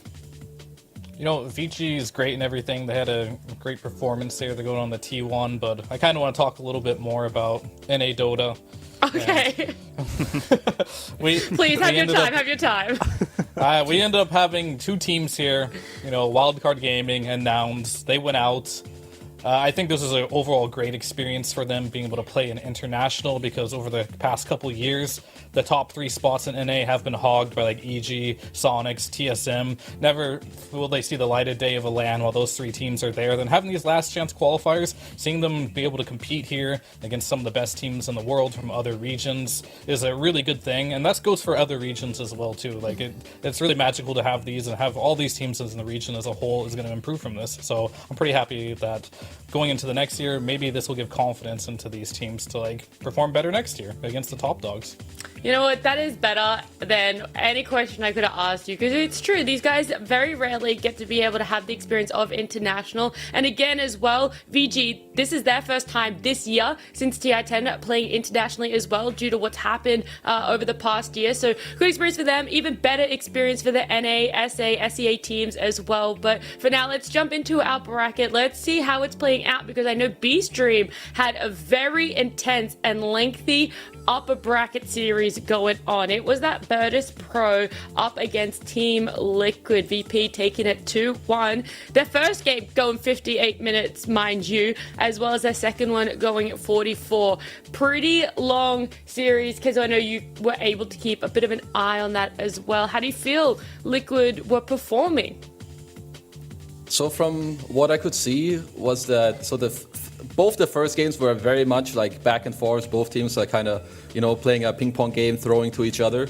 But both teams played really well. Liquid were able to make a huge comeback in the first game. But then I feel like from the second game on, VP had a really high tempo draft. They played Ember +4. They also had Fakoda again on his Disruptor, who I feel like is a breakout player hero combo of this tournament. He was owning that game. Ramses had his carry, Nature's Prophet, and I feel like Liquid were outpaced in that series. And for whoever hasn't seen those games, they're very good for you to go back and to watch them. That was very high skill Dota. Yeah, T-Panda, are you a little bit surprised there by Liquid falling down into the lower bracket? And how do you think that they're going to be looking at themselves going ahead when they have to play their lower bracket match against either Na'Vi or XG? Well, when you look at the matchup, Virtus Pro versus Liquid, I'm not surprised either of these teams would have been dropped into the lower bracket, because I had both of them as my basically top 2. So that was my upper bracket final pairing, basically, in my books. So, I mean, you're going to drop eventually at some point. It's a bit unfortunate having both Liquid and T1 in the lower bracket. I'm just, praying for my countrymen. But outside of that, I mean, Liquid, I don't think they're too phased about this one. Maybe an exhausting series, kind of feeling a bit down about it, but nothing that's going to stop Liquid from still pushing through that lower bracket. They're such an experienced team. Yeah. They have so much talent on that team that I think this is not going to phase them at all. They're going to push hard. There is a lot of potential on that Liquid roster, but right now over on B stream, I do know the Na'Vi Extreme game is going on, so you guys can tune into that as we are jumping into a break. When we come back, it's our third series of the day up. It's going to be T1 up against VG.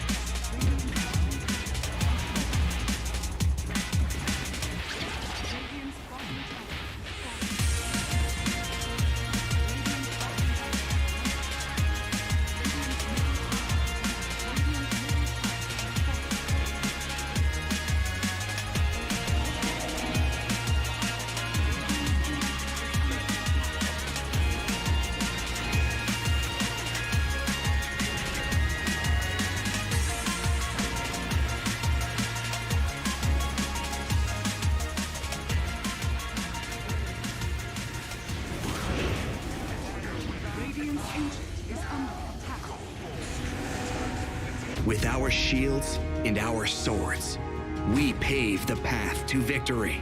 With our shields and our swords, we temper our courage. With our shields and our swords, we're making history. With those who make the game a reality, we're the vanguard. We're with the best. Let's raise our shields.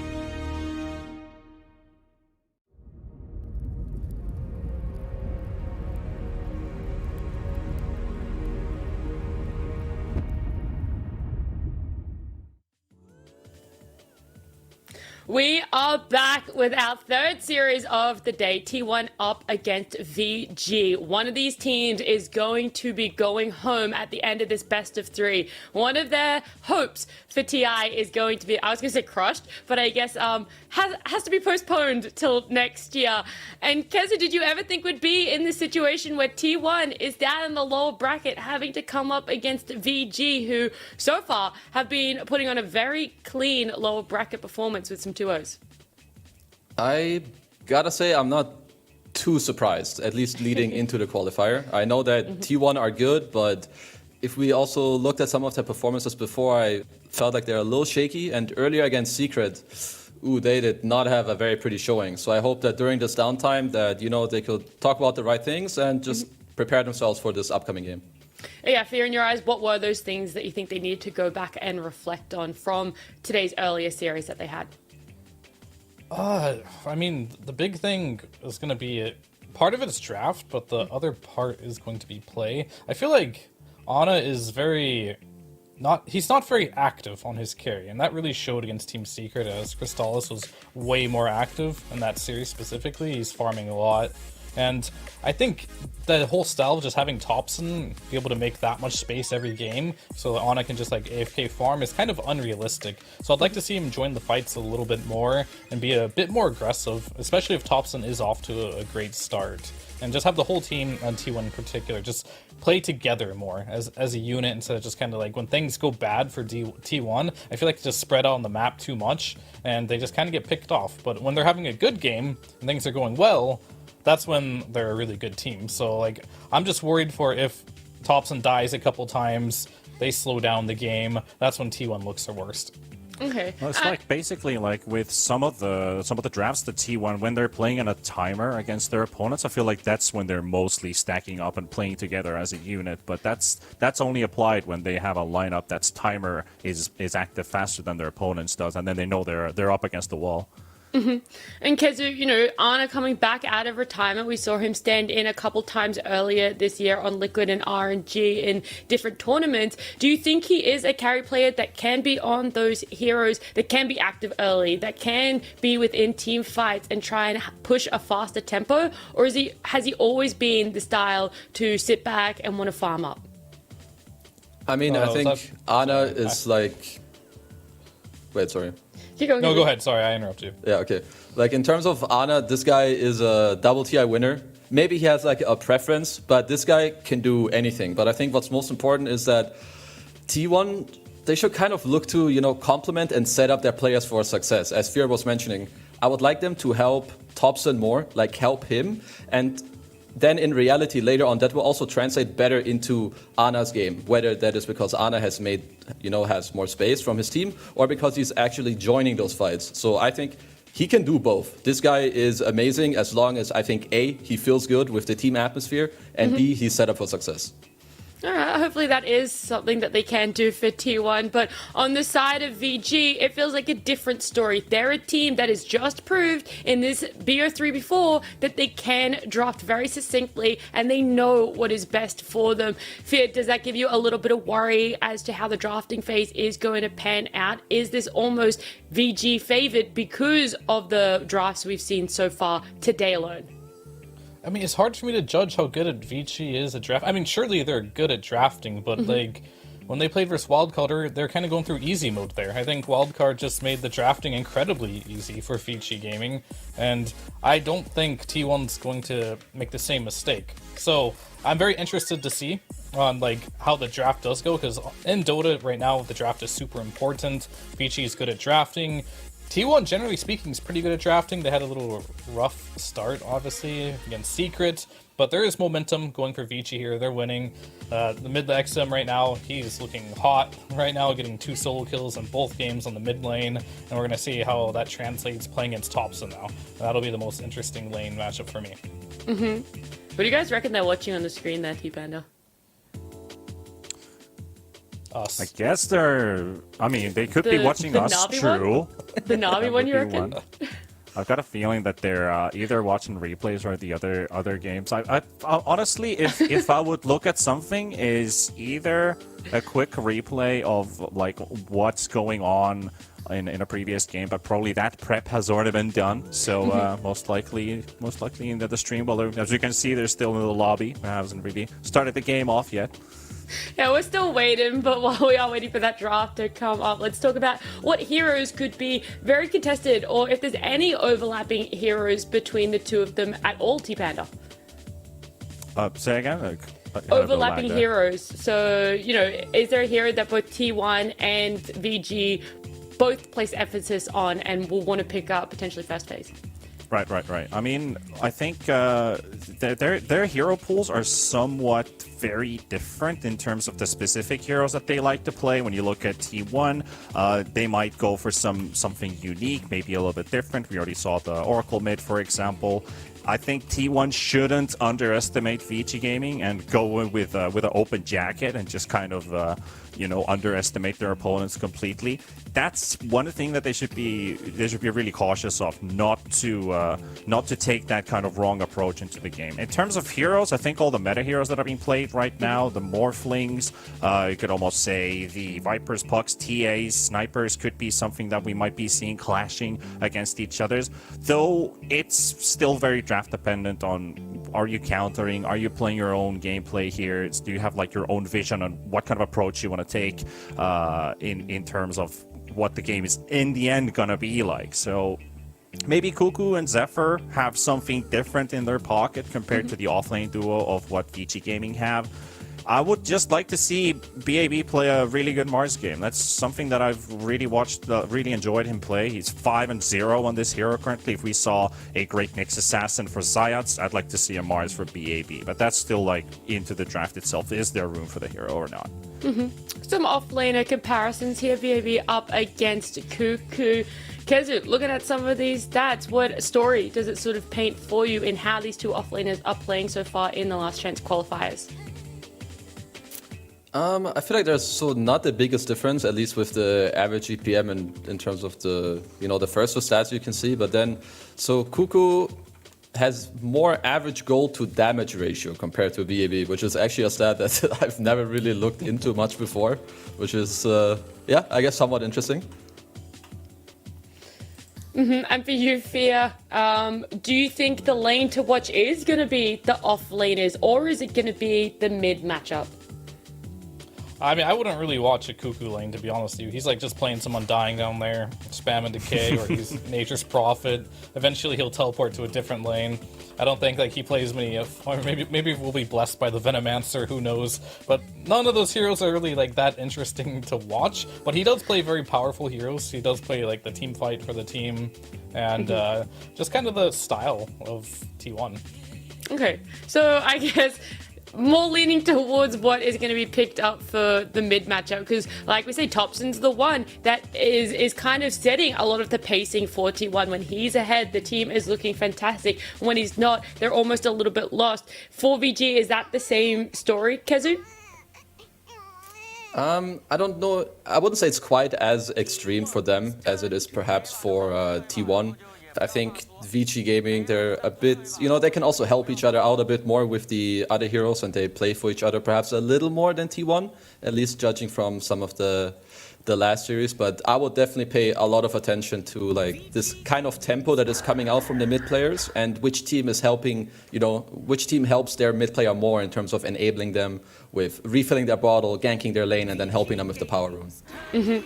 Well, it seems like T1 have gotten a nice little start picking up Primal Beast, getting through. But VG, the Mars Undying that you guys were talking about, T-Panda. Yep.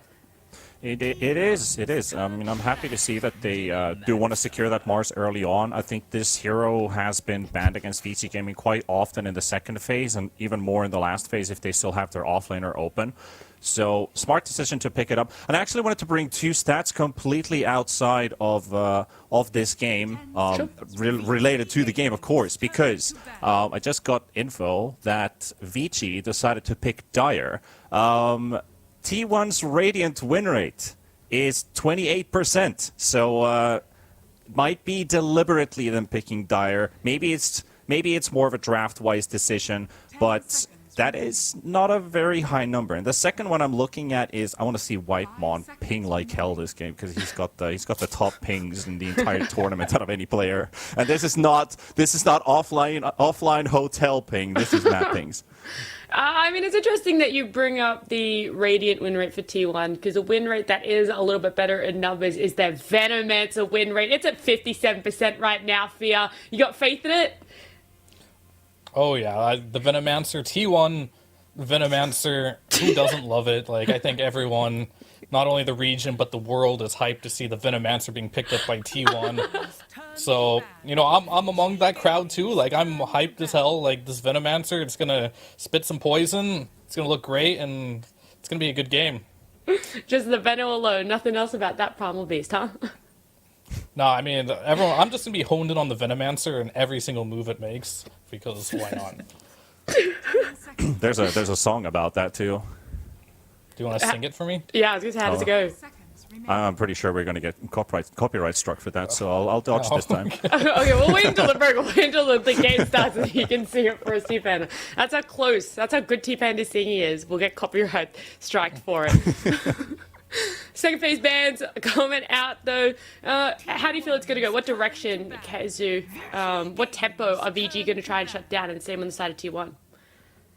I think what's important right now for VG, right now they're just trying to protect their Mars a little bit, and I think in terms of their follow-up pick, they have a lot of teamfight right now with the Mars and Undying. Generally, also what Mars wants to have from his team is just follow-up damage, right? You want to drop your arena, and at least you want to kill heroes, or you want to at least like force their BKBs. So follow-up pick here for VG could be very likely a Snapfire type of hero. I mean, it's a very... Everyone knows the combo. Mars Snapfire is very good. It's exactly also what Mars wants to have from, the follow-up. I'm surprised that T1 didn't ban this one out for now, because I feel like Mars is going to be the 5. So VG should be looking for a team fight position 4 that also helps give this follow-up damage into the Mars arena. Mm-hmm. Yeah, I mean, there's other ones like Dark Willow. We haven't seen too much Dark Willow. That's been a combo that they could also use with that. And outside of that, like, the bans on T1 are kind of indicating Veno wants to be a core. They banned the Terrorblade, they banned the PA. I don't know if those are heroes you care that much about if you're playing support Venomancer, but we shall see, as Cuckoo has not played the Veno even once yet. It's been all Zephyr. I mean, you bring up that Dark Willow. She's only been played 4 times, 3 of those times by VP. Why do you think such a decline in popularity for Dark Willow, or just more a rapid incline for popularity of others? Well, one thing is I think Dark Willow would be terrible this game against a Primal Beast. The Trample just kind of ruins that hero. Yep. Can't use your Shadow Realm whatsoever, so they did go for like the Snapfire. Just not a good patch, I guess, for the Dark Willow here. Too many heroes are good against it. That's a 100% win rate in 3 games with Snap Mars combo for VG.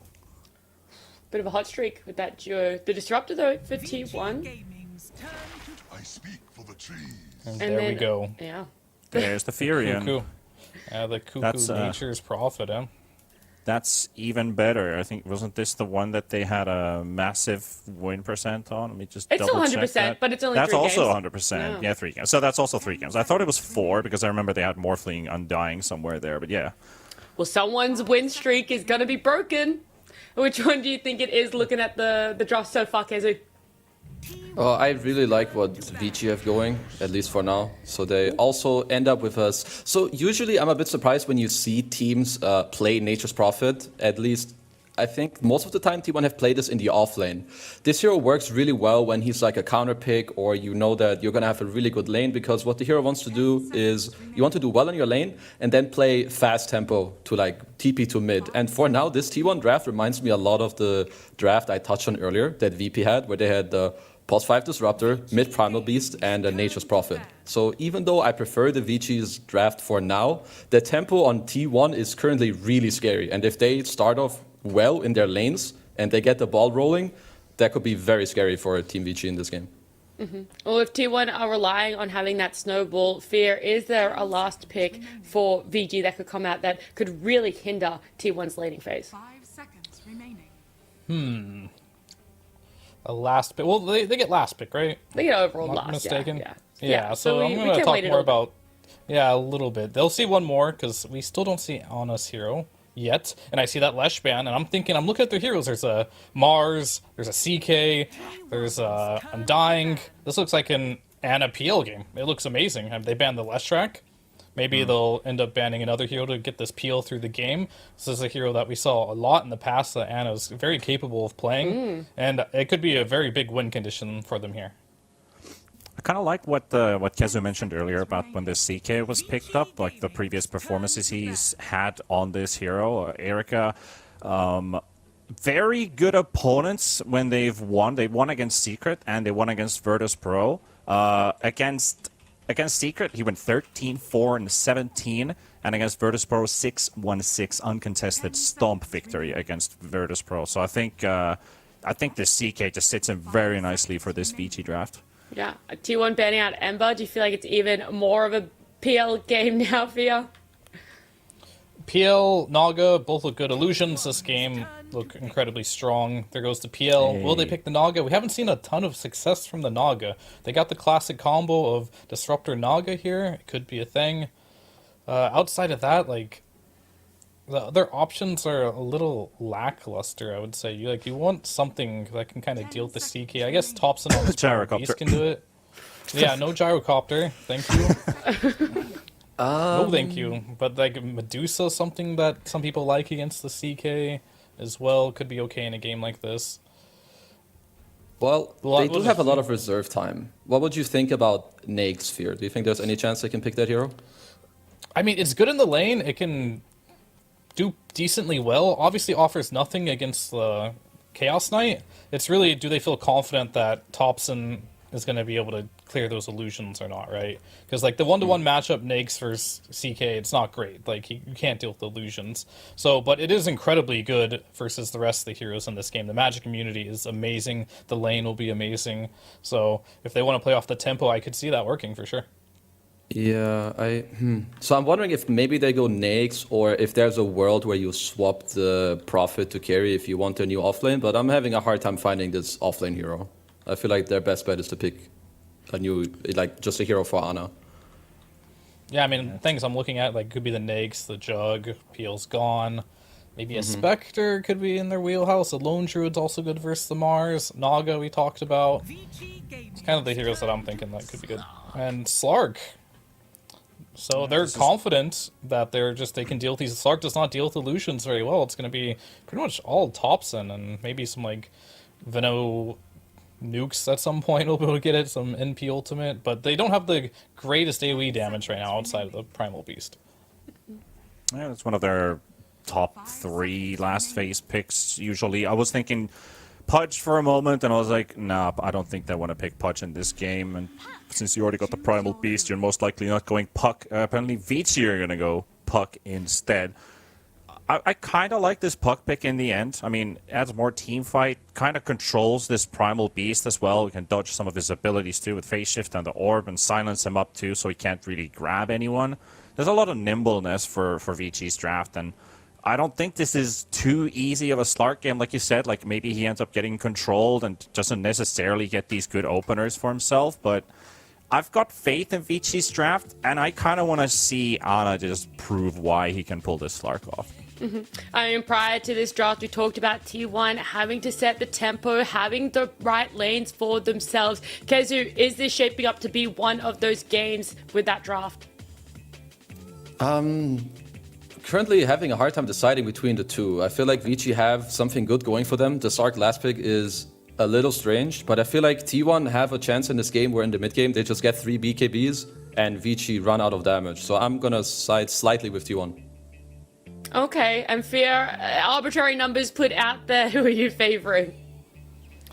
I think I have to go with Vici this game. I think the CK is should have a pretty decent laning stage, and he's just gonna start killing heroes this game, and if he gets out of hand, I think he can just carry this game. Alright, both teams appearing to have that potential for the snowball. We're a little bit split here on the panel, but hopefully our casters can be united as we jump into T1 up against VG. It's Danog and Aries. Yeah, thank you very much, Nat. Danog, it's time for the lower bracket quarterfinals. One of these two teams... Danog, it's time. We've got an incredible matchup between these two teams. One of them will be going home here. Vici Gaming up against T1. We heard the panel's thoughts, looking for T1 to play a quick tempo lineup, and for Vici Gaming, this is a squad, a 5-man lineup that has a lot of team fighting. What do we feel? Who do we think has the advantage here? Well, I just want to touch on Nat's point first. She says she hopes that we're united. When are you and me ever in agreement about anything? Yeah, it could be, you know, our liking of food, anime, sports, and even it comes down to the Dota predictions as well. So I'm kind of like with Kezu. I don't know which way it's going to go. Like, it could very easily work out for both of them. The one thing I want to touch on is the point that Fear was talking about, in that T1, they look so much better whenever they're forced to, like, play around each other. They group up. They do a lot of things alongside of each other. And Slark, he's not one of those big, like, sit back in the jungle and farm styles, right? You want to make plays happen with a Slark. You want to get those permanent Agi stacks coming up. And Nature's Prophet, he can join in. And I mean, come on, it's Thompson playing the Nature's Prophet. The Primal Beast. He is going to be running at your face. So I like the style, at least for the draft that they've gone for on T1. Not as strongly favoring the two supports. I know this is a pairing that they've done quite some time, but when it's against these heroes that are hard to kill, I really feel like this Venomancer Disruptor, while they provide a lot in team fight, it means nothing for pickoffs. So they're going to need to rely quite heavily on their cores to be able to make these pickoffs happen. And look at this, T1 already venturing aggressively into the triangle, trying to poke down Frisk, but Anna's going to consider otherwise about continuing in with the chase, so I think too much occurring early on. Looks like Vici Gaming will get off to a nice start, being able to secure 3 of the bounty runes. And I think this is going to be the matchup that we're all looking to keep close attention on. Mid lane, Thompson up against XM. XM had an incredible showing in his previous series versus Wildcard. We saw those, both games being able to find the solo kills, but Thompson on the Primal Beast is something that T1 have had a lot of success on. Yeah, for sure. I was actually favoring T1's draft coming up until this puck pick. I think it's exceptional. You've got so many heroes now that are able to create space to allow, this is a position for Undying. We've seen what Yamich has been able to do if he's able to get some of that farm and not just instantly feed his life away in team fights. But you've also got a Snapfire that doesn't have too many easy ways to be able to disrupt the Mortimer's Kisses. So CK, Puck, Mars all kind of want to be going in first. And check how many stuns T1 have. There's pretty much 0 outside of the Pulverize, right? So I think Puck is going to have a pretty damn free game. What do we make of the lane swap that we have coming out of T1 at the moment? Zephyr putting himself down bottom here with the Venomancer, and even Vici Gaming have Frisk as well, playing with the Mars. I think it's just all about making sure that Slark doesn't have a good game. You and I were talking privately while the draft was going on, and Slark was actually something that I was predicting for quite some time, because whenever you're going up against these obviously lacking AoE damage heroes, but also ones that don't necessarily, do have a lot of HP, you want things that thrive on being able to hit a lot, and so... Top lane, Cuckoo. Not going to end up going down Whitemon almost. Being able to also trade Yang's life here. Both heroes falling quite low. But I think we could expect to see a lot of Essence Shift stacks come from this Slark, which is going to be a big positive for him. Again, 4 strength heroes, and there's a little bit of lockdown, I suppose, with the pounce coming through from him. The Lifestealer would have been a good one, like Kezu mentioned, just because, again, lane's really good. You bully out the Mars that tends to want to stay in that lane. So I think they had a few options here, but clearly they're just going with a comfort for Ana. And again, this is one of those heroes that gets a little bit more active, and it feels like that's been the directive so far from T1 off the base of Thompson ever since he's come in. Just play more active Dota. Whenever they do, they look really good. Yeah, I wonder what the build is going to be coming up from Ana, like when he needs to fit a BKB in, because like we heard the panel mention, this is going to be a really scary game for the Slark. They do have ways to kill him, like coil into Mortimer Kisses, even the potential of the Spear Breaker as well. Even the Reality Rift. Yeah, exactly. So it's not the easiest time for Slark just to try and Dark Pact off the Puck Coil. You see, it's one of the more tricky matchups to play, especially with all the AoE damage that XM can provide as well. So not going to be too easy of a game for Ana, but we're looking for that quick tempo lineup for T1. In terms of how the lanes are shaping up, it's going really well for the Mars so far. Typically, this would be Slark favored. On bottom lane, Hobson. 3-minute rotation. Oh, it's not going to pay off, though. Now top lane, Cuckoo, he's in some trouble.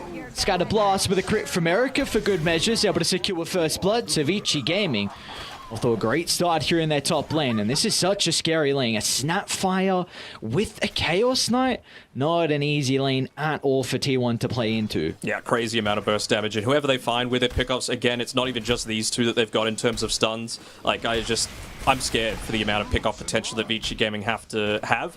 And you are going to be able to make a lot of these rotations for sure on T1, but the issue is if they don't connect on a lot of them in the early game, then it's going to become really, really rough. This is another rotation coming out from Thompson. He claimed the bounty rune, and he's also going to look to try and go top with... they do have the lane shoved out. Maybe some treants to tank the tower. They can even aggressively glyph if they want to as well. But if they do not connect on this rotation from Topson, then he's going to continue to fall behind here. Oh, this actually... They just used the level 2 Thunder Strike. Topson.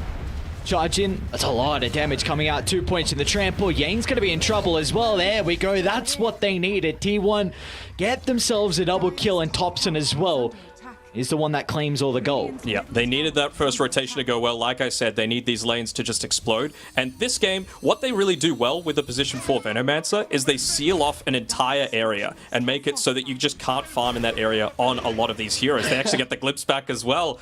And we saw it happen in that Liquid versus VP series, and it's happening again. Bottom lane, Frisk. He's going to end up going down. BAB attempting the trade, but Ana has even got 1 charges if required, so...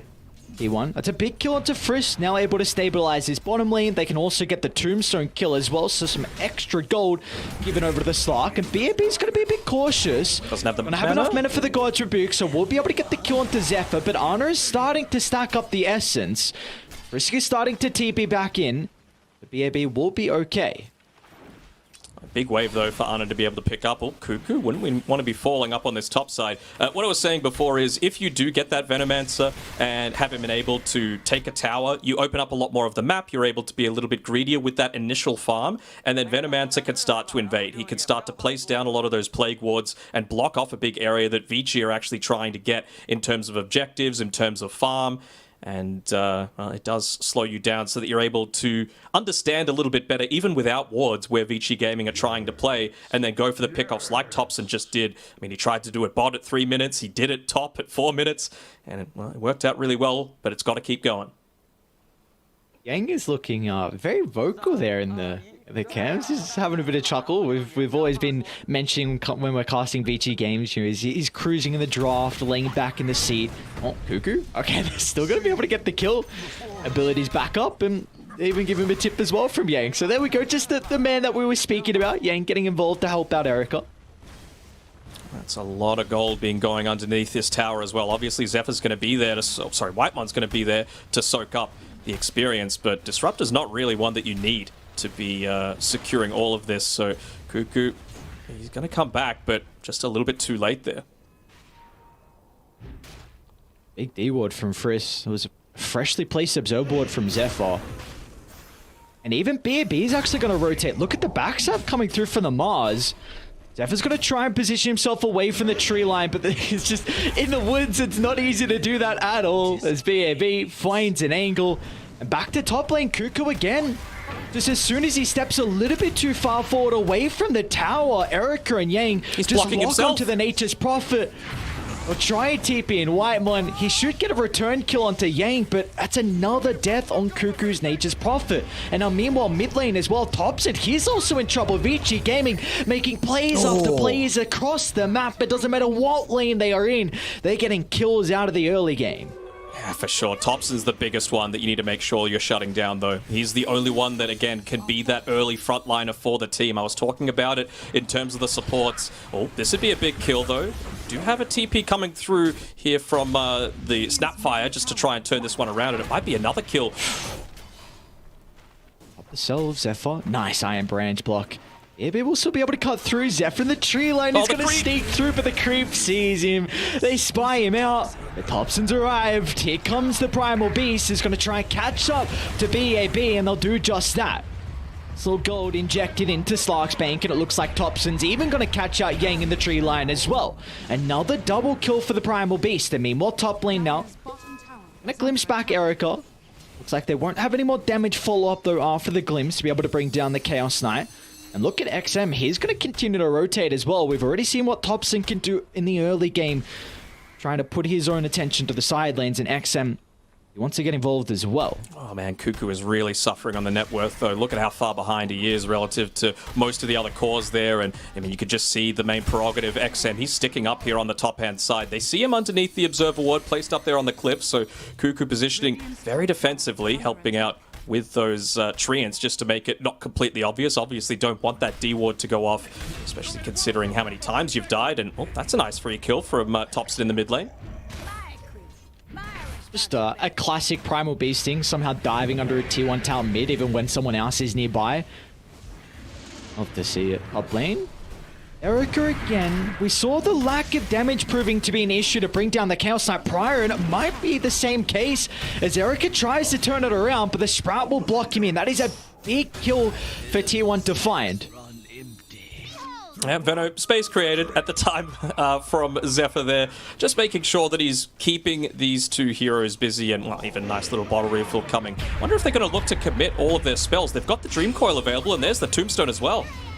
Yeah, Yang's nearby too to try and pump in that extra little bit of damage here with the Scatter Blast. Let's see if Thompson's going to be tanky enough. That's not the case. Vici Gaming will shut down the slight streak that the Primal Beast was starting to pick up. Oh, another glimpse back. See you later, buddy. Well, this is... It's pretty big. It opens up the map enormously. You just had multiple heroes rotating towards the mid lane to pick up the kill on Thompson. You just committed a TP on the Chaos Knight. And they're going to get that first little bit of information, although rotation's starting to come through here from Yang. They're going to get that bit of information with the Observer Ward, seeing that he is coming back to the lane. So you know that potentially once this tower goes down, you're free to make a rotation down towards the bottom side. And I wonder if they're going to go for it with Thompson down here with Ana. You could even TP in on Cuckoo if you need it. They've got to be cautious. Cuckoo, they tried to get the kill onto Yang, but it puts the Cuckoo Nature's Prophet into a compromised position once again, as they fooled Erica before, but he's going to get some revenge with that previous glimpse usage. I just got a little bit greedy there. I mean, I really do feel like if Cuckoo just doesn't overextend, he takes the tower and backs off, you're able to TP down towards the bottom side. Not that you needed it to kill the Mars, but that probably would have been a second tier 1 tower. Again, Mars isn't going to buy back this early. You won't have the Glyph available, and you also had the CK, who literally could not TP there. So, a little bit of an opportunity lost, perhaps, for T1 to really start to open up the map for themselves, especially considering how much Cuckoo likes to farm on that Nature's Prophet. I don't think this game's going to slow down too much as well. We got 19 kills at the 10-minute mark. We've seen what T1 can do, and we were also mentioning it multiple times. Again, this is a lineup that needs to be very fast-paced. And, well, for Vici Gaming, they also don't have... They've got ultimates, but they're not the crazy long cooldowns here. Like we've seen XM already start to consider about rotating, so Vici Gaming definitely will be able to take fights early on still. They made sure to give the tome over to Zephyr as well. Once he gets that Poison Nova available against these 4 strength heroes and the Puck. Especially once he picks up that Blink Dagger, it's going to be so much more effective. Great haste rune picked up by the Puck. Ooh, Zephyr. Yeah, well, he's going to pop it just to try and dissuade XM. Static Storm from Wyman. Look at the bait from Zephyr. Beautifully done.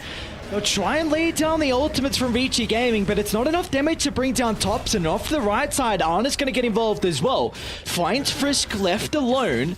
So T1, they've got the numbers advantage at the moment. Ana's going to look to wrap around. Even Cuckoo wants to get in the middle of it all. BAB isolated from Yang. Couple of kills going the way of Radiant. Does look like Yang's going to be able to step out.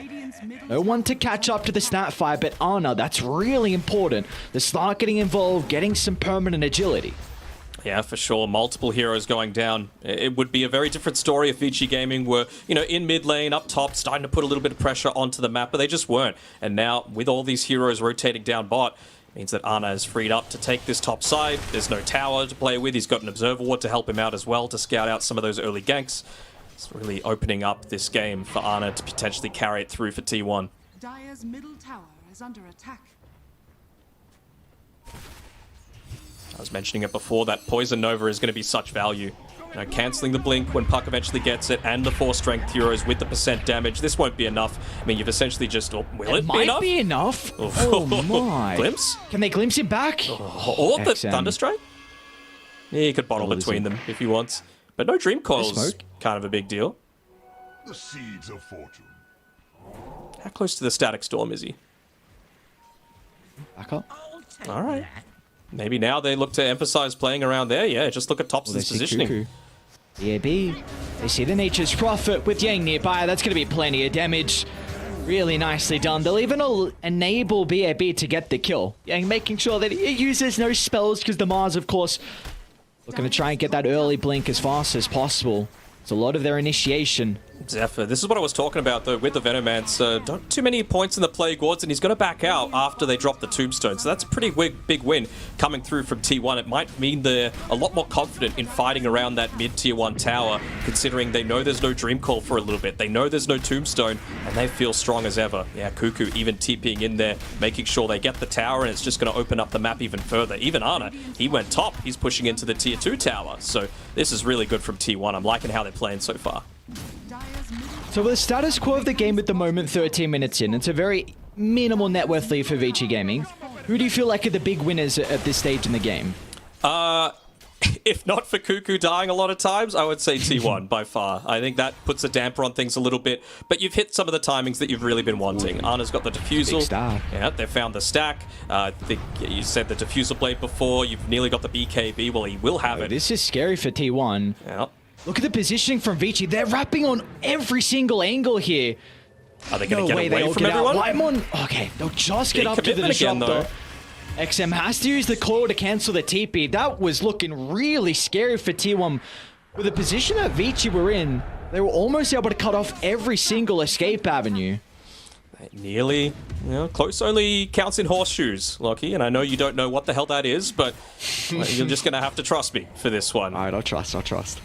But yeah, with that Dream Call being popped and Disruptor, again, it's super early. It's 14 minutes in for these 26 kills. He's just going to be up right and ready to be able to go very, very shortly. So if T1 have the choice, they might just look to group up around that mid lane, look to get a smoke happening around that BKB timing.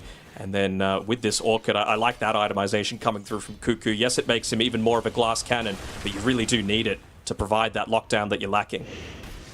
I mean, it's about to be a really scary timing here. That BKB and Orchid. And Vici Gaming, they've got T1 have a lot of map control. You just send Treants into the jungle, you can set up the Plague Wards as well. It's very difficult for Vici to take fights unless they are smoked up. That smoke pops, or if they get a glimpse of the Mars, if he gets caught out with like a Plague Ward, speaking to Zephyr, run up the high ground here, just face-checking Erica's position. Should be an easy kill for them to find. One tries to drop the Static Storm, and that's going to be a whiff, and now it puts him in a position where Vici Gaming can capitalize on the Disruptor. Off on the other side of the map, Ana has found Yang alone. No one else from Vici Gaming starting to move to the Snapfire's location, so it does look like Ana should be able to clean up. Counts up in a couple of seconds. Actually going to be off the mark here. Yang, can he get cute with the Jukes? No, not with Thompson nearby. This onslaught, it'd be more difficult to be able to avoid that one. Yeah, for sure. I mean, we've been talking about T1 a lot, though. Let's just have a look at Vici. I mean, a lot of their team fighting rotations have been solid. All of their spells synergize super well together. And it's going to be quite some time until anyone except for Thompson has that BKB available. So heroes like the Puck, like the Mars, like the Snapfire with those Mortimer's Kisses, it's just going to give them incredible value early on. And, I mean, we mentioned before Yamich and how he played his Undying in the position 4. Frisk looks like he's going to go down the similar route, already picking up the Falcon Blade so that he can spam out the Decay as much as possible. He's not a healing type. 0 points in the Soul Rip. It's just all about that teamfight damage. Even going to go into the Phase Boots after this. Yeah, I think one issue we might see for T1 in some of the fights is their way to address the Tombstone. They don't particularly have the greatest heroes to hit her. Like, Cuckoo's not in a position where he can, I think, be in the middle and right-click Tombstones. Like, if he had a good start, maybe that would be a bit different. At least you have the Plague Ward to scout out the high ground and potentially kinetic field usage, but if this Tombstone is placed in a really good position with the coil, with the use of the arena as well, T1 are going to have a really difficult time. Oh, absolutely. And I think that's going to be the key, right? It does open things up a lot more, right, if you just kill the Puck. So I think the timing that they're going to be playing around on T1 is just getting that Orchid onto Cuckoo, because if they can use this vision that they're hoping to try and get because of the towers that they've taken, and they can take out XM, with the Orchid into the damage that they have, because it's pretty decent damage, then suddenly you're not quite as afraid about the Tombstone, because it's only really the arena that needs to be on the mark, and maybe you just slow down BAB before he's able to connect, but the one ray around a lot of these wards is a smoke, allows you to bypass them entirely, and he's got that Blink Dagger as well, I believe, so just really want to get in onto the back lines. BAB, there's the jump. No hesitation with the Poison Nova out as well. Zephyr wanting to try and get some damage just in case there's any follow-up. And, well, thanks to Whitemon, he'll make sure no one else is going to jump inside the arena. So, a couple of ultimates expended. That was a smoke from Vici Gaming. Yeah, they're kind of being corralled in here on Vici, aren't they? All of them are just playing essentially around that tier 2 tower, and they're making a few pings down here, but they don't have the ability to be able to connect there. Thompson trying to go for a little bit of the interrupt with the haste. I mean, that just makes a Primal Beast even more scary in the early stages of this game, but I mean, this is what we were wanting to see from the panel, from all the T1 fans. Group up together, play aggressive T1 Dota. It's a big ward here down bottom. Scouts are XM and BAB moving as a unit, so we'll see what T1 are going to do. There is a ward on the high ground that also sees him inside their own jungle, so they will not be able to catch Vici Gaming off guard. Great read, Whitemon. It's a D ward. Now they've got full control down here, so it will be a bit more difficult for Vici to look to try and cut them out. Humans are creatures of instinct, right? You just look for those tiny little reactions. Did they change the way that they were positioning themselves in the lane just to make sure they could get the slightly quicker blink off, right? Just based on your movement. And Whitemon, he's one of those players that's better than most at being able to pick that up. So yeah, the instant D-ward happening. Ana, of course, you're a Slark. You're constantly going to be winning that vision battle. You've got the Venomancer for the free short vision wards on the high ground. And of course, the Shadow Dance passive just means that he can carry around a few sentries if he wants to keep a certain area completely blocked off from Vici Gaming. XM don't do it. He's got the BKB, so really not the hero that you want to potentially be going onto here. Again, this really feels like it's T1's timing. But what do you feel like for Vici, though? Can they combat this 19-minute timing that we're going to see come out shortly from T1? Because they want to be the ones now playing aggressive with these items. I mean, they're so close to it, right? Ana, 250 gold away. Jumping again onto Zephyr. This time with the Mortimer Kisses, they'll get the kill. Thompson's going to look to charge in, though. Doesn't have too many heroes nearby. T1 are making multiple plays across the map. Cuckoo and Ana show top, so they've got to be cautious here. T1 need to get out. This is big for T1. Very good job. This is really big for T1. No coil. Wait, no, never mind. They do have coil. No arena, no kisses, no phantasm to have to play around. Venomancer, this time around, didn't pop the Poison Nova. So they've got plenty of abilities alongside of Ana's Aghanim Scepter, which I believe is coming out on the courier right now over the Radiant Secret Shop. So if they can just look to connect together, they've got a massive timing that they could look to play around. They're playing on the Radiant side too, so whether it's map control that they want might or be in Roche, some trouble. Yeah. The rest of the team's starting to connect. Yeah, they got the glimpse as well. Whitemon's just in range. This kill might give them an objective now here for T1. Yeah, potentially Roche. Looks like they might be able to secure another as well. The Piggy not fast enough to be able to get away from the big bad beast.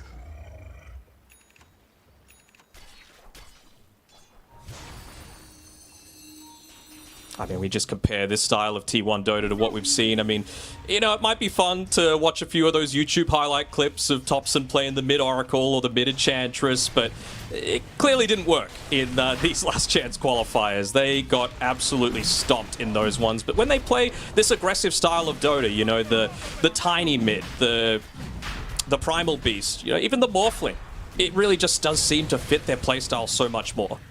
This is really scary for T1. Their ultimate's a backup on Vici. Someone needs to get here to kind of poke and spam some abilities so T1 don't continue to hit Roshan. They got all the Vici clips can wanted. Contest this, but they got to be fast. Yeah, they're under the smoke, though. Zephyr's patrolling back and forth, not wanting to give it up for free. The positioning of BAP is going to be in. Arena's out, but Aegis has been claimed. Ana's going to pick up the second life and look to pounce to retreat. As T1, they're happy with getting Roshan. They just need to cut their losses, and it looks like, unfortunately, Cuckoo with a sacrificial lamb.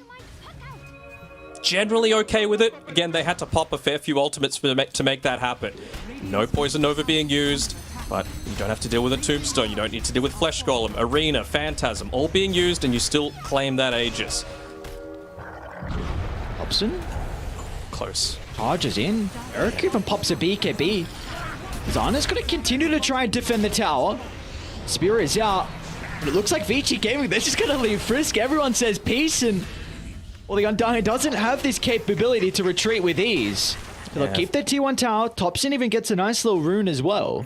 Yeah, Frisk is a bit of a voice line and a chat wheel spammer, so it's a little disappointed that he didn't return Thompson's high five there as he was about to die, but clearly this series means so much for Vici, with it being an elimination series. As we look at that replay, it's a really good placement of the arena as well, just trying to seal off Thompson and Ana from the rest of the team, but Ana, just with that Aghanim Scepter, he's able to get straight out of danger very easily, and he Again, it's only a couple of heroes that you're giving up, but it's for a big investment from Vici. That is a really big Corey snipe from Tops, and he just got the, I think it was the completed Yule Scepter on XM. Yep. So they have 2 minutes now where they can kill this puck, and we're going to see Cuckoo try. But we're keeping out here. But yeah, Orchid going to give them insane value for now. You've still got 3.5 minutes on the Aegis. I believe Ana went and purchased the Zephyr. Might He's still close be to the okay. tower. Yeah, Glimmer Cape. He's chilling. All right. Arena again. BAB. He's got a little soft spot here for Mr. Zephyr. Seems like all the arenas being used like that. Thompson, early use of the BKB. They're going to be able to glimpse back Erica, though. Beautifully done from Whitemon. Trying to carry Avicii Gaming. Now Frisk is in trouble as well as the pounce connects. The Cookie's going to get no distance away for the Undying, and Arna's got another pounce to catch up as well. You know, there's moments on T1 where you get little glimpses of what made the OG squad of 2018, 2019 so successful. Just that one more mentality, right? Where they're able to connect through onto the next stage of the team fight and really break the ranks of their enemy team. And that's exactly what they did just then. Not satisfied enough just to get to the person that's closest. They use glimpse onto the person that was slightly further back, bring them back into the ultimate while they don't have that spell immunity. And then Ana, just with that super long pounce, able to connect onto one more. So 2 plus an objective suddenly turns a 2k net worth lead straight into 6. Now, what do we need to see out of Vici Gaming? Because T1 still have this Aegis for another 2 minutes, so they can continue to get map control. Do we feel like Vici just need to split up the map, or can they take a team fight into the Aegis advantage? I think you just got to give up this tier 2 top. I think you got to try and split up the map, see if you can get to that next timing. Puck really needs the Yule Scepter. Dane Thompson, again, they're onto Erica, who kept the BKB off for the last second. The right clicks need to come out. Ana's going to attempt to find them, but again, he won't be able to keep up at the moment. Pounce is up in a couple of seconds. Ana's going to look to go for Yang instead. Off to the left side, we do see Whitemon go down. It's a pretty decent retreat out of Vici Gaming. If all they lose is Frisk, they're pretty happy with that. That's real good. They were able to get a free kill as well. I mean, a 1-for-1 trade. You're going to be incredibly happy with that on Vici Gaming's side. And, well, they might be looking to try and get a bit of a return play here, but Cuckoo, he's even playing fearless. Doesn't look like they'll be able to connect in time. Under attack. Thompson giving a lot of respect through, though. He's going into the plate mail next, realizing that, look, I'm going up against this this Chaos Knight. He's starting to hit pretty damn hard, even though we've been able to slow down that game a little bit on Erica. Into that Shivas as well is going to provide a lot of assistance against some of that lifesteal coming through against... Does he have any points in the Soul Rip just yet on the Undying? He's... Can't be a complete Giga Chat yet. Just the 1 point. I think that's valid enough. You got to protect the tombstone a little. Misses out on the spear. Dark Pack's already been used. They actually might be able to blow him up the first life. Vici Gaming, they're going to try and set themselves up as well. They got the tombstone laid down. They're forced to retreat, though, as all of Tier 1 show up, as Cuckoo's even got a TP into the middle. They've addressed the tombstone issue.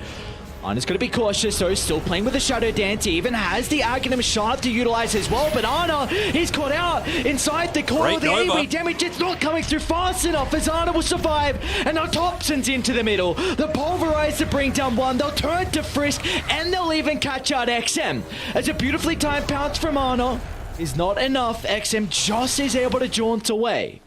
Yeah, you're having to play so much more passively on XM here than I'm sure he's used to. I want to see the fight recap from that one, just in terms of the damage, because I'm sure Zephyr would be up towards the top. Look at that damage from the Venomancer. Just Poison Over, that's all he did, but it just connects forward onto all of these strength heroes, and that percentage damage, especially now that he's level 12, just does an incredible amount here. I liked this. They didn't look to commit too heavily. They knew he had 40 seconds left on the Aegis. Good Yule Scepter use by XM, but it means that he can't continue to play aggressively. And then Ana realizing the fact that, look, I've got the Dark Shroud, I've got the Shadow Dance, I'm able to play this aggressive style. They nearly get picked off, but he's able to retreat back fast XM enough. mid lane. Oh, yeah. Very close. Instead, Cuckoo's actually going to tip it to the triangle.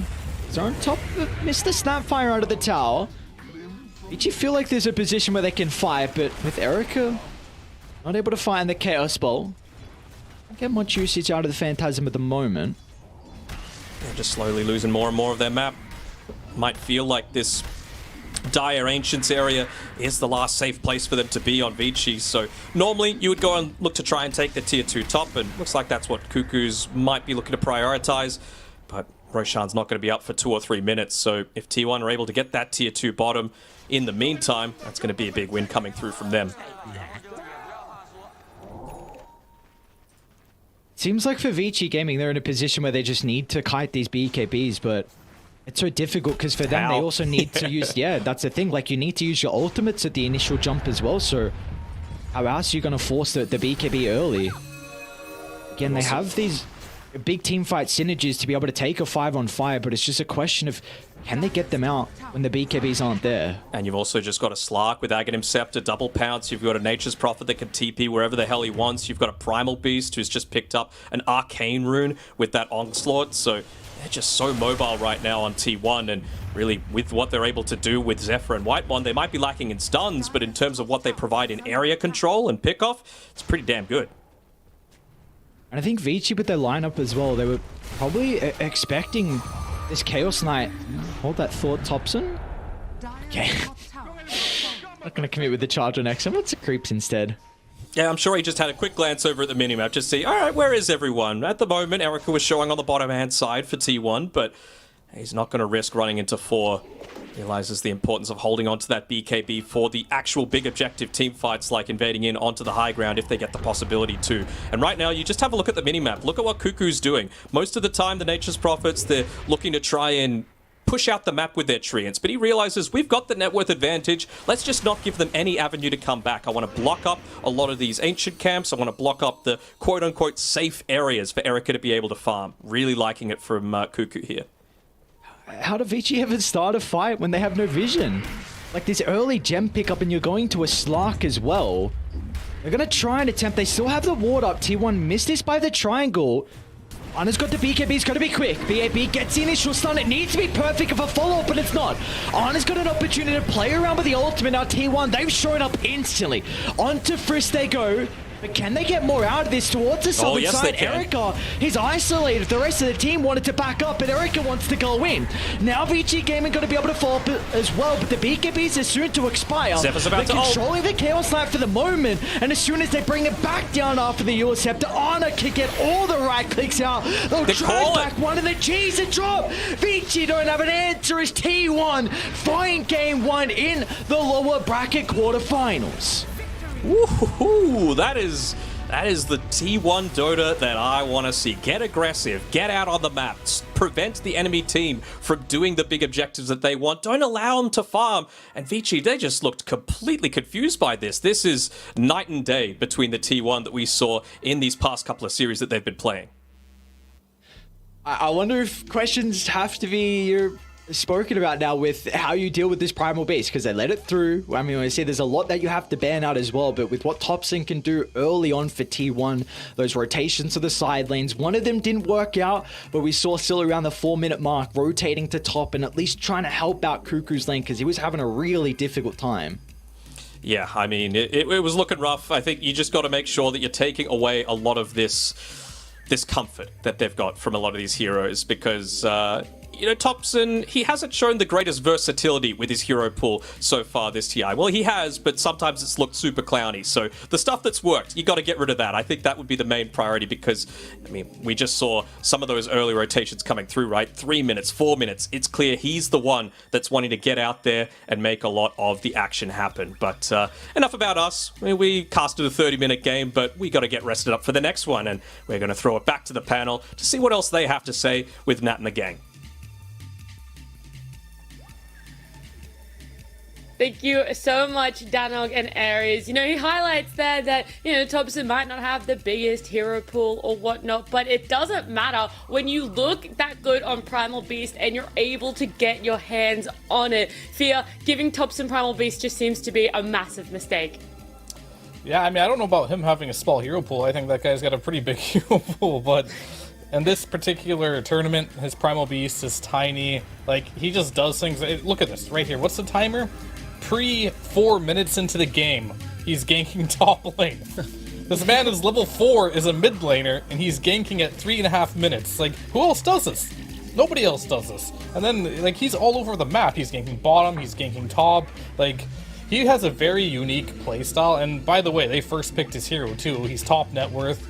This guy is like just having incredible performances on this Primal Beast, but he does it on Tiny too. It's not only a Primal Beast thing, so can you get rid of all of his heroes? Maybe. If you force him into an Oracle, you might be in a good spot, but that's the only hero so far I've seen him on where he's not able to have this type of early game impact. And for the rest of your team, if your mid player is having this performance where he's first pick, he's ganking all 3 lanes, winning his lane, the game is just pretty easy for you. So he's got to get the MVP for me for this game. It's like watching dads versus kids playing ice hockey, right? Oh gosh, I don't know if I would have put it down that low, but maybe T-Pen. And I mean, Fia, you talked about we might be able to ban out his hero pool, but even if you were, it means that you leave open so many more options for Honor. And the question was, is his slug enough? Is he able to do enough? And yes, that was that essence of Topson making so much space, but the slug also doing really well. Because for you, how well did you enjoy T1's tempo that they were able to bring to this series in game 1? Well, so I think that their lanes mid lane went really well, and then with Topson, going around as Fear highlighted, it like turned open the whole game for them because Cuckoo was not enjoying this top lane so much.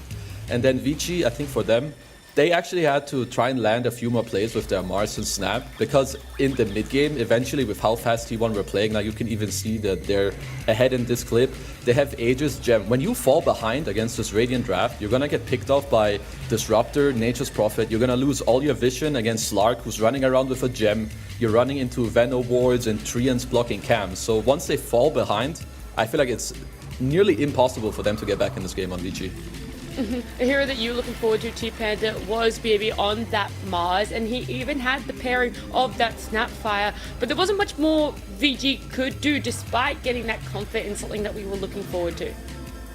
Yeah, I think their map just got really small. Like, I kind of feel like everything culminates towards this Primal Beast, but that also enabled all of their cores, meaning that this CK just didn't feel like Eric actually had a game at all. Like, these were very high win rate heroes for VG Gaming, but they were completely in the hands of T1 in terms of control in the game. I could see that they made a couple attempts where they would attempt to answer the aggression from T1. But in the end, it just kind of solved out that, well, we are, even if the game looks like it's even, we're actually playing with a very big deficit because this is a Slark lineup taking team fights and having a better team fight than your lineup. You have a Puck that's supposed to be dominant up till 20 minutes, maybe even after that. You have BAB with his Mars. Like, these are the kind of things where you are in. It's a difficult situation to put yourself in when you're playing behind against the Slark lineup.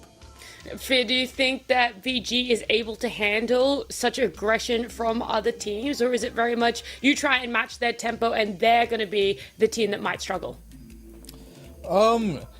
They can definitely match it. They need to keep an eye on, like, first of all, Topson, right? You need to limit his hero pool so he can't have this good of a game. I think Danog mentioned as well while he's casting that Slark is, I didn't really think about too much, but Slark is a hero that is very aggressive for Ana. It's not a hero he sits back on, so he joins Topson after he has a good game, like on a Primal Beast or a Tiny, and they get really aggressive really fast. So checking these two heroes' player pool is, like, very important, and I think, between the rest of the players, they all play pretty static for the most part. Cuckoo's going to be on his NP, he's going to be ready, but, like, the setup has to be there. And I think if Ana is playing the Slark, I think he's undefeated at this point on this hero. He gets really aggressive really early, and this is when T1 look the best by far.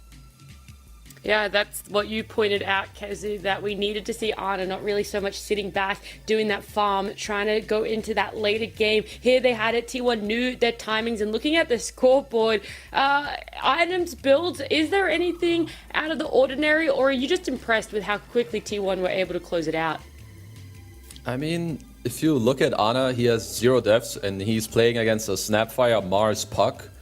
So I feel like this already shows you a little bit of the game where it did not go according to plan. And I also feel like this Primal Beast has got to go. I feel like unless you just came up with a genius idea, people are struggling against this hero when it's played well, and it's by far the best hero for Topson. Do you think there was an area or anything that VG could have done to potentially come online? Were there some moves or any pickups that were available to them throughout this game? Not really. I don't think VG Gaming really had like these big openers. A couple team fights, I think we saw they did try to put up a good fight, but they were usually getting caught by the onslaughting Primal Beast into a glimpse. One of your heroes already out of the plate, and VG has to kind of recover onto that. You've got BKBs to counter the Mars Arena, and it's like, well, we're just kind of standing here. What can we do? And just watch our allies die. Mm-hmm. Looking forward to the next game then, if we cast our eyes there. Fia, what are you hoping VG are going to take away? Because we said it, they had, I guess, the two NA teams in their lower bracket runs so far that they were able to knock out, and they looked great. It was a clean 2-0s for VG in that sense, but T1's a whole different ball game. The way that they play is just very different. So what's a key takeaway and a learning for them? Well, XM in the earlier series versus Wildcard solo killed alone twice, kind of got out of control, ran the game over.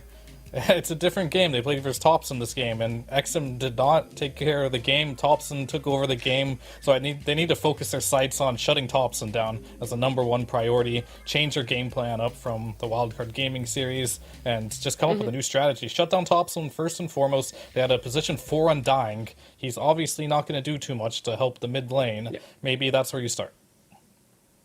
Okay, Kazu, is there anything else that you want to add on top of that, or does this very much feel like let's just shut down Topson? That's what we have to alter right now. I would I would join that point for sure. I think just I would say first step, you take out the Primal Beast, and then second step, pay more attention to the mid lane. Maybe you can help out your mid hero. I think they did try to do that a little bit in this game, but T1 just made too many moves on them, and then it felt like they could never really go together and play their draft the way they wanted to. Mm-hmm. Well, we can speculate as much as we want about what changes VG are going to make, but I just want to see them, and to make that happen, we do have to jump to a break first. When we come back, it's game 2.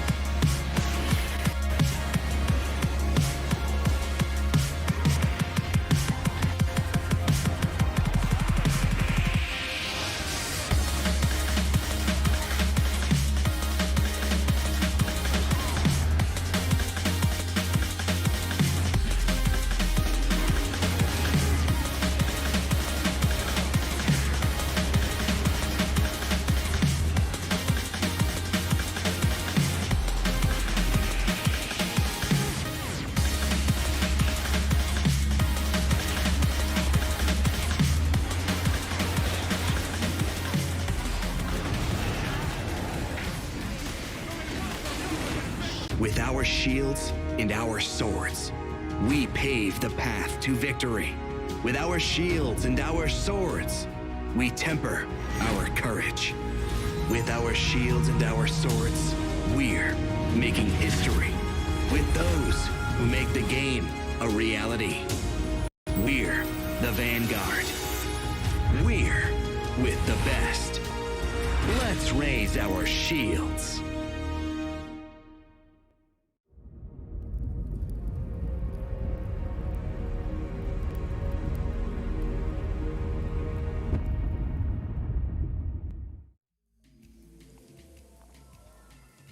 Welcome back, everyone. We are jumping into game number 2 of our 3rd series here on the mainstream. But before we start talking about that, I do want to give a little bit of a B-Stream update. If you guys don't want any spoilers, then I guess mute for a couple seconds. But we did have Na'Vi taking out the first game against Extreme Gaming. They're currently in that second game right now. So if you guys want to see that, that's also an elimination match. But here on this main channel, we are going to be jumping into game 2 of T1 up against VG. It is also an elimination match. One of these teams will be saying goodbye to their TI11 dreams. And Kezu, we do know as well that VG have the first pick. So where is that Primal Beast going to be ending up? Is it going to be banned? Is it going to be picked up by VG? It's two options. You either are okay with it and you play it yourself because that's what you just talked about. Or if you're not, you need to ban it out. So I think right now with what's happening, they gotta be picking Primal Beasts themselves. So they banned Venno. I think this is only to take away a little bit of the comfort that T1 have, especially from second pick. It makes it easier for you to just mask where the hero is actually going. Is it the 3? Is it the 4? I mean, most of the time it's a support anyway, but you know, it makes it easier for you as T1. Undying also being banned away. One question I do have, if the Primal Beast does get picked up here, which it will, is there nice, good guess, guys. I fear, is there a little bit of worry being like, okay, T1 know how to play Primal Beast, like they have this down pat. They clearly have to have some amount of solutions to it themselves, right? I mean, I'm sure Topson does for the mid lane, but this hero is flexible. You don't know where it's going. It could be in the off lane, it could be position 4, it could be mid lane, and maybe at some point people experiment with the position 5 Primal Beast, but that's the scary thing about the hero. It is flexible. I have no idea where Vici played this hero, so that'll be interesting to see. And T1, either they have that information themselves through scrims, or has anyone actually played it on Vici? That's my real question. Yeah, BAB, offlane. So the Primal Beast has only been played by BAB, and that's a win and a loss, so 2 games. Okay. That was against Virtus Pro in both series. Alright, so we saw this before against Team Secret, actually, where Topson picked up Tiny against Primal Beast in that mid matchup, and Topson did win that matchup. I think it's a hero that can follow the tempo of the Primal Beast, but I think this looks like it will most likely be an offlane Primal Beast. So it'll be a completely different game, and what do you know, the Morphling is now out. 2 heroes that are pretty good versus Morph, right? Yeah, no, for sure. Like, you have the Tiny response to the Primal Beast, and both these heroes, it's not like they're weak at all against the Morphling. But this is literally the exact opening that Secret had earlier against T1 in the series that we watched. They also had Primal Beast into Morphling. Yeah, they're warmed up now, right? They played against it once. They had the Tiny, so... What were the lessons from there that you think, what alterations are going to happen for them to not have the same fate as when they went up against this when they first Secret? I think Topson will be much more aware of the fact that this Morphling can join the fight, turn into the high-level Tiny from the mid lane, right?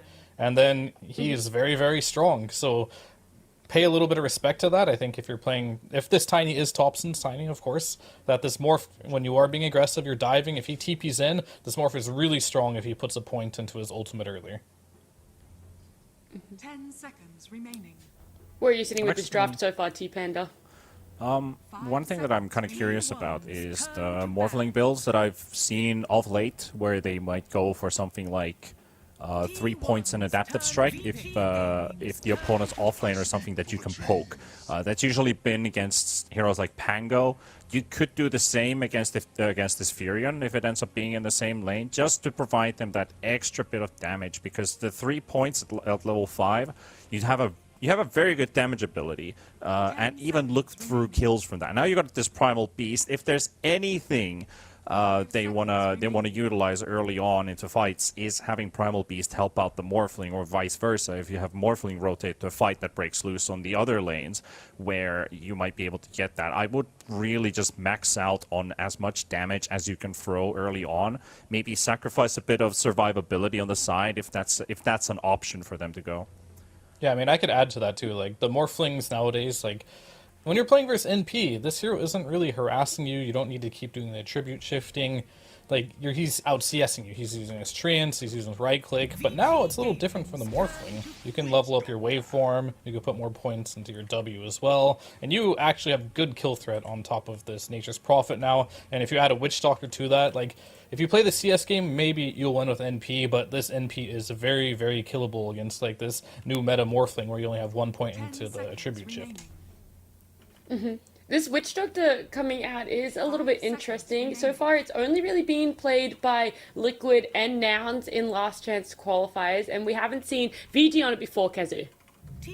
Yeah, so what I was thinking they were going to go for, just to make sure that your Morph has a good game, because I think Vici are more comfortable with the Morph going to the safe lane. So when you see the response from T1, which is Nature's Prophet, which for them has worked out pretty well against Morph, you want to pick a support that helps your Morphling to actually play the matchup. I was thinking there's a chance they could pick Enchantress to help out with the lane, but I think they would rather have a little, you know, some more kill potential as well, and also teamfight, so they go with the Witch Doctor.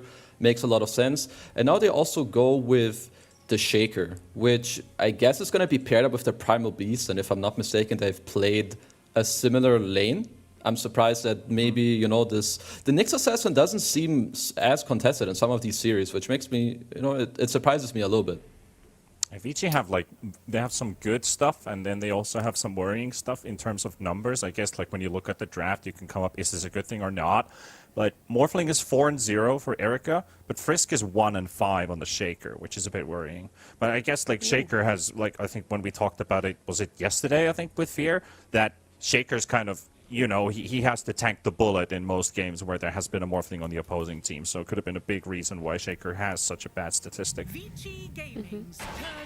Yeah, for sure. I think in this game it'll be a bit better because he doesn't have to be the main source of initiation. I think that's like playing versus Morph is hard for starters. He's not going to have to do it this game because Morph is on his team. And the second thing is if he's the main source of initiation, it's hard, but you got a Primal Beast this game, so it should be a little bit of a different story. Team Secret had Earth Spirit with the Primal Beast in the offlane, so similar idea it looks like Vici Gaming is going for. Retaliation being Clockwork.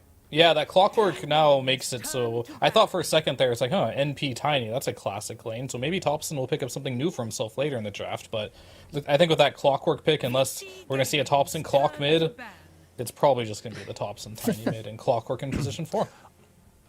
I mean, it could be. I saw... +1 Tiny? I think I saw like less than a week ago I think it was Weeha who was playing mid Clockwork and was actually doing pretty well with it. I was like, okay, I guess that could work. All these questions are throwing around like where things could end up is the reason why T1 can have an advantage though. So many different things can go in so many different roles. But Kazu, what do you want to focus on banning out for VG? Maybe not even just a specific role, but something that T1 might be looking for in their draft to round it out. Yeah, so what's important for them right now is to make sure that you pay attention to Ana's hero pool, because more likely than not, they're just going to need a carry pick, as Nature's Prophet is most likely just locked into this offlane role. So they're just banning out heroes that work well against the Morph in the game. At least Ursa is definitely one of the best. I'm looking at some of these carry matchups, and I'm not sure if... Probably Fear might be able to answer this better, because I feel like they're maybe not having the most carry options. But now that they picked Lycan, this could help a little bit, because now this means Primal Beast is indeed going middle. I'm sure they were looking at the Drow until that Lycan pick. Now they're definitely not going to be able to do that. I would not recommend that. So choices against the Morphling, but also playing versus the Lycan. I think you just have to, first and foremost, deal with your lane at hand, and that's going to be the Lycan here. So it's definitely hard because their options are incredibly limited when you're playing versus Morph in general, but now you have to address playing versus Lycan in the laning stage. So what does this mean, though? Who's the... So it's going to be mid-primal then, right? Okay, mid-primal beast, Lycan. Yeah. Some people, they could go to the Troll route. Is that in the pool? Troll could be okay if they want to lane versus the Lycan. Could be decent pick. This is Ana, though, we're talking about. I think he's in a rough spot here. I don't think there's, like, super obvious picks here. Like, Sven's pretty difficult as well to play against. Lone Druid is something he could do. I know Ana plays it. They might use all the reserve time because I think this pick for Ana is incredibly difficult and nothing really comes to mind. Is Naga is in the pool. That's something we've seen before, and there goes the Lone Druid. That makes sense too. Pretty good. Yeah. You called it. It is going to be picked up there. It is going on Ana and Thompson. Yeah, locked in for that Tiny. All right, guys, mid lane. How's it going to go out? Is it going to be the Thompson show yet again, Kezu? I feel like not as much this game as in the last game for sure. He's gonna do well and he's gonna try to go around. I feel like a little similar as to last game. This time I prefer Vichi's draft, but if T1 can keep up a similar tempo to last game, that's how they can win this game. Because I think the longer this game goes, and if Vici have good lanes, this Lycan Morph Primal Beast, they can run them over real quick. T-Panda, same boat. The last time Vici actually played the Lycan Morphling was against Tempest, and I don't think this is Tempest that they're playing against right now, so it's going to be a tough challenge for them. I kind of want to say T1 on this one. If Vici don't hit their timings with the Primal Beast, this is going to be a tough game for them. Okay, and Fear, you just have to tell me the team, no reason. Vici. Yeah, perfect. Thank you so much. We're going to jump into game number 2. It might be done and dusted for VG if T1 can secure this as we head over to Daniel Canaries. Thank you, Nat. And wow, I mean, T-Panda, SA is just catching L's from the grave there, just saying it's not Tempest. I mean, he's right, though. There's no SA, there's no NA left in their tournament, and, well, at the moment, there might be no Vici if they're not able to get this one. How about you, Aries? What are you thinking? Which side are you looking to predict here? Oh, it's a tough one. I'm worried with T1 with their capability to end the game very early. I mean, Druid, along with a Nature's Prophet. You also have the potential for Thompson to make a lot of plays as well. I think at least Vici have ways to be active early on. I think that was one thing you want to try to mirror the pace of T1. So I think we're in for a good game nonetheless. So what are you thinking? I think we're in for a good one. Again, I feel like this game is set up for T1 to have very small windows or small margins for error, rather, is probably the better way to put it, right? Because if you're able to get up into these timings and make these early pushes happen and get a good amount of farm with the Lone Druid, make a lot of successful rotations with the Tiny, it's going to work out really well, especially considering, like, with the Lycan, with the Morphling, you can't really fight too early. And as soon as I saw that Witch Doctor Earthshaker come out, my thing was T1 have just got to continue to run at them. They got to pick up the pace, and that's exactly what they did. They did Nature's Prophet, they did Clockwork, and then they followed that up with a Lone Druid. I think the bans that Vici put forward were completely the correct ones. Oh, this might not be too good, though. Oh, that's not a good spot to run up, Mr. White One. As XM just charges in, Yang lines up the paralyzing cask as well, so already XM's off to a great start. And he's stuck in here. Easy CS. He gives him a tip, and he feeds over a train, so a little bit of extra golden experience. They had the vision, man. What's he walking up with, like, a bunch of units for the cask to bounce to? I'm not sure what that one's about from Whitemon. Typically, I'm a big Whitemon fan, but yeah, that was a little bit odd. I think up top they do have Zephyr playing the Clockwork alongside the Lone Druid. It's going to be really good into this Lycan plus Earthshaker lane, just because, of course, it makes Earthshaker's life horrendous, and it also deals reasonably well with the Wolves, right? Previously, with a lot of these summon units, you could just throw them in there and soak up a lot of the battery assault ticks, but now it actually deals double damage to them, so it's not quite so bad. It definitely seems like this is a lane that T1 can find kills. It's going to come down to, I think, if Frisk gets caught out, I mean, the Clockwork, not only in the lane, but in the game, has very good answers to the Earthshaker, so... We've seen Frisk, it's something he's comfortable on. They haven't had the greatest amount of success with the Earthshaker nonetheless, but he is caught out of position. It's really going to come down to BAB's micro. If he can tank up his bottom lane, Waimon, you were just saying, you're saying you're a big fan of his, and unfortunate for him to give over first blood, but at least he's going to be able to rectify that. There's a reason I'm a fan of his, is they're even able to bully out on the top side as well as mid lane.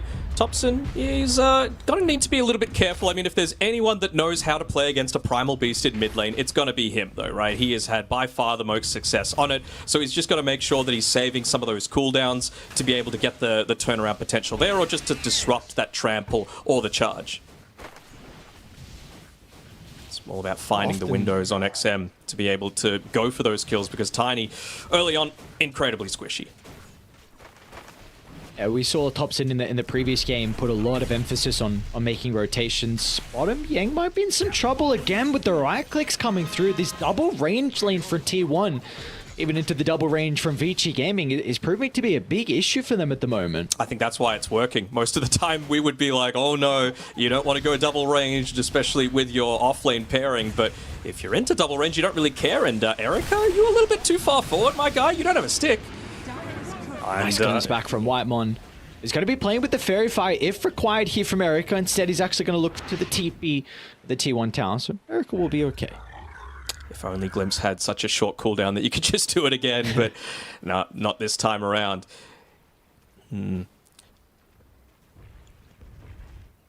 So the other thing that I'm looking for this game is just like, how are you going to be addressing the T1 tower, XM? Yeah, there we go. Went for the onslaught into the trample, but yeah, Topson just instantly used the avalanche, and XM won't be able to continue to play aggressive and get the damage out on the Tiny. He's going to be looking for those level timings, right? As soon as XM levels up, he realizes that he hits a huge new power spike. So if you're able to deny that away, if you're able to just use a single spell, like this isn't Topson going to be going for kills in this lane. Primal Beast so incredibly tanky that you're just not going to be able to take him down. So I'm sure he understands that XM's probably trying to mirror a lot of this movement that Topson was making in game number 1.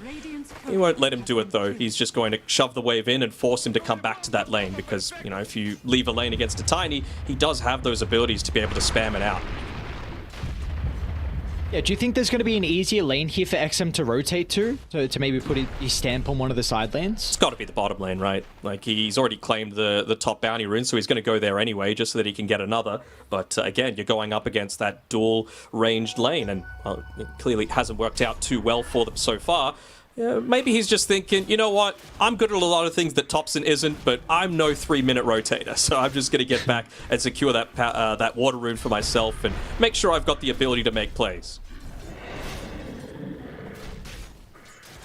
You were mentioning about bottom there with him potentially rotating. I think this is going to be later on as well in the game, but you know, when BAB gets Helm of the Dominator, I'd really like to see Vici Gaming along with XM put some emphasis to try and play with the Lycan, because if they can try and push this Lone Druid into the jungle, the powerful thing about this here is that you're relatively self-sufficient. You can stay in a lane for a very long time. You don't want to be back in that jungle too early on.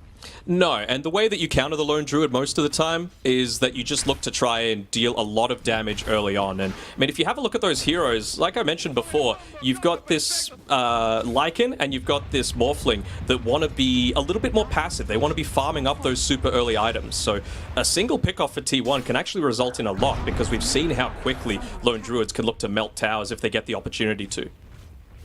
You know, I think that's a scary thing here. Like, both sides have capability to be able to take towers incredibly early on and hit a very, very early kind of mid-game timing. Just comes down to who's able to get out of the laning stage. And at the moment, it looks like we're pretty even. Erica is in fact struggling. I mean, the panel was expecting this, but kind of the change that we're seeing with the Nature's Prophet being able to match up into him. He did go for the 2 points in the attribute shift, though. And he did already use his waveform as well, so they are very capable of just tossing that Sprout onto him and getting a few free right clicks in. Let's see if... I wonder if Whitemon's going to look to try and toss down an Observer Ward deep into the lane, just to make sure that he's able to get that glimpse off if he goes for it again, or even just preventing any TP rotations that might be coming in eventually for XM, but instead, looks like he might be eventually hoping to come up top, but Topson's doing a very good job of continuously, like I was saying before, shoving that wave in. We have our first power rune spawning. Both sides putting a lot of emphasis, starting to rotate the supports. Looks like Zephyr's going to be able to snag the haze, so Topson and XM won't get a free refill, of course. These are two heroes that we're going to see time and time again. At every 2-minute interval, both T1 and VG Gaming need to be keeping tabs on the power runes, because if you give one over for free to an active hero like this, then they are going to capitalize and get kills on the side lanes. Yeah, I mean, they're not quite ready yet on T1. You know, we were mentioning all of these heavy rotations coming through from Topson as Zephyr underneath this tower. Hopefully he doesn't get body blocked up by Ana's Bear. It's not going to be like Cuckoo and his treants from the last game. But yeah, you actually do need, like, the item to start with. Topson's in a bit of trouble. Eldict is actually going to look to the TP out, but XM has the onslaught to stop that. It's a big kill for them to find. Topson, one more tick. It's not going to be enough, though. And XM doesn't have mana for the trample. It's going to be a long chase down. Can anyone help? Clarity popping. We'll see if he can catch back up. The trample now available here for XM. Topson's got to toss as well if required, and... Oh, all right. The onslaught, though. Oh, does he hit? Oh, just off the mark. Come on, give him the tip, give him the voice slide. I think it's probably on cooldown, otherwise he would have been able to claim it. But again, this is what happens, right? I'm sure someone would have loved to be able to come through and join that, but with the lack of lockdown that you've got, or the lack of control, rather, for that lone Druid Bear, you just leave the lane for even a couple of seconds, and that tower's nearly gone on the top side. The rotation from Cuckoo with so much damage they're able to do to it. The Cuckoo's now back in the jungle, and you're giving Whitemon some solo experience, and somehow a Disruptor's already level 5, so an early Static Storm could be nice here for T1. Somehow, it's because he's a beast, my guy. Oh, I get it. Whitemon, the baller, look at him. The Ignition God. He's hit the Ignition God. Honestly, the Static Storm can definitely catch them off guard if they look to smoke around with it. Oh, they got the DD as well. That's really big. So the two key power runes that you're hoping for, they're the two that have already spawned this game, especially if you're a Primal Beast, right? You want the Haste Rune just so that you're able to get a lot more of those Trample procs going, and Trample's damage is based off the amount of damage that you do as well, your right clicks. So double damage is going to do so much to be able to assist with that. See the first smoke out of T1. Importantly, the first movement from Topson, they smoked onto the Observer Ward, so Vici Gaming are aware of this. They're set up as 3. They can TP in as well if they need some extra numbers to try and help out, but look at the wrap around the clock where Cogs holds Friskin to play. Zephyr, a worthwhile sacrifice of his own life to make sure that Vici Gaming will not retreat, but XM, he showed up to the party with a trample straight on top of Topson. There's nothing that Arna's going to be able to do to keep his mid laner alive. That's just that little bit of a miscalculation, right? Not realizing, or rather forgetting that he might have that double damage available. Having to be careful here on Erica. They connect with a Thunderstrike, and this time the micro is looking a little bit better, but still, with that waveform, able to get on away, but it's causing him to suffer in terms of that net worth. A lucky root coming through here from Ana. Will he be able to claim it? Again, he's praying. RNG, okay. Again? Hey, oh, XM? It looks like this is very awkward. Sometimes luck on your side. I just remembered Ana's Bear's name is a little interesting. Yeah. Yeah. It's okay. It's okay. He's talking about the range that it attacks from, you know? Right. Okay. Topson again. I'll try and see if anyone from Vici Gaming wants to play top. One person with Ana. Yeah. Zephyr. Oh yeah, good assistance there from Frisk. He knows that he's not able to just drop the... actually steals the Arcane Rune and doesn't feel too bad about popping it, the Shapeshift as well because of the relatively lower cooldown. Is anyone going to be able to help Topson though? Ana's busy taking the top tower, and you can maybe make the TP in here on Cuckoo if you are wanting to. Yeah, here we go. He's like baiting out for as long as he can. He's getting close to the tower.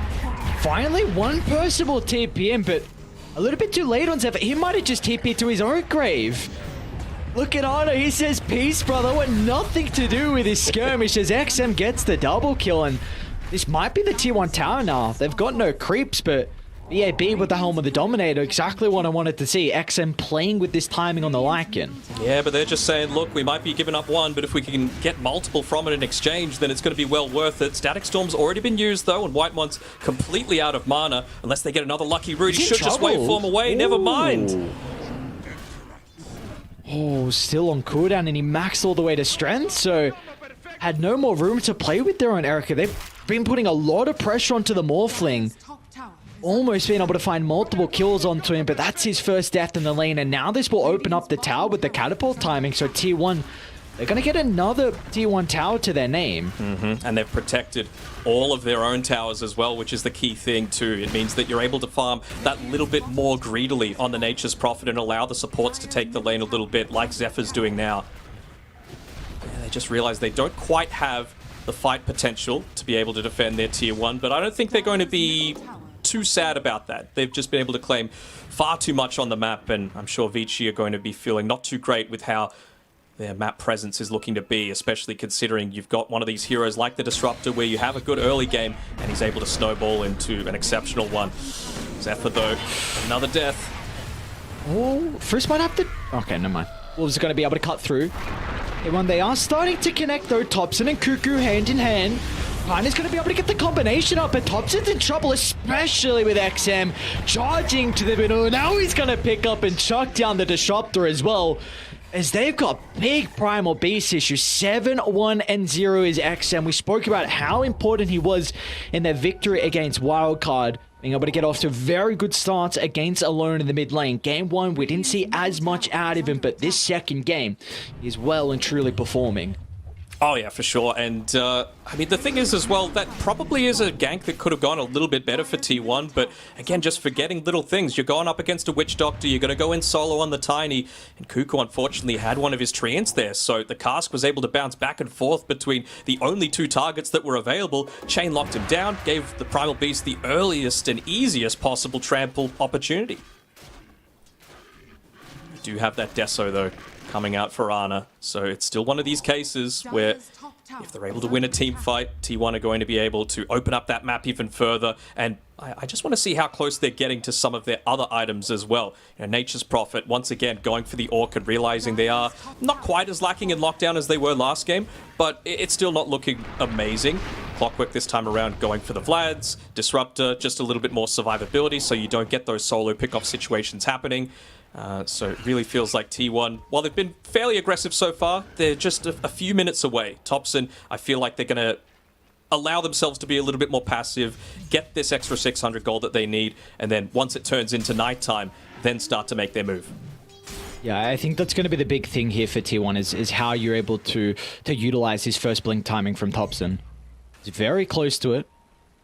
It'll be an okay timing out of him. Of course, I mean, you take a look at his counterpart again on XM. We said how good of a game he's had, but I mean, the Primal Beast has a big advantage with how much farm you can find, and well, he's going to be further enabled now with an Arcane Rune on Primal Beast. So this is also BKB coming out of the chorus. So do we want to see Vici Gaming look to smoke? They are very close to the Helm of the Overlord as well. I feel like this is a big timing for Radiant. They are for sure. And yeah, I think they could wait for the Helm of the Overlord. I don't think you necessarily need to be consistently making plays with this Primal Beast. It's not like there's any amazing stuns outside of Thompson's that you need to be too concerned about. But well, speaking of him, he's picked up that Blink Dagger, and right now, Zephyr, Whitemon, with the duo that they are, they just understand completely what's needed from them at all times. It's just about positioning to make sure they scout out these ganks onto Ana and make sure that he's not going to be just giving up his life for free. They are the sacrifices right now. You would love to be able to give the Glimmer Cape over to Whitemon, just to, again, enable a little bit more of that survivability, prevent a hero that the Primal Beast is looking to get onto with the trample, just surviving that little bit extra. I think for both sides, you really need to be considering about how you position on the map according to Roche, because both sides have the capability to be able to take it now. With Ana having Desolator completed, with the Helm of the Overlord, both sides will be able to bring it down really quickly if they get a pick off and if they win the team fight. So at the moment for Radiant, they've got pretty good vision around top. They might also be able to get a pick off as well. Look at this, Thompson and Whitemon top lane, but great reactions out of Erica. Attribute shift's going to be fast enough, and they're pinging. It's a window now. Static Storm on cooldown. You get to reveal the Blink Dagger as well onto Thompson. Well, they were hoping to catch them on Vici on the pure retreat through the jungle, but still under the cover of smoke. They might get them as they walk back to base, but it looks like T1 might just be a little bit too quick there and able to get out of dodge without losing anyone. Radiant's bottom tower is under attack. So now for Dire in particular, I mean, Ana's just taking a T2 tower down bottom. Yep. No Glyph will come out as well, so this is really the big thing about... Oh, I'll hold that thought as top lane. In the tree line, a bit awkward position for Zephyr. You'll really make him... No way. It's just no way, space. Zephyr. All right. XM, there we go. It's the pulverize, but like you said, it's just space. Ana's continuing to get another full wave down bottom. He's going to go back to the jungle and get more farm as well. And this is the important thing about Dire. You need to always have bottom shoved in if you are going to prevent a Radiant lineup from going and taking this Roshan. Yeah, they're going to see that the Earthshaker's down here. It's because he's so close to picking up the Blink Dagger for himself, and he's actually got it coming out onto the Korea now.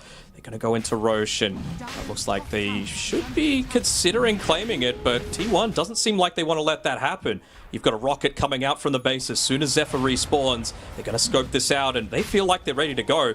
But who can get caught out on the backside by Frisk? We were talking about the win rate on this Earthshaker, 1 in 5, but can he make the big turnaround to change that? Smoke coming through. Sam, he'll start the fight onto Ana.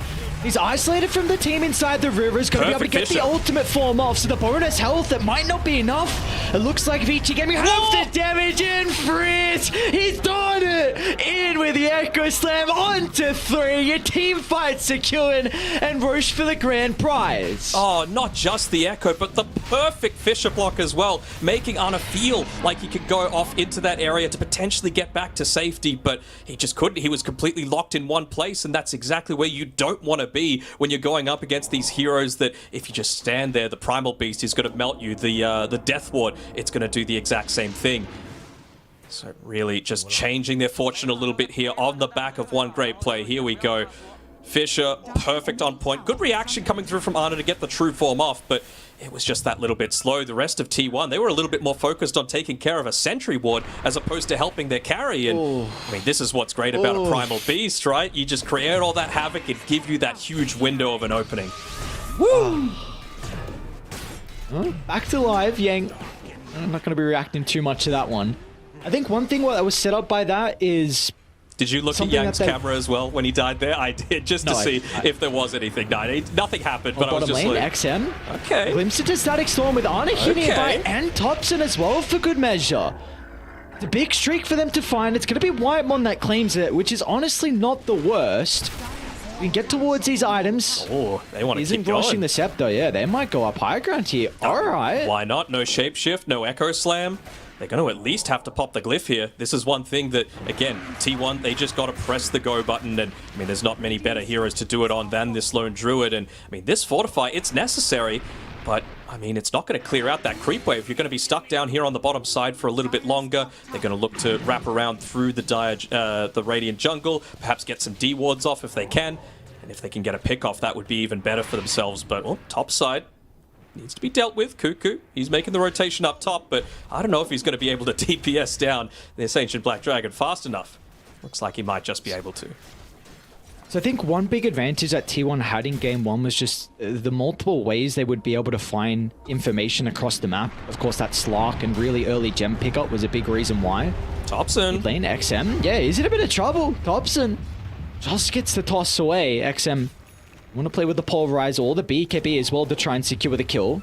They just want more. Ana, it's not one of these cases where you're baited by the neutral item, is it?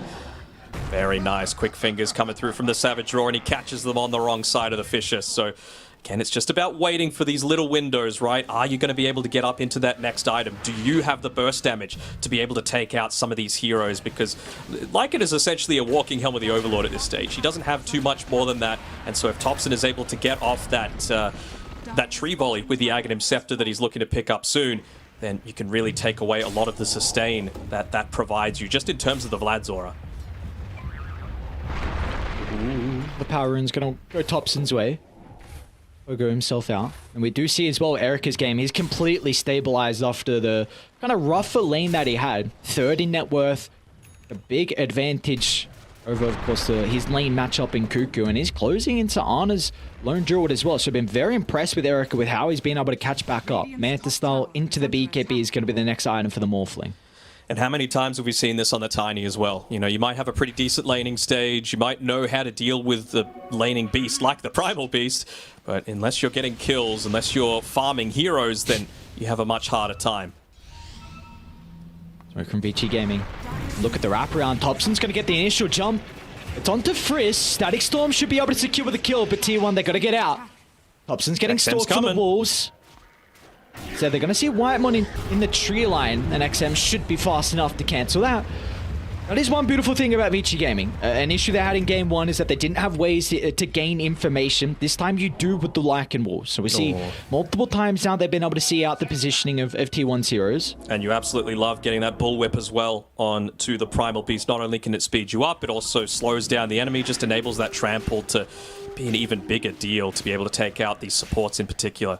Even just tossing it onto the whipping the bear, right, means that maybe one of your supports is able to get away while they're going for this run at you style. Still, though, it's a really good spot for Radiant to fight. They got a cliff ward still that scouts out all of T1. Oh, Frisk. They've only smoked us 2 at the moment. He's considering it. Cuckoo, don't group up. Oh, don't group up. This is going to be a big Echo Slam. Frisk is here with XM's follow-up. Oh, no. They group up and Vici Gaming penalize them for that. Oh, I was just about to say that they'd been doing a really good job of just kiting out this Aegis, not losing too much, getting relatively even trades, but then that happens. Although, only about 15 or so seconds left. Aegis is going to be gone. You're not going to have that Echo Slam available in Thompson. He's only 300 gold away, but this is what Frisk has been dreaming of every single time he's been picking up that Echo Slamming Earthshaker.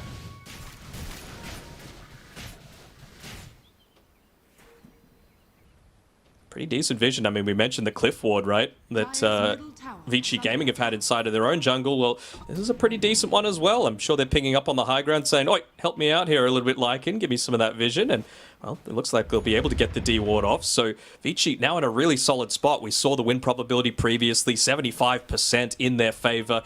Each little pick off like that, especially onto the Tiny, is just going to leave them in a much better spot to be able to progress into the next stage of this game. Ana, just level 15, not the highest. It really does feel like until you reach level 20 that you need to be playing very conservatively, off the map as much as possible. It's that minus 50-second true form cooldown that you're going around. BAB. That'd be big. Oh, there's going to be a lot of damage with the double damage rune from Thompson. I'll bring down the Lycan and our Frisk. Easy use to the glimpse back as well as T1, a successful smoke will net them 2 kills. And now this will give them an opportunity to try and get the map into a position, then get the economy back on their side. Again, they knew that they didn't want to take that fight on Vici, right? They knew that the Echo Slam was down, so as soon as you hit that timing, I mean, some of it is just great individual play from Thompson, right? The blink, as soon as he gets a glimpse of the Earthshaker, realizing that that counter initiation is going to be there to try and save the Lycan. He blinks out, he's able to land the toss still. Ooh, he's going to need to back away here on Erica, and it looks like he'll be able to in time.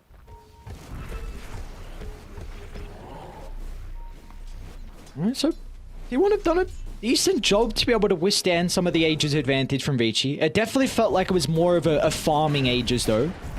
As we spoke about Erica and his catch-up. Very close to the net worth of Ana. Even BAB is top of the net worth as well. So hasn't been able to get it too far out of hand. In fact, T1 actually dropped the net worth a little bit. I think at one stage got up to 6,000 for Vici, but down to 4,000. So we do have no advantage now for Vici to play with. 1 minute until potential Roche is up. We're looking for a fight shortly here. We're still waiting for some items for T1 to be able to cut this lead even further.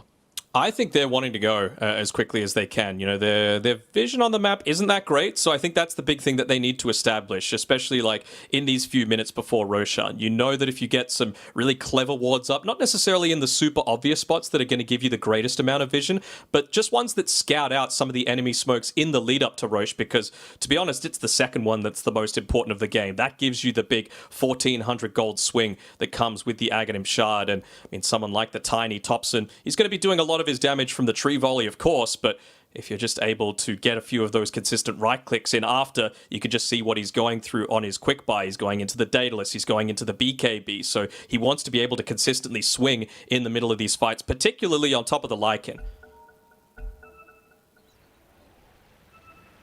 Well, you said Topson has to be able to deal with the Lycan, but who does BAB have to deal with in these team fights? Who is he going to be charging down with his summons and with the shapeshift to try and take out of these team fights? I think you got to get the Disruptor down. I mean, that's really where they've come unstuck a lot of the time. Just someone being isolated. You've got two ways to be able to get that this game. Through the toss, through the glimpse, and if you're able to get rid of the Disruptor, suddenly one of those are gone. Disruptor's never going to be one to commit onto the front of the team fights, so they're going to need to go for a clever play, maybe using the Lycan Wolves in their invisibility to be able to scout out Whitemon's positioning. And we see Whitemon is working on the Scepter. It's going to take quite some time. Unfortunately, no Philosopher's Stone for him. Get even closer towards that. So that's kind of a pipe dream with the late game team fights. That could be a big X factor for T1, but they're not going to have it for quite some time. So eyes onto this second Roshan. Both sides, once again, need to be considering how a team fight is going to look around it, and that's why Vici pick up the gem. They will now have pretty much full control of this top side of the map, which means that T1, they're going to have to smoke and place a ward down on a high ground as soon as they look to take a fight. Yeah, we've seen some of the issues with T1 in previous series, and they just weren't... They were like 5 seconds off dealing with the correct Aegis timings, with the Aegis expiring. This time around, I'm sure they've got it down to the absolute second of when that Roshan is potentially respawning. You just see here, Topson cleans out the wave. They want to clump up together, potentially push in this one a little bit more because Lycan's doing a good job with the Ancient Black Dragon to make the commit onto the mid and top lanes. But they really want to get out on the map. They want to get the backlines. They want to try and disrupt Frisk and make sure that he's not able to influence the team fights like he has the past 2 times. They're going to need to get back now. Radiant are scanning. Good scan coming through from Vici, just preventing any kind of wraparound attempt. They see them with that Deep Observer ward outside of the base. Might be able to pick off this Ancient Black Dragon, or even get the pick off onto BAB. Alright, no shapeshift for a little bit. They're going to take out the Ancient Black Dragon, which is quite nice. Slows down their push quite heavily. Does Zephyr go for the hook? Not quite. Rosh is up. If Vici don't instantly go to Rosh, and that's going to be shapeshift on cooldown, and T1 could force a fight. And again, you've got the Rocket Flare being able to scope this one out. Their damage isn't amazing on Vici. Actually, the Rocket Flare is just a little bit short, but they're still going to continue backing off as they go for that 4-man smoke. Smoked. Yeah. Oh, did they do it outside the base? Okay. No, they saw the courier under the ward, so they know exactly, at least a roundabout position where they are. But again, shapeshift is not available for this team fight, so BAB will have difficulties of dealing with Whitemon. Topson needs to connect with the rest of his team, though. Unless he's just here to shove out this lane, I think it's going to depend on what information Vici Gaming show on the map. Frisk, he is the one that they're looking to go for, and they're just trying to cheat out this team fight a little bit on T1. Find that next couple of neutral items. Tier 3 is a big jump up from Tier 2. So they've already gotten a little bit lucky there on Vici Gaming, being able to pick up the Elven Tunic. Perhaps Manfight a bit easier. XM mid lane, look at the hook from Zephyr! Onto 3, stuck inside the cogs, so they've been able to isolate XM's Primal Beast. He's just able to walk away off the back of the BKB. Now he's got the regen rune. It might catch T1 off guard. As Erica, meanwhile, continuing to stack up the damage onto Topson, stuck inside the middle. And Vici Gaming somehow lose no one. It was looking like a disaster start, but they'll bring 2 members down of T1, and now they can look to claim Rosh. Oh, they will claim Rosh 100%. I mean, what a hook shot coming through from Zephyr, but they just don't layer the Static Storm over the top of it. I understand the importance of being able to take out that Primal Beast. You know, he is such a big part of the front lines coming through from Extreme Gaming, but when you make an initiation like that, all of Ana's damage is single target. You've got to take the opportunity while you can. Oh, lucky regen rune as well, man. The tree just misses as well, so he's able to re-engage comfortably, and yeah, that's such a big swing going in Vici Gaming's favor. Do you consider high ground now? I mean, we saw Vici just poke the high ground before, even without the Aegis. Now you've got second Rosh, so I'm trying to... I think Agshard given over to Erica, and he's got the Aegis, the Immortal as well. Yeah, potentially, but I don't know if you even need to commit Erica for that purpose, right? You've still got Lycan, you've still got the Helm of the Overlord creep that's going to be able to do it, and eventually Topson's going to run out of trees to be able to toss at these waves. Look at this bottom player. Okay, this is interesting from T1. Whitemon playing with Ana. The Rat Dota. They're just trying to see if there's any TPs back that he just glimpses them straight back, and they look to get the advantage there. Frisk with the ward. They see exactly where Ana is. TPs are starting to come through. Ana's going to turn with a Savage Roar. Cuckoo's even got a TP in, but now with Erica here, they're in trouble. A glimpse away the Morphling. But it slows them down. T1 successful in the retreat. Oh, Zephyr is trying to find that pick off, but he was just off the mark with XM there, so wasn't able to find vision of the Primal Beast. Could have potentially gone for the hookshot play, assuming that the rest of the team would have been able to connect. You've got a Nature's Prophet. He's able to get there really quickly. You have Thompson. So if they could have found a 3v2 situation, that's a big bonus. But Zephyr, hookshots all the way to the creep wave. All right. Cute little play. But I like that T1 are understanding the state of the game and just saying, look, we can't play 5-on-5 Dota. That's just the situation that we're in. We don't have the tools to be able to take out this Morphling unless, again, we find the backlines, which is going to be pretty hard to do, or we go for this Rat Dota play. Just trying to keep them away. Trying to stall out the game. Interesting. Yeah, it's possible. Again, Whitemon's playing alongside of Ana, and they're going to force a glyph out. It's something. Nice scan. Very nice scan from T1. Wrap around a temper. Will not be able to catch them off guard. And even Cuckoo is going top. He realizes that this rotation is coming, and he's like, all right, well, I'm probably not going to die up here. Or if you could catch that courier, that'd be a big benefit. He's just going to let the boys do the work. Unfortunately, it's not the old Aghanim Shard. Otherwise, that Tier 2 tower was probably going to be going down, right? They just used the Tier 3 fortification, so they wouldn't have had that multi-shot to be able to take out any sort of wave that's pushing in on the top side. So T1 weathering the storm. Yeah, we see how difficult it is for them to siege into this tree volley. It just clears the whole creep wave and pretty much all the Lycan summons minus the Helm of the Overlord. And some of the issues usually with Tiny's defense is you don't particularly have trees to play with, but you got Nature's Prophet. Just chuck down all the sprouts. So it really will be difficult, honestly, for Vici to siege up this high ground. You can't just hope that the trees are eventually gone. No, you can't indeed. Ana has to be a little bit careful with where he's positioning right now. There aren't too many people showing on the map, but they just walk underneath this pretty obvious observer ward, so T1 going to have full understanding that they're clumping around here on the high ground region. They are doing an incredible job to split up the map. Look at them again. Even Zephyr's just cutting mid. T1 doing everything right. Finally, Vici Gaming, they might have an opening. Tier 2 towers claimed down bottom. Considering about walking up. They've still got the glyph. Tree volley up and available again. Thompson's making sure that he can be as far back as possible. And there we go. Wave cleared. Okay, well, now you can deal with Helm of the Overlord. You get a couple crits apparently, so oh, very cool. Titan Sliver Tiny. Oh, remember those days? God. Dude, alright. So, I felt like whenever we were watching a Tiny position 1, it was 100% drop rate for this neutral item. I legitimately swear, whenever it was a Tiny 1 in the game, it was written into the code that you had to get a Titan Sliver. Yeah, the Tiny Sliver. Another important thing just to note, Ana, he just hit level 20. So that means that you can afford to play a little bit more aggressively now, just because you've only got a 10-second downtime on that true form. So I think they might be looking to eventually rally around him a bit more. Not if you're losing this and it's a 5v4 fight, though.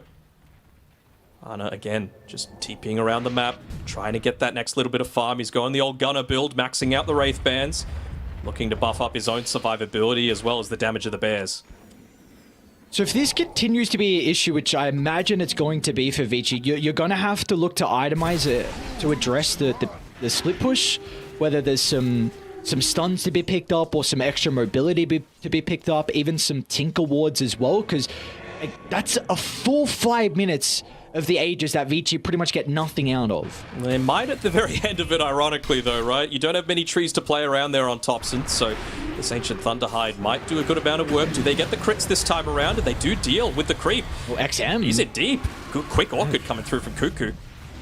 Okay, well, I was going to try and flop himself away. They're going to glimpse him back inside the base. Zephyr's found an angle onto Erica as well. Not the greatest person to target down at the moment. Well, Thompson's in trouble. The McCabe's going to be able to cover the retreat on the Tiny. Abilities being chucked out. A lot of posturing from either side. But Zephyr's able to get away from that big initiation. They're still probably going to be able to claim this, but could have been so much worse for T1. Ana has to be careful with his bear there. They're going to afford to get the resummon. You can't go though. If hookshot's on cooldown, there's no way for T1 to start. No, maybe Thompson now you wants can. to be playing with the tree volley. No Clinks back. H's. XM's going to charge in. Look at the damage. Oh no! Erica doesn't have an opportunity for the attribute shift. They clean up too. XM stuck inside the base as T1. Beautifully done. The cogs to push him out so he couldn't find the bonus strength to stay alive through the damage from Thompson. This is what they were so anxious about. They were just worried that they have this potential to be able to defend inside their own base. They thought that they could wait it out, but it's actually once the Aegis is gone that they look to go for that pickoff attempt. Obviously, oh, Frisk on top of Cuckoo. Is he able to claim this? He's got the double damage, so maybe. Cheeky little plays here. Look at, mate, look Thompson's catching it. Yeah, he is. What's going on? The hex. He ran back to Cuckoo, thought he was going to teleport. They cut him off. Another kill for T1. 50 seconds without the Earthshaker. They're going to be able to force a buyback, maybe. And Frisk has been vital to the 5v5s on Vici. And this would be the, another important glyph being used, but it's not going to stop that bottom lane. So Ana just connects on 3. He's got the AC as well. So the big thing that prevented Thompson from doing even more damage in that previous fight. Oh my. Yeah. Just murks the Witch Doctor. Oh yeah, and they're going to back off entirely. They don't want to again take this 5-on-5 fight. They want the isolation. Good glimpse coming through. Are they going to be able to catch out anyone? Doesn't seem like that's the case. So they're just being played with right now on Vici Gaming. Double buyback out of Vici. And T1, That what XP. an incredible last, 7 minutes for them to kite all of that second Aegis to win the fight up top. Yes, you lose the melee barracks, but now the net worth lead is finally back on T1s. You think Ana could sell those 3 iron branches in his backpack? I mean, they're kind of just sitting there doing nothing. A little bit of wasted XP. He's no stranger of selling items. It's good luck. It's for good luck. Sure. Let's go with that. You got the Daedalus now on Thompson as well, and he's going into the Wind Waker. I mean, it does kind of feel like it's the clutch late game item of this tournament so far. Oh, wow. All right. And I hope they give a little bit of farm to this shot, though. Ana just yoinked Whitemon's Creep Wave. Pretty close to this Scepter, which really could turn a team fight around if Vici Gaming are not aware of this. Someone has to deal with the spot lane. Yeah. Lone Druid push is pretty far. You can't just leave bottom now completely open. It's going to go into the Abyssal Blade next, but I mean, if it gets super late, Lone Druid still can be relatively scary. You've got a Lycan, you've got a Primal Beast. Caught out BAB by the triangle. A beautiful catch from Zephyr, but the Sprout pushed him out. What is going on in this game? Oh my. We see Vici, they're going to look to smoke up and catch him on the retreat. T1 though, great read from them, looking to back all the way off. They see no one farming the triangle. They see no one inside the base down bottom looking to set up to address this pushing lane. Wonder what Cuckoo's going to go at level 20 as well in terms of his talent. They've only got the 1 Force Staff so far that would be able to assist the Morphling if he gets caught inside that Sprout and is just completely rooted, even through the BKB. Kind of see how the map controls changed now with the gems being picked up from T1 as well. A lot of the wards are staying up for a little bit longer, and for Vici Gaming, you cannot leave this top jungle, but you're going to be forced eventually. Again, this lane getting shoved back here from down bottom will enable T1 to reclaim their top jungle, and if Vici Gaming lose this area, then it's going to make it very difficult for them to be able to set up for this next Roche. Ballsy TP up there by Cuckoo. Their vision up on the top side, especially considering they knew that they were all there, is it's confidence for sure, and they're playing to win. They're not playing to not lose. They're not playing conservative Dota, and they realize how important that Roshan is. So claiming back their jungle, taking back the outpost to enable the buybacks, it's going to go a long way towards giving T1 that chance of moving on forward and claiming this 2-0 victory. So now it just comes down to the micro from BAB. If he's going to be able to somehow get the Wolves to the backline and scout out some of T1's heroes, because they have no wards to play with. They need to use the Wolves, or they need to use a creep wave to catch someone off guard. Don't even have a healthy Overlord creep to be able to play with either. Bottom lane, there's an Arcane Rune. So if someone's able to claim that, that would be a big benefit for them. Division, they see XM. The T1 going to move to the triangle, the Rocket Flare as well. Oh, XM, they're running straight to T1. XM's not going to be ready. That's an Aghanim Scepter Static Storm. There's going to be no BKB to protect him. Does have the Can they buyback, continue though? with a team fight though from VG Gaming? Erica's going to try and pummel into Ana. Echo slams out from Frisk as well. It's going to lock the Lone Druid into place. Is Erica starting to stack up the damage, but they don't have detection. Ana protected inside the Glimmer Cape for the moment. XM charges into the middle, gets the Pulverize out as well, but Ana is still slipping away. Finally, they're going to be able to bring him down. They'll deal with the bear that provides the damage to get rid of the carry on T1, and they'll find Zephyr as well. Erica with the triple kill, and Roche is up for grabs. Oh, they were just banking on the fact that he didn't have the buyback there on the Primal Beast. It really does feel like they would have been able to take that. Oh, they actually go for the charge in. It's got the BKB available. The damage coming through from Erica is too goddamn fast. The Glimpse will buy him some time. Hobson will TP out. This is now Roche completely free for Vici Gaming. Third Roche of the game. Aegis Cheese and Refresher Shard. All the components going the way of Radiant. I mean, it's great to be able to find this singular pick-off, but it really does feel like they needed more. They needed to be able to claim more. It was a fantastic Maledict coming through as well here onto the Lone Druid. It did a ton of damage, but look at how tanky he is inside of that True Form there with the AC, with the Wraith Pact placed perfectly by Zephyr, but it's just a Morphling taking an extended team fight, the buyback with the BKB coming through from XM, and they end up killing the bear instead. That's what kills Ana at the end of the day, just the damage that it does, so they get double value out of that kill. You're not allowed to do that. You're not allowed to come and kill my Primal Beast. You've got the DD on Erica. Looking to push up onto that high ground. They're not going to give them the opportunity this time around, but they've got all of their ultimates available. Oh, this would be a big Thompson, he's going to get blown up. Oh, the damage coming through for the Morphling, thanks to the Power Rune, will force a buyback out of Thompson. The Hex is there as well. Might catch him off guard. The fault from Zephyr. They need the damage. It'll come through thanks to Ana's Bear. The Static Storm's ready for round 2. T1, they can turn it back around here. The Tree Volley pummeling through. Thompson's going to jump into the middle as well. They brought down Erica, and now Vici Gaming need to get out.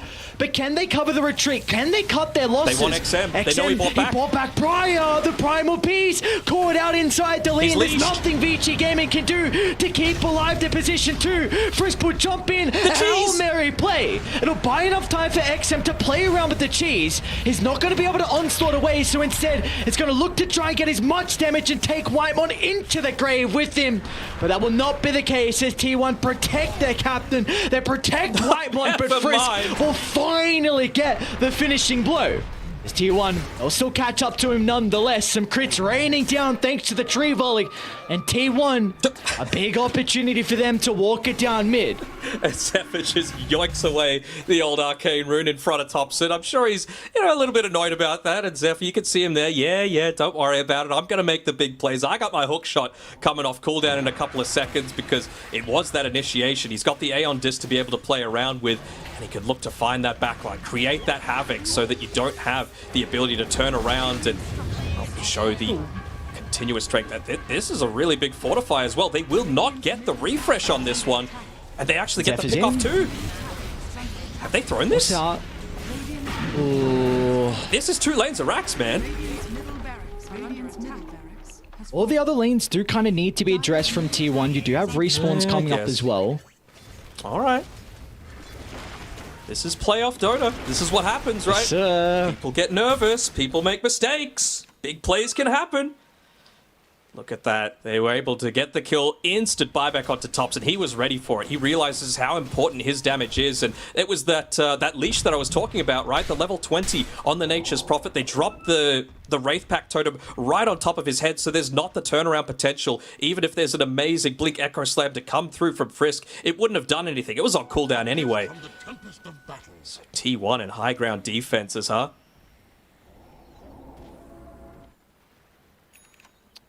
We'll see if they can do it again, though.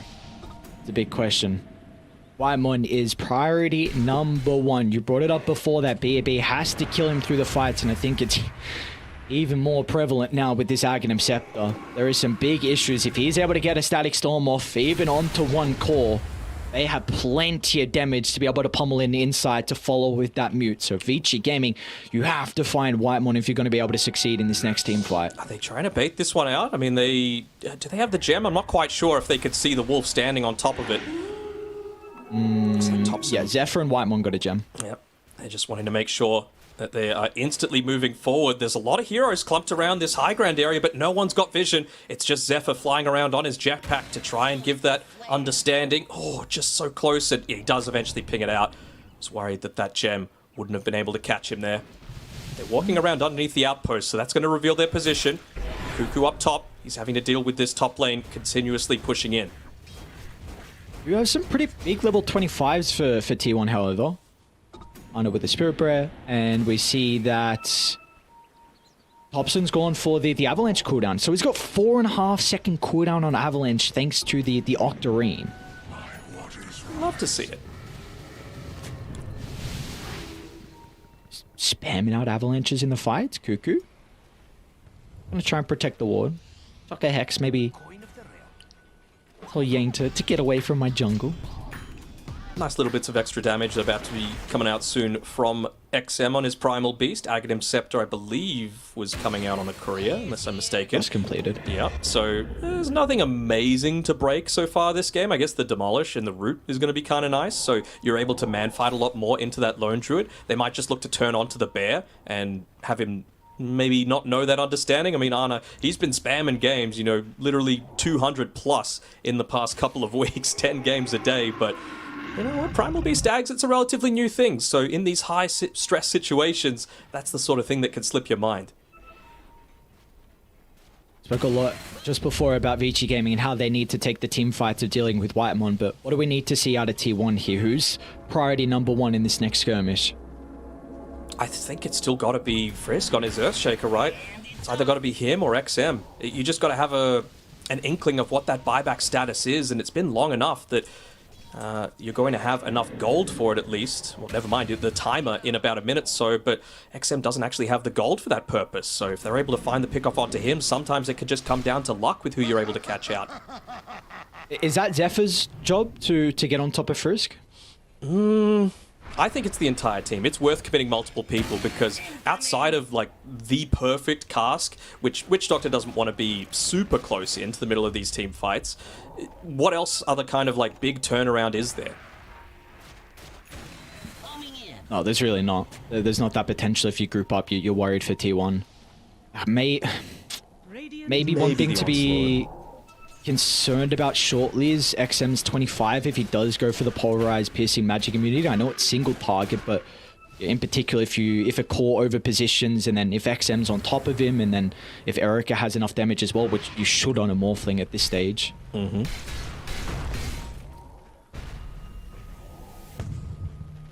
They could have multiple leashes. Have they addressed this 4-staff situation? Yeah, they have. So Witch Doctor, he's gone ahead and finished one up for himself. No one else can really look to go for it. You've got the Dragonlance on the Morphling. Yeah, but they've got two now. Previously, they just had one. Erica, he's close to his level 25, and he actually sells the Dragonlance. I was wondering if he might be considering going into the Hurricane Pike, just because Clockwork, if he gets level 20, he could also look to go for that Power Cogs leashing units inside talent. Ooh. Clean set Erica. Swift Blink, and there we go. Level 25, so often we see the waveform charges, and that's going to be the case once again. So either side, it's like we're just stalling this one out, getting ourselves set up for this next Roshan. Of course, Erica's still holding the Refresher Shard, no other components from the previous Rosh. Yeah, great farming in terms of the timing that it's going to hit as well. Right before this potential Roche respawn, he gets the full Swift Blink, and he has the buyback still. 50 gold surplus at the time, but it's a full-on smoke from T1. It's a great ward. It's a great ward to play with. Look at the jump as well. Thompson. They see him. He's pretty separate from the team. Well, they almost found They Frisk. want to go on this for Vici Gaming. Eric is actually going to waveform into the middle, trying to target down the Tiny at the moment. They won't have the damage as Thompson steps out to the right side, but they've been able to deal with Whitemon, and it looks like T1 need to get out. Back towards a triangle. Zephyr is in a bit of trouble at the moment. Hobson's also trying to escape, but no one will be able to catch up. Cuckoo's going to be able to BKB TP. Zephyr should tick out to the Maledict. He will die inside the base. So Vici Gaming finding both supports. Roche is up in a minute. Yeah, lucking out on T1 that time. If it was another fight that they lose right before the Roshan and it was super quick. Yeah, having to be a little careful here. Well, they know. They know Anna's here. He's alone. What can he do? He's going to have to get crafty to be able to escape. As XM onslaught to the right side. He's going to need help, and he's going to need it fast. Maybe the bear can look to address the Primal Beast. They're actually going to turn to deal with Cuckoo instead. Stuck inside the Sprout, so the waveform will provide division. Vici Gaming, they're still on top of Arna. BAB with the blink in. He's got an Abyssal Blade. Arna needs help. Thompson's here. He's going to try chucking the damage from afar, but with the BKB protecting XM for the moment, so the Savage Roar is not going to be an issue to push him away. T1 not wanting to buy back just yet. Another resummon from Arna. How deep are they going? The bashes in the control. Erica goes down to T1. They baited them. They set the trap inside the base. They'll be able to turn to Yang. He's trying to escape to the northern side. They'll finally kill him off in the tree line as Thompson gets the triple kill, and T1 all they needed was the buyback from Cuckoo. They do. They commit a few more, and this time it's when the Roshan's going to be up. They've got the vision. They've got the understanding that it's going to happen. Man, just that turnaround damage, the burst potential. They just kept kiting and kiting and kiting with how damn tanky. Frizz, I know he's on the higher ground. He just detected a the force! Double force! Oh no, Doctor doesn't have his own force! Oh no, the worst sequence of events here from Vici. He's now mid lane as well. Wyvern! He's got Erica! The Morph Link just brought back. Where's the control? Can Cuckoo get in range? Erica's not going to mess around. A BKB preventing the Hex coming out from Cuckoo, but that was almost the end of the game. Vici Gaming, oh my lord, glimpse of a TI just being taken away potentially.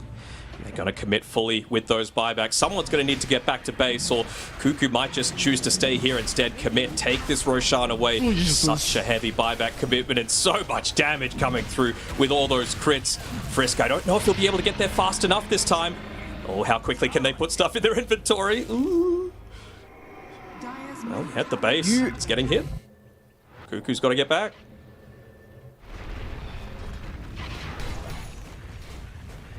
Hit the siege creep, my guy. The siege creeps. I know the team would tell. Oh god. Alright, they gave Cuckoo Tome, so trying to get him his level 25.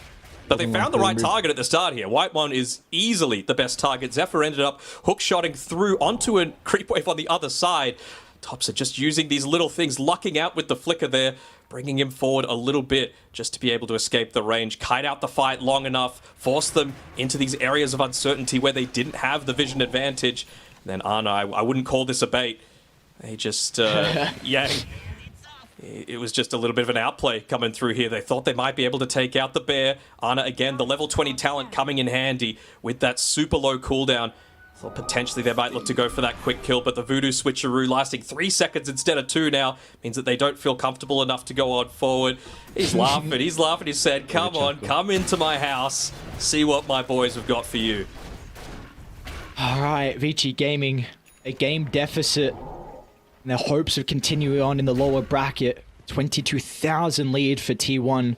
Probability is somewhat pretty even considering. I think it's just the rack situation. It's still slightly favoring Vici Gaming, and of course they're like, well, this is a mid-tiny. Not super great into the later stages of the game, but this is a Thompson mid-tiny.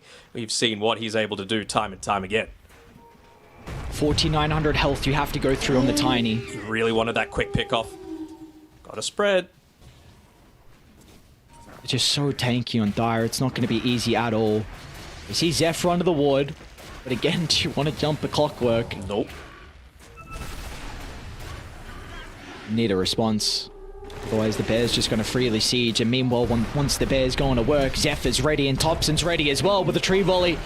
Almost enough to bring down Yang, but Vici Gaming at least keeping the heroes alive, but the barracks will not be so fortunate. The only one with buyback is the Lycan, and I feel like that's nowhere near the main target for him now at this stage. There was a big period where a lot of the damage coming through from VG Gaming was because of that Helm of the Overlord, both from the creep as well as the aura, and of course any kind of roar that you're looking to use on the Lycan himself. But now it does switch over to the supports, or even the cores, honestly. We've seen so many times that Whitemon's been able to hit these amazing static storms, especially talenting heavily into it to be able to find it out. And of course the double static storm potentially coming through here. Looking to move on forward, catch out anyone that wants to push out this lane, because it's all melee essentially that they've got outside of the Morphling, and you can't afford to commit him to the front of the team fight. You're going to need a smoke here from Vici. The Rocket Flare and the Bear in the front line's just giving them way too much information. T1 know exactly whenever they're going to get the jump. Could be the last team fight. XM, chuck in, double fissure.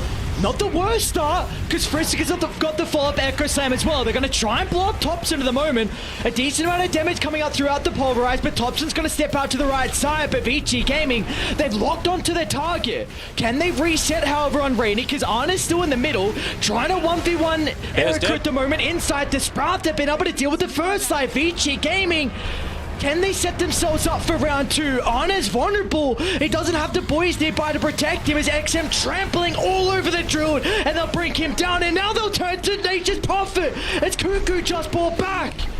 Be cautious here, T1. You can't continue to bleed your members. Such a heavy commitment to Thompson. He's got Whitemon nearby. Static Storm's going to get laid down, but look at Erica.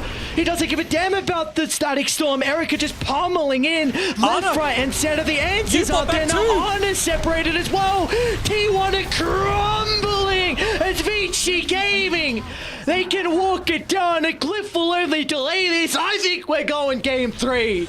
I think we are as well. It's going to need to be the biggest players of all time coming through from Clockwork and Disruptor to be able to influence this one. They're just trying to spam out those rocket flares, influence the creep waves, make sure that you've got some level of backdoor protection, and BAB instantly just trying to make sure that that doesn't happen. Look at Zephyr. Man, what's going on? He just wants to push the creeps, man. He doesn't have buyback. Ooh, he's in miss. Dude, Zephyr, how are you asking for a high five? You're about to lose the game. Oh, I must have found. Nice blink reaction. Ooh. No way, they all get out. They all got out. Oh, if the creeps got him, I would have lost my... Is this going to delay for long enough, though? They've got pretty good damage. Does Clockwork sell everything to buy the Scepter so that he can spam that Rocket Flare to push out the waves? I mean, he's not, but I wish he did. Oh, they see him. Oh, no, they see him. I mean, desperate times call for desperate measures. They're going straight to your 4s, and why not? Yeah, we're going game 3. Oh my, what was this game? It's only fitting we go the distance. T1 Vici Gaming game 3, you love to see it. Man, it can't be understated how good that was from Vici, just in terms of their coordination, in terms of their hero, their shot calling, and being able to find the exact target that they want at the start of the team fight in Thompson, force that super early buyback out of him. That was all under T1's vision. They had very little to play with outside of the Wolves just patrolling around in the team fight. So the fact that they were able to get that quick pick-off, force that buyback where he's not able to quickly rejoin the team, and they just drop like flies one at a time. There's still smiles coming through from Kit Track, and, well, not so much from March there, but it's entertaining for us at least, because we're going to get to see that game 3. Yeah, I'm glad we're going the distance here, because it really wouldn't be fitting with, you know, some of these players potentially being in TI. I know it's still a long road having to make it all through the lower bracket, but I mean, one person in particular in the China scene who was out for a little bit of time, Frisk, really the X factor, what felt like in a lot of those team fights, especially the early game as well. And he loves the Earthshaker. Vici put a lot of priority on it. They haven't had a whole lot of success, but this game in particular, we saw a big reason of why you give Frisk his Earthshaker. Definitely was a key component to their Game 2 victory. We're going the distance here, Denok. The panel is ready to break down Game 2, so we'll send it over to them.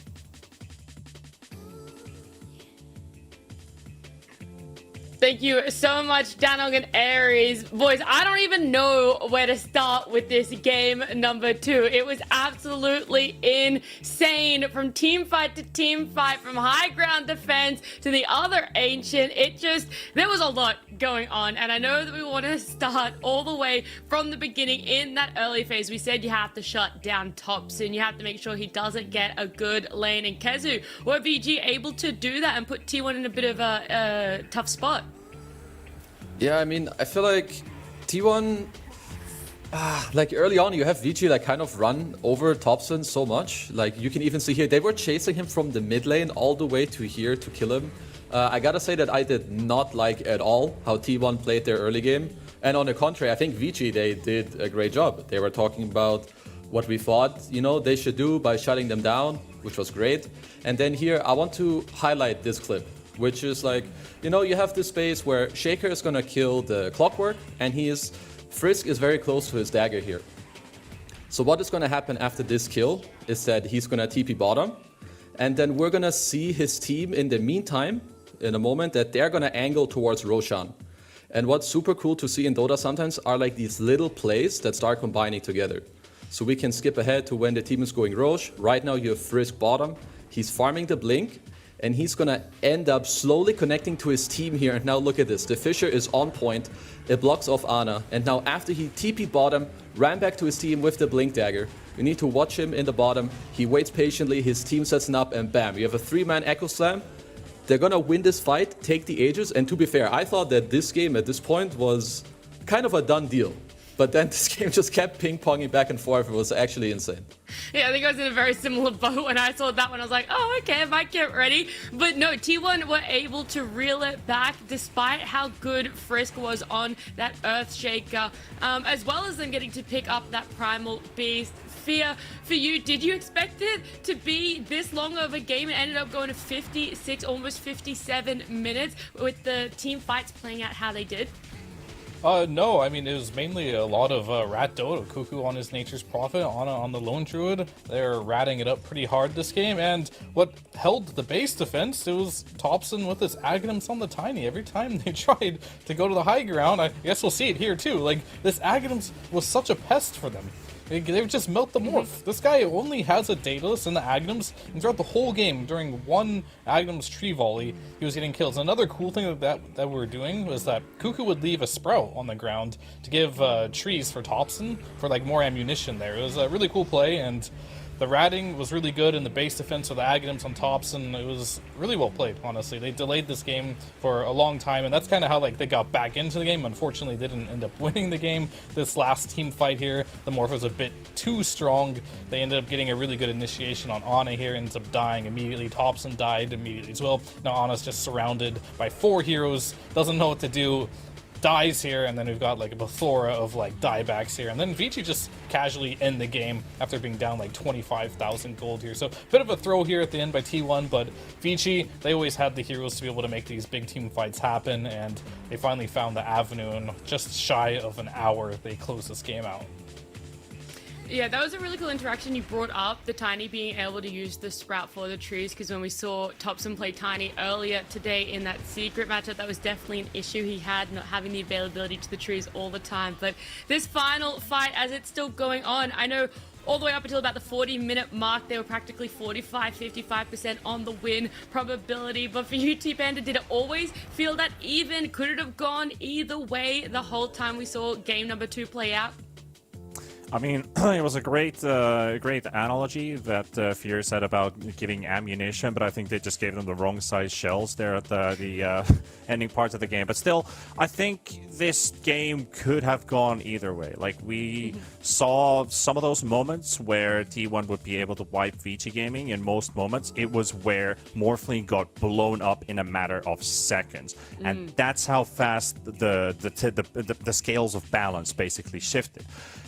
It could have been a Vici game all the way. It could have been a T1 game to finish off in the end, but that we saw in that last fight, they were spreaded so wide, they had barely anything to throw in. Morphling has a free time right-click, and we know what that leads into. Even the Ana Bear is not strong at that point to deal with it at that stage. So A well-deserved victory for VG Gaming. A lot of people would have probably said GG when the time they were pushing at the bottom and they didn't have buybacks, but that was a fantastic defense from them. Now everything clicked in that team fight for VG.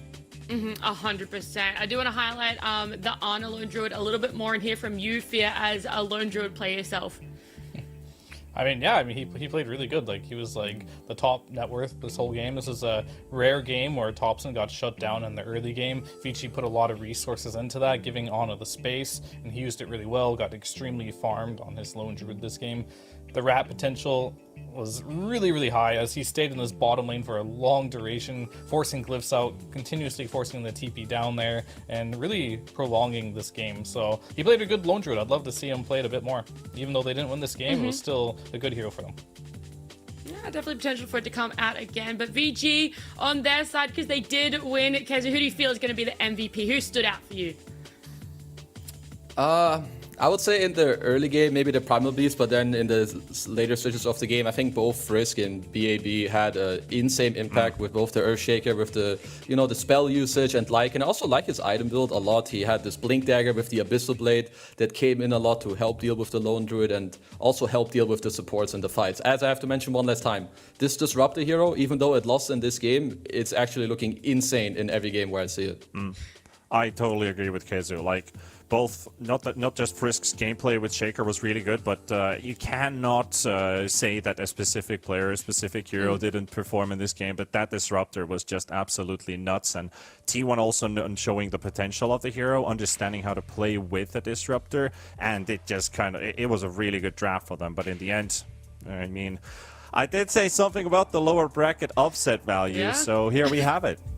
Look, there's still another game to be played, all right? It is a best of 3, so one of these teams, I keep saying it, but it has to be said again, is going to end their run to make a TI today. One more game stands between these guys and going home. We're going to jump to a quick break. When we come back, we'll see how it unfolds.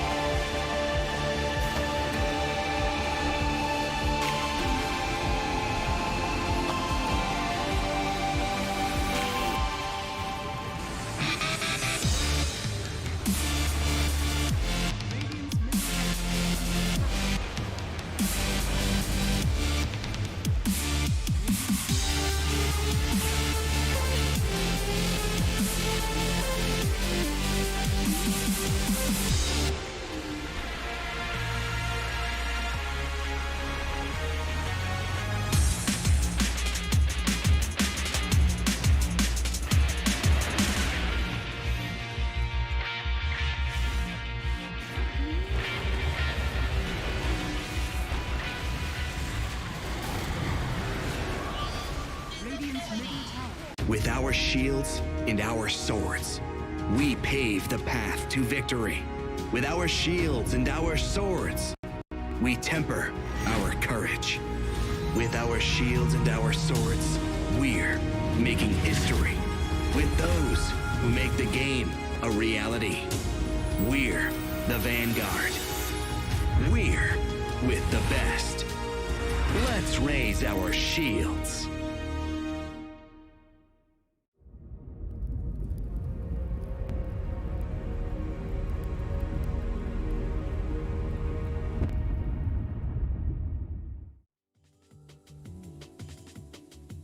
T1 and VG Gaming, we're going the distance in this best of 3. Game 3 is going to be coming at us very soon. And I mean, neither of these teams want to go down without a fight. And Kezu, what do you think is going to have to be something that either T1 or VG are going to have to focus on refining to not only not have an almost hour-long game, but to ensure that there is no room for mistakes? I really think that for T1, something we've touched on earlier is I want them to play more together. Like even in the draft they had just now, which is a Nature's Prophet draft, and having Topson or Tiny, they didn't help each other. They didn't really use their Nature's Prophet. And for Vici, if they get a good lead, also like in a similar fashion, they don't necessarily need to look to play together, but do the same thing, be on the same page, and like don't throw away your lead. I feel like they struggle with that a lot. A little bit more being on the same page. Communication maybe needs to be upped, but the draft for Game 3 is on our screens. Primal Beast being banned away as T1 did have first pick, and then VG getting Tusk and a Morphling. They have faith in that Morphling again, Fear. I mean, why wouldn't they? The hero's great. Like, I see very little flaws in the hero right now. You pick a morph. If you can get out of the laning stage, more times than not, this hero will carry the game. And I think it's just a safe carry pick right now. A hero, it puts a lot of pressure on the T1 now on like how they want to respond to this. I have not seen any hero in Dota yet where I just see like, that's going to make morph unplayable. A lot of teams will be banning that AA. So I guess that is available, but Undying AA opening, do you want to do that? Seems a little questionable. Topson is screaming for AA right now. I think you're on the money. If anyone is gonna pull it out here, you know, other teams will be like, but then our support duo is Undying AA, and Topson is like, nah, boys, chill out. I played mid. Whatever. Never mind. Boring. Hey, you hyped it up. I was ready. I thought he was screaming. I thought. Yeah, we can he hear was. I think they didn't like it. Oh, so they shut it down. So Cuckoo shut him down, is what you're saying. Yeah, it's Cuckoo's fault, that's why. Yeah, okay. I guess there's a dumpster fire is burning somewhere for sure. One thing I wanted to touch upon is since the Tusk got picked in the first phase as an answer to the Undying that already came out from T1, is there room for a Sven 5 to counter the tag team off of this this Tusk and maybe put the Undying offlane? I'm going to assume that is not a question for me. I was going to say, I'm not going to answer Sorry, that one. I'm passing this one on to Fear. mesmerized by looking at the camera. Can you repeat the question? I was hoping Kezu would grab that.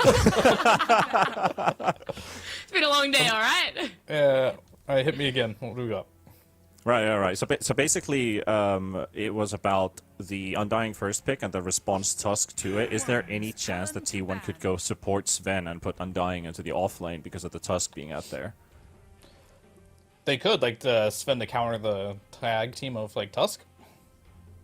Yeah, tag team and the right-click damage overall. Maybe give themselves, like, an early game burst of and I'm sure if Whitemon wants to play or plays support Sven at all, but I feel like it could be an option. Yeah, it could be an option. The only concern I would have, though, is if, like, what if they pick, like, a Viper with a Tusk against the Sven, right? And then it's magic damage. And there's some counterplays there. It's definitely something they could do. It could be decent. I don't hate it. Actually getting banned out. They didn't even want to think about entertaining that idea on the side of VG. They don't want to deal with it at all. Because anything else that you feel like Topson shouting that could come out for the draft? It's probably gonna be on his teammates to take over the role now, since he already got shut down. He already has his puck. Vici respond right away with the Void Spirit. Okay, so they're basically just straight up committing the fact that Morphling is carry and Void Spirit is mid. So Void Spirit is gonna be their answer to the puck. I thought they would maybe just pick a 5, but this just shows, okay, we're comfortable enough to just pick our mid now because we see your puck, and we'll make our side lane stronger later by picking the pos 5 later in the draft to make sure that our Morphling is going to have a good lane. Oh no. I am seeing Disruptor still. Oh, okay. It's gonna be Shaman instead, Fear.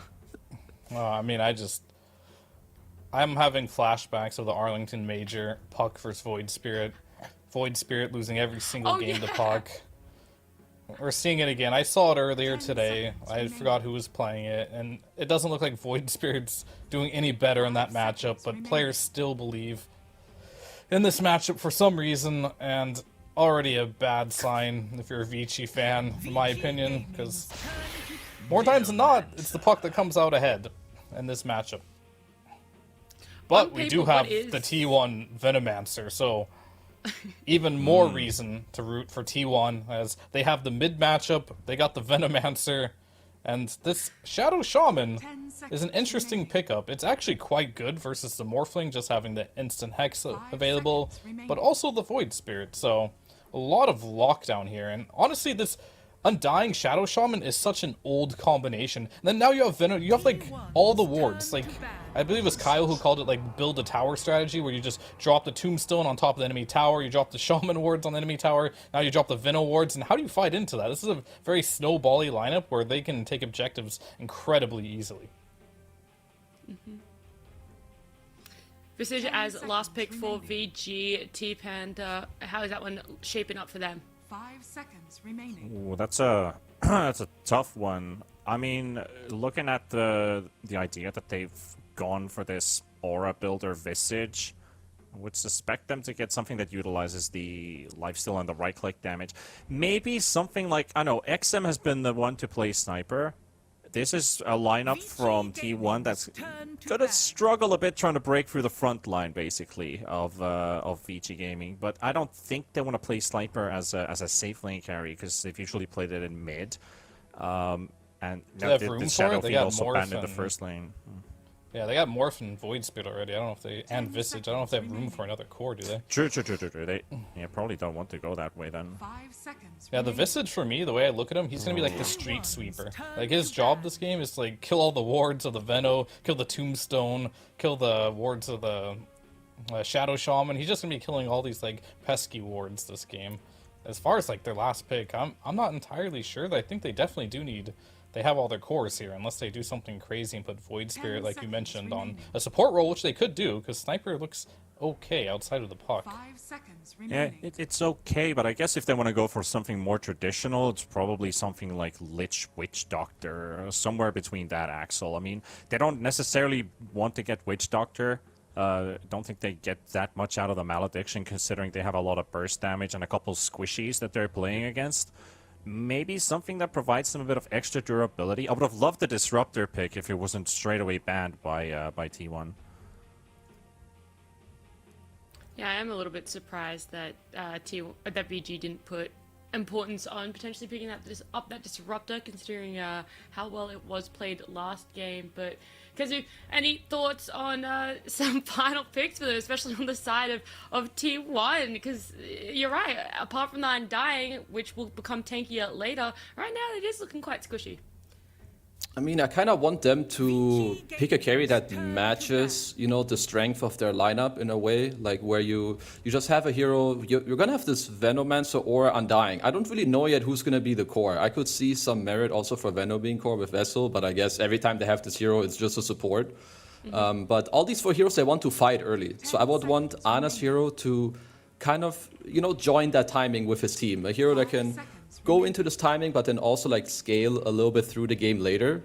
It might not be the easiest pick to start off, because I think this Visage pick from Vici was pretty good. Something that Fear mentioned is that it's going to help you kill the Tombstone, it's going to help you kill the wards. I think also a hero that potentially builds Wraith Pact and or Pipe is very good against this T1 draft, and they end up banning PL. I think that hero could have been pretty good for them. Is there anything else for you to mind as honest heroes?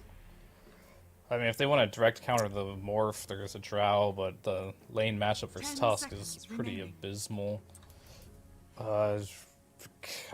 I mean, I was gonna say Bristleback is something that is good versus the Visage, but I don't know if it can carry the game.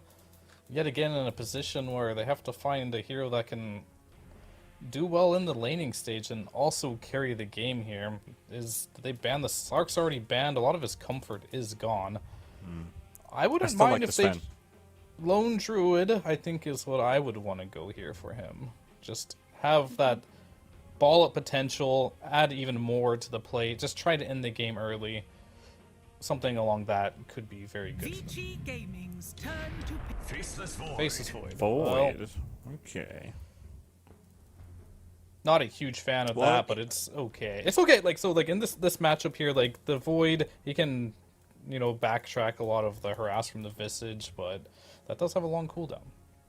10 seconds. Yeah, he's got a nasty laning stage in general. I think there's a lot of threat that comes with this Void Spirit and the Tusk roaming around the map trying to hunt for this Faceless Void. I mean, it's gonna be a bit difficult, but you're actually gonna be pretty safe when you think about the Chronosphere. Like, you can actually make some really good plays with it. You kind of enable the rest of your team. Catching Morphling once is already enough. You can also blow up this Winter Wyvern. Could be nice. And Kezu, where do you feel like VG are going to have to go if they want to match the tempo for T1? And, you know, is Faceless Void that tempo hero that you were hoping for T1? Faceless Void was the type of hero where I was like, yeah, I think it's good for the T1 draft, but against VG's early game and some of this laning stuff he's playing into, he's going to have to perform. Like, I think in a very good state for him to have a good game in this game. So it's good for their draft. Not that easy to execute against VG. And for their +5, I feel like there's one route where you can either pick a +5 that gives you like a semi-save. I don't know if they've played Venge before. I don't know if it's the best pick for them, or if they still want to do some swap around where you put this Void Spirit to 4, which is what I feel like they will not do. But I feel like this +5 pool is a little limited. I'm not seeing a much better option here than this type of Venge where you just end up having a save. Yeah, and like Chrono counter or classic Faceless Void counter being the Venge would be true. Yeah, I just don't know how the lane, like, is Venge just going to suffer in the lane a lot, but I was thinking that could be a possible pick for them. I'm also thinking Wyvern for some reason, or Winter Wyvern, could be something for them. Get a good setup with it. Yeah, I mean, I think they're also going to be good. Yeah. Now select your But hero. Rubik, they're going for a more aggressive using route. all of their reserve time. Wow. Rubik. So not going for the What were you save, saying? going for more of the aggression. You can all of the spells you steal from Shaman are really game changing when you're playing Rubik. It's tons of lockdown. You can steal Chrono in some fights. There's a lot of good spells here you can definitely steal. So not going the defensive route, going more for the offensive route. So very interesting. Yeah. I guess they're gonna copying T1's playstyle from game number 1. As exactly what I was going to say. Game 1, T1 brought that aggression. Game 2, you know, it was a little bit longer. Very tumultuous, very back and forth. But Game 3, VG decide they're the ones that are going to be trying to run over T1. And Kezu, do you think that's able to happen with this? Where are the tempos laying for the two lineups? I think, again, the mid lane is very important for both teams. Thompson on Puck, I feel like he might be the game changer in this game, because if this Visage gets off to a good start, then I'm quite afraid for T1's chances in this game. And what about you, Fia? Who are you rooting for? Which draft looks better?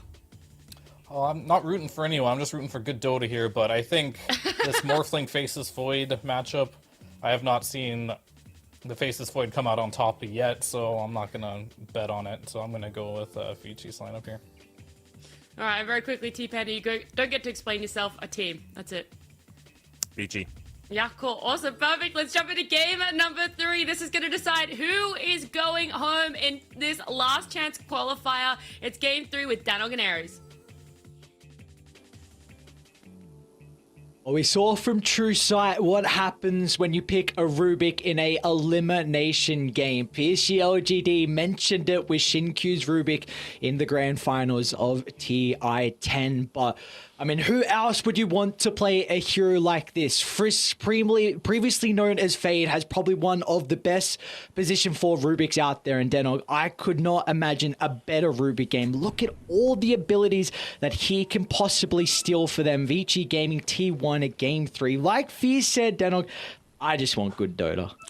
I want great Dota. Good's not enough because we've already got great Dota so far with that game number 2, and I feel like this game might match those expectations. I mean, like you've been saying, the MVP from the last game in Frisk, he's going to look to do it again, put the team on his back. I was really wanting T1 to go for a Sven. I think it would have been an amazing last pick for them. Just provides so much in terms of protecting the team, the burst, but the Faceless Void, it provides a little bit of that too. You've got some damage to go inside of the Chronosphere, and of course, it is very important to have some of the lockdown to be able to deal with the Faceless, with the Void Spirit, with the Morphling, and more importantly, the Visage, the main hero that's going to be setting the tempo for the early games. So with things as they're positioned right now, it looks like Ana's going to be paired together with Whitemon on his Shadow Shaman, but I was really wanting that Veno to go into the Visage lane just because of what you're able to do. You don't really care too much about the Gravekeeper's Cloak if you've got that consistent damage over time going with the Venomous Gales. So we'll see how it ends up working out with the Shadow Shaman. Of course, you do get some of that damage over time with the Shackles, but certainly not as strong as the Veno. We'll see how this mid lane matchup's able to shape up. It is a very, very back and forth kind of affair between these two. Like Fierce said, I mean, a lot of people like picking the Void Spirit into the puck, even though it hasn't had the greatest amount of success. But it does. There is a stage when you can deal with puck once you get that Yule Scepter, but you are also very vulnerable to a lot of the control. So we'll see what XM can do. I mean, this is arguably one of his more comfort heroes, previously in the days of him playing on CDEC. He knows his matchup through and through, and I mean, we already see he's almost solo killing Thompson. He's going to go for that He's bounty got rune. another Resonant Pulse. Thompson has the Fairy Fire for quiet. XM's just going to body him out of the lane, though. Yeah. Surprisingly enough, that bounty rune wasn't even picked up to the start of the game as well. Yeah, I mean, I wonder if he's going to change about the way that he goes through with this Void Spirit item build as well, right? Because a lot of the time, the reason that you pick this up against the puck is you've got the Yule Scepter with the Aether Remnant for the guaranteed setup that the rest of your team's able to connect in with, a lot of their damage. But I wonder if this game, if he might just consider going like an Aghanim Scepter rush, because when you consider what you're going up against on T1, barely anyone, you're not going to buy a BKB on anyone except the Faceless Void this game, and he might even just choose to go like a Manta instead as well. And if you're just silencing everyone on the team, there is 0 damage coming through from T1. It's not like you've got, I don't know, an Enchantress or even a Tusk that's able to turn around and do a little bit of burst. Marcy, similar sorts of things. Whitemon bot side, in a little bit of trouble. Be able to get away, though. I mean, I saw the Shadow Shaman, and it's a good Shadow Shaman game for sure. Like they were saying, they can just look to set up the Mass Serpent wards, you can set up the Plague wards, you can put down the Tombstone. Oh. Yang might be a bit... Okay, they're not... Sorry, trying to secure the hard cream. There was a Gale out and Cuckoo is moving over, but... Yang's still a little low here. Has to be careful. We'll get the kill in the end. Ooh. Yeah, not like that.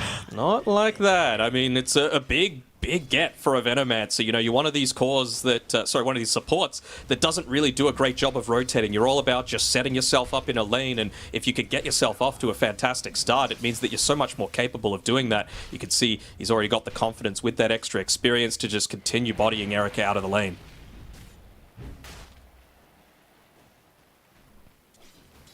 We did see previously, though, in Game 2 that even though Erica had a really rough lane matchup into the Nature's Prophet, Morphling has the capability to always catch up. Mid lane XM, again, bringing Thompson down incredibly low. Is he going to go for it? I mean, it's Thompson. I was wondering if he might just jaunt there, but still a little bit too early for the puck. Might look to go and secure the bounty rune for himself again with having the lane pushed out, so... Nice little bonus coming through there for Thompson, being able to double up some of his mobility on the map, as well as not losing too much in terms of farm.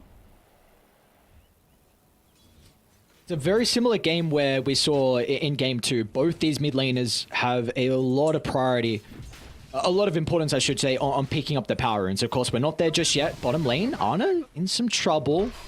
BAB wasn't able to get that second round of the Soul Assumption off. Ana quick on the fingers with the Time Walk. Going to be another game, though, when we need to see the supports rotating to try and secure some of the runes here for XM along with Thompson.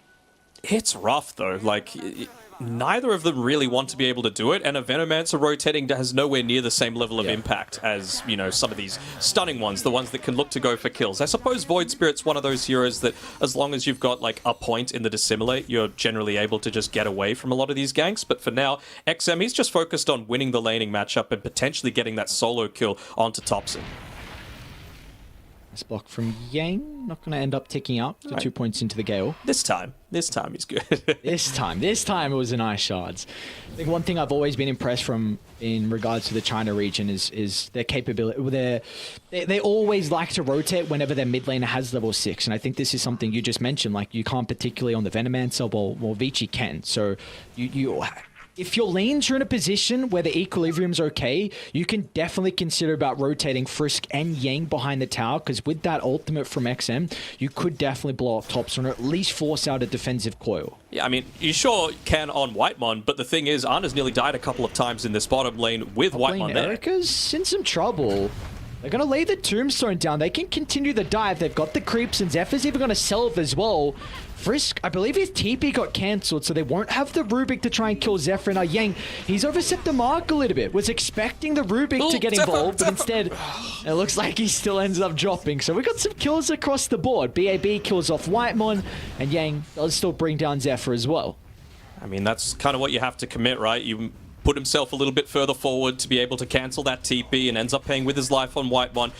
Death probably shouldn't have come from Zephyr. He just ended up taking, I think, 3 different tower hits with not being able to swap the aggro. Will get double bottle refill if he wants it, though. XM's going to get his own refill as well. So the kills on the side lanes will enable the supports now to rotate. Look at the importance in XM. There's the level 6 advantage. Doesn't have too much mana, so Frisk's going to give him a main go, but Thompson gets his own 6. Resonant Pulse going to buy him some time. We'll see if they got the magic damage to go through the Void Spirit. Shaman's going to hold him into place, but the telekinesis will cancel that. Instead, XM, he just jumps in. Why not go for the kills instead of going for the power rune? As XM, with the help of the support rotation from Vici Gaming, will find a double kill on the river. He'll even be able to snatch away the bounty rune as well. That's the advantage of having this Void Spirit there, right? With the 3 points of the Resonant Pulse, big rotations just means more of that absorption coming your way. So it means that BAB is having a free time down bottom, and I really think, like Kesu said, this is a game-winning pick. I think there are some issues with your lane matchup into the Faceless Void, like Ana will have a pretty good time, but you address the Shaman incredibly well, who also addresses the Void and the Morphling, which is going to free their game up a little bit. They don't particularly deal with the push at all, so I think BAB is going to be a big reason of why Vici Gaming can potentially take this game. Now, I have to say, I don't think it's a surprise to anyone that Cuckoo's been copping a lot of shit throughout his performances so far, but have a look at the net worth this game. He is doubling Erica's net worth on this top side, having a fantastic time and confidently just trying to deny away this entire creep wave. Yang might be forced to try and secure a few of these last hits for himself, but I mean, if you go too far forward, you're going to get denied and potentially still end up dying. I don't know if you can go for this kill. Cuckoo's just way too farmed right now. Thompson mid lane. Cautious Frisk. Oh, he gets a telekinesis. So again, Thompson forced to use a defensive coil. Is going to be able to sidestep the Remnant. Another round of the Astral Step from XM. He's actually going to jump onto the Puck's location instead of waiting for the Jawn. A tricky play to make. Puck always has that advantage, being able to go either way. Oh, it's so close, though. They're playing on the edge. Thompson, I wonder if he's asking for a few more rotations because of how much they're emphasizing on Vici this mid lane. Doesn't look like anyone other than Whitemon is in a position to be able to help him out, and they're also pinging out the fact that you've got a Rubik to the right-hand side. Looks like they're going to secure that DD rune for XM. You can't afford to go for it, unfortunately.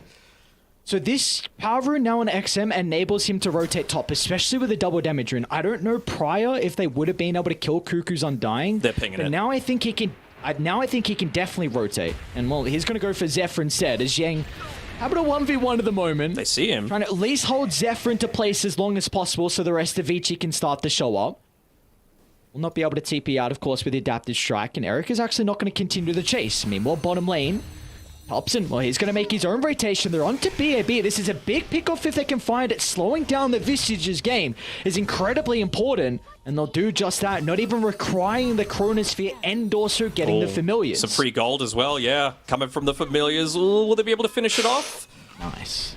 Very nice coming through from T1, and that is all of their early game tempo, right? Void Spirit, great at being able to gank and great at surviving in these big team fights and providing a lot of disruption. Still not 100% sure exactly about how XM wants to go about building. Doesn't have anything queued up just yet, but I still feel like that Aghanim Scepter could be worthwhile.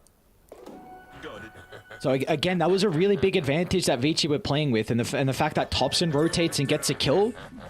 So now he's second in net worth, and you see the Void Spirit. Like, this is someone who really does have some difficult times at being able to keep up in net worth if your rotations do not pay off. Yep.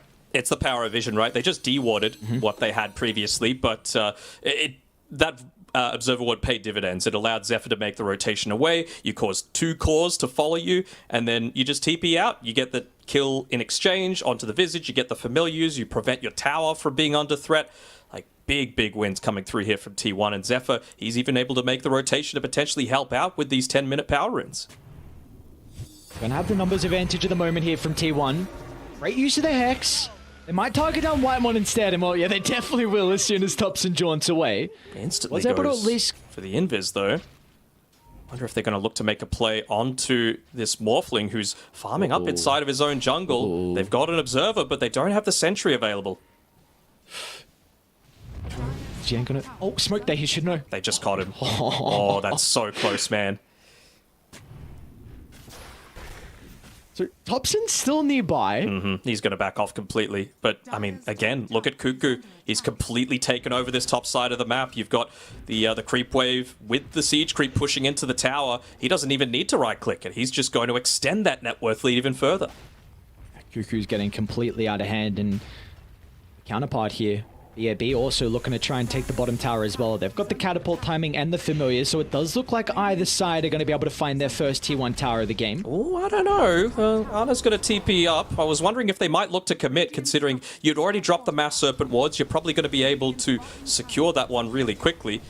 But instead, T1 looks like they're keen to set up inside of the Vici Gaming jungle. Enable much more space to Ana to farm. They built up quite a net worth lead here. A targeting claim will drop it down to only 1,000. See what T1 can look to do. Are they going to consider about maybe trying to pressure this T1 tower mid, or are you really waiting for that next Serpent Wards to think about the next objective? I think you do need the Serpent Wards still. I mean, the thing is, I feel like you want to enable Ana to be able to take these towers outside of the Mass Serpent Wards, but you're just not there yet, right? It's way too early into the game. So maybe once he gets a little bit more value out of the Midas, once he gets into the Maelstrom, and you can push out waves a bit easier, even the Mask of Madness potentially, that's the timing that you can look to go for that sort of play. But for now, you just got to wait for the Shadow Shaman, unfortunately. Oh, they're picking him out. The Midas. Thompson's coming with the haste, with the Dream Coil. Whitemon backing him up here. Kill. Goes to the T2 tower. He's going to break the coil instantly. Is he far away to the right side where Whitemon won't be able to enter? And it looks like that's the case. Nice movement. So, good defensive understanding. Only using one TP as well onto the Rubik. Not actually committing the one on Yang there. He was just roaming around, realizing that his role this game as the position 5 is to scout out a lot of these ganks. And, well, they're going to see where Ana is as well. No stranger to being set up on this top side, especially considering the tower's gone. We're going to go for this. Yeah, he's going to be in trouble here, Thompson. Beautifully done. XM, this is the answer. Early game can prove to be a bit of an issue here for the Puck. To get to the later stages, where you might have at least one defensive item. This is even without that Yule Scepter. You just see how much more of a challenge Cuckoo has of dealing with these multiple units, right? The Familiars, the Visage, don't really care all that much about the Decay, even with it maxed out. His very heavy net worth lead over the next core is just evaporated because he's not able to just set up in a lane against a hero. He just has to deal with multiple now and lots of these different little units. If they can catch Yang, this would be big. They really want to open up that mid tower. If they can do it without dropping the Serpent Wards, that'd be even better.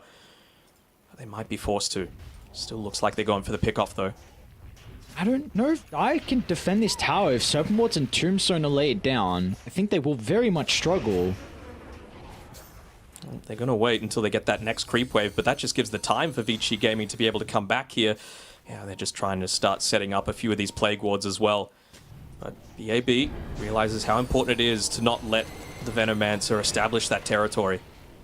It's been happening consistently. A lot of people are memeing on the T1 Venomancer, but it's got a 60% plus win rate for them so far.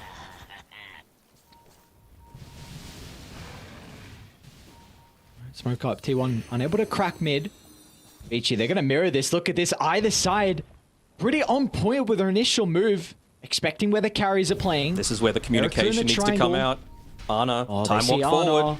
Uh-oh, Ana's in trouble. They found Morphling too, he though. gets the initial stun. They're going to be able to follow up. Plenty of lockdown to bring him down. But meanwhile, on the opposite side of the map, T1, they will also be able to convert on their smoke.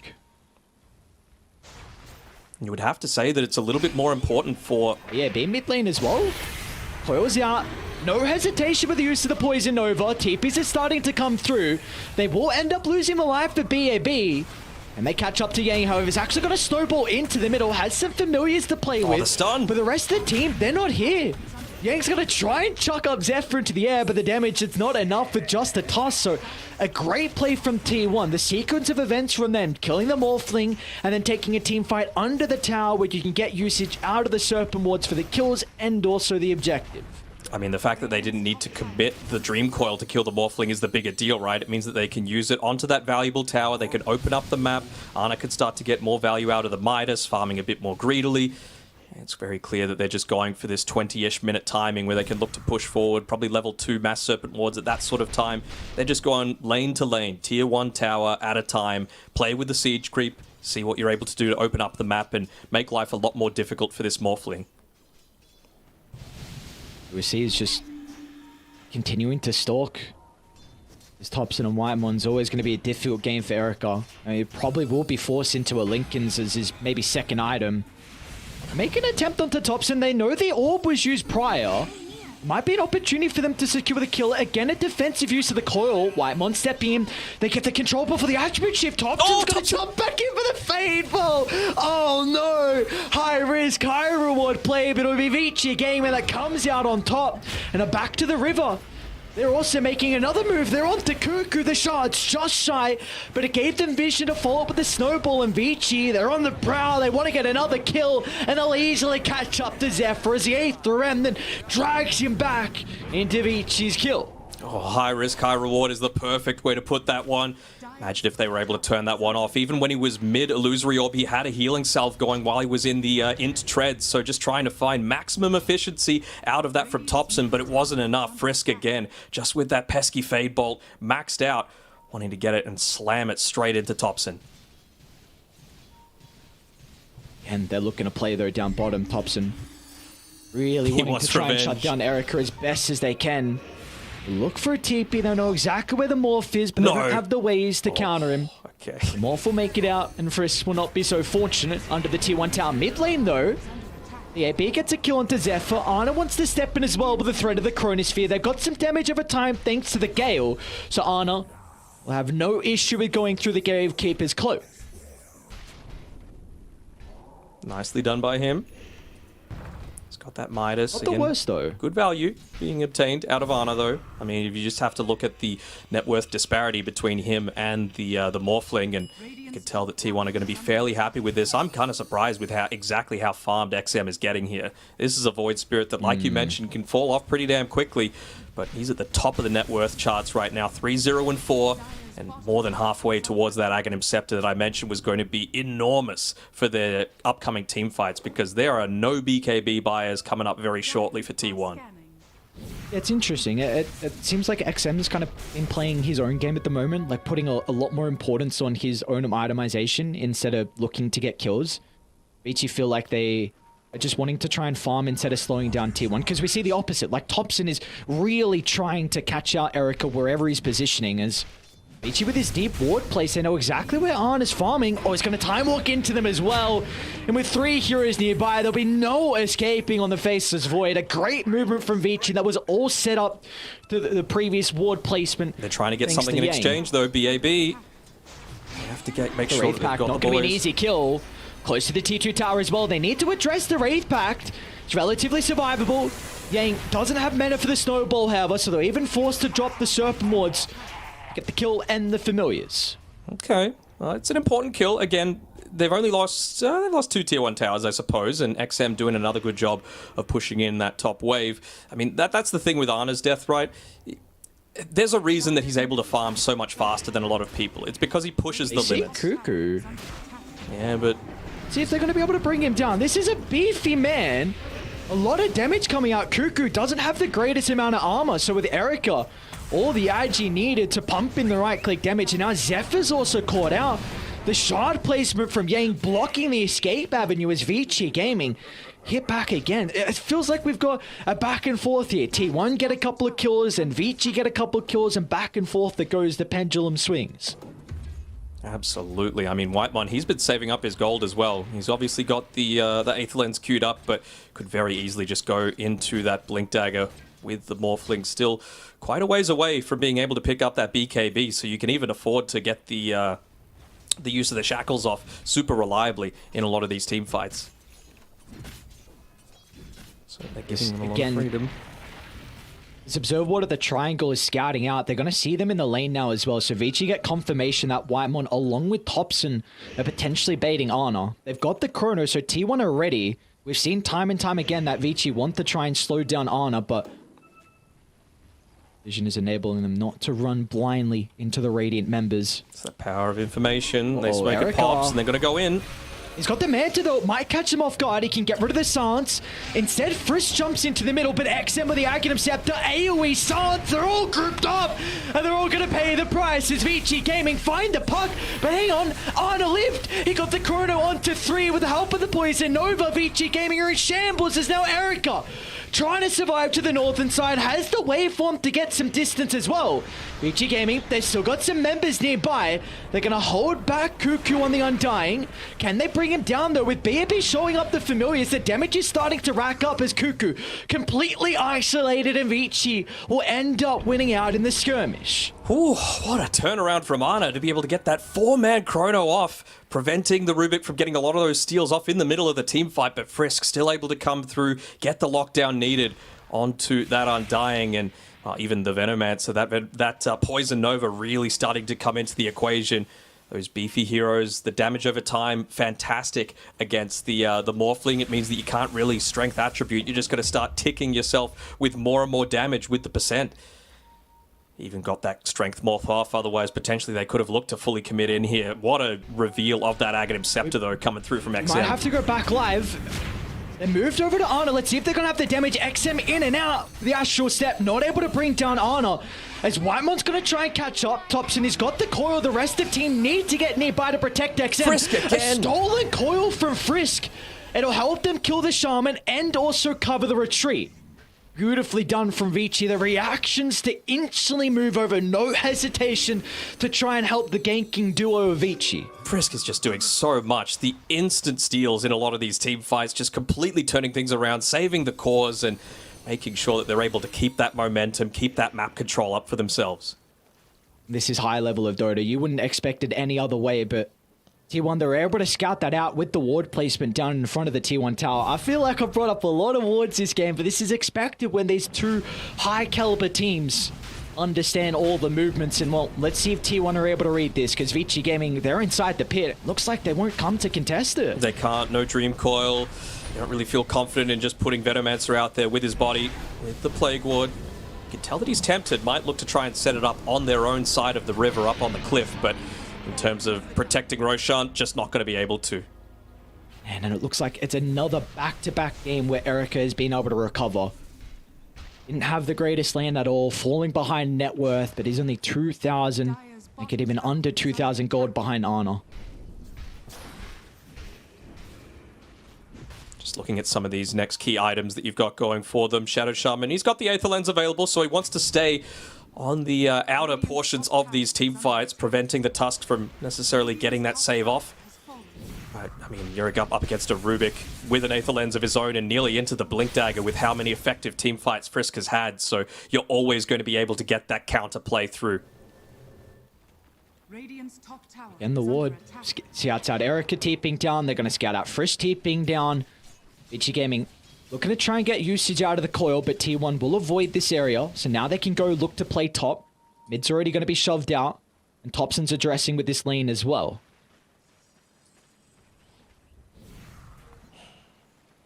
See Zephyr in the river. Yeah, B is going to need Yang to start. Of course, the Tusk has the blink, but a little bit too far away. So it's going to be up to XM. But hesitant is the Void Spirit. Of course, doesn't have another defensive item. So if he ever uses the Yule Scepter, always has to be cautious of the positioning from the puck. But a 4,000 net worth lead on Vici still feels like their lineup. Do you think Vici might have issues as the game goes on in regards to their team fighting? Oh, I don't know. A Tusk late game, a Rubik late game, a Frisk Rubik late game, I think is never going to be too much of a worry. The thing I really like about what Vici Gaming did there, they made that rotation. It was scouted out, but they still start to push in this tower. And it feels like wherever T1 has looked most effective is when they can do exactly what they're doing right now. Set up all of their spells around an objective. The past few ones that have happened have been around cliffs, around high grounds, around choke points. And that's really not what you want against this XM Void Spirit in particular. Right? He just jumps in, gets so many of those heroes caught inside of the silence from the Resonant Pulse, but instead, you just got to let your units do the work instead of your actual heroes, and, well, T1, they're going to be able to claim that Tier 2 top. The lanes were pushed out relatively effectively by Vici Gaming, but it's still not enough. There's some big items starting to be worked on. We've got the Scepter now, which pretty much is... I mean, this is going to be big issues for Arna to deal with. He actually has to go for a Linken's, and it looks like he does have it queued up. Any agility core is really going to struggle into this Scepter, so I like the read from Arna. We also see BAB is going to a Hex as well, so you can catch out the puck. That's going to force him to itemize defensively. Potentially, if Arna's Linken's popped as well, then he could be caught out. So there's going to be some big items to turn the tide. They're keeping the pressure up, though. They're saying, look, we've got plenty of ways to defend the high ground. It's much more of an issue for you with our net worth lead, with the Aegis. We're the ones that can be affording to play on the front foot. We've got 2 towers pushed in, and yeah, I mean, with that Aghanim Scepter as well on the Morphling, he just wants to force T1 to come back to them. No Mass Serpent wards. You can't really set the Tombstone up in an aggressive position. It needs to be dropped mid-team fight, and by that time, it might be too late. Look at this.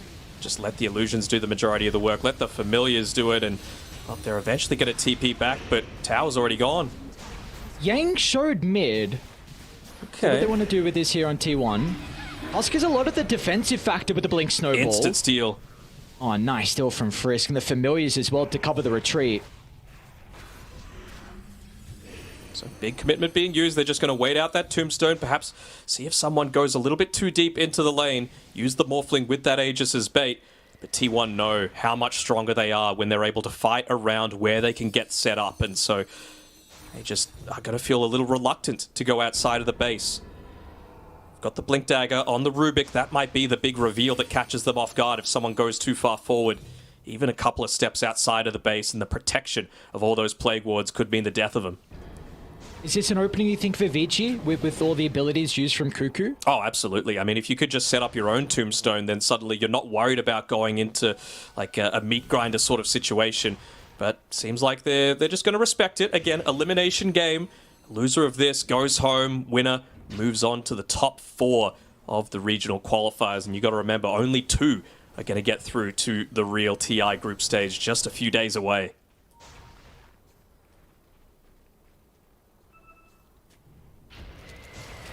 So they push on. Vici Gaming looking to try and maximize as much as they can with the Aegis. Is about to expire though. So Second Life, not available for them. Great way to be able to counter a Faceless Void Chrono. So we might see T1 look to try and smoke. But again, like you said, they need an area to be able to take a fight. They need a choke point. They do, and they need their Tombstone. With the DD, they're going to jump instantly onto Zephyr. Shouldn't have to force too many abilities out to secure the kill. And now, I mean, this could be the opening for the high ground. Yep, no one's set up. He's got the jump into the puck. XM's going to be able to follow up as well. Thompson. Oh no, the vision from the Tombstone, he wasn't ready. As all they needed was one stun, and XM was nearby to have the extra silence. Yep, this is the sort of play that you need to be making. Arna just trying to get anything out that he can on the map. They're pinging him out now, saying, well, you got to be careful. They might look to rotate back, but there's really no reason to. Puck is a big part of their team fight, preventing VG Gaming for being able to run away when they do get all of those abilities set up. So while he's in the grave and while he's showing that he doesn't have that buyback, he's got to keep on moving.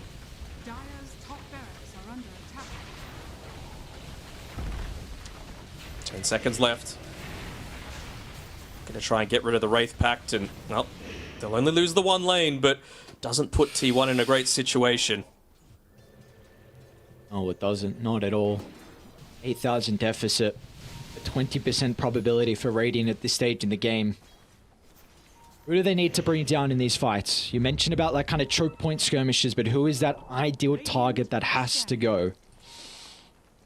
I think it's got to be Void Spirit. I think he needs to be the one. Like, he just provides so much control, so much panic. It really prevents the Venomancer from moving on forward. Zephyr, by the way, he's picked up that latent toxicity on the Venomancer, so for him to get into the middle of a team fight's big. Thompson's gonna jump. They see BAB and Vici gonna smoke on the back. Tombstone already laid down from Cuckoo.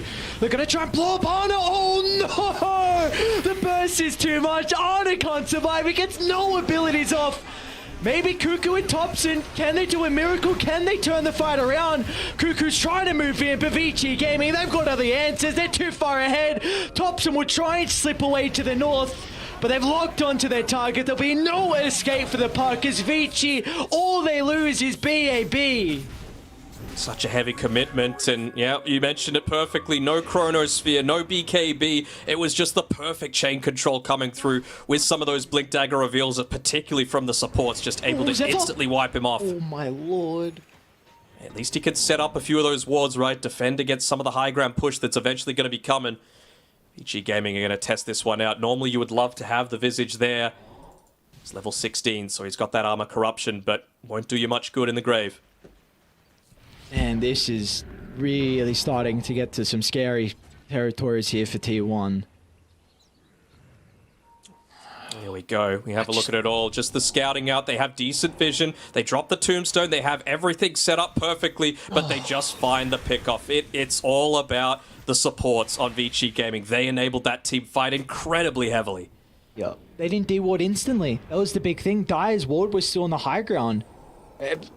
It took them just like 1-2 seconds to get rid of it, but that's all they needed from Vici to see Ana starting to path his way into the team fight. Vision, vision, vision, and Yang and Smiling, name a more iconic duo. He is feeling himself, especially if he's able to make plays like that. We're used to the Frisk Tusk, and, well, it shows that they don't necessarily need to have it locked. They're going for another one. It feels like going for broke here. Yeah, look how close Ana is to 20, though. This is a big talent for the Void. They won't have it now for this team fight. Oh, Cuckoo was about to drop the tombstone. Smoke's gonna pop as well. Oh, it was out. Not the easiest person to bring down with the Wraith Pack laid down. And look at Ana, he's worried. An instant use of the BKB. They should be able to deal with the Visage without committing too heavily. But Thompson, he's killed off on the other side. And T1, they've got to get out. They need to cut their losses, but Ana won't be able to make it. Yang's there. He's always there, ready for the punch to stop the teleport. And meanwhile, Whitemon, he's also caught out. Trying to hold Erica inside the Serpent Wards. Cuckoo will just escape.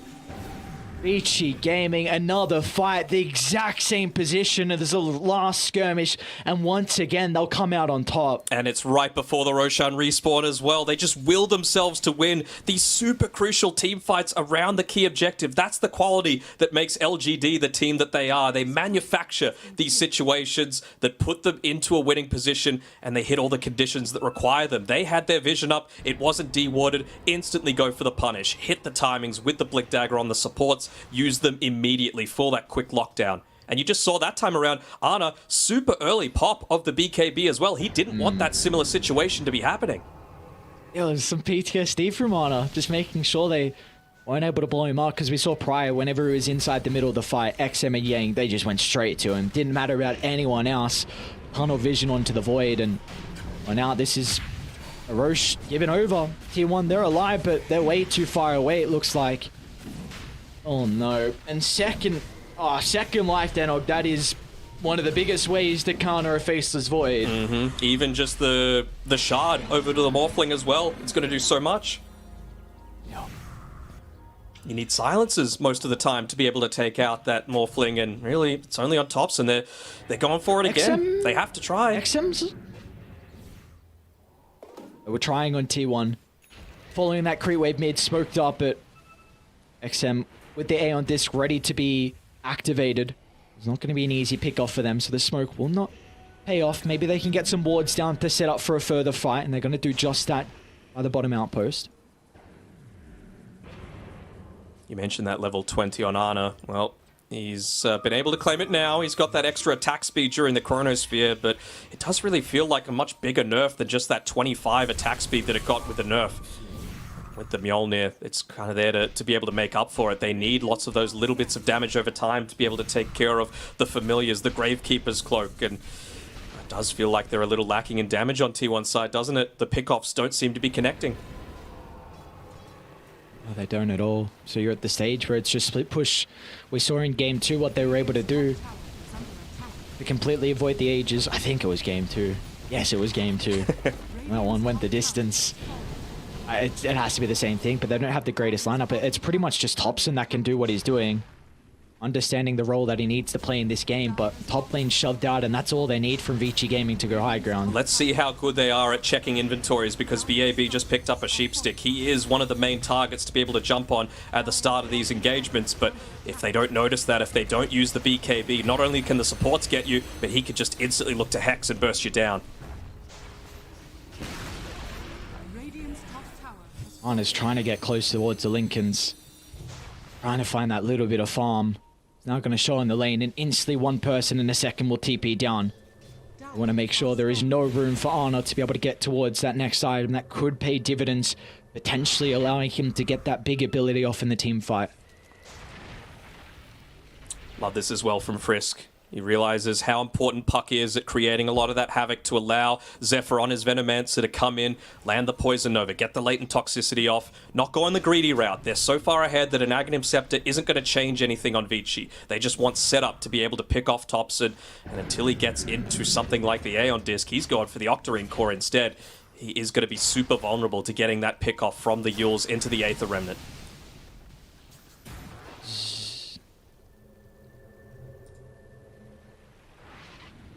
Just a slow B lead. Elimination game, elimination series, and if Vici Gaming don't feel comfortable to go high ground, they'll use this Aegis to continue to grow the net worth lead. 14,000, and it is climbing. You just saw the pings out on the map as well. That was from XM just saying, hey, he's got a Lincoln Sphere on Ana. They know it. He revealed on the lane. They know the situation that they have to play with now. How do you defend this? Yeah, Tombstone's got to be forced down. Cuckoo, did it get stolen? Oh no, they stole Tombstone. They just push on forward. This is how one of the better ways to be able to siege high ground. They can't contest into it. Double tomb. Oh boy. Double tomb. Aegis still there for 1.5 minutes. They might even be trying to find a kill onto Ana, but he's going to TP all the way back. Oh, what are you doing, Cuckoo? Last defense coming through from T1, it feels like. Thompson as well. Oh my lord, almost getting caught. Ana's going to jump into the middle as well. You can't chrono him. You can't. Erika's going to be okay. First Familiar Sun into the second of the resummon as well. Cuckoo trying to stand his ground and right click. Might be a dieback coming out. Ana gets a pretty good chrono off to the right side. It's just the Void pummeling into them at the moment because the rest of the team are inside the base. He's got to turn back to try and deal with XM, but kicked up to the sky without a buyback. This might be the end of T1's hopes as Vici Gaming will look for a reset because they see Thompson outside the base. One stun into the damage. He's got a buyback which he'll use instantly. The Vici Gaming play it calm, get the resources back up, make sure there is no opportunity for T1 to have a miracle defense. It doesn't feel like that there is. Zephyr, he's holding on to 3,000 gold as well. But it's not going to be for anything. He doesn't have the damage through from the rest of the team to be able to follow up. They're ignoring the Plague Wards. They know that's not the important thing to deal with. This is the last racks going down here. Mega Creeps about to be enabled for Vici. And they can breathe a sigh of relief. Back off. To respect the fact that the Aegis, it's expiring in 15 seconds. Oh boy. Oh boy indeed. First we had SA, then NA, and it might be SCA's last hopes in these last chance qualifiers just going down the drain. Look at the fake back. Oh, look at the fake back. They see Thompson. He brought back. Oh, no, Thompson. Remnant dragged through. He's gone. Same with the rest of the team. Anna's up in 10 without a chrono, but the buildings are falling. They need him out of defense, and they won't be able to. The G's are dropped, and Vici Gaming will knock out T1 in the last chance qualifiers. Erica says bye-bye, Cuckoo. And he just gives it right back to him. Be-bye, and, well, it's a little sad for the SEA fans, for sure, to be able to come through, but what a performance from Vici. They were on the edge of being eliminated in that Game 2 epic, that massive comeback, the buybacks, running into the meat grinder on T1. It was their undoing, and this was just Vici Gaming putting it all together. And a lot of those early rotations, they targeted Thompson. They made sure that there was no one to be able to create space for this, and it just felt like T1, after the laning stage, were able to take the foot off of the Vici Gaming accelerator. Devastating looks into the T1 camp. A roster that a lot of people were expecting. As soon as we saw what it was looking like for T1 with Anna and Thompson coming in, but it combined with the likes of Cuckoo, Whitemon, and Zephyr, a lot of people were expecting them to be able to make it into TI, and I mean, you can't blame them when you have the experience, when you have multiple people who've won TIs in the past. But for Vici Gaming, this is a team that have had a very difficult DPC season as well. They've gone through multiple rosters, haven't made it to any major events, haven't played in any LAN events as well. You bring in one of the most hotly contested free agents in Frisk. He's previously been on Vici Gaming, what he's been able to do for them in the past in other iterations of Vici, winning 2 majors, Yang getting pushed to the position 5 as well.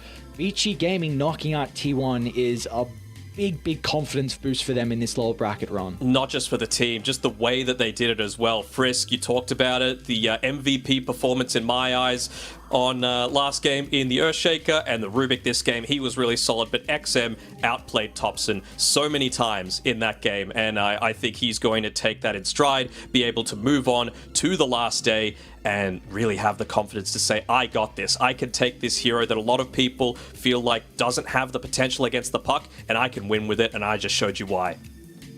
One of his best heroes, and well, for Vici Gaming, one of their best performances so far in the Last Chance Qualifiers and the playoffs as well. They've got a long run forward. We'll see what is in store for them in some later days. But first, we've got the panel to break down this Game 3.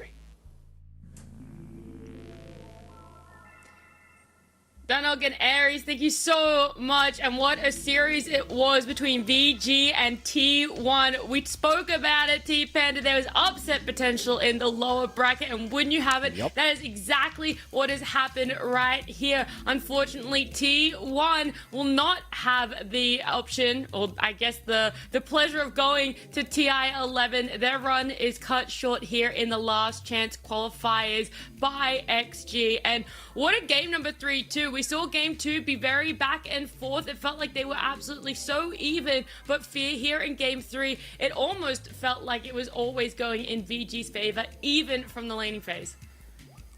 Yeah, I mean, the mid lane XM, he got an early lead on Thompson. I was a little surprised by that. He caught him off with like a remnant and got him super low, zoned him away from the creep wave a little bit. But the big breadwinner for T1 is the Undying versus Morphling lane. This lane, it was a disaster for the Morphling, to be totally honest with you. Like, he had very little CS, 9 CS to 31 and 16, as you can see here in the laning stage for the Morphling.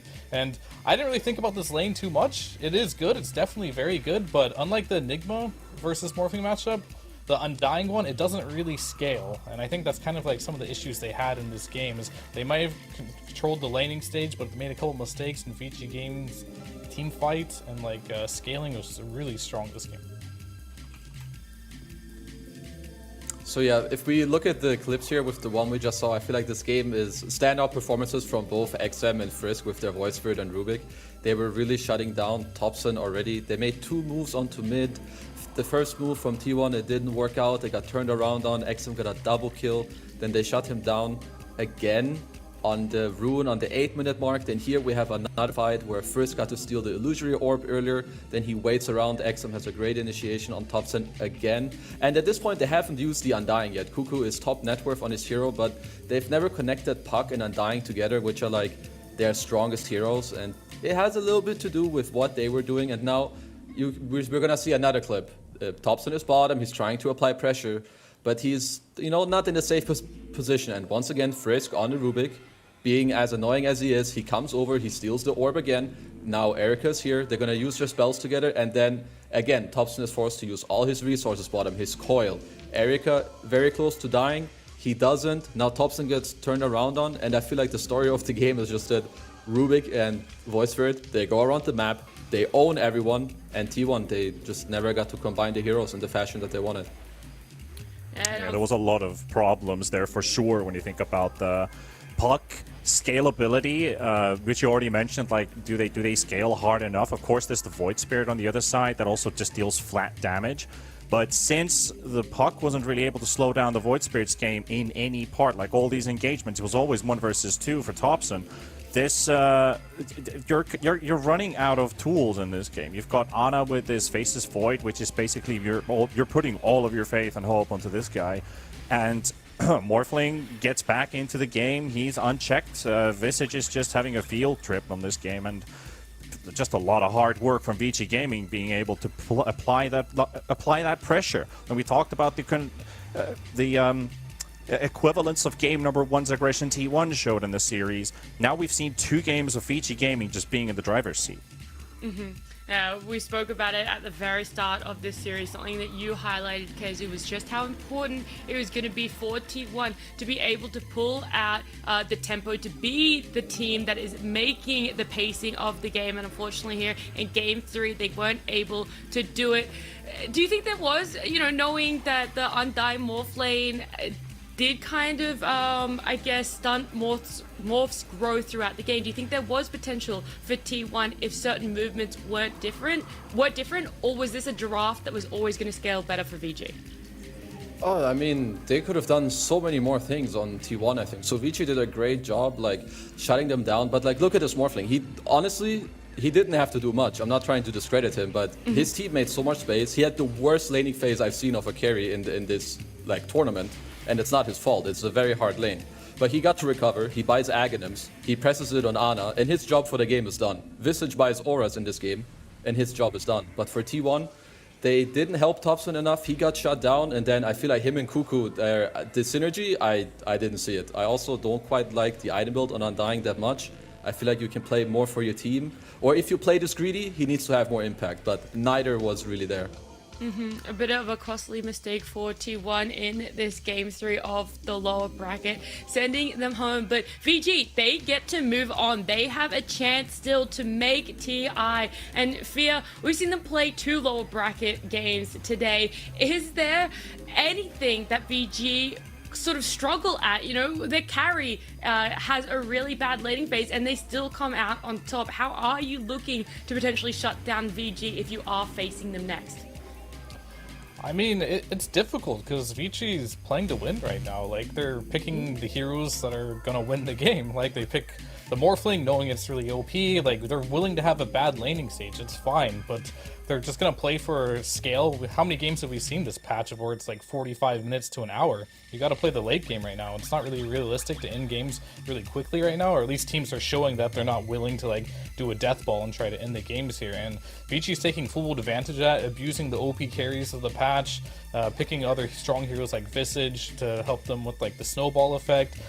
Their drafting is just incredibly good right now. They're just making sure they have the outscale against Wildcard. They make sure they have the outscale there as well. All these games, they're just outscaling their opponents, and that's something you definitely have to look at if you're playing against VG Gaming, to make sure that you also try either to have a counter to this Morphling, which I haven't seen yet, even if it loses the lane, or ban it and just try to outscale them with other different types of carries.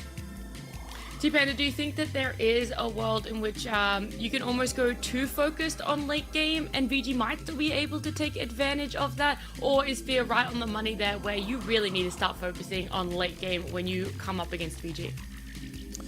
Well, I mean, that's what they've done at the start of the tournament, pretty much. They go for these late game carries, and they have a bit of a loose type of positioning around the map. That's exactly what happened with T1 in some of their games, and they, if they're not the ones applying pressure and not the ones facing a timer, they might just end up getting caught much more easier because they're relying that, okay, well, this guy's going to carry us the game, so let him do it. Our mid laner's doing his work, but we're not really working as a unit, are we?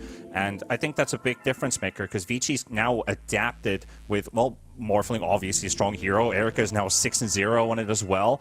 And it's not just the carry, basically, here. I think matching up a good mid-game lineup, which has both the early game potential, but can still fight against these late game lineups in the game, comes into play with players like Frisk on this Rubik. Last pick Rubik, unchecked, felt like this guy did a lot of heavy lifting and was able to pull this team together through the plays he did. He was technically babysitting the Void Spirit, but it paid off. It worked out nicely. It completely trashed T1's attempts to slow them down in this game, and the results are there. Like, VG Gaming was much more prepared for this one. It felt like T1 was maybe a bit slow with their with stacking up. Yeah, Frisk knew what he had to do, not just in this game, but the previous game as well, to be able to help VG get that win. But, Kezu, are there any sort of closing remarks that you have about VG, how they played, and how excited are you for them moving forward? I feel like right now they're in a very good spot. They're just cruising through the lower bracket, and now I feel like they're sticking, or like they have found their stuff and they're sticking to it. It's like heavy team fight, the super hard carry every game, whether it's Morphling or Terrorblade. Most of the games it's Morphling, and it's just seemingly working for them. And also XM, in more games than not, I feel like this guy is popping off, and they're starting to play around the right heroes. They're getting very scary now. All right, well, let's have a look at our brackets. You can see how this day is shaping up because we've had a lot of games so far. We've had 3 series here on the mainstream, and I mean, T1, they started all the way up there in the upper bracket today. They unfortunately got 2-0'd by Secret, which meant they fell down and had to face VG in that series. We just saw it. We know the result. The T1, people with the likes of Topsin and Anna, 2-time TI winners, going home, aren't going to be able to make their return to TI 11. And Cuckoo ending his 5-streak TI appearance as well. So it is very devastating to see them packing it, but so are Na'Vi. They fall to Extreme earlier in the day, and right now Extreme are up against Liquid. That one's happening over on the B stream. And before we jump over to that game, Fear, how do you feel like that one's going to shape up? Is it going to be 3 games? Who do you favor a little bit more? Is this a very even matchup? We got a problem here because both those teams were my number 1 and 2 in the compendium. Oh no! Oh no! You're not getting 3,000 points. I don't know. I'm not sure which one's stronger right now. I thought they were both going to cruise through and both make it, clearly. That was my prediction. And they both are starting to look a little shaky now. So this is where all the TI nerves come in. They say this is Matuma Man's potentially last series if he loses this. So a lot on the line here for both these teams right now. And for yourself, Kezu, are you in the same? You don't really know. You favored both of these, and you didn't expect them to be matching off in the lower bracket. It's hard. I definitely thought Extreme were gonna do better. I still had Liquid as like my favorites yesterday. Luckily, they're not the 2 I put in my predictions. I have Secret and Extreme, so it's the dream is still possible for me. And I don't know. I feel like it's gonna be a 3-game series. It's gonna be long, and it's gonna be very close. T-Panda, yourself, I know that you are eager to jump over to that game, but give us some thoughts before we do jump there. I mean, we got Team Liquid, one of the top teams basically from the group stages. And then we have Extreme Gaming, who was also looking like one of the hot teams, and like Fear said, probably one of the top 3 in this entire tournament now. One of them is going to be dropping at places 5th and 6th. So I think there's a lot of high expectations from not only just fan bases, but people who are looking to watch some really highly sophisticated Dota. I think these both teams are going to provide a hell of a series. So I'm looking forward to this one. Definitely. Well, that game number 1 is kicking off. I don't know how far they are through it, but I'm excited. Liquid and Extreme Gaming right now in a lower bracket elimination matchup. Let's tune in. easier for the rest of your team to play. And then between that and you've got the Wraith Pact, which Zai is inevitably going to go for. That's kind of keeping your team alive. You're getting these heals coming in from the Undying. But we'll just have to wait and see what he's doing in terms of the exact sequence, the exact build. You know, we're probably expecting to see Treads Falcon Blade before anything too interesting happens. Yeah, of course. And over towards the mid lane, we have a very epic matchup of Paparazzi laning against Mickey in the middle lane. That's going to be fun. That's going to be a fun matchup. I'm not sure who comes out on top on Pangolier versus Ember. Look, I'm not 100% an expert on it either. I do think, from what I've seen, it's a slightly Ember-favored matchup, but this game, like we said, both position 4s have a lot of rotation potential, so that could end up blowing the mid lane wide open, regardless of how the actual individual matchup goes. I do think Paparazzi has looked amazing in terms of his laning this event, so favoring him a bit. But in terms of this overall series, or even this individual game, I'm not even really sure who I think has the edge. Maybe slightly favoring Liquid, but XG have such a comfortable draft for themselves. So, yeah, I have to favor Liquid, I think. And just quickly, welcome the Stream A viewers who are coming on over. Cool. Welcome to the back streets. We're on Stream B. Yeah, I'm not sure how your series went, but I hope it was fun. And we are now just getting started with Liquid into Extreme. We are paused before the game has started, so just waiting for Martu, I think, to get it back online. Maybe some PC issues, don't really know, but hopefully it won't be too much longer. But yeah, it's going to be about trying to secure the power runes at the middle lane, that's for sure. In terms of which team does that better, I think I'm leaning Liquid in that regard, because you do have the Tusk, who is a very strong rotator. Nyx is as well, but yeah, definitely leaning Liquid on that one for sure. Yeah, no, Liquid 100%, but I think the main reason is actually that they've got the Enigma, so it's way easier for the Tusk to leave the lane. Like, Extreme could get themselves in a good position for the Nyx to go and leave, but it's going to take like getting a side pull or dragging a wave or something and then getting the lane position set. Enigma is just automatically going to be under his tower all the time, so it's way easier for Boxy to be running around, looking at the mid lane, doing that kind of stuff. I wouldn't even be surprised to see him starting. Oh, he's not starting Boots, but just block the camp, let the Enigma do his thing in the lane, and then you can go and help mid as much as you see fit. Yeah, starting the Magic Stick, 3 mangoes, and then going for the Iron Branch. So, yeah, no Boots just yet, but still looking to be active. So you see the team comparison here. Oh, Extreme are heading all... Oh, wait. One of them is killed. One of them is deaths. Yeah, one of them's deaths. So... Well, they are substantially higher, but also higher in kills and assists. That's my kind of team, Got to get all KDAs higher. Yeah, I will say that this makes a little bit of sense to me because I view Liquid as a very team. Like, a lot of their plays are going to be... I'll try and explain what I mean. A lot of their plays are, like, always 4 or 5 heroes on the map. There's not often these, like, 2 heroes grouped up, smoked up, off looking for a pickoff. It's a lot of big macro moves all together, 3-4-man smokes, that kind of a thing. And to me, that's where it makes sense that... maybe slightly fewer kills, but also slightly fewer deaths. I think they've probably also played slightly fewer games so far, right? Yeah, just coming down from true. the upper bracket, so that's also going to be biasing the stats a little bit there.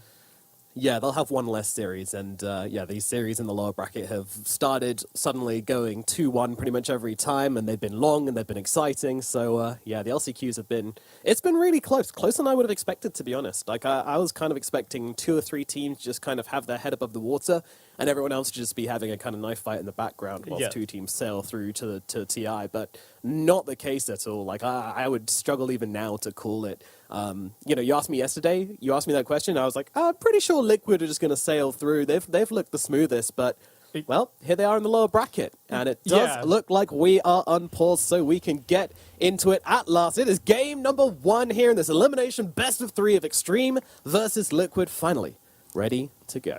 Yeah, finally got the PC issues sorted out from Matumba Man, so we can get into this one. Super excited for this series, and... okay, a little ward down to begin with for Paparazzi.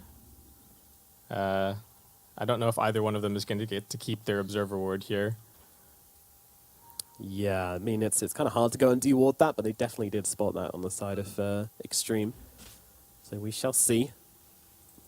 That's a smoke advantage. They're using the smoke to rush out of base and get the Observer Ward down first. Yeah, they're trying to make use of the Slark's night vision here to get a little bit more information, or have at least some plausible deniability as to why they see everything. Because the Slark is just sitting here.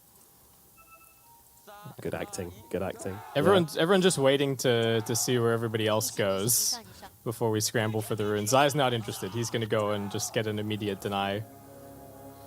Yep, he's got one thing on his mind, and that is to destroy his creep. But yeah, Enigma has been an absolute beast in the laning phases of pretty much every game we've seen him in. Oh, nice shards onto PYW. He could be in some trouble here. Does have the Impale, but he's trying to bait it out, and that's actually causing Liquid to hesitate a little bit here. And that means he gets away and scuttles himself to freedom without using any mana either. Oh, just a little bit off on that pounce from Matumba Man. I think that would have gotten them the kill. That's... it's not a huge deal. And Boxy tries for the D-ward here, but it's not on this side, unfortunately. Oh dear. Yeah, I mean, the problem is if he did just go straight for the pounce, then he was just going to get impaled anyway, so it wouldn't have mattered. So he had to try something fancy. Didn't quite work out for him. All good. As, nice little stun there from PRW again, also cancelling another pounce. So already being annoying for Matu, but let's start things off at mid, as Mickey suddenly not looking amazing, starting off with 0-0 on the first wave. Not ideal, has to be said. Yeah, Paparazzi giving him a hard time. This was the counter pick matchup as well, right? Extreme keeping that flex open until the very end so that they could see exactly what Liquid were up to and give them something that Paparazzi presumably asked for. No, he could do well in this matchup, that's for sure. Again, gonna kind of fall to Boxy to maybe turn the tides here on the mid lane somewhat.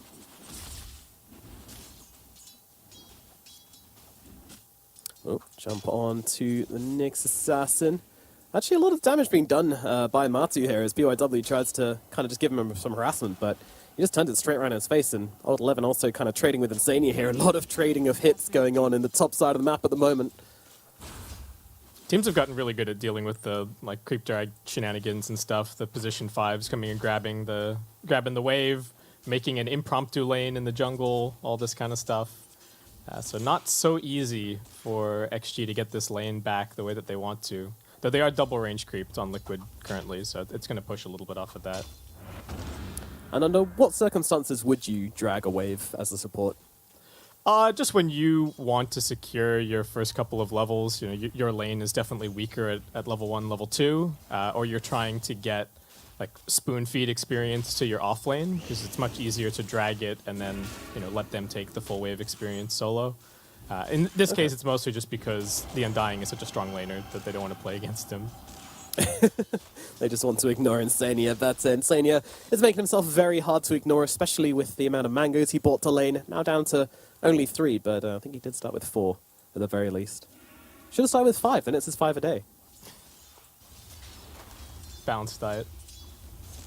Absolutely, yeah. Just all mangoes. It's the ideal diet. And I'm pretty sure a mango is more than one of your 5 a day. They are a big fruit. I could believe that. Overdosing on fruit.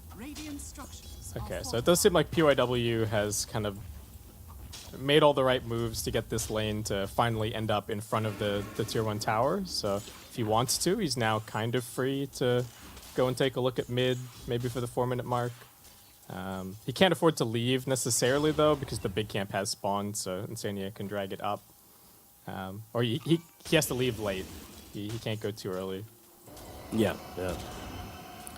Again, going on to Insania, but Undying's a tricky target to bring down, that's for sure. They just want to kind of force him out of lane so they can get a bit of this bullying off onto the Slark instead. She can't really do that whilst the Undying's still hanging around, sapping your strength and making you vulnerable. Yeah, just lots of poking and prodding in the laning stage so far. It was a little bit of a rough start for Lou, but he's popped the first meta now, so it's kind of okay. He's getting gone on, though. Oh, bottom lane. Yeah, losing some trouble. He's going to pop the Conjure Image, but that's not going to save him. It'll be first blood for Zai in the bottom lane as they just catch him out. Just stuck around a little too long, and that was whilst his meta was still going as well, so it's going to waste that cooldown.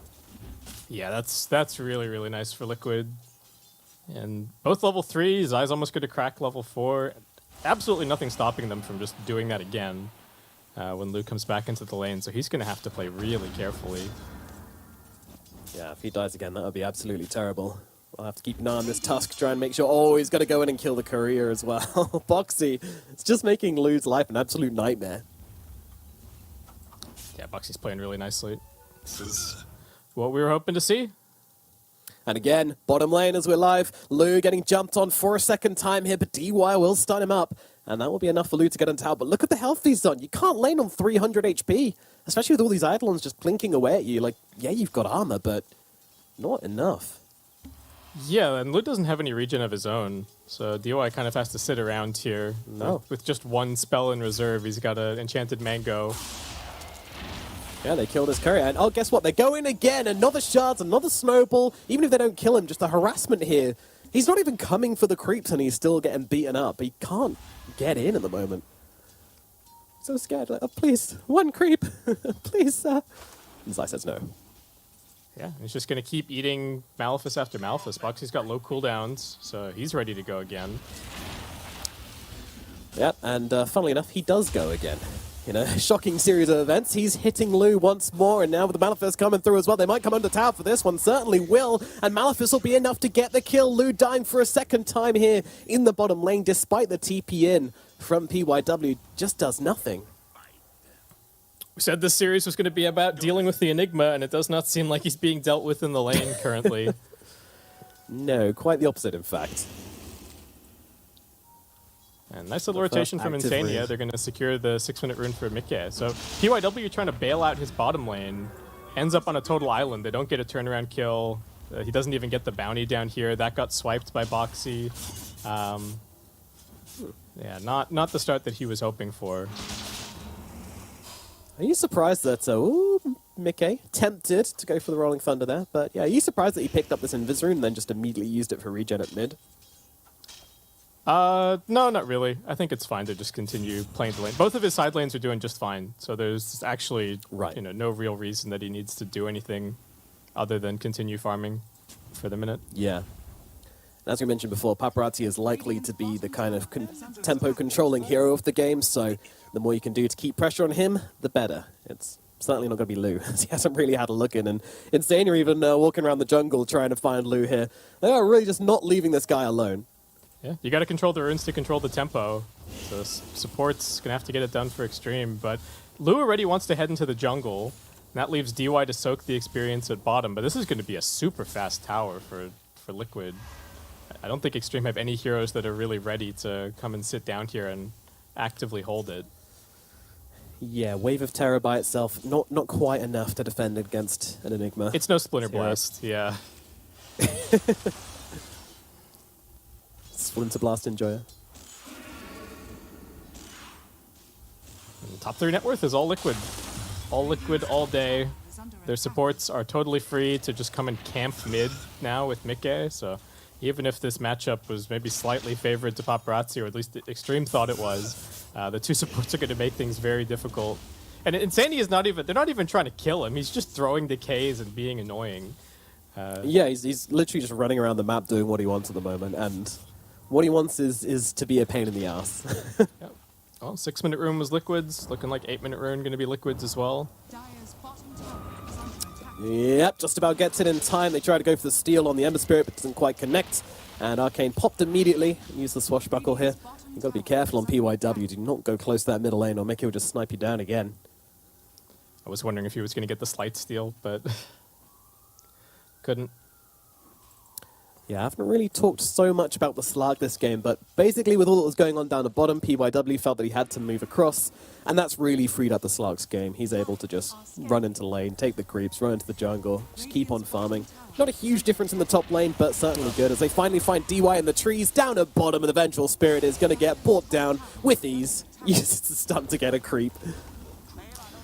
Yeah, it was going to happen eventually. He just wanted the experience. They couldn't afford to let it all just get ground into the tower. But you're totally right that the Slark is just having the freest game. You really want to pressure this hero in the laning stage, and Matu is completely getting away with murder just because PYW hasn't been able to be here. He's been off trying to salvage the other lanes from the pressure of Liquid. Yeah, it's a bit problematic, but they're going to try and make a move here, Extreme. Perhaps onto Matu. Paparazzi showing nearby. All three cores rallying around the Exorcism here to at least try and open up the map somewhat. They know that their side of the map is a complete lost cause. Liquid are just going to be farming there. It's going to be an insanely fast Wraith Pact for Zai.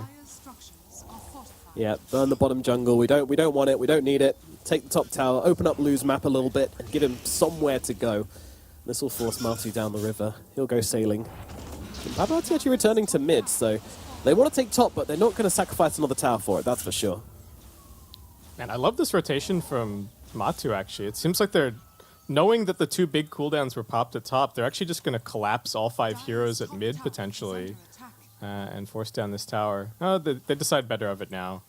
Okay, they're back to farming for a second. Maybe they wait until the Wraith Pact. It's only 300 gold, and they can go while the cooldowns are still lacking from Extreme. Yeah, that's going to be a very fast Wraith Pact. Although, to be fair, we've seen a lot of very fast Wraith Pacts coming out from these Enigmas. Yeah, but it's not even a straight rush, right? He's got the Arcane Boots on top, so his net worth is insane currently. But I guess that's what happens when you're 3-0-0 as well as free farming. Yeah, not too sure what the plan was for Extreme. Maybe they were kind of overestimating how much they could do. Maybe they thought like Wave of Terror plus Conjure Image and they can take out the Eidolons, but didn't quite work out for them. It's in the top lane. They're moving on to Old 11. Snowball coming through. This Death Prophet could be in some real trouble as Matum Man closes the gap with the pounce. Old 11 trying to heal up with their Spirit Siphons, but it's not going to be enough. They will take down the Death Prophet in the top lane, and Liquid, they get themselves now 4 kills to absolutely 0 gained by the side of Extreme. In the Battle of the Pause 4s, it's Boxy just completely out-rotating PYW currently. Doesn't feel like the Nyx Assassin has anybody to play with on the map. And Paparazzi's been relegated to just spamming out the mid lane because they haven't been able to secure a rune for him, so he can't really go do anything. Nope, not much. I don't know, maybe try and hit 6, find a lane to go and get level 6 on the Nyx Assassin, and then try and find something. But again, like you look at this lineup and you think, what's he really going to achieve? Like the Slark is going to know whenever you're watching him. It's going to be tricky to close the gap on a Pangolier or anything like that. You've got to try and play with Paparazzi, but it's so difficult. And even the supports are tanky this game. It's not like you're playing against these Grimstrokes, Witch Doctors, where once you're the Ember and you get it on top of them, they just die instantly. The Undying and the Tusk are pretty durable, and they both got ways to keep themselves alive a little longer. Insania even going for just multiple points in the Soul Rip. It seems to me that the read from Liquid is that if they just tank up, they can actually get to a point where they can live through all of Extreme's damage. The TB's not going to be doing big right-click for a while. He can't really afford to just stand there and deliver, and that means all they have to survive through is Exorcism and a few spells from Ember. Yeah, which when you don't have like a big XP advantage or anything like that is kind of tricky. Yep. And here comes this move at mid. Yeah, they're moving on to the Death Prophet again. They know who they want to take down. The Yules will come out onto himself there to buy him a little bit of time, but there's no teammates coming on over. PYW is just kind of watching, same as DY. The swap will come through, though. Is it enough to save the Death Prophet? Looks like it. Old 11 getting up to the high ground. Liquid still trying to chase, but the chain's going to slow them down.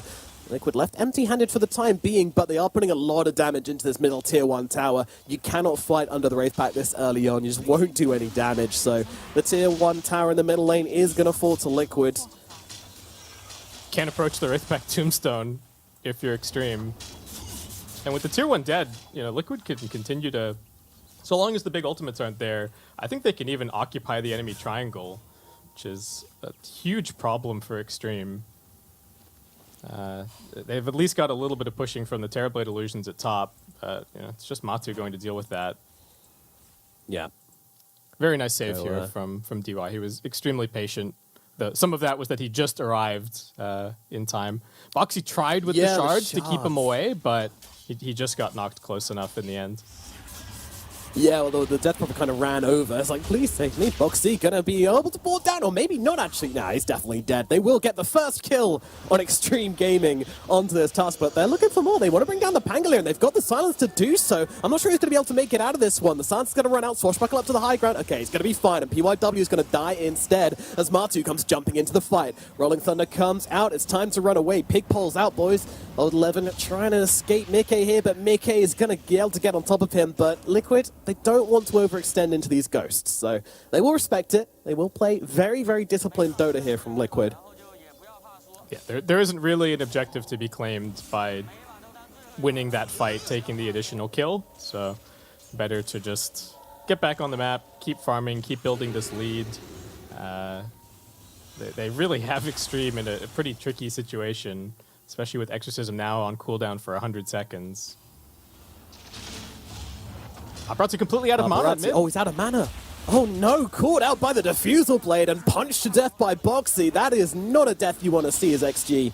Their mid laner, one guy was doing kind of okay for a bit, which has been shut down again, and now bottom of net worth.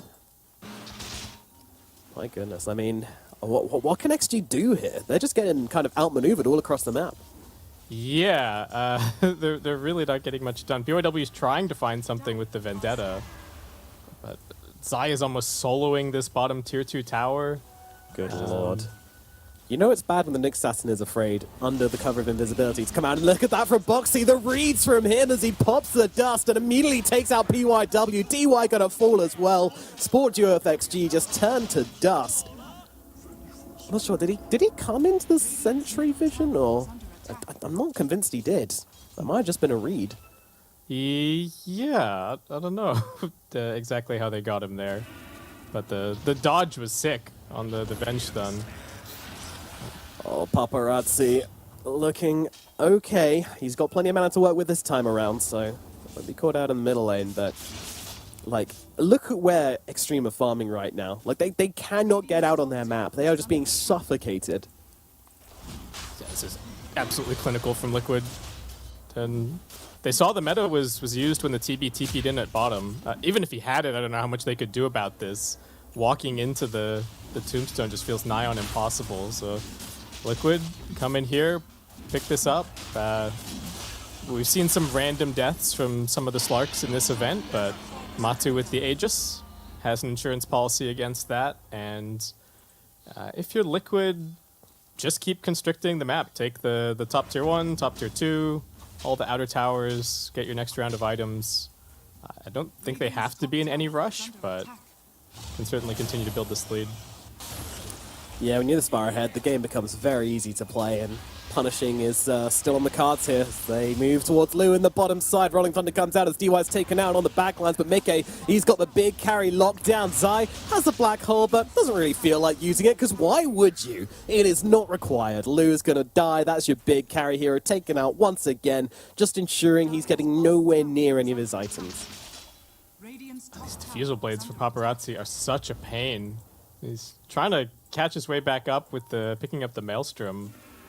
Liquid are just not letting them get on the map at all. Old 11 going to be the next target. Nice stun out from PYW, but it's not going to make a difference, especially with a snowball ripping on through. PYW dead again. DY with the swap, giving them a little bit of tankiness, but it's not going to be nearly enough to keep the Venge alive. Maybe the Death Prophet's going to fare slightly better. Paparazzi coming from the side, getting a couple of heroes a little bit low here. He's going for the Pulse 5. He's going for the easy meal, but... Is this even easy? Well, yeah, he will get the one kill and get himself away. It's something. It's a second kill for Extreme. Oh, dear. Yeah, they're not necessarily killing Paparazzi, but he's not really killing them. The Ember not finding his snowball at all. No. And again, that's like what you said earlier, right? The Enigma being able to hold the lane by himself, so Boxy was just able to just kind of sit at mid and put pressure on the Ember. And same for Insane, to be honest. He was mid most of the game as well, right? Yeah, after the first little bit, when they saw that PYW had to completely ditch the lane, Insanio was like, yeah, I guess I'm also free to just go spam decay on mid. I'm sure Paparazzi would love that. Swap out to try and save the day. Maltu taking a bit of damage here on the front lines, but still has plenty to work with, including an Aegis and a Shadow Dance, so not really too worried at all. Liquid just calmly backed themselves away, and this was an exorcism forced, by the way. Yeah, just a complete reset. I mean, Matu even poking and prodding a little bit here. He knows that they can't do anything about him. Yeah. Exorcism Schmexorcism. Maybe he's taking a step too far forward here, silenced up so he can't get off the Daft Pack, but he's still pretty damn tanky as he jumps back in and takes down PYW, looking towards the Death Prophet as well. Yules out onto herself, but it gets eliminated on the front lines here. Snowball through onto DY as Matuma Man dealing with Paparazzi on the back as well. DY trying to run around this hill, but there is nowhere to run to for the Venge. 4 heroes dead on the side of XG. Liquid absolutely unstunned. They're just gonna Black Hole, get out of my game here from Zai. And they're going to listen to that message. GG. Oh my god, was that the fastest? It's certainly the fastest game of the playoffs, I'm pretty sure. 19 minutes in, a pre-20-minute GG here from XG. This was an absolute thrashing. What a stomp from Liquid. Wow. The lane, amazing from Zion Boxy. The rotations mid, completely clinical, shut down the entire map. Extreme just didn't even look like they got to play any Dota this game. Yeah, absolutely. Like, it's just, what can you do as well in the situation, you know? Like, I guess the question I want to ask is, how did Ember Spirit not get anything done in this game? But like, I kind of know the answer, but I guess we'll go through it again. Yeah, his side lanes just got obliterated. The bottom lane losing so hard, PYW comes in to try and salvage it, but PYW leaving top means that they're now losing top as well.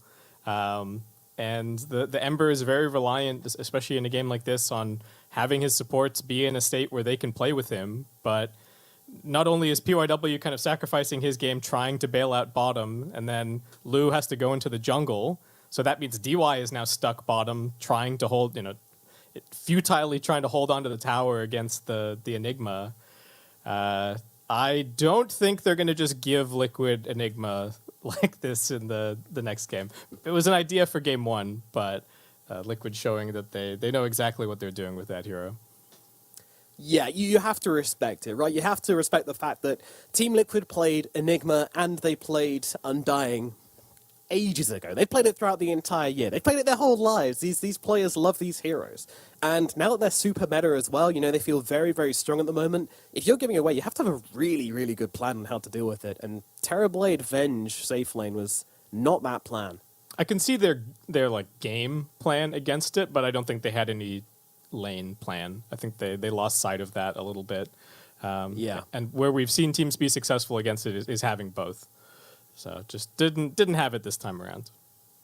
Yeah, and I think Boxy did a phenomenal job there of literally just like abusing his mana, abusing his health pool just to shut down Lou as much as possible. Like the moment he saw him in lane, just cast every spell I have on him, and just try and bully him out as hard as possible. And that absolutely worked. Like Boxy was just dominating that bottom side of the map. And he actually went for the shards, snowball shards build there, just to squeeze out as much damage as possible, not even getting tag team till level 5. Yeah, he didn't need it. Just getting the nukes, get the lockdown, looked fantastic.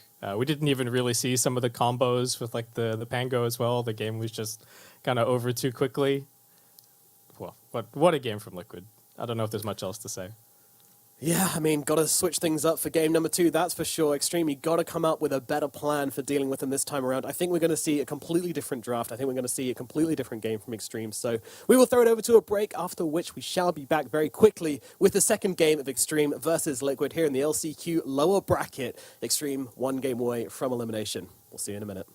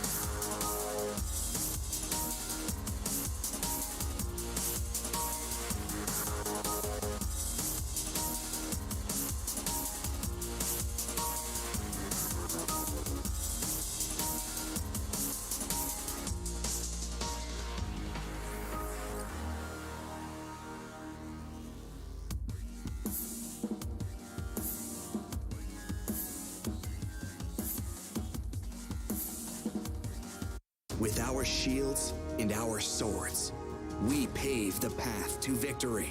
With our shields and our swords, we temper our courage. With our shields and our swords, we're making history.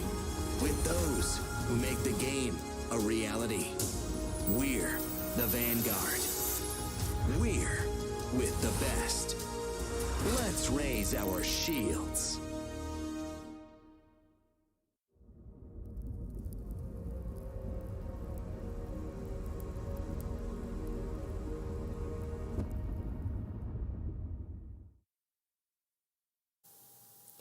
Welcome back to the LCQ's lower bracket, where Extreme Gaming, unfortunately the only thing extreme about that game was how quickly they lost. They get absolutely smacked down by Team Liquid in game number 1, getting only 2 kills throughout the entire match.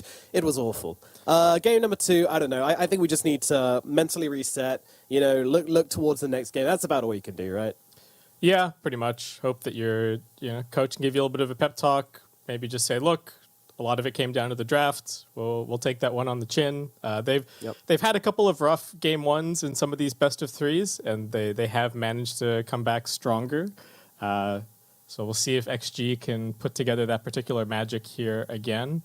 Worth noting that in terms of the selection priority, for anybody who's interested, so XG started with selection priority in game 1. They took first pick, Liquid took Dire, and now in game 2, Liquid have the priority. So they're actually going to force the run back here. They take Dire.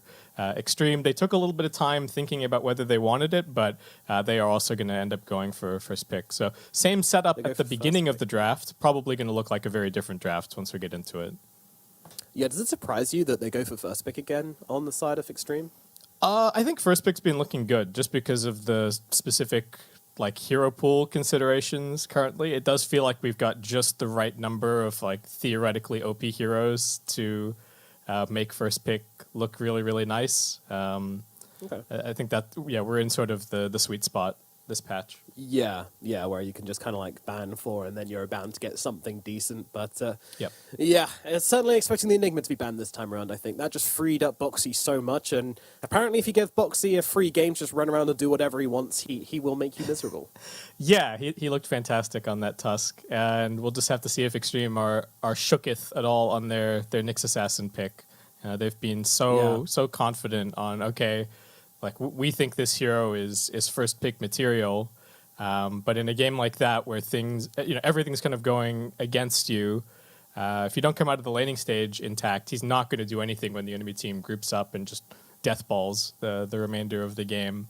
So maybe they just think, okay, it wasn't the Nyx, it was other aspects of the draft, it was giving them the Enigma, we're still going to go for it, and just hopefully come out of the laning stage in better stead.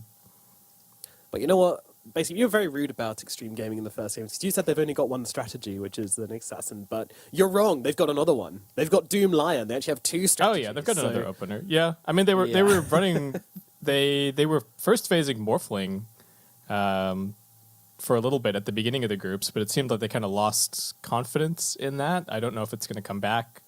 Other things. I think with the Morphling, we've started to see the answer to that isn't really in the cores, it's in the supports. It's a discussion we were having before the series. And it definitely seems like, this Disruptor seems like a really good option. And with the games going so late, you can almost always get the Aghanim Scepter eventually. And then the Morphling's super sad. He just has to play the entire game carrying in the backlines from a POS 5. Yeah. It is not ideal. Yeah, I think it's the supports and the off lane. It's less about the carry to carry matchup, right? So I think that's where we've seen people trying to deal with the Morph up until now, and what we've actually seen is a lot of the games that Morphling has lost, like you said, it's Disruptor at 50 minutes, somehow getting an Ags, and then just deleting the Morphling off the map before he can do anything. And okay, this time around, Extreme, they tried it for game 1. They're not going to give them the Enigma. The gauntlet was thrown down. It was proved to us that you can play Enigma, and Liquid responded to that pretty soundly. All right, it's going to be the Nyx Assassin coming out as the first pick again for Extreme, so still not losing faith in the PYW Nyx. I think that's fair enough. Yeah, I think it's fair enough. It's got some good matchups against the meta. PYW is insane on this hero, so Primal Beast makes it through. Primal Beast, SF, still the Morphling. If they... Okay, I was wondering if they might need to take a Boxy hero a little earlier here, because I do think it's possible that, talking about how important this position 4 matchup is, given that Extreme are opening with their 4, it would be a little bit unorthodox, but we could see they take the 4 and then they spend 2 or even 3 out of the bans heading into the next phase on a bunch of Boxy heroes and deny him the opportunity to play any of Clock, Tusk. I feel like there's one more that he's looked good on that isn't Marcy. Help me out here. Everyone's looked good on Marcy. Shaker? Snapfire? I think I was maybe thinking of Tiny. Which they yeah. do have. So he's only 1-1 on it in the LCQ. Of course, it's a flex for Liquid as well.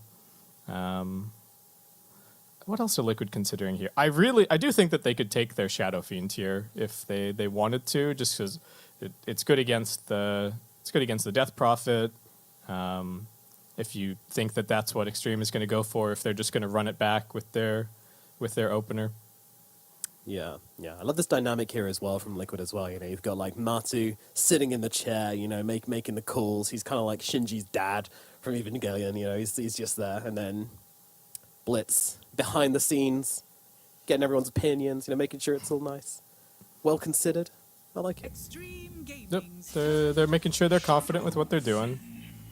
Okay, they will settle on the SF. This has looked amazing for Mickey, and Extreme, no surprises. They're just going to go for the Death Prophet again. They have full faith in this pick. It went so well in game 1. Why wouldn't you? Yeah. Well, it's not just I think a big part of it is that the Death Prophet is. They started picking this they came into the groups, were looking pretty good. They started wavering a little bit, and then this is the draft that they came back to, and they started winning again. Yeah. And there was that game where Paparazzi just completely dominated the. I think it was it Infamous, the mid Legion commander. And he completely stomped that entire game, and I think at that point Extreme were like, okay, this is now our bread and butter. This is our opening flex for Old 11 and Paparazzi. Yeah, it keeps the rest of the draft still flexible for them. So whilst it not be like, you might not be like, oh, this is the same draft again. They're going to lose again, but. No, it's there's much more to come. This is just the foundations they're building from, and they viewed everything else as unstable. The foundations were fine in their opinion. So, a lot of faith in this duo. Not sure I share it, but I can definitely see the logic, that is for sure. And there's a reason these guys are on the stage, and I'm in my bedroom. Drow banned out, along with the Slark. Meanwhile, Morphling taken out of the equation for the side of Liquid. There's no surprise for me there. I think it was kind of surprising for me that Morphling was kind of uncontested in the last draft. It wasn't picked or banned, right? Yeah, I think it slipped all the way through. I'll have a really quick look now just to make sure, but yeah, when completely uncontested. The question for me is whether Extreme are afraid enough of the Matu Lone Druid to get rid of it here. I'm not actually sure what pairs Liquid have played with the SF. I feel like it's been more of like the Matu Pudge and stuff like that from memory, as opposed to, trying to go for SF Lone Druid or anything. But I could be wrong on that one. And instead, it seems like Extreme are just worried about kind of getting run over by something super fast again, getting rid of the Drow and the Beastmaster. And maybe they're looking at, maybe they're trying to pick up Faceless Void themselves. That is certainly comfort for a lot of these China teams, is the Void DP. But I don't know if we've seen that many games of it from Lu. It's certainly not a Lu hero historically. I think throughout these qualifiers, I don't actually think he's played them in the qualifiers much at all either. For him, it's more. They kind of leave his pick pretty late most of the time, and he almost always plays something, either a heavy carry hero, or he'll take Shadow Fiend, and that's been his history so far. Yeah, it looks like it's kind of Pudge. It's kind of unplayed for him actually. So there you go. Yeah. Okay, so Slaughter gone, Sniper gone. Liquid maybe just take one of their supports here and fish for a little bit more information. And Sani has really liked the Witch Doctor. Extreme Gaming's turn to Yeah, okay.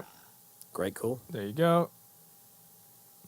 Yeah, it's just his most played other than the Undying. He's 3-1. I think it's a good idea against the Death Prophet, so that's nice. And okay. All right. Yeah, so this has been something which has been looking really good for Extreme. It looks... For a few teams. Pretty... Yeah, for a few teams. You go for the cookie and the force stuff, and you just have so much save. You can basically allow your cores to be lunatics, and they can get out most of the time with a couple of spells thrown their way. So, big fan of this pickup. I think this is a strong hero at the moment, which is being a little bit underutilized. So I'm happy to see Extreme take this one. Yeah, naturally good against the Clockwork from that perspective, though he is going to make your life a little bit more difficult in terms of trying to use your ult. And Primal Beast makes it all the way through to this point. Who has actually played it for Extreme? Have they picked it? I'm pretty sure. I don't know that they have, at least in Last Chance Qualifiers. I've seen Old 11 play it. That might have been regionals, though. Yeah, so 11th of September, he played it versus RNG in the regional qualifiers, and that's the last time we saw them play with this hero. So, yeah, definitely not something which is kind of in their wheelhouse per se, but something they have played with before. But it is going to be the Pudge coming out for the side of Team Liquid. Ooh. 10 seconds remaining. Yeah, I think the weird thing about this for Extreme is that now both of their potential mid heroes, like neither one of them really wants to be against the SF all that much. I think those are both considered to be like not great matchups. We were even seeing people actively counterpicking the Primal Beast with the Shadow Fiend. I imagine, like you're saying, that it's just going to be Old 11 playing it, and that means Paparazzi is taking up the Death Prophet, and they're really just putting all of their stock into Lu, asking for whatever hero he wants to face up against these four from Team Liquid. And all right, no pressure, Lou. You know it's you're a very inexperienced carry player, but in this elimination match, we're going to put all of our stock on you. You get last pick, you get everything. Good luck. All right, thanks, bye. Yeah. Just go carry it for us, bud. You'll be fine. Tough situation for Lou to be in. Let's see if he does handle the pressure well. I mean, there's no reason we should doubt him so far. He's been consistent on the carry role. Like, he had a terrible game last game, but you can hardly look at the Terrorblade and go, "This was your fault." His start was just impossible, right? I don't think there was really any way to play that lane. Even if he had played more safely, I think he would have died at least once. He wasn't going to get a whole lot of CS, a whole lot of experience. And the plan, I think, was always for him to have to fall back to the jungle, but the game kind of fell apart before he could even really do anything. But I don't know what his hero is here, because I don't think, like, Naga doesn't look great. Liquid have already got the Pudge, so they've already kind of they've covered that angle. The Shadow Fiend's not bad at just spamming out the waves against the illusions either, so that doesn't look free. He's played some Lone Druids, which I think is a possibility here. Other than that, there's like a Troll Warlord, but I don't know if I'm a huge fan of it this game necessarily. Is there something even faster paced? What could we be looking at here? Yeah. 5 seconds remaining. We need some crazy options, but I don't think they want to go crazy right now. We're lower bracket elimination. Let's keep it sane. Yeah. Okay. So just the Ursa ban would have been kind of the counter pick against the Pudge. I'm worried they're going to pick Troll basically. I'm worried about that too. to be honest. Okay, good. I'm glad I'm not alone. I would be a little bit concerned. It feels like it just gets cut. I mean, you have the anti-kite of the Snapfire, but I think you do have control, so I can see why it'd be tempting, but also just please don't do it for my sanity. Let's get a Lu classic going. Could even TB, but no, actually not against Pudge. I don't know what you do. We're about to find out. We are indeed. It's going to be the lone druid? Yeah, okay. Druid, okay. All right. Okay. Back to safety, back to something they know, and back to something which Lou is phenomenally good at in the right situations. He can carry games on this hero. If there's ever a hero to pick where I'm like, yeah, Lou is someone you can trust, then absolutely Lone Druid would probably be my first pick there. So glad to see that coming out for Extreme. Liquid, what is the response? 5 seconds remaining. So Zai hero, right? He's played a lot of different stuff. So looking at options, Visage first band, so I won't be seeing that. I think they can just tide for him. I don't think that's bad. Yeah, or like going along the same vein, maybe Razor. Yeah, it could also be an option. The overall draft for me here from Extreme is just sort of putting the onus and the pressure on themselves, right? It's like, okay, look, we're gonna just try and go. We've got a lot of tower push. We've got some decent team fight.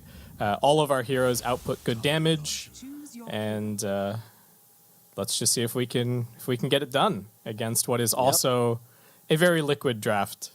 I think Matu's undefeated on the Pudge. Mike is undefeated on the Shadow Fiend. Let's see if Extreme can deal with it.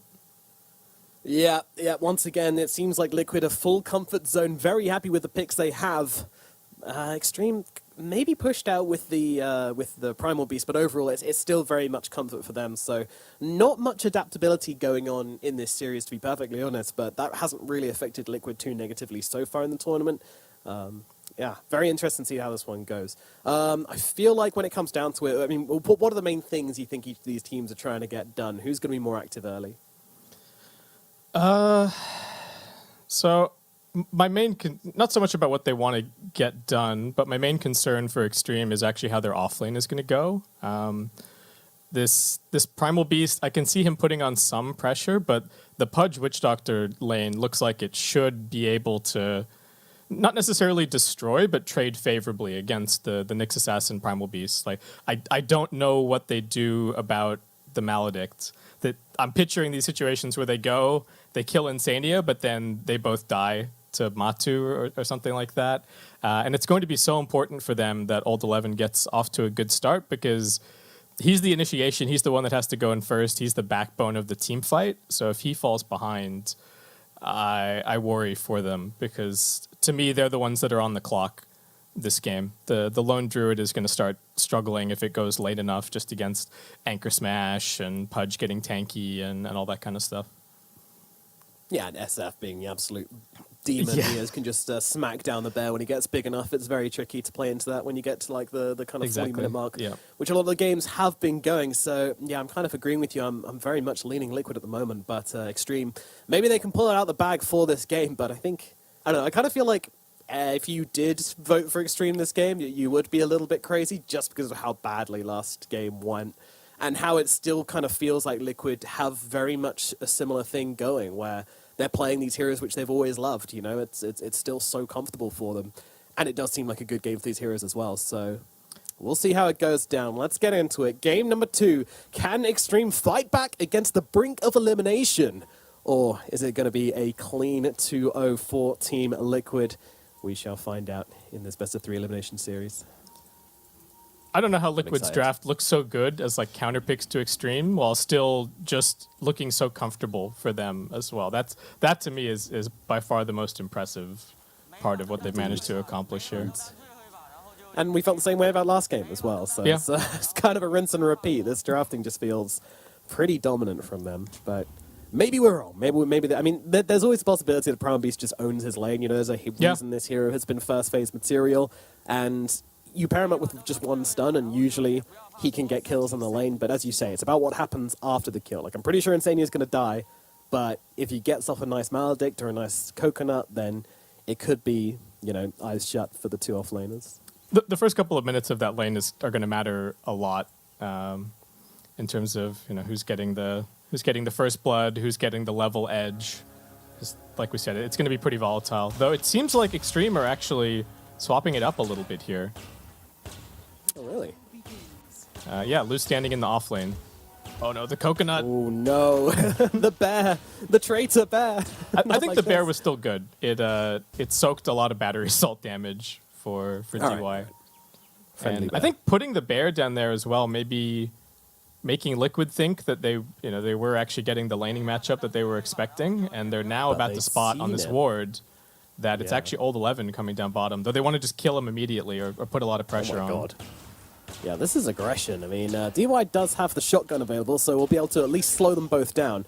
But he's going to be stunned now as well. Tanks up the paralyzing cast. God, Liquid being so annoying to these two heroes just trying to get to lane at bottom.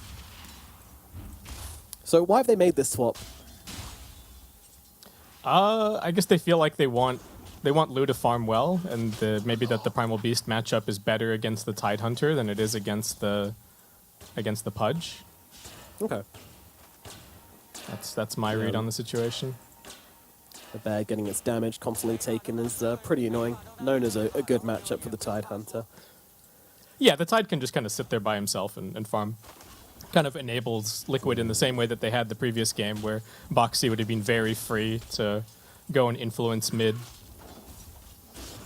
Yeah, and talking about mid, Paparazzi just missed 2 last hits with the Crypt Swarm. Both of them got super low, one of which was a range creep as well, so Nikkei going to be very happy about how these first few waves have gone so far. And this is a worrying start, honestly. Like, SF is one of those few heroes where the first few waves actually makes a huge difference to how the lane is going to play out, and yeah, right now the SF is looking kind of scary.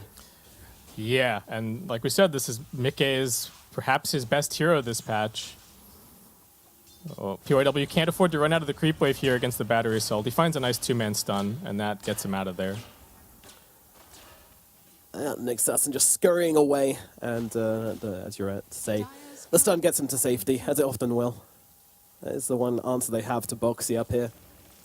Gonna have to make sure they use them sparingly, and also if anyone gets hooked, it could be a very scary situation. So is the Primal Beast actually that good against the Tidehunter? Because you can reduce his damage, right? And yeah, trample is based on your base damage as well, though not that much of it. It does still have a base damage component. So yeah, especially early on, I don't think it matters too much, but later into the game, if he's able to get that off, then yeah, so you might see Old 11 falling off a little bit. Yeah, I wonder if Zai just doesn't go for a point and Kraken Shell just get 1-0-2, something like that. So where do you reckon the kills are going to come from then? The top lane or? Old 11's kind of low at bottom, and this Maldek's pretty good spell, so that's sort of where my eyes are set currently. Yeah, and Sania usually gets blood in lanes he's in with the Witch Doctor. Very, very strong laning hero, especially against these tanky heroes, which tend to get a bit overconfident. And yeah, Zai holding the point for now. If there's an opportunity that shows himself, he might go and take the extra point. In Anchor Smash makes his way over towards L11, but they don't quite close the gap in time. Not lucky with the bounces there. Would have had to be extremely lucky, to be fair, to land that one in the middle of a creep wave. Tricky for the Primal Beast to be playing in this kind of health. He's going to go in now. Yeah, this is risky, but Zai, how much is he able to actually tank here? And the answer is quite a lot. Does go for the point in the Kraken Shell in the end, and that does seem to help him out. Now, can they... I mean, he's still trying to go here on DY. He's got the 2 mangoes and the Scatter Blast available, so the chance of a kill is actually there. He needs to land it, though. Zai trying to step around him. One's up, still alive for the time being, and DY, his days are numbered, as his Maledict is upon him, and the first blood will go to Insania. Old 11 trying to finish the job here with the trample, will be able to do exactly that. Now pops the Uproar as well to try and finish off Insania as well, but Insania gets the safety of the tower, and Old 11 will give up the goose. Oh, if one more creep had died in the wave, he would have gotten level 4, and I think he gets the double kill, but he was just shy. That one deny that Insania has actually may have made the difference there. +5 keeping himself alive. Yeah, very interesting in this bottom lane then. So, I mean, the first blood goes to Insania, but the fact that you get the kill on Old 11 kind of feels pretty good as they move on to Old 11. The moment he's back into the lane, Matu comes down and just starts rotting him away. DY tries to come in, and they're actually going to be able to get the turnaround kill onto Matern the man. And Old 11, he's going to scoop up another kill. That is not how that one was supposed to go for Liquid. And he survives. All right. Fluffy hat, too powerful. That is a disaster for Liquid. That's so painful for Matu to TP down there and just die immediately. That's what they wanted to do to Old 11, but... He's going to laugh it off. And now Lou has a Oh my completely God. free lane down here as they execute the swap. All right. A flying start for Extreme Gaming. Complete reset from game number 1. Wow. Wow. Yeah, that was huge. Foxy looking for something in the middle lane, perhaps, but getting close to this could be a bit of a challenge. Insania also moving across. Maroons don't spawn for a while, but they're already setting up for the middle lane. That's how much it means for these guys. You got to respect those spirit siphons, though. We've seen some attempts on Paparazzi's life, and it's been a full, call an ambulance, but not for me kind of situation. Yes, yeah. So- He does kind of treat supports like Capri Suns, which you can just stick a straw in and start sipping away. Old 11 gonna have to get out here in the top lane. Matuma Man's ready with a meat hook, though, as Old 11 tries to get into... What? Okay, alright. Fancy The footwork. big model on Primal Beast makes it look like it hit, but it really didn't. And Old 11's gonna survive. Yeah, all right. Matu can't seem to track down Old 11. And XG slowly grinding up a lead. Paparazzi, things are starting to look a bit more even on the mid lane. And he's got the level 6 along with this double damage. Mickey sees DY here, and Paparazzi just in with the exism straight off the bat. PYW wrapping around the backlines as well, but guess who's here? Insania looking to turn things around as they annihilate Paparazzi, and now they look for more. Mickey getting off some razors here, but I think he actually missed that one onto PYW as he gets away, but DY won't be so lucky as they will be able to get 2 kills here in the middle lane. Complete overextension here from the side of Extreme, and that is a really punishing death for the first exism of the game. Gorgeous punish from Boxy. But Paparazzi's just beelining it under the tower. He's tanking a few shots, and the Clockwork arrives at just the right moment to keep him locked under there, make the space for Mickey to turn around with the raises, and okay, Liquid finally getting something in this laning stage. But Old 11 is at bottom. They want Zai again. Never mind. More lane swaps. See you later, Lou. Adios. All right. We're really doing the doing the full thing today, aren't we, with the lane swaps? Yeah, they're just trying to give Lou the easiest matchup every time. Just make sure that he is exactly wherever he can get free farm and keep putting this Primal Beast up against the Tidehunter.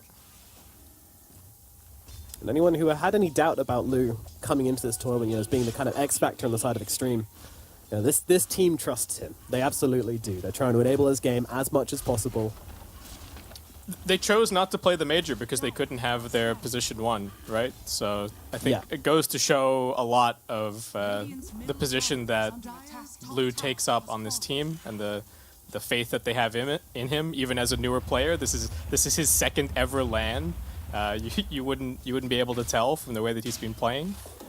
And Extreme trying to set him up for success. As we praise him, he is now going to miss micro his courier, and it's going to die to the wave, but that's just life sometimes. As it is. Matu lands a hook down the bottom this time around. Old 11 trying to get away, but he is just so damn mana for the tanky. Dismember. The Primal Beast. Now DY's coming through. Paparazzi joining the neighborhood as well. In comes a Pulverize. The Ravage comes through, though, by Matu. The time he needs to get away, but Paparazzi, he's on him like a rash, and he might be able to take him down. No, turn around with the Dismember, keeping him alive. Matu not going to fall, and Paparazzi gets caught by the right clicks.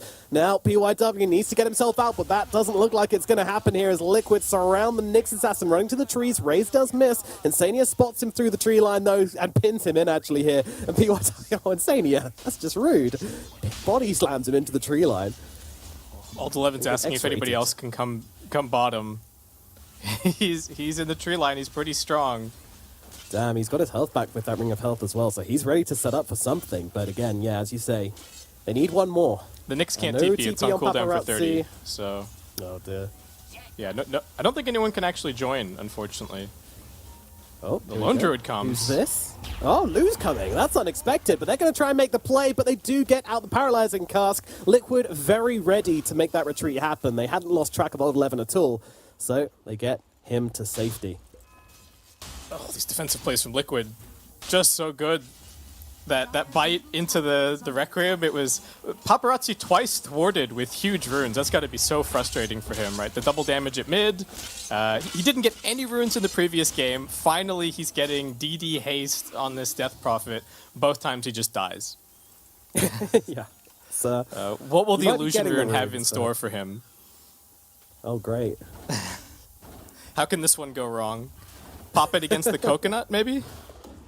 Yeah, that could definitely do it. Yeah. Hopefully he won't, but with how these runes have been going, I wouldn't be surprised. Liquid just making their rotations to get themselves back in after a slightly slow start. You know, a couple of missteps here and there in the laning stage. Yeah, and I love how they have everything covered as well. You know, like at bottom, there was no surprise there when the Primal Beast came out of the trees. They were like, yeah, we thought he might not TP out. He might be being sneaky. We're just ready to react to it. They have a plan for everything, it feels like. It does seem like they're covering all their contingencies this game. They're always thinking about, okay, what's the play for Extreme? It is a little bit obvious in the sense that, like we've said, Extreme have to run at them. Extreme have to be using these cooldowns all the time. Old 11, the Primal Beast is not a hero that wants to just sit and hit creeps, so he's always going to be running at you, and you just need to always be thinking about, okay, if he finds me here, you know, who's going to cancel the Pulverize? Oh, look at this, moving in to Mickey as he's in the jungle. PYW and Old 11 catching him out and bringing him down. Didn't have a plan for that one. There's Extreme catching him out of the backlines there. Beautiful first Vendetta usage by PYW. That's why they dropped this hero. Yeah, they get DY at bottom. That's where they were headed. They wanted this tower. But XG very happy with that rotation. And now the Exorcism comes out. Illusion Rune popped as well to try and get on this tower. Matimberman waiting in the tree line here. He's been very, very active on this pudge. Still has a decent amount of net worth though, so not suffering too much. But this tower is gone. This is going to be an easy tier 1 in the middle lane for Extreme. Maybe now an opportunity for Liquid to go and make a play of their own. They do have the Ravage. You know, no blink or anything. That's going to take a little while for Zai to get, but with the Exorcism on cooldown, maybe they can go get a kill somewhere.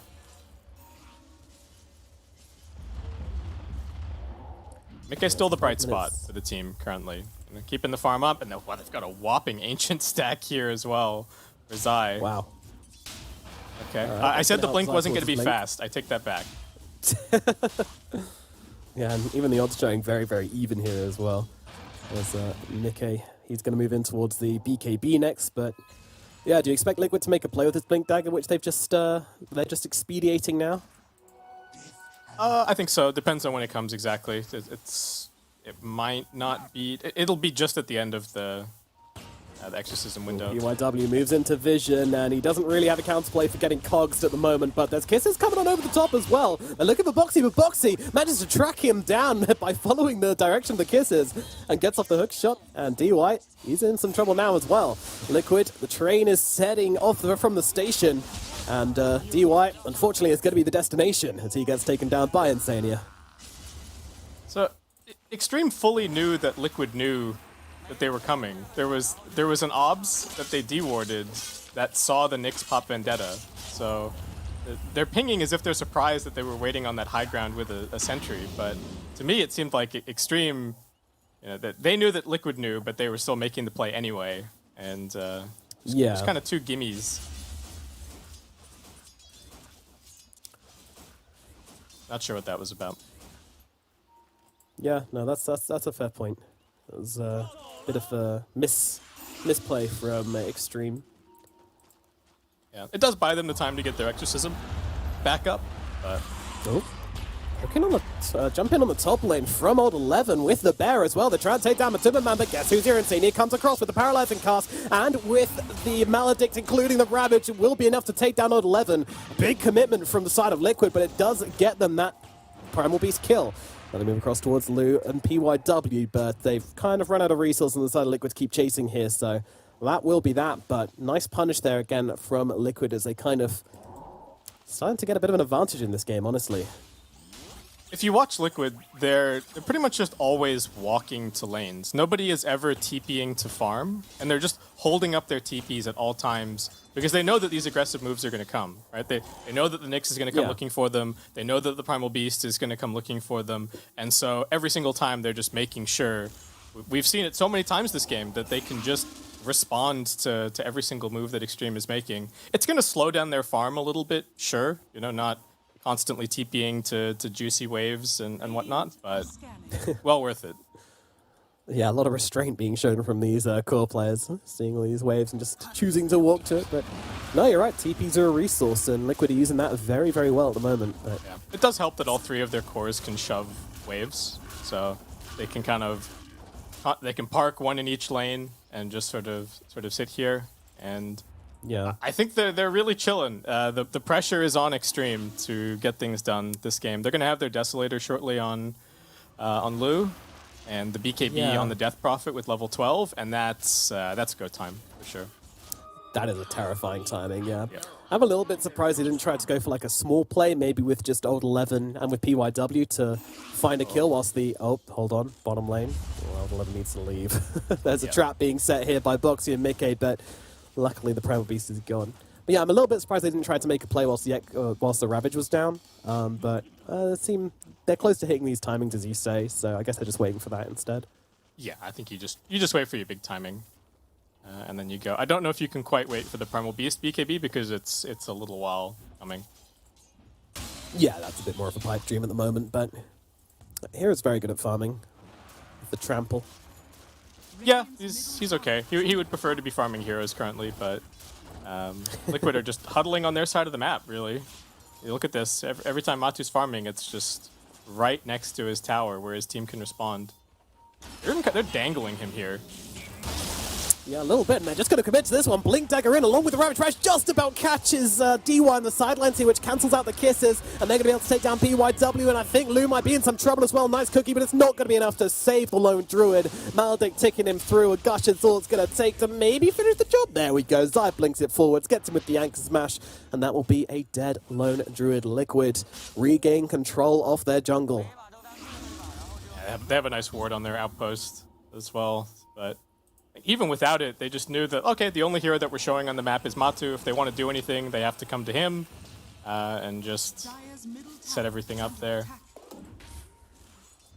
Oh, that hurts so much to lose the lone Druid like that, because it's going to make you a little bit more hesitant about exploiting this timing, right? Paparazzi's just hit that level 12 with the BKB, but Lu, it's kind of scary if you resummon the bear here. Maybe they just have to go for it. I think they might just need to walk into Roshan or march top tier 2. They can't afford to just keep on waiting. You cannot play to survive. You have to play to win. Yep. You have to play to defeat. Yep. And this is the position that they put themselves in with this draft. Yep. So even under this Rocket Flare, they're just going to go. They will pop the Exorcism for this one. Wow. Big commitment to the Roshan. Challenging Liquid to come for it. Liquid currently don't seem to be in the business of kind of messing with this. The flare is going to connect, but both teams seem to know there's nothing really to be done here, so they will just take the Aegis on Lu and be done with it. All right, so a bit more security for Lu.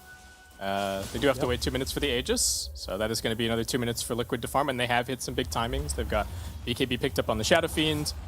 They've got the Ags picked up for Matu. Ooh. Ooh! Old 11 dodging hooks. He's been dodging hooks all game. Yeah. Nicely done with the big pull.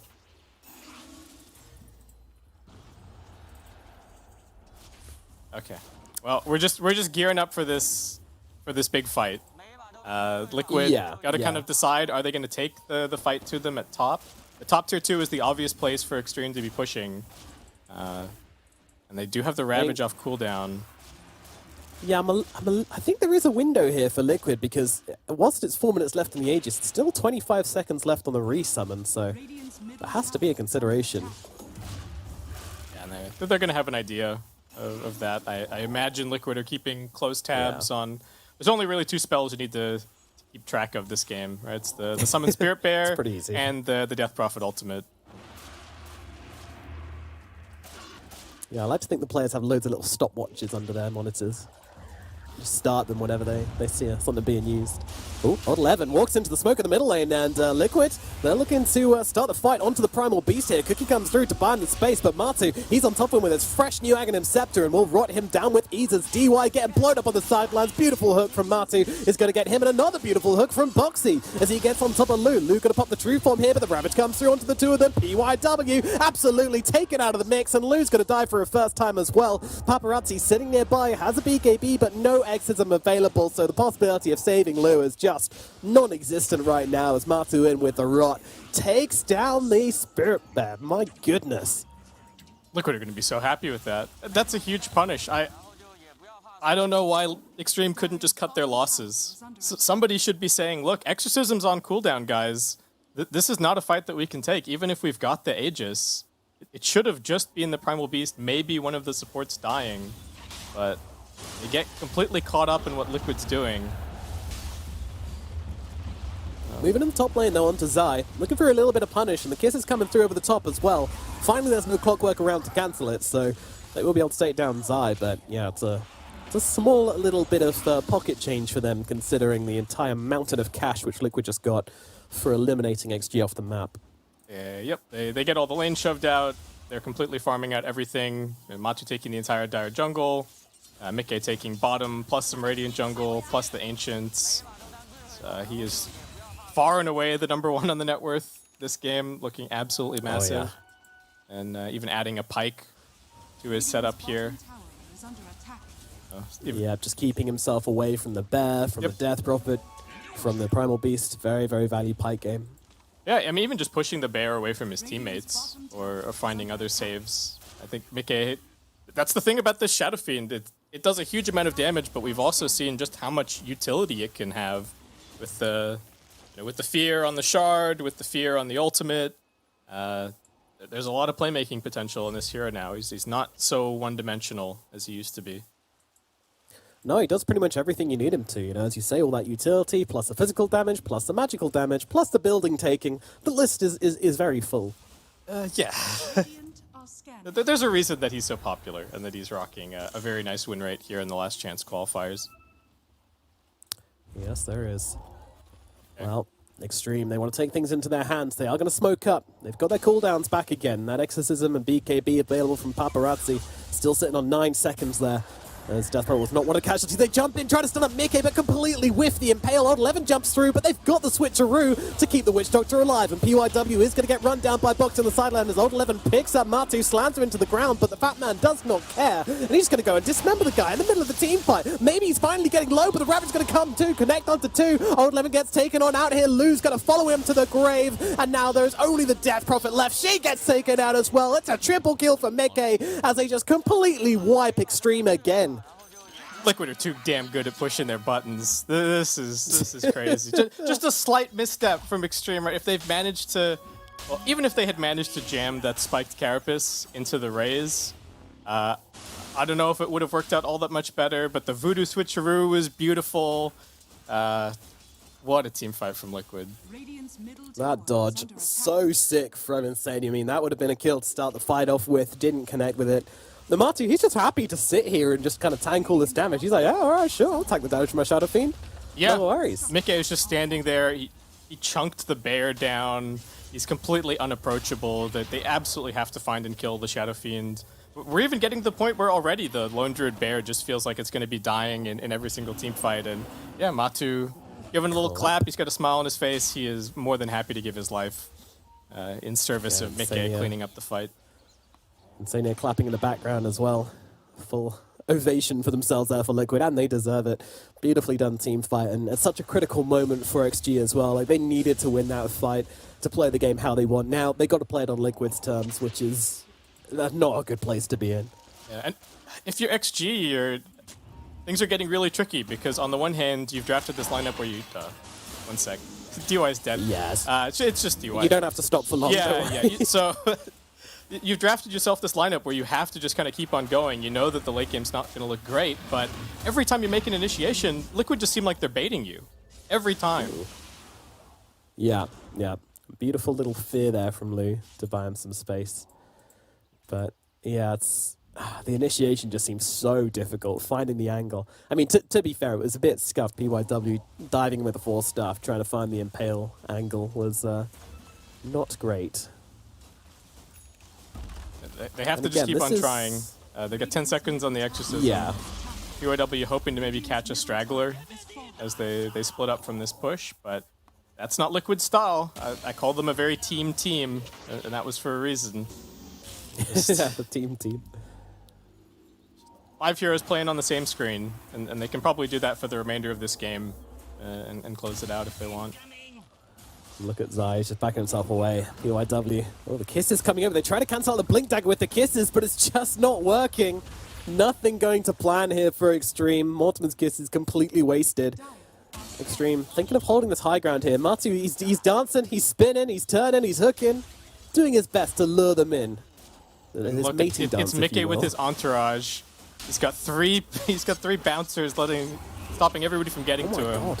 Matu's just Matu with a huge commitment on the front lines here. Is he going to pay for this? Side jumps in, gets off the Ravage. Now does take down PYW immediately. Matu getting low, but just walks away. And now with a beautiful cogs coming out from the side of Puxy. Both of them caught inside, and he gets out! How are the other these heroes dying right now? Lou is gone out for the count. PYW follows him to the grave. Old Levin desperately trying to find some of these stragglers who have limped away on the backlines here. Won't be able to do so as Maldic takes him down as well. The front lines, Lou, he's brought back into the game. Is this the play? Really? Maybe. They got to try and close the gap here, but it looks like they're just going to eat his bear. Delicious bear steaks all around. Old Levin jumping into the mix, gets eliminated instantly. And it's not looking good. Lou now 1, 2, 3 from Mickey takes him out, and that will be that. GG is called. One of the most convincing 2-0s we've seen in a while here in the lower bracket as Liquid annihilate Extreme. What a clinic from Liquid. I think people had some doubts, right? Which Liquid was going to show up here in the Last Chance Qualifiers. I know that there were plenty of people that were hesitant about putting them in their predictions, but where are the haters now? That this was an immaculate performance. It really was. It really was. So well executed on pretty much every level. Yeah, they were behind for a little bit. You know, the learning phase maybe not going perhaps quite as well as they wanted, but it didn't seem to phase them at all, did it? No. They took the lane swap in stride. They made a couple of little mistakes here or there. You know, it looked rough when Matu TP'd bottom. They wanted to kill the Primal Beast, and he died instead. But Mickey was just a total beast. And Liquid with a well-deserved win. Moving on. Absolutely, yeah. Moving on. Done with it. Another day at the office from them. And 11-1 on Mickey, by the way. I mean, what a performance from the Shadow Fiend at mid. But they didn't really have the answer for it, did they? No, he was just farming the entire time. The Liquid support's rotating fantastically. I don't know what else there is to really say. Extreme looking much better this game, but they put themselves on a clock and I think they just got out-executed in the team fights, really. That's what it comes down to for me. I think there was a way for them to win this game, but any tiny mistake, any missed spell casting from Extreme was just punished so hard by Liquid. And the team play and the synergy was off the charts. Off the charts, absolutely, yeah.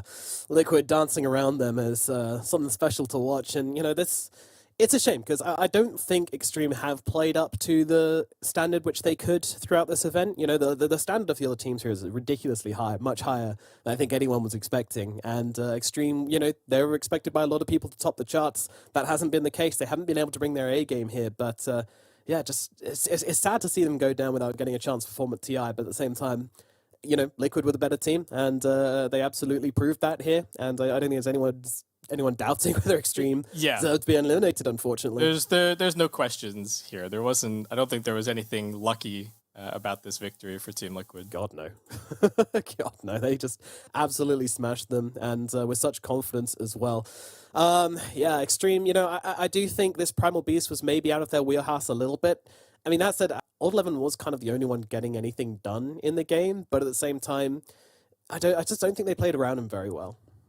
Yeah, Old 11 wasn't really able to put the game on his back, and I think Extreme, so many of these games where we've seen them do well, it's been Paparazzi just completely taking over from the mid lane, and both games, Liquid just not giving him any opportunity. Right, he was getting tri-laned in mid. He didn't have the matchup this time. Finally, he starts getting some runes. Liquid are still just punishing him at every turn. I think they really identified that he was the one that they needed to shut down. He was the one that was really making space and enabling Lou, and they did that wonderfully this series.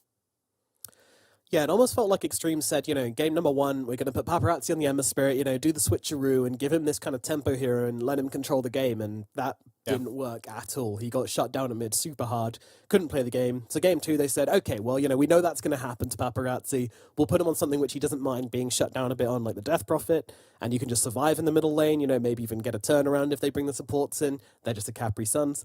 And we'll put Old 11 on the Primal Beast instead and let him be the controller, which we know he can be. Old 11, known for an extremely long time as being a very dominant offlane. I often say he's the offlaner which most support players hate to play against because he does just seem to find so many kills on the map. But again, it just didn't work. Liquid still had the answer for it. They were able to adapt super easily to the change in situations. And that was absolutely the case. Any final thoughts before we throw it across, Base Skip? No, just can't wait to see what Liquid are going to do as they keep on moving forward. Absolutely. Well, it's been nice to cast this LCQs for you guys. That's going to be it for us. But we're going to throw it over to the panel to further break down the day's action. Sending over to Natty and the crew.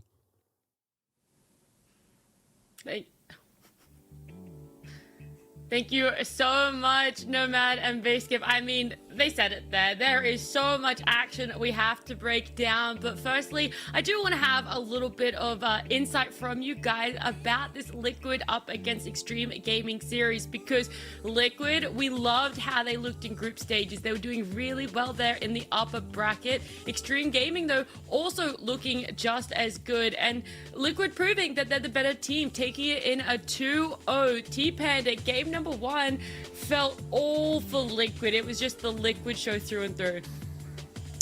Yeah, exactly. A landslide, basically, in terms of economy, in terms of how the game was being played out. It was full-on Liquid domination.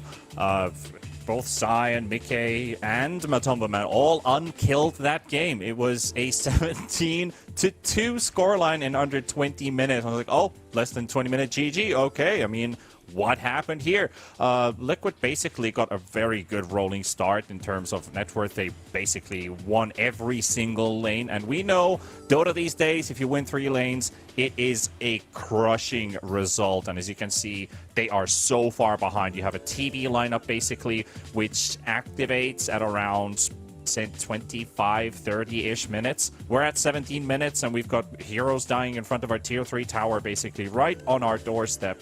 And just no chance to fight them back. Like a couple very good coordinated team fights in general for Liquid.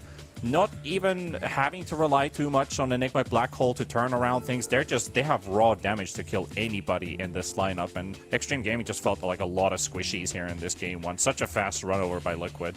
Mm-hmm. And then, No, yeah. no, keep going. No, I was just thinking if you had something on game 1.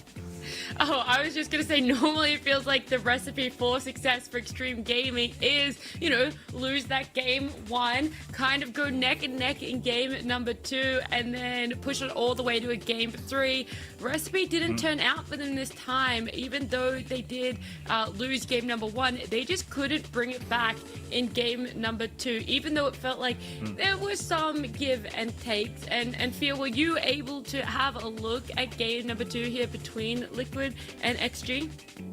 Yeah, I mean, sorry, go ahead. Yeah, I definitely checked it out a bit. I'm not sure if we have any clips on it, but I did notice that the Pudge, specifically Shadow Fiend combo, I really loved the lineup that they were running on Liquid. They had a great core duo, and every time someone's in trouble, I saw the bottom lane, they're pushing the tier 1. I think they're gonna go and kill this SF. No, the hook is there from Matumba Man. They ends up saving and disengaging every single time. Zai on his Tidehunter had so many clutch ravages where they just were able to kill the Lone Druid over and over again. They did manage to get one of the Roshans with the Death Prophet, and the Lone Druid, that's the silver lining for Extreme Gaming. But Liquid are just too damn strong. Every single team fight just went their way, again and again, and the network just kept building over and over, and Mickey on his Shadow Fiend just got out of control. I mean, this is, I think, maybe the second, third time, not too sure, that we've seen Mickey on the Shadow Fiend, and every time he looks so good. He seems to be able to just dominate this early game and sort of run over all the way into that later game. And for you, Kezu, for the series as a whole, 1, was it expected? And 2, in the manner that it did play out as well? Not expected, at least not in this way. I mean, this was these were 2 stomps between 2 of the teams that many people have in their top 2 favorites to make it in, to actually qualify to TI. I just feel like maybe they were a little stubborn with the first 2 picks. I'm not fully sure like the reasoning behind closing your first phase out with Death Prophet against Clockwork SF. I consider both those heroes to be good against DP. Then also their first mid push in the second game, it didn't work out. They had a cool move going. Usually when you have this mid DP, you want to rotate heroes there with the first ult, and they came, but Liquid were there with Boxy.